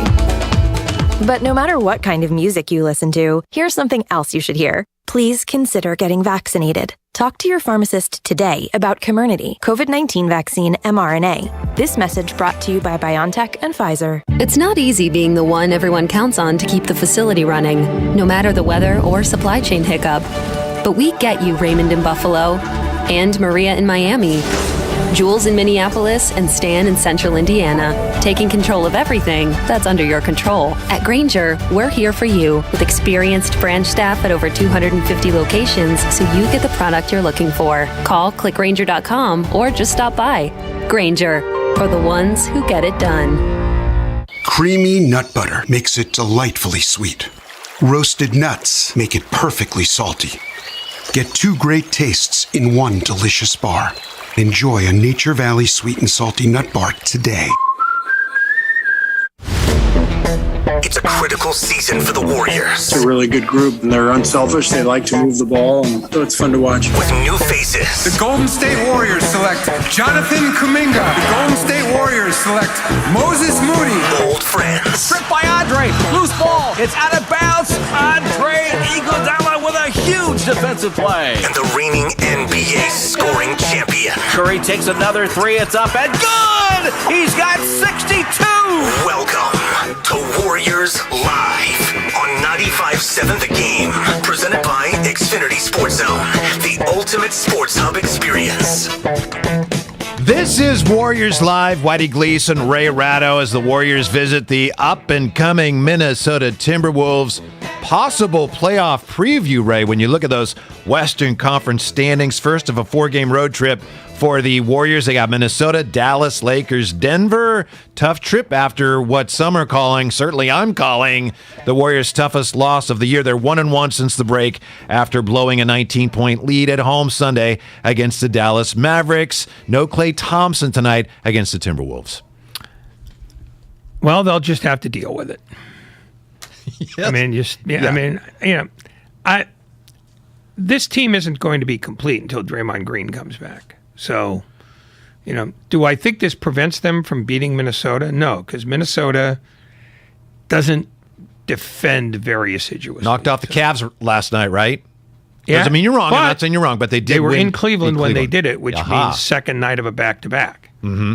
So, the Warriors will have no excuses if, in fact, they fail tonight. I mean, there might be excuses, but on its face. After spending yesterday making all those excuses for the loss Sunday, did you just say they have no excuses if they lose tonight? Is that what you said? I didn't make any excuses for them. Okay. Look, you want this to be an outrage. You like outrage. I was surprised that you said that. That's all. This is Warriors Live. We are brought to you by Exergen, Kevin Michael, Whitey Gleason, and Ray Ratto, and the Warriors against the Timberwolves. One thing to keep an eye on this road trip. And I know we're gonna hear from Bob Myers coming up top of the hour. Bob Myers was on the Morning Roast today and had a lot of things to say about a lot of different Warrior topics, including James Wiseman and when we might see him. But some people think that we could see James Wiseman. I don't think tonight, but we could see James Wiseman appear on this road trip, Ray. Appear or play? Well, when I say appear, yeah, that's what I mean. Appear in a game, as in play in a game.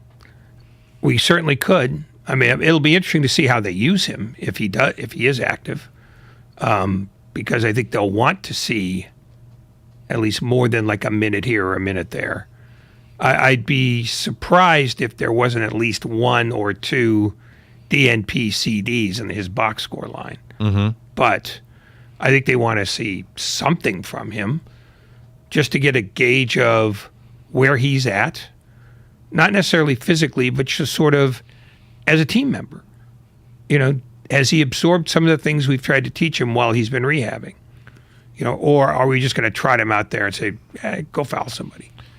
Coach Kerr was asked about Wiseman appearing at some point during this trip. Anthony Slater asked him, I think it was yesterday, and Coach Kerr just said, at this point he's day-to-day, and really was non-committal. So it is a possibility, not necessarily likely, but a possibility. A lot of things to keep our eyes on with the Warriors, including how they might respond after the loss to the Dallas Mavericks. This is Mark Spears on ESPN. He said he thought that after the game observing Steph Curry, thought Steph Curry had a very hard time dealing with that defeat to the Mavericks. Just how deflated Steph looked after the game, how concerned he looked after the game. He said he was going to definitely watch film, but he was concerned about the lack of consistency, the struggles with the rotation, the energy, and how the energy shifted. And, he didn't mention the name Draymond Green. One thing that certainly has stood out to me on that, Warriors were 29-9 in Draymond's real last game. Since then, they are 14-9.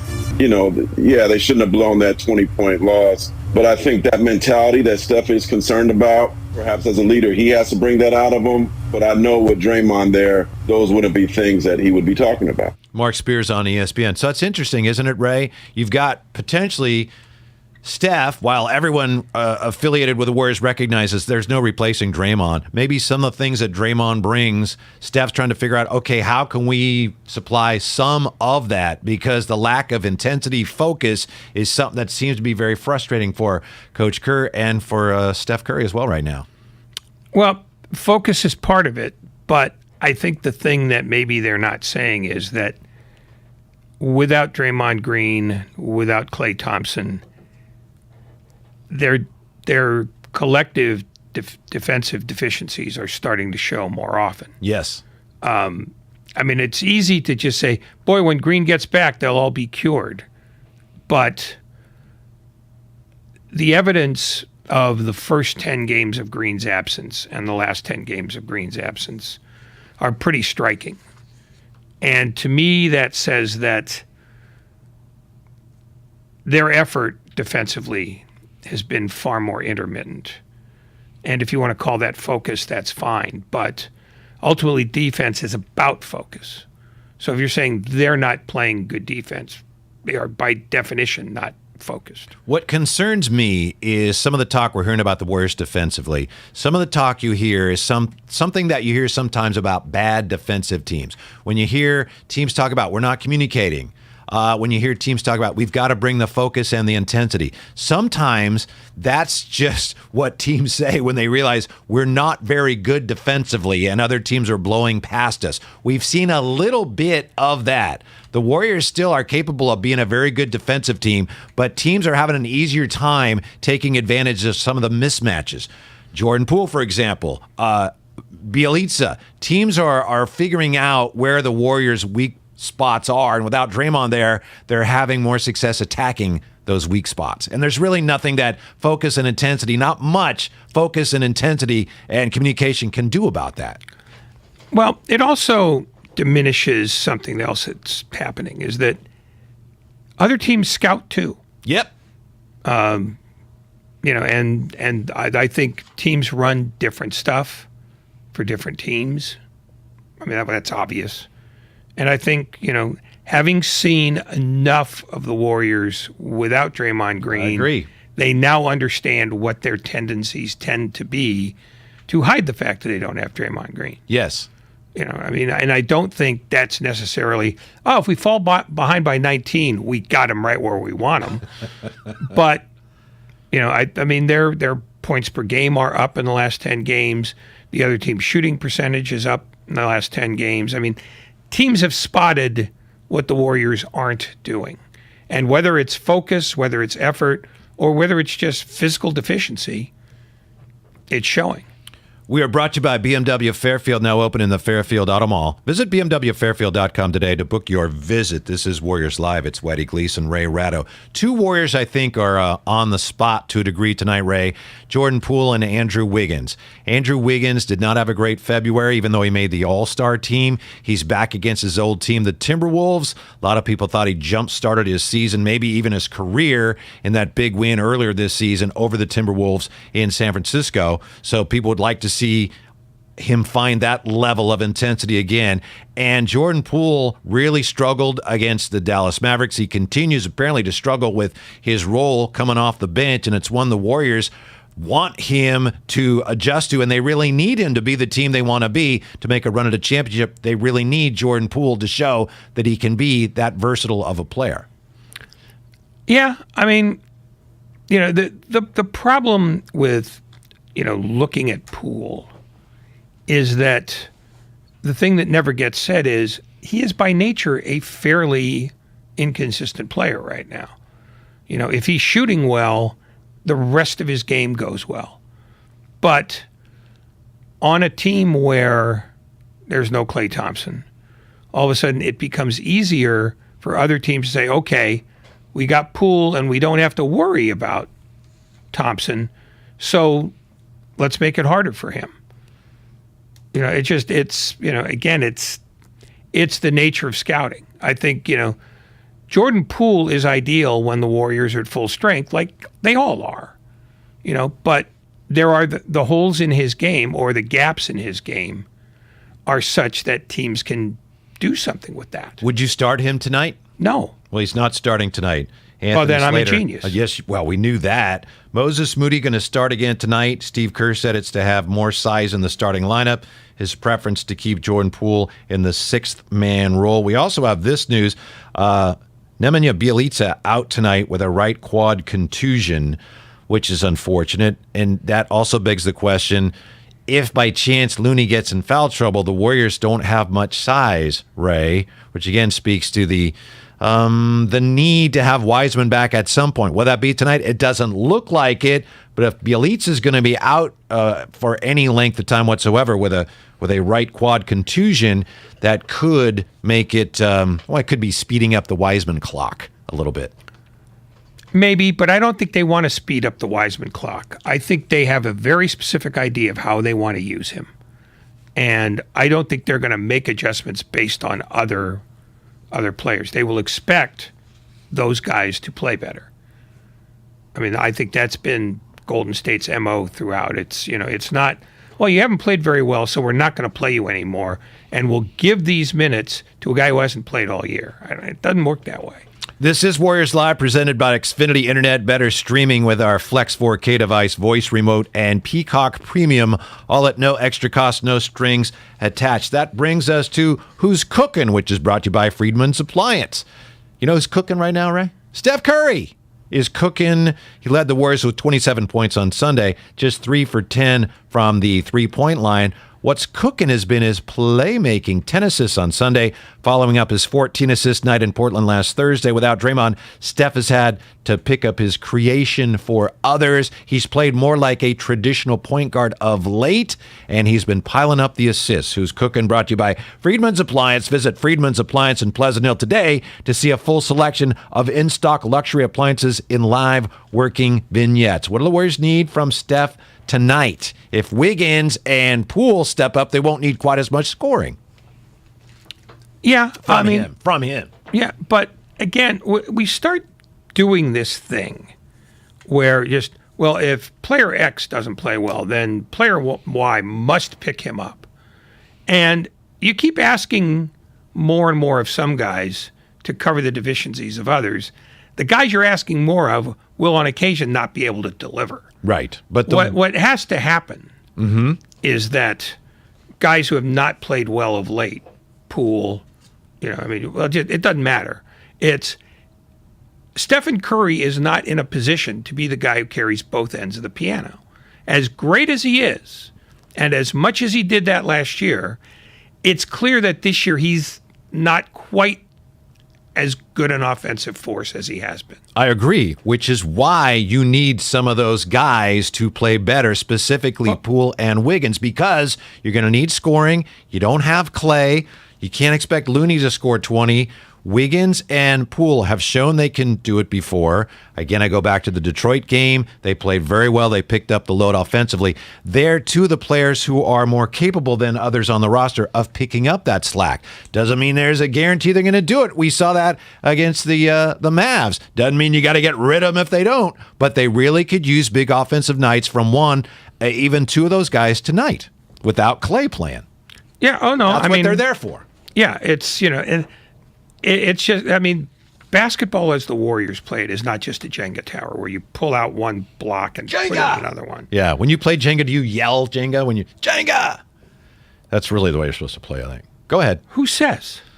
Or did you just make that up? No, I think, aren't you? Jenga! Yeah. Isn't that an old Kenny Mayne commercial? I mean, live a little. Play the game the way it's supposed to be played. What's your point?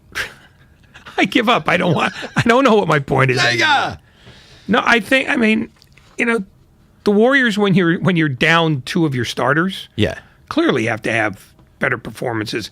And Wiggins is not as troublesome to me as Poole is, because as the sixth man, he's going to be vital come the postseason.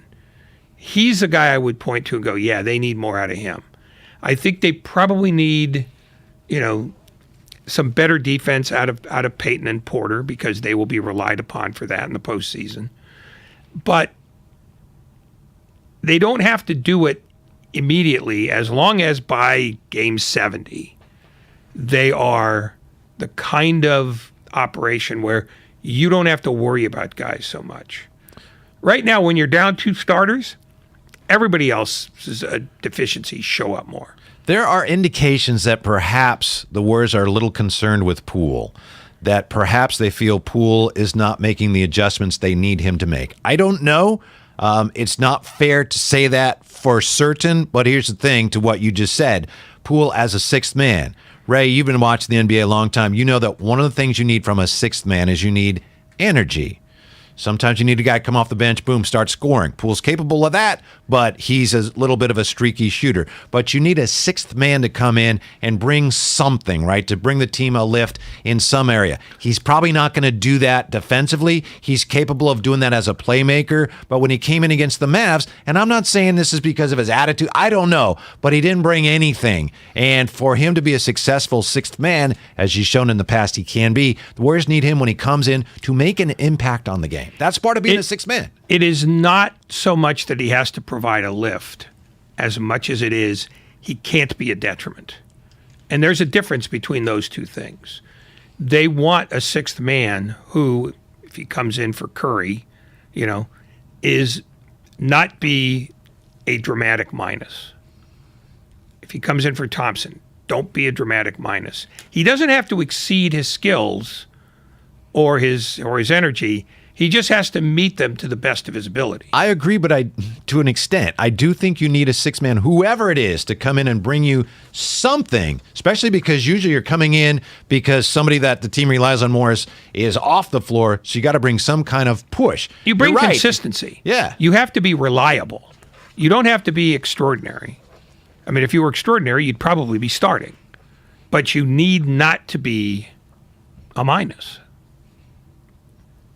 With that, Ray, it's time for What's on Tap. It's time to find out what's on tap. Tap Plastics. Presented by Tap Plastics.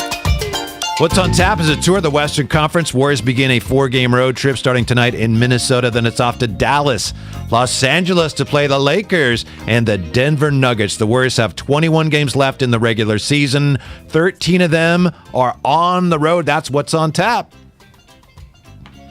Presented by Tap Plastics, the ultimate destination for do-it-yourself enthusiasts. Denver Nuggets on this trip. Minnesota Timberwolves going to see some size on this trip, Ray. Yep, they are. And they'll have, what we'll see, especially against Denver, is a team they have an excellent chance of facing in the first round. And to see what they do, it'll be a little bit colored if Green isn't in there, but they're going to find out with Wiseman and they're going to find out with Kuminga, what they can do against Jokic. I mean, it's not going to be a complete picture. You play with who you got, but Jokic is a difference maker like very few players are. And he could be a back-to-back MVP. Yeah, and the other thing about Denver is they probably won't have Michael Porter Jr. or Murray. No, not yet. They could be coming, but not yet. So you'll get sort of false reads on them. So if you're watching, say Denver, you have to factor for that. Green comes back, but if you had to stack up, Green versus Porter and Murray, that allows Denver to make a bigger leap than I think Golden State does. Something I'll be watching for tonight. I'm guessing you don't think it's a thing, so you won't be concerned about it based on our conversation yesterday. I'm interested to see how the Warriors respond after that difficult loss to the Dallas Mavericks. Maybe you're right. They got the championship pedigree. It's no big deal. It's one they wanted, but you move on. Losing that one after losing that tough home game to the Nuggets where you blew a lead, now you're going out on the road.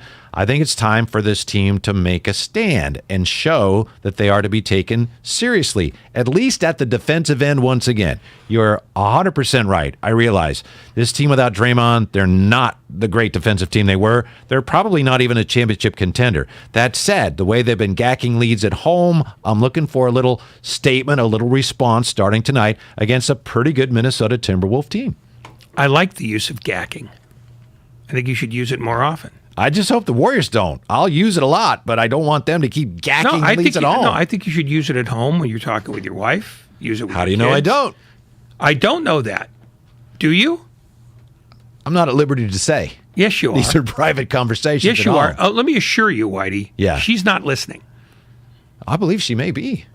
Why? Why would she do that? Because she's a big Ray Ratto fan. And that's not true. No, that's an absolute lie. You've already betrayed yourself. It's probably unlikely. But anyway, I know If she's a she big is Warrior fan. She listening- may be. Big Warrior fan. And she was not happy with that loss to the Mavericks. And who could blame her? She did not mention Stunning. it. She did not mention it in any way, shape, or form. No, she really... No, I don't know why you Whitey, think stop. I'm making this up. She's don't a want Warrior to think, fan. And Warrior fans were very upset by that loss. I don't want to think less of her. You haven't even met her. No, I know. I mean, I admire her fortitude in not killing you. But I don't want to think of her as somebody who worries about the Warriors. Well, she got over it. You know, that's the thing. She gets over it quicker than I do. She watches the games like, oh, I can't believe. Next day, she's like, everything's fine. You know, she gets over it. But that was a very difficult defeat for the Warriors and for Warrior fans. Those are the toughest ones in all sports. Anytime, Ray, you think your team has the game won, in your mind, we've won this game, and then you don't win that, those are tougher than, we lost by, depending on the sport, lost by 40. Oh, that's tough. But when you think you have it, you've won, they didn't win, those are tough. And it's tough on the team too. And I know it's part of the NBA, as you pointed out. But the Warriors have done that a couple times in a row at home. So now they're on the road. Let's see what they got tonight. They got to make a statement. Here's the other thing, Ray. Right now, you've got the Warriors trying to hang on to the 2 spot. If they're not careful, I think Mark Spears may have said this. They're not careful. You could slide out of the top 4. So you just have to win games. That's all. That doesn't mean you got to be upset or rant or rave. You just have to win games. I don't have the same sense that the Warriors are in danger of falling out of the top 4 because I don't think, Utah is frankly special enough to catch them. I mean, right now it's 5 games, but it's still 21 games left. The season is getting short, and I have not seen from Utah the kind of concerted sprint that you have to put up this time of year to threaten Golden State with its record. Yeah, I think there's 3 teams, and then there's 3 more teams, and then there's the garbage. You've got a very tenuous grip on the 2 spot right now. That's just a fact. The way Memphis is playing, Ja was spectacular last night. Very tenuous grip on the 2 spot, and you much, much, much would prefer to be second than third. Yeah, but you were talking about Mark Spears talking about 5th, and Utah. I mean, I stand corrected. It's 4.5, but it's still the same difference. I mean, it's and Dallas and Denver are 7 back. So I don't think that's a realistic fear. I think the only team they have to genuinely concern themselves with, unless something changes, is Memphis. My point is you have to win games. Even though that's a pretty strident statement you just made. Well, because you were very dismissive of the loss to the Mavericks. Well, I don't get concerned by this stuff. Mm-hmm. I've seen a million seasons, and Game 61 never sticks out as an impact game. Coming up here on Warriors Live, we're going to hear Warrior GM Bob Myers on Coach Kerr, on Draymond, on Wither Wiseman. He was on the morning show. Today you're going to hear Bob Myers next on Warriors Live as we roll on 95.7 The Game. Wither Wiseman? You're listening to Warriors Live on 95.7 The Game. Presented by Xfinity Sports Zone, the ultimate sports hub experience.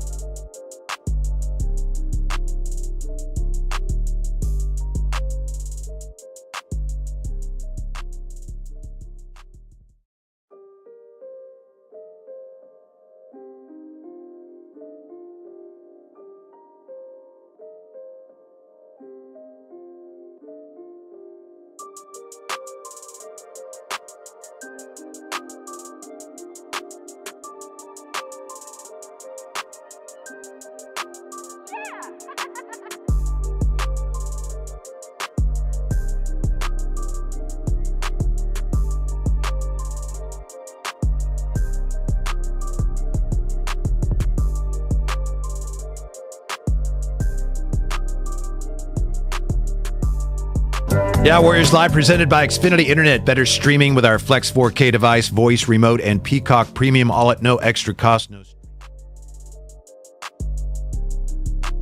And Ray Ratto here, Warriors Live, getting ready for the Warriors and the Minnesota Timberwolves.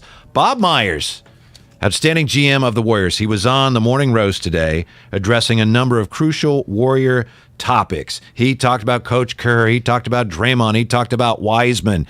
And we wanted to share that with you now. And the conversation began by Butch. It began with Butch asking Bob Myers, when he and the front office hear all the criticism over Kerr's late game management, how does Bob Myers react to all that? Anybody that's coached, and I think maybe some of the listeners like sports, you coach at some level, you make so many decisions, and you see it in every sport. Baseball, you see it in football all the time. You see it in every sport. When it doesn't work, it's pretty easy to scrutinize what went wrong as a coach and what you should have done.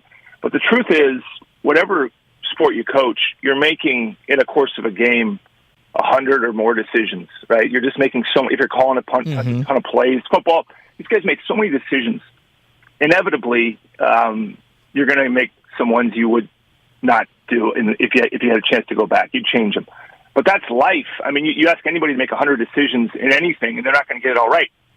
And the reason why people are so hard on coaches is they care about their team, right? I mean, that's where it comes from. It's not apathy. I mean, if we didn't care, you wouldn't criticize a coach or me for what I do. It comes from passion, and that's why, when you talk about working in this market, you got to understand if you work here, which I think is an underrated. I've always thought this market for basketball is highly underrated. You guys grew up here. Yep. The basketball fans in this area, I put them up against anybody, and always have been that way. Forget about our run of the past.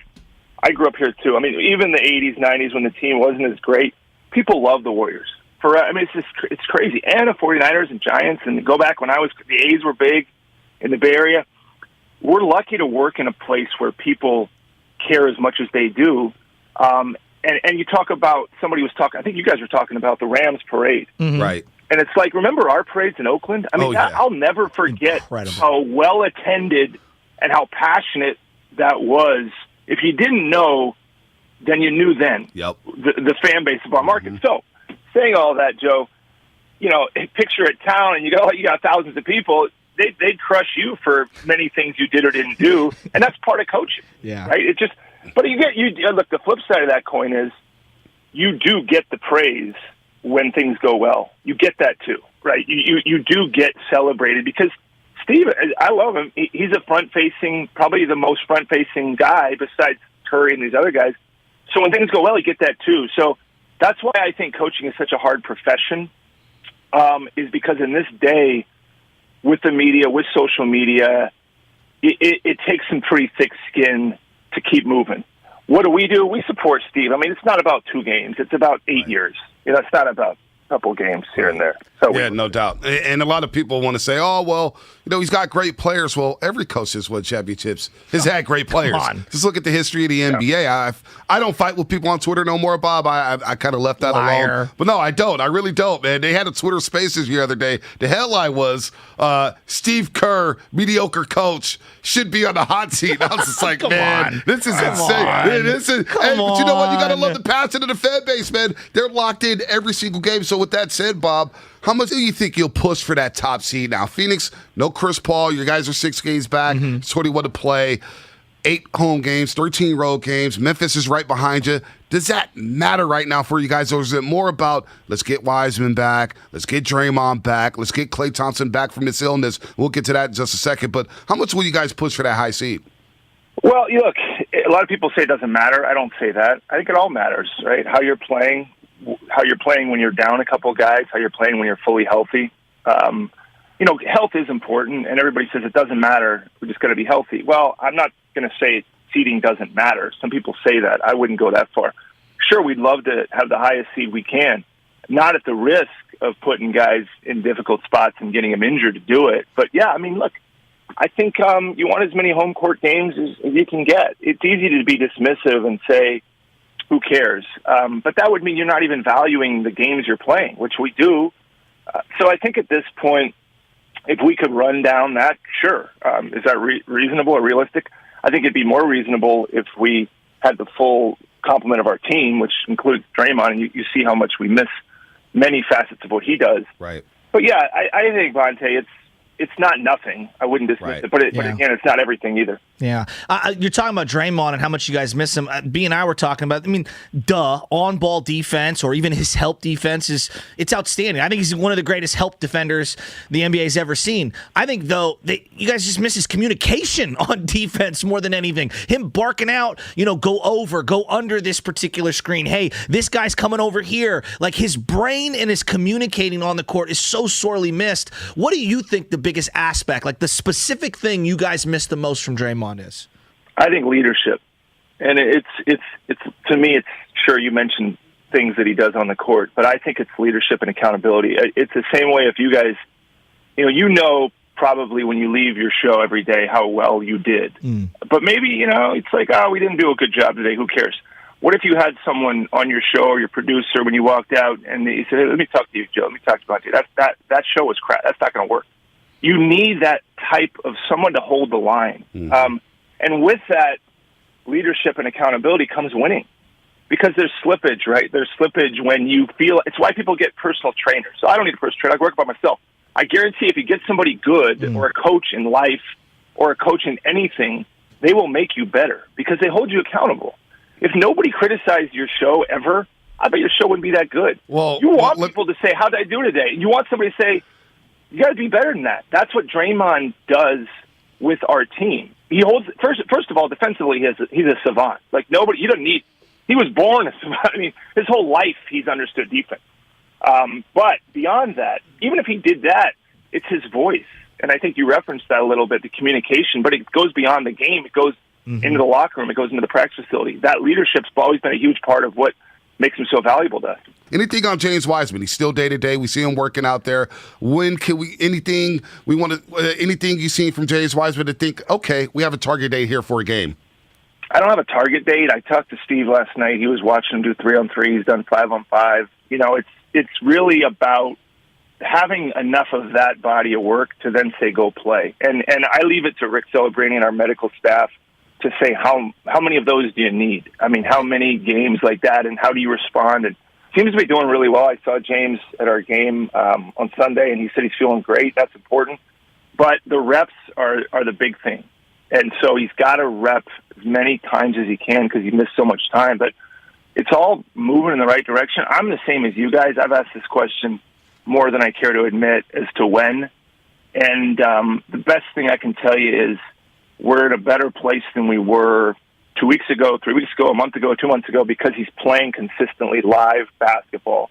And that's the final part to playing. And whether he starts in Santa Cruz or the NBA, I don't know yet. But the idea would be to get him at least maybe a game in Santa Cruz and then, get him hopefully some time with our team and let Steve decide how he wants to use him. But, he's progressing fine. It's just hopefully in the next week or two or whatever it is, we can find a time to get him out on the court. I can't wait. I'm pulling for the kid, and we know he's had a rough little road here, especially the rookie year criticisms. I thought he played really well at the beginning of the year, and it's just unfortunate what happened. It was a tough season for everybody. But we heard Steve Kerr on our airwave with Damon and Ratto say, hey, you guys everybody needs to kind of temper their expectations for James Wiseman. If you were, being fully candid, you and Steve are going to come to some sort of an agreement, obviously working together. What do you think that role is? Like a rim defender? What do you think that his envision for this year is? What's reasonable? Well, it's to be determined because we have to see how he looks. But reasonable, I think it depends on who you talk to. Because if I asked you and Vontae what you think he is, I might tell one of you, hey, that's too much or that's not enough. So I think if you look at what he can do, that he's uniquely gifted at, which is vertical spacing, which is really a pick-and-roll dive threat. It's some rim protection, some rebounding, it's some size, it's some physicality.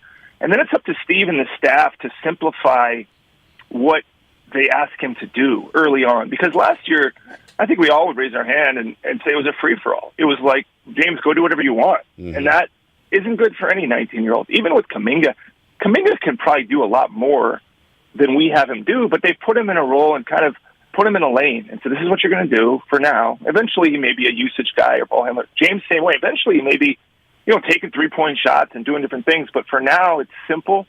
But as far as what we expect of him, it's going to be interesting because it's going to be up to Steve to see how we use him. Remember back in, I think, it was a 16-17, where in the Houston series, we never played JaVale because the Harden switches were tough for him. Yep.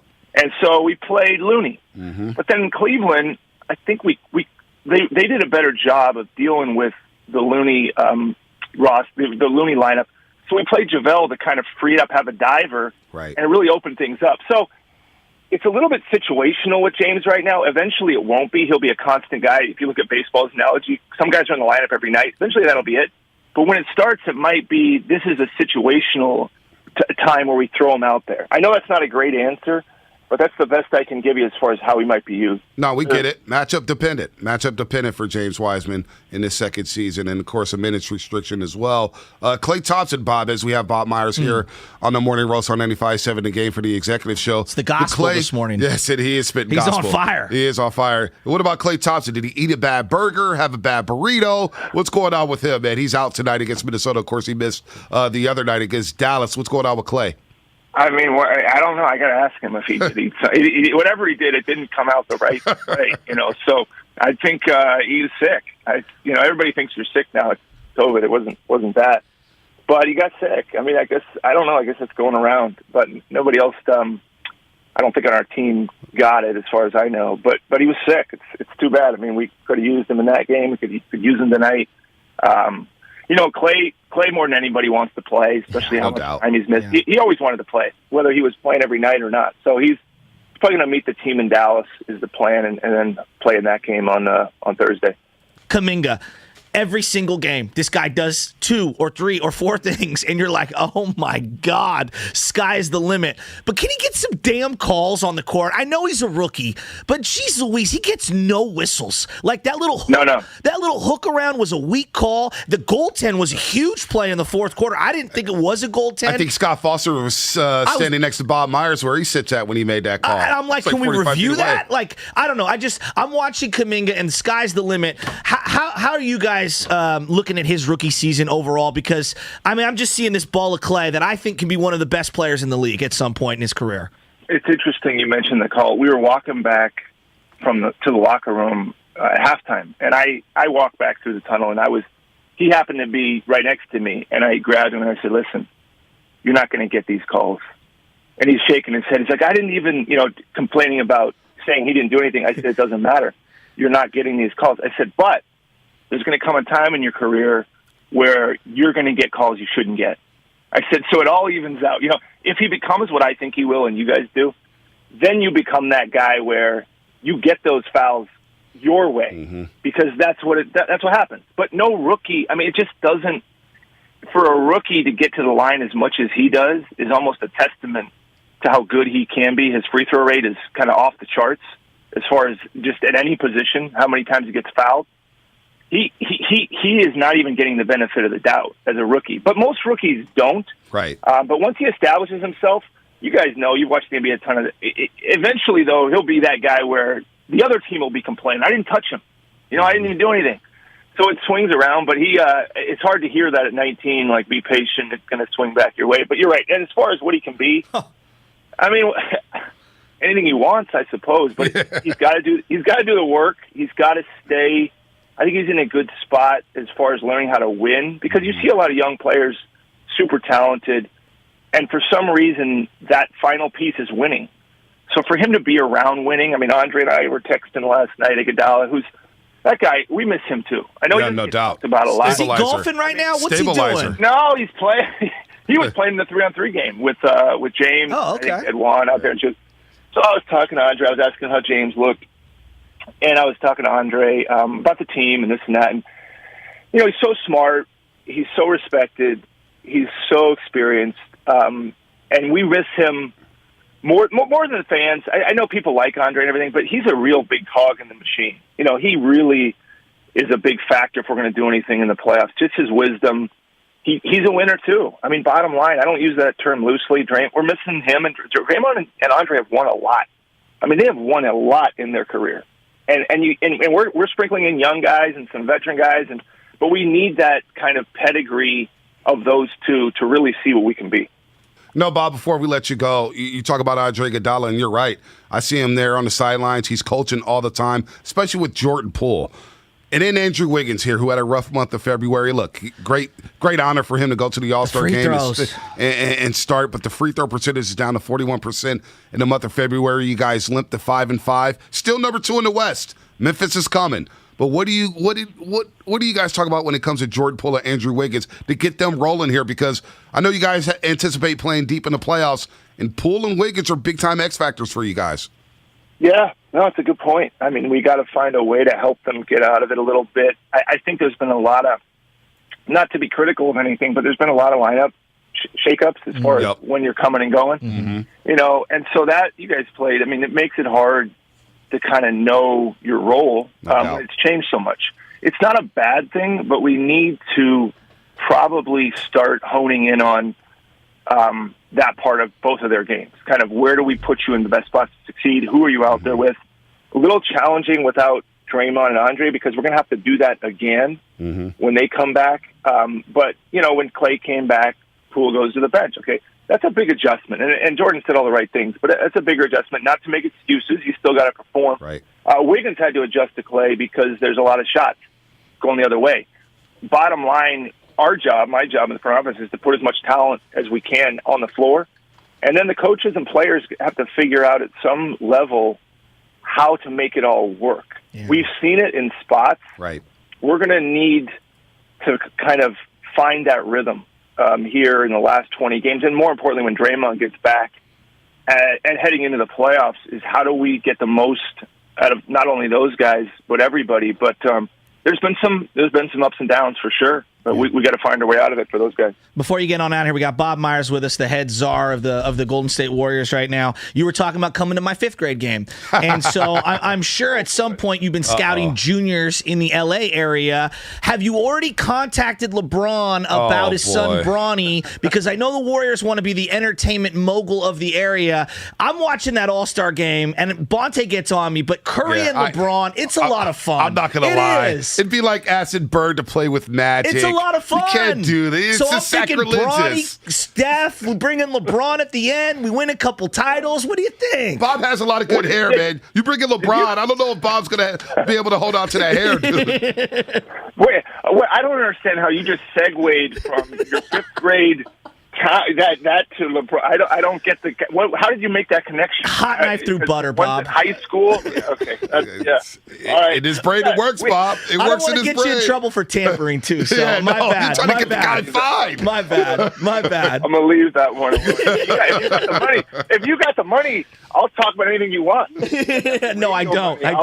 Yeah, then you cover the fine. We can talk about anything you want. You know me. But free as me. You know Joe Lacob loves stars, but I don't know about that. I am loving that the Lakers suck right now. I'm not going to lie. There's a satisfaction that I'm getting out of that.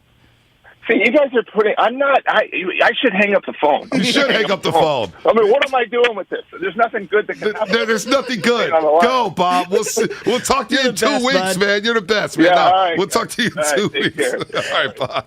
This is Warriors Live, presented by Xfinity Internet. Better streaming with our Flex 4K device, voice remote, and Peacock Premium, all at no extra cost, no strings attached. That was Bob Myers on the Morning Roast today. It's Whitey Gleason and Ray Ratto getting all set for the Timberwolves and the Warriors. I thought it was interesting, Ray, that when discussing criticism of Coach Kerr, Bob Myers said, it's not about the last 2 games, it's about the last 8 years, which you could view that as him saying, yeah, Steve kicked a few the last couple of games. You could do that, but you'd be wrong. But even Steve Kerr said it after the Denver game, I think those were his words, yeah, I kicked a few. Steve Kerr said that. Yeah, but that's Steve Kerr's business. Bob Myers isn't going to do that. Bob Myers is basically saying, yeah, you guys have complained about it for 2 games. Well, okay. Who do you want here? They're basically Steve Kerr is he's bulletproof. He's never going to be fired here. He'll retire. I think Bob Myers might quit to get a better job somewhere with some equity, but he's safe too. But Kerr's job is it's platinum. This is a big game for the Warriors, Ray, because the Warriors, as Monty Poole points out, they haven't really beaten a quality opponent since January 29th, and the Warriors have been scuffling here. Let's see, going 9-5 in 14 games against sub-500 teams and 5-6 in 11 games against teams at 500 or better of late. So, yeah, they have been struggling here. They need to make a statement. Projected starting lineups for tonight: Steph Curry, Moses Moody, Gary Payton II, Andrew Wiggins, Kevon Looney. For the T-Wolves, D'Angelo Russell, Patrick Beverley, Jared Vanderbilt, Karl Anthony Towns, and Anthony Edwards, a game-time decision. I hope he plays. He's fun to watch. He'll play.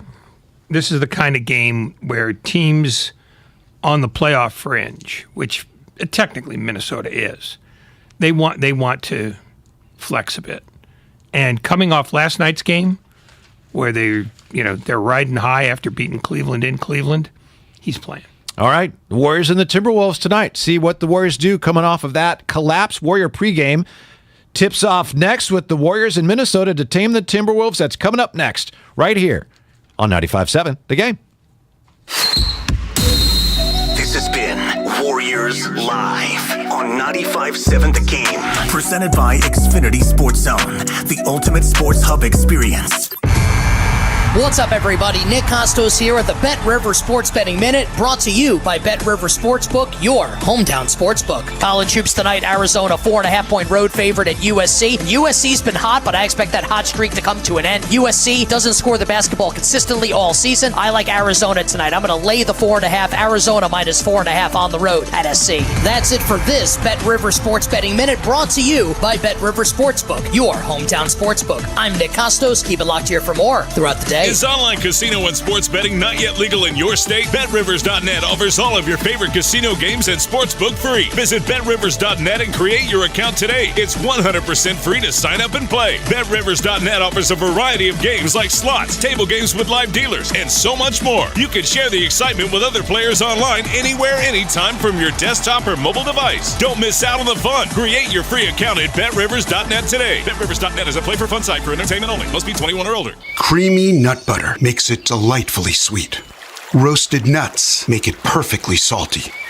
Get two great tastes in one delicious bar.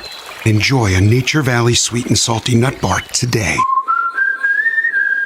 There's a time for talking about helping the community, and there's a time for taking action. Fremont Bank is providing the Bay Area with much-needed support. For example, the Fremont Bank Foundation has donated over $1 million to relief efforts in our community. When you bank with us, your dollars go directly to loans and donations right here. If there's one thing the pandemic can't affect, it's our commitment to uplifting our communities. To learn more about our COVID-19 response, visit fremontbank.com/COVID-19. Jerry and Larry's family auto shop needed a small business loan fast so they could hire more help. Jerry suggested OnDeck.com, but instead Larry called Loan Cannon, launch the cash! Oh yeah! Oh no. Oh, right in the fender. Stop! Loan Cannon! Why? There's a better way to get a fast small business loan. OnDeck, the online lender that makes it easy to apply in minutes and, if approved, get your loan as soon as the same day. With lines of credit up to $100,000 and term loans up to $250,000, OnDeck lets you choose the loan that's right for your business. As America's largest online small business lender, OnDeck has funded over $14 billion to businesses like yours, so you can borrow with confidence and get your loan fast. Go to OnDeck.com. Your loan is on deck.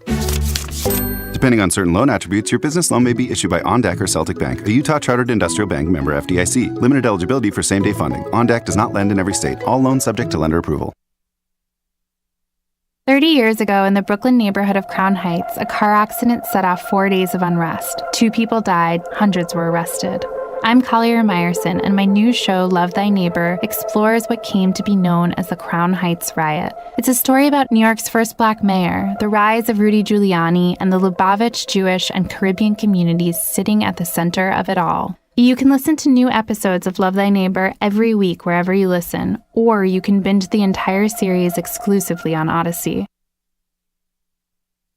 With thousands of dollars in new tax credits this year, Jackson Hewitt understands there's a lot at stake this tax season. We have 102 reasons to switch to a Jackson Hewitt Tax Pro, like giving you $100 just to switch. So that's 100. Then we'll track down every last tax credit so you get every dollar you deserve. That's 101. Finally, we guarantee you'll get your biggest refund. That's 102. Want to discover 103? Book an appointment at a participating location near you. Offer ends March 6th. Available at participating retail locations for new clients only. Mention this ad when filing. Terms apply. Visit jacksonhewitt.com for details.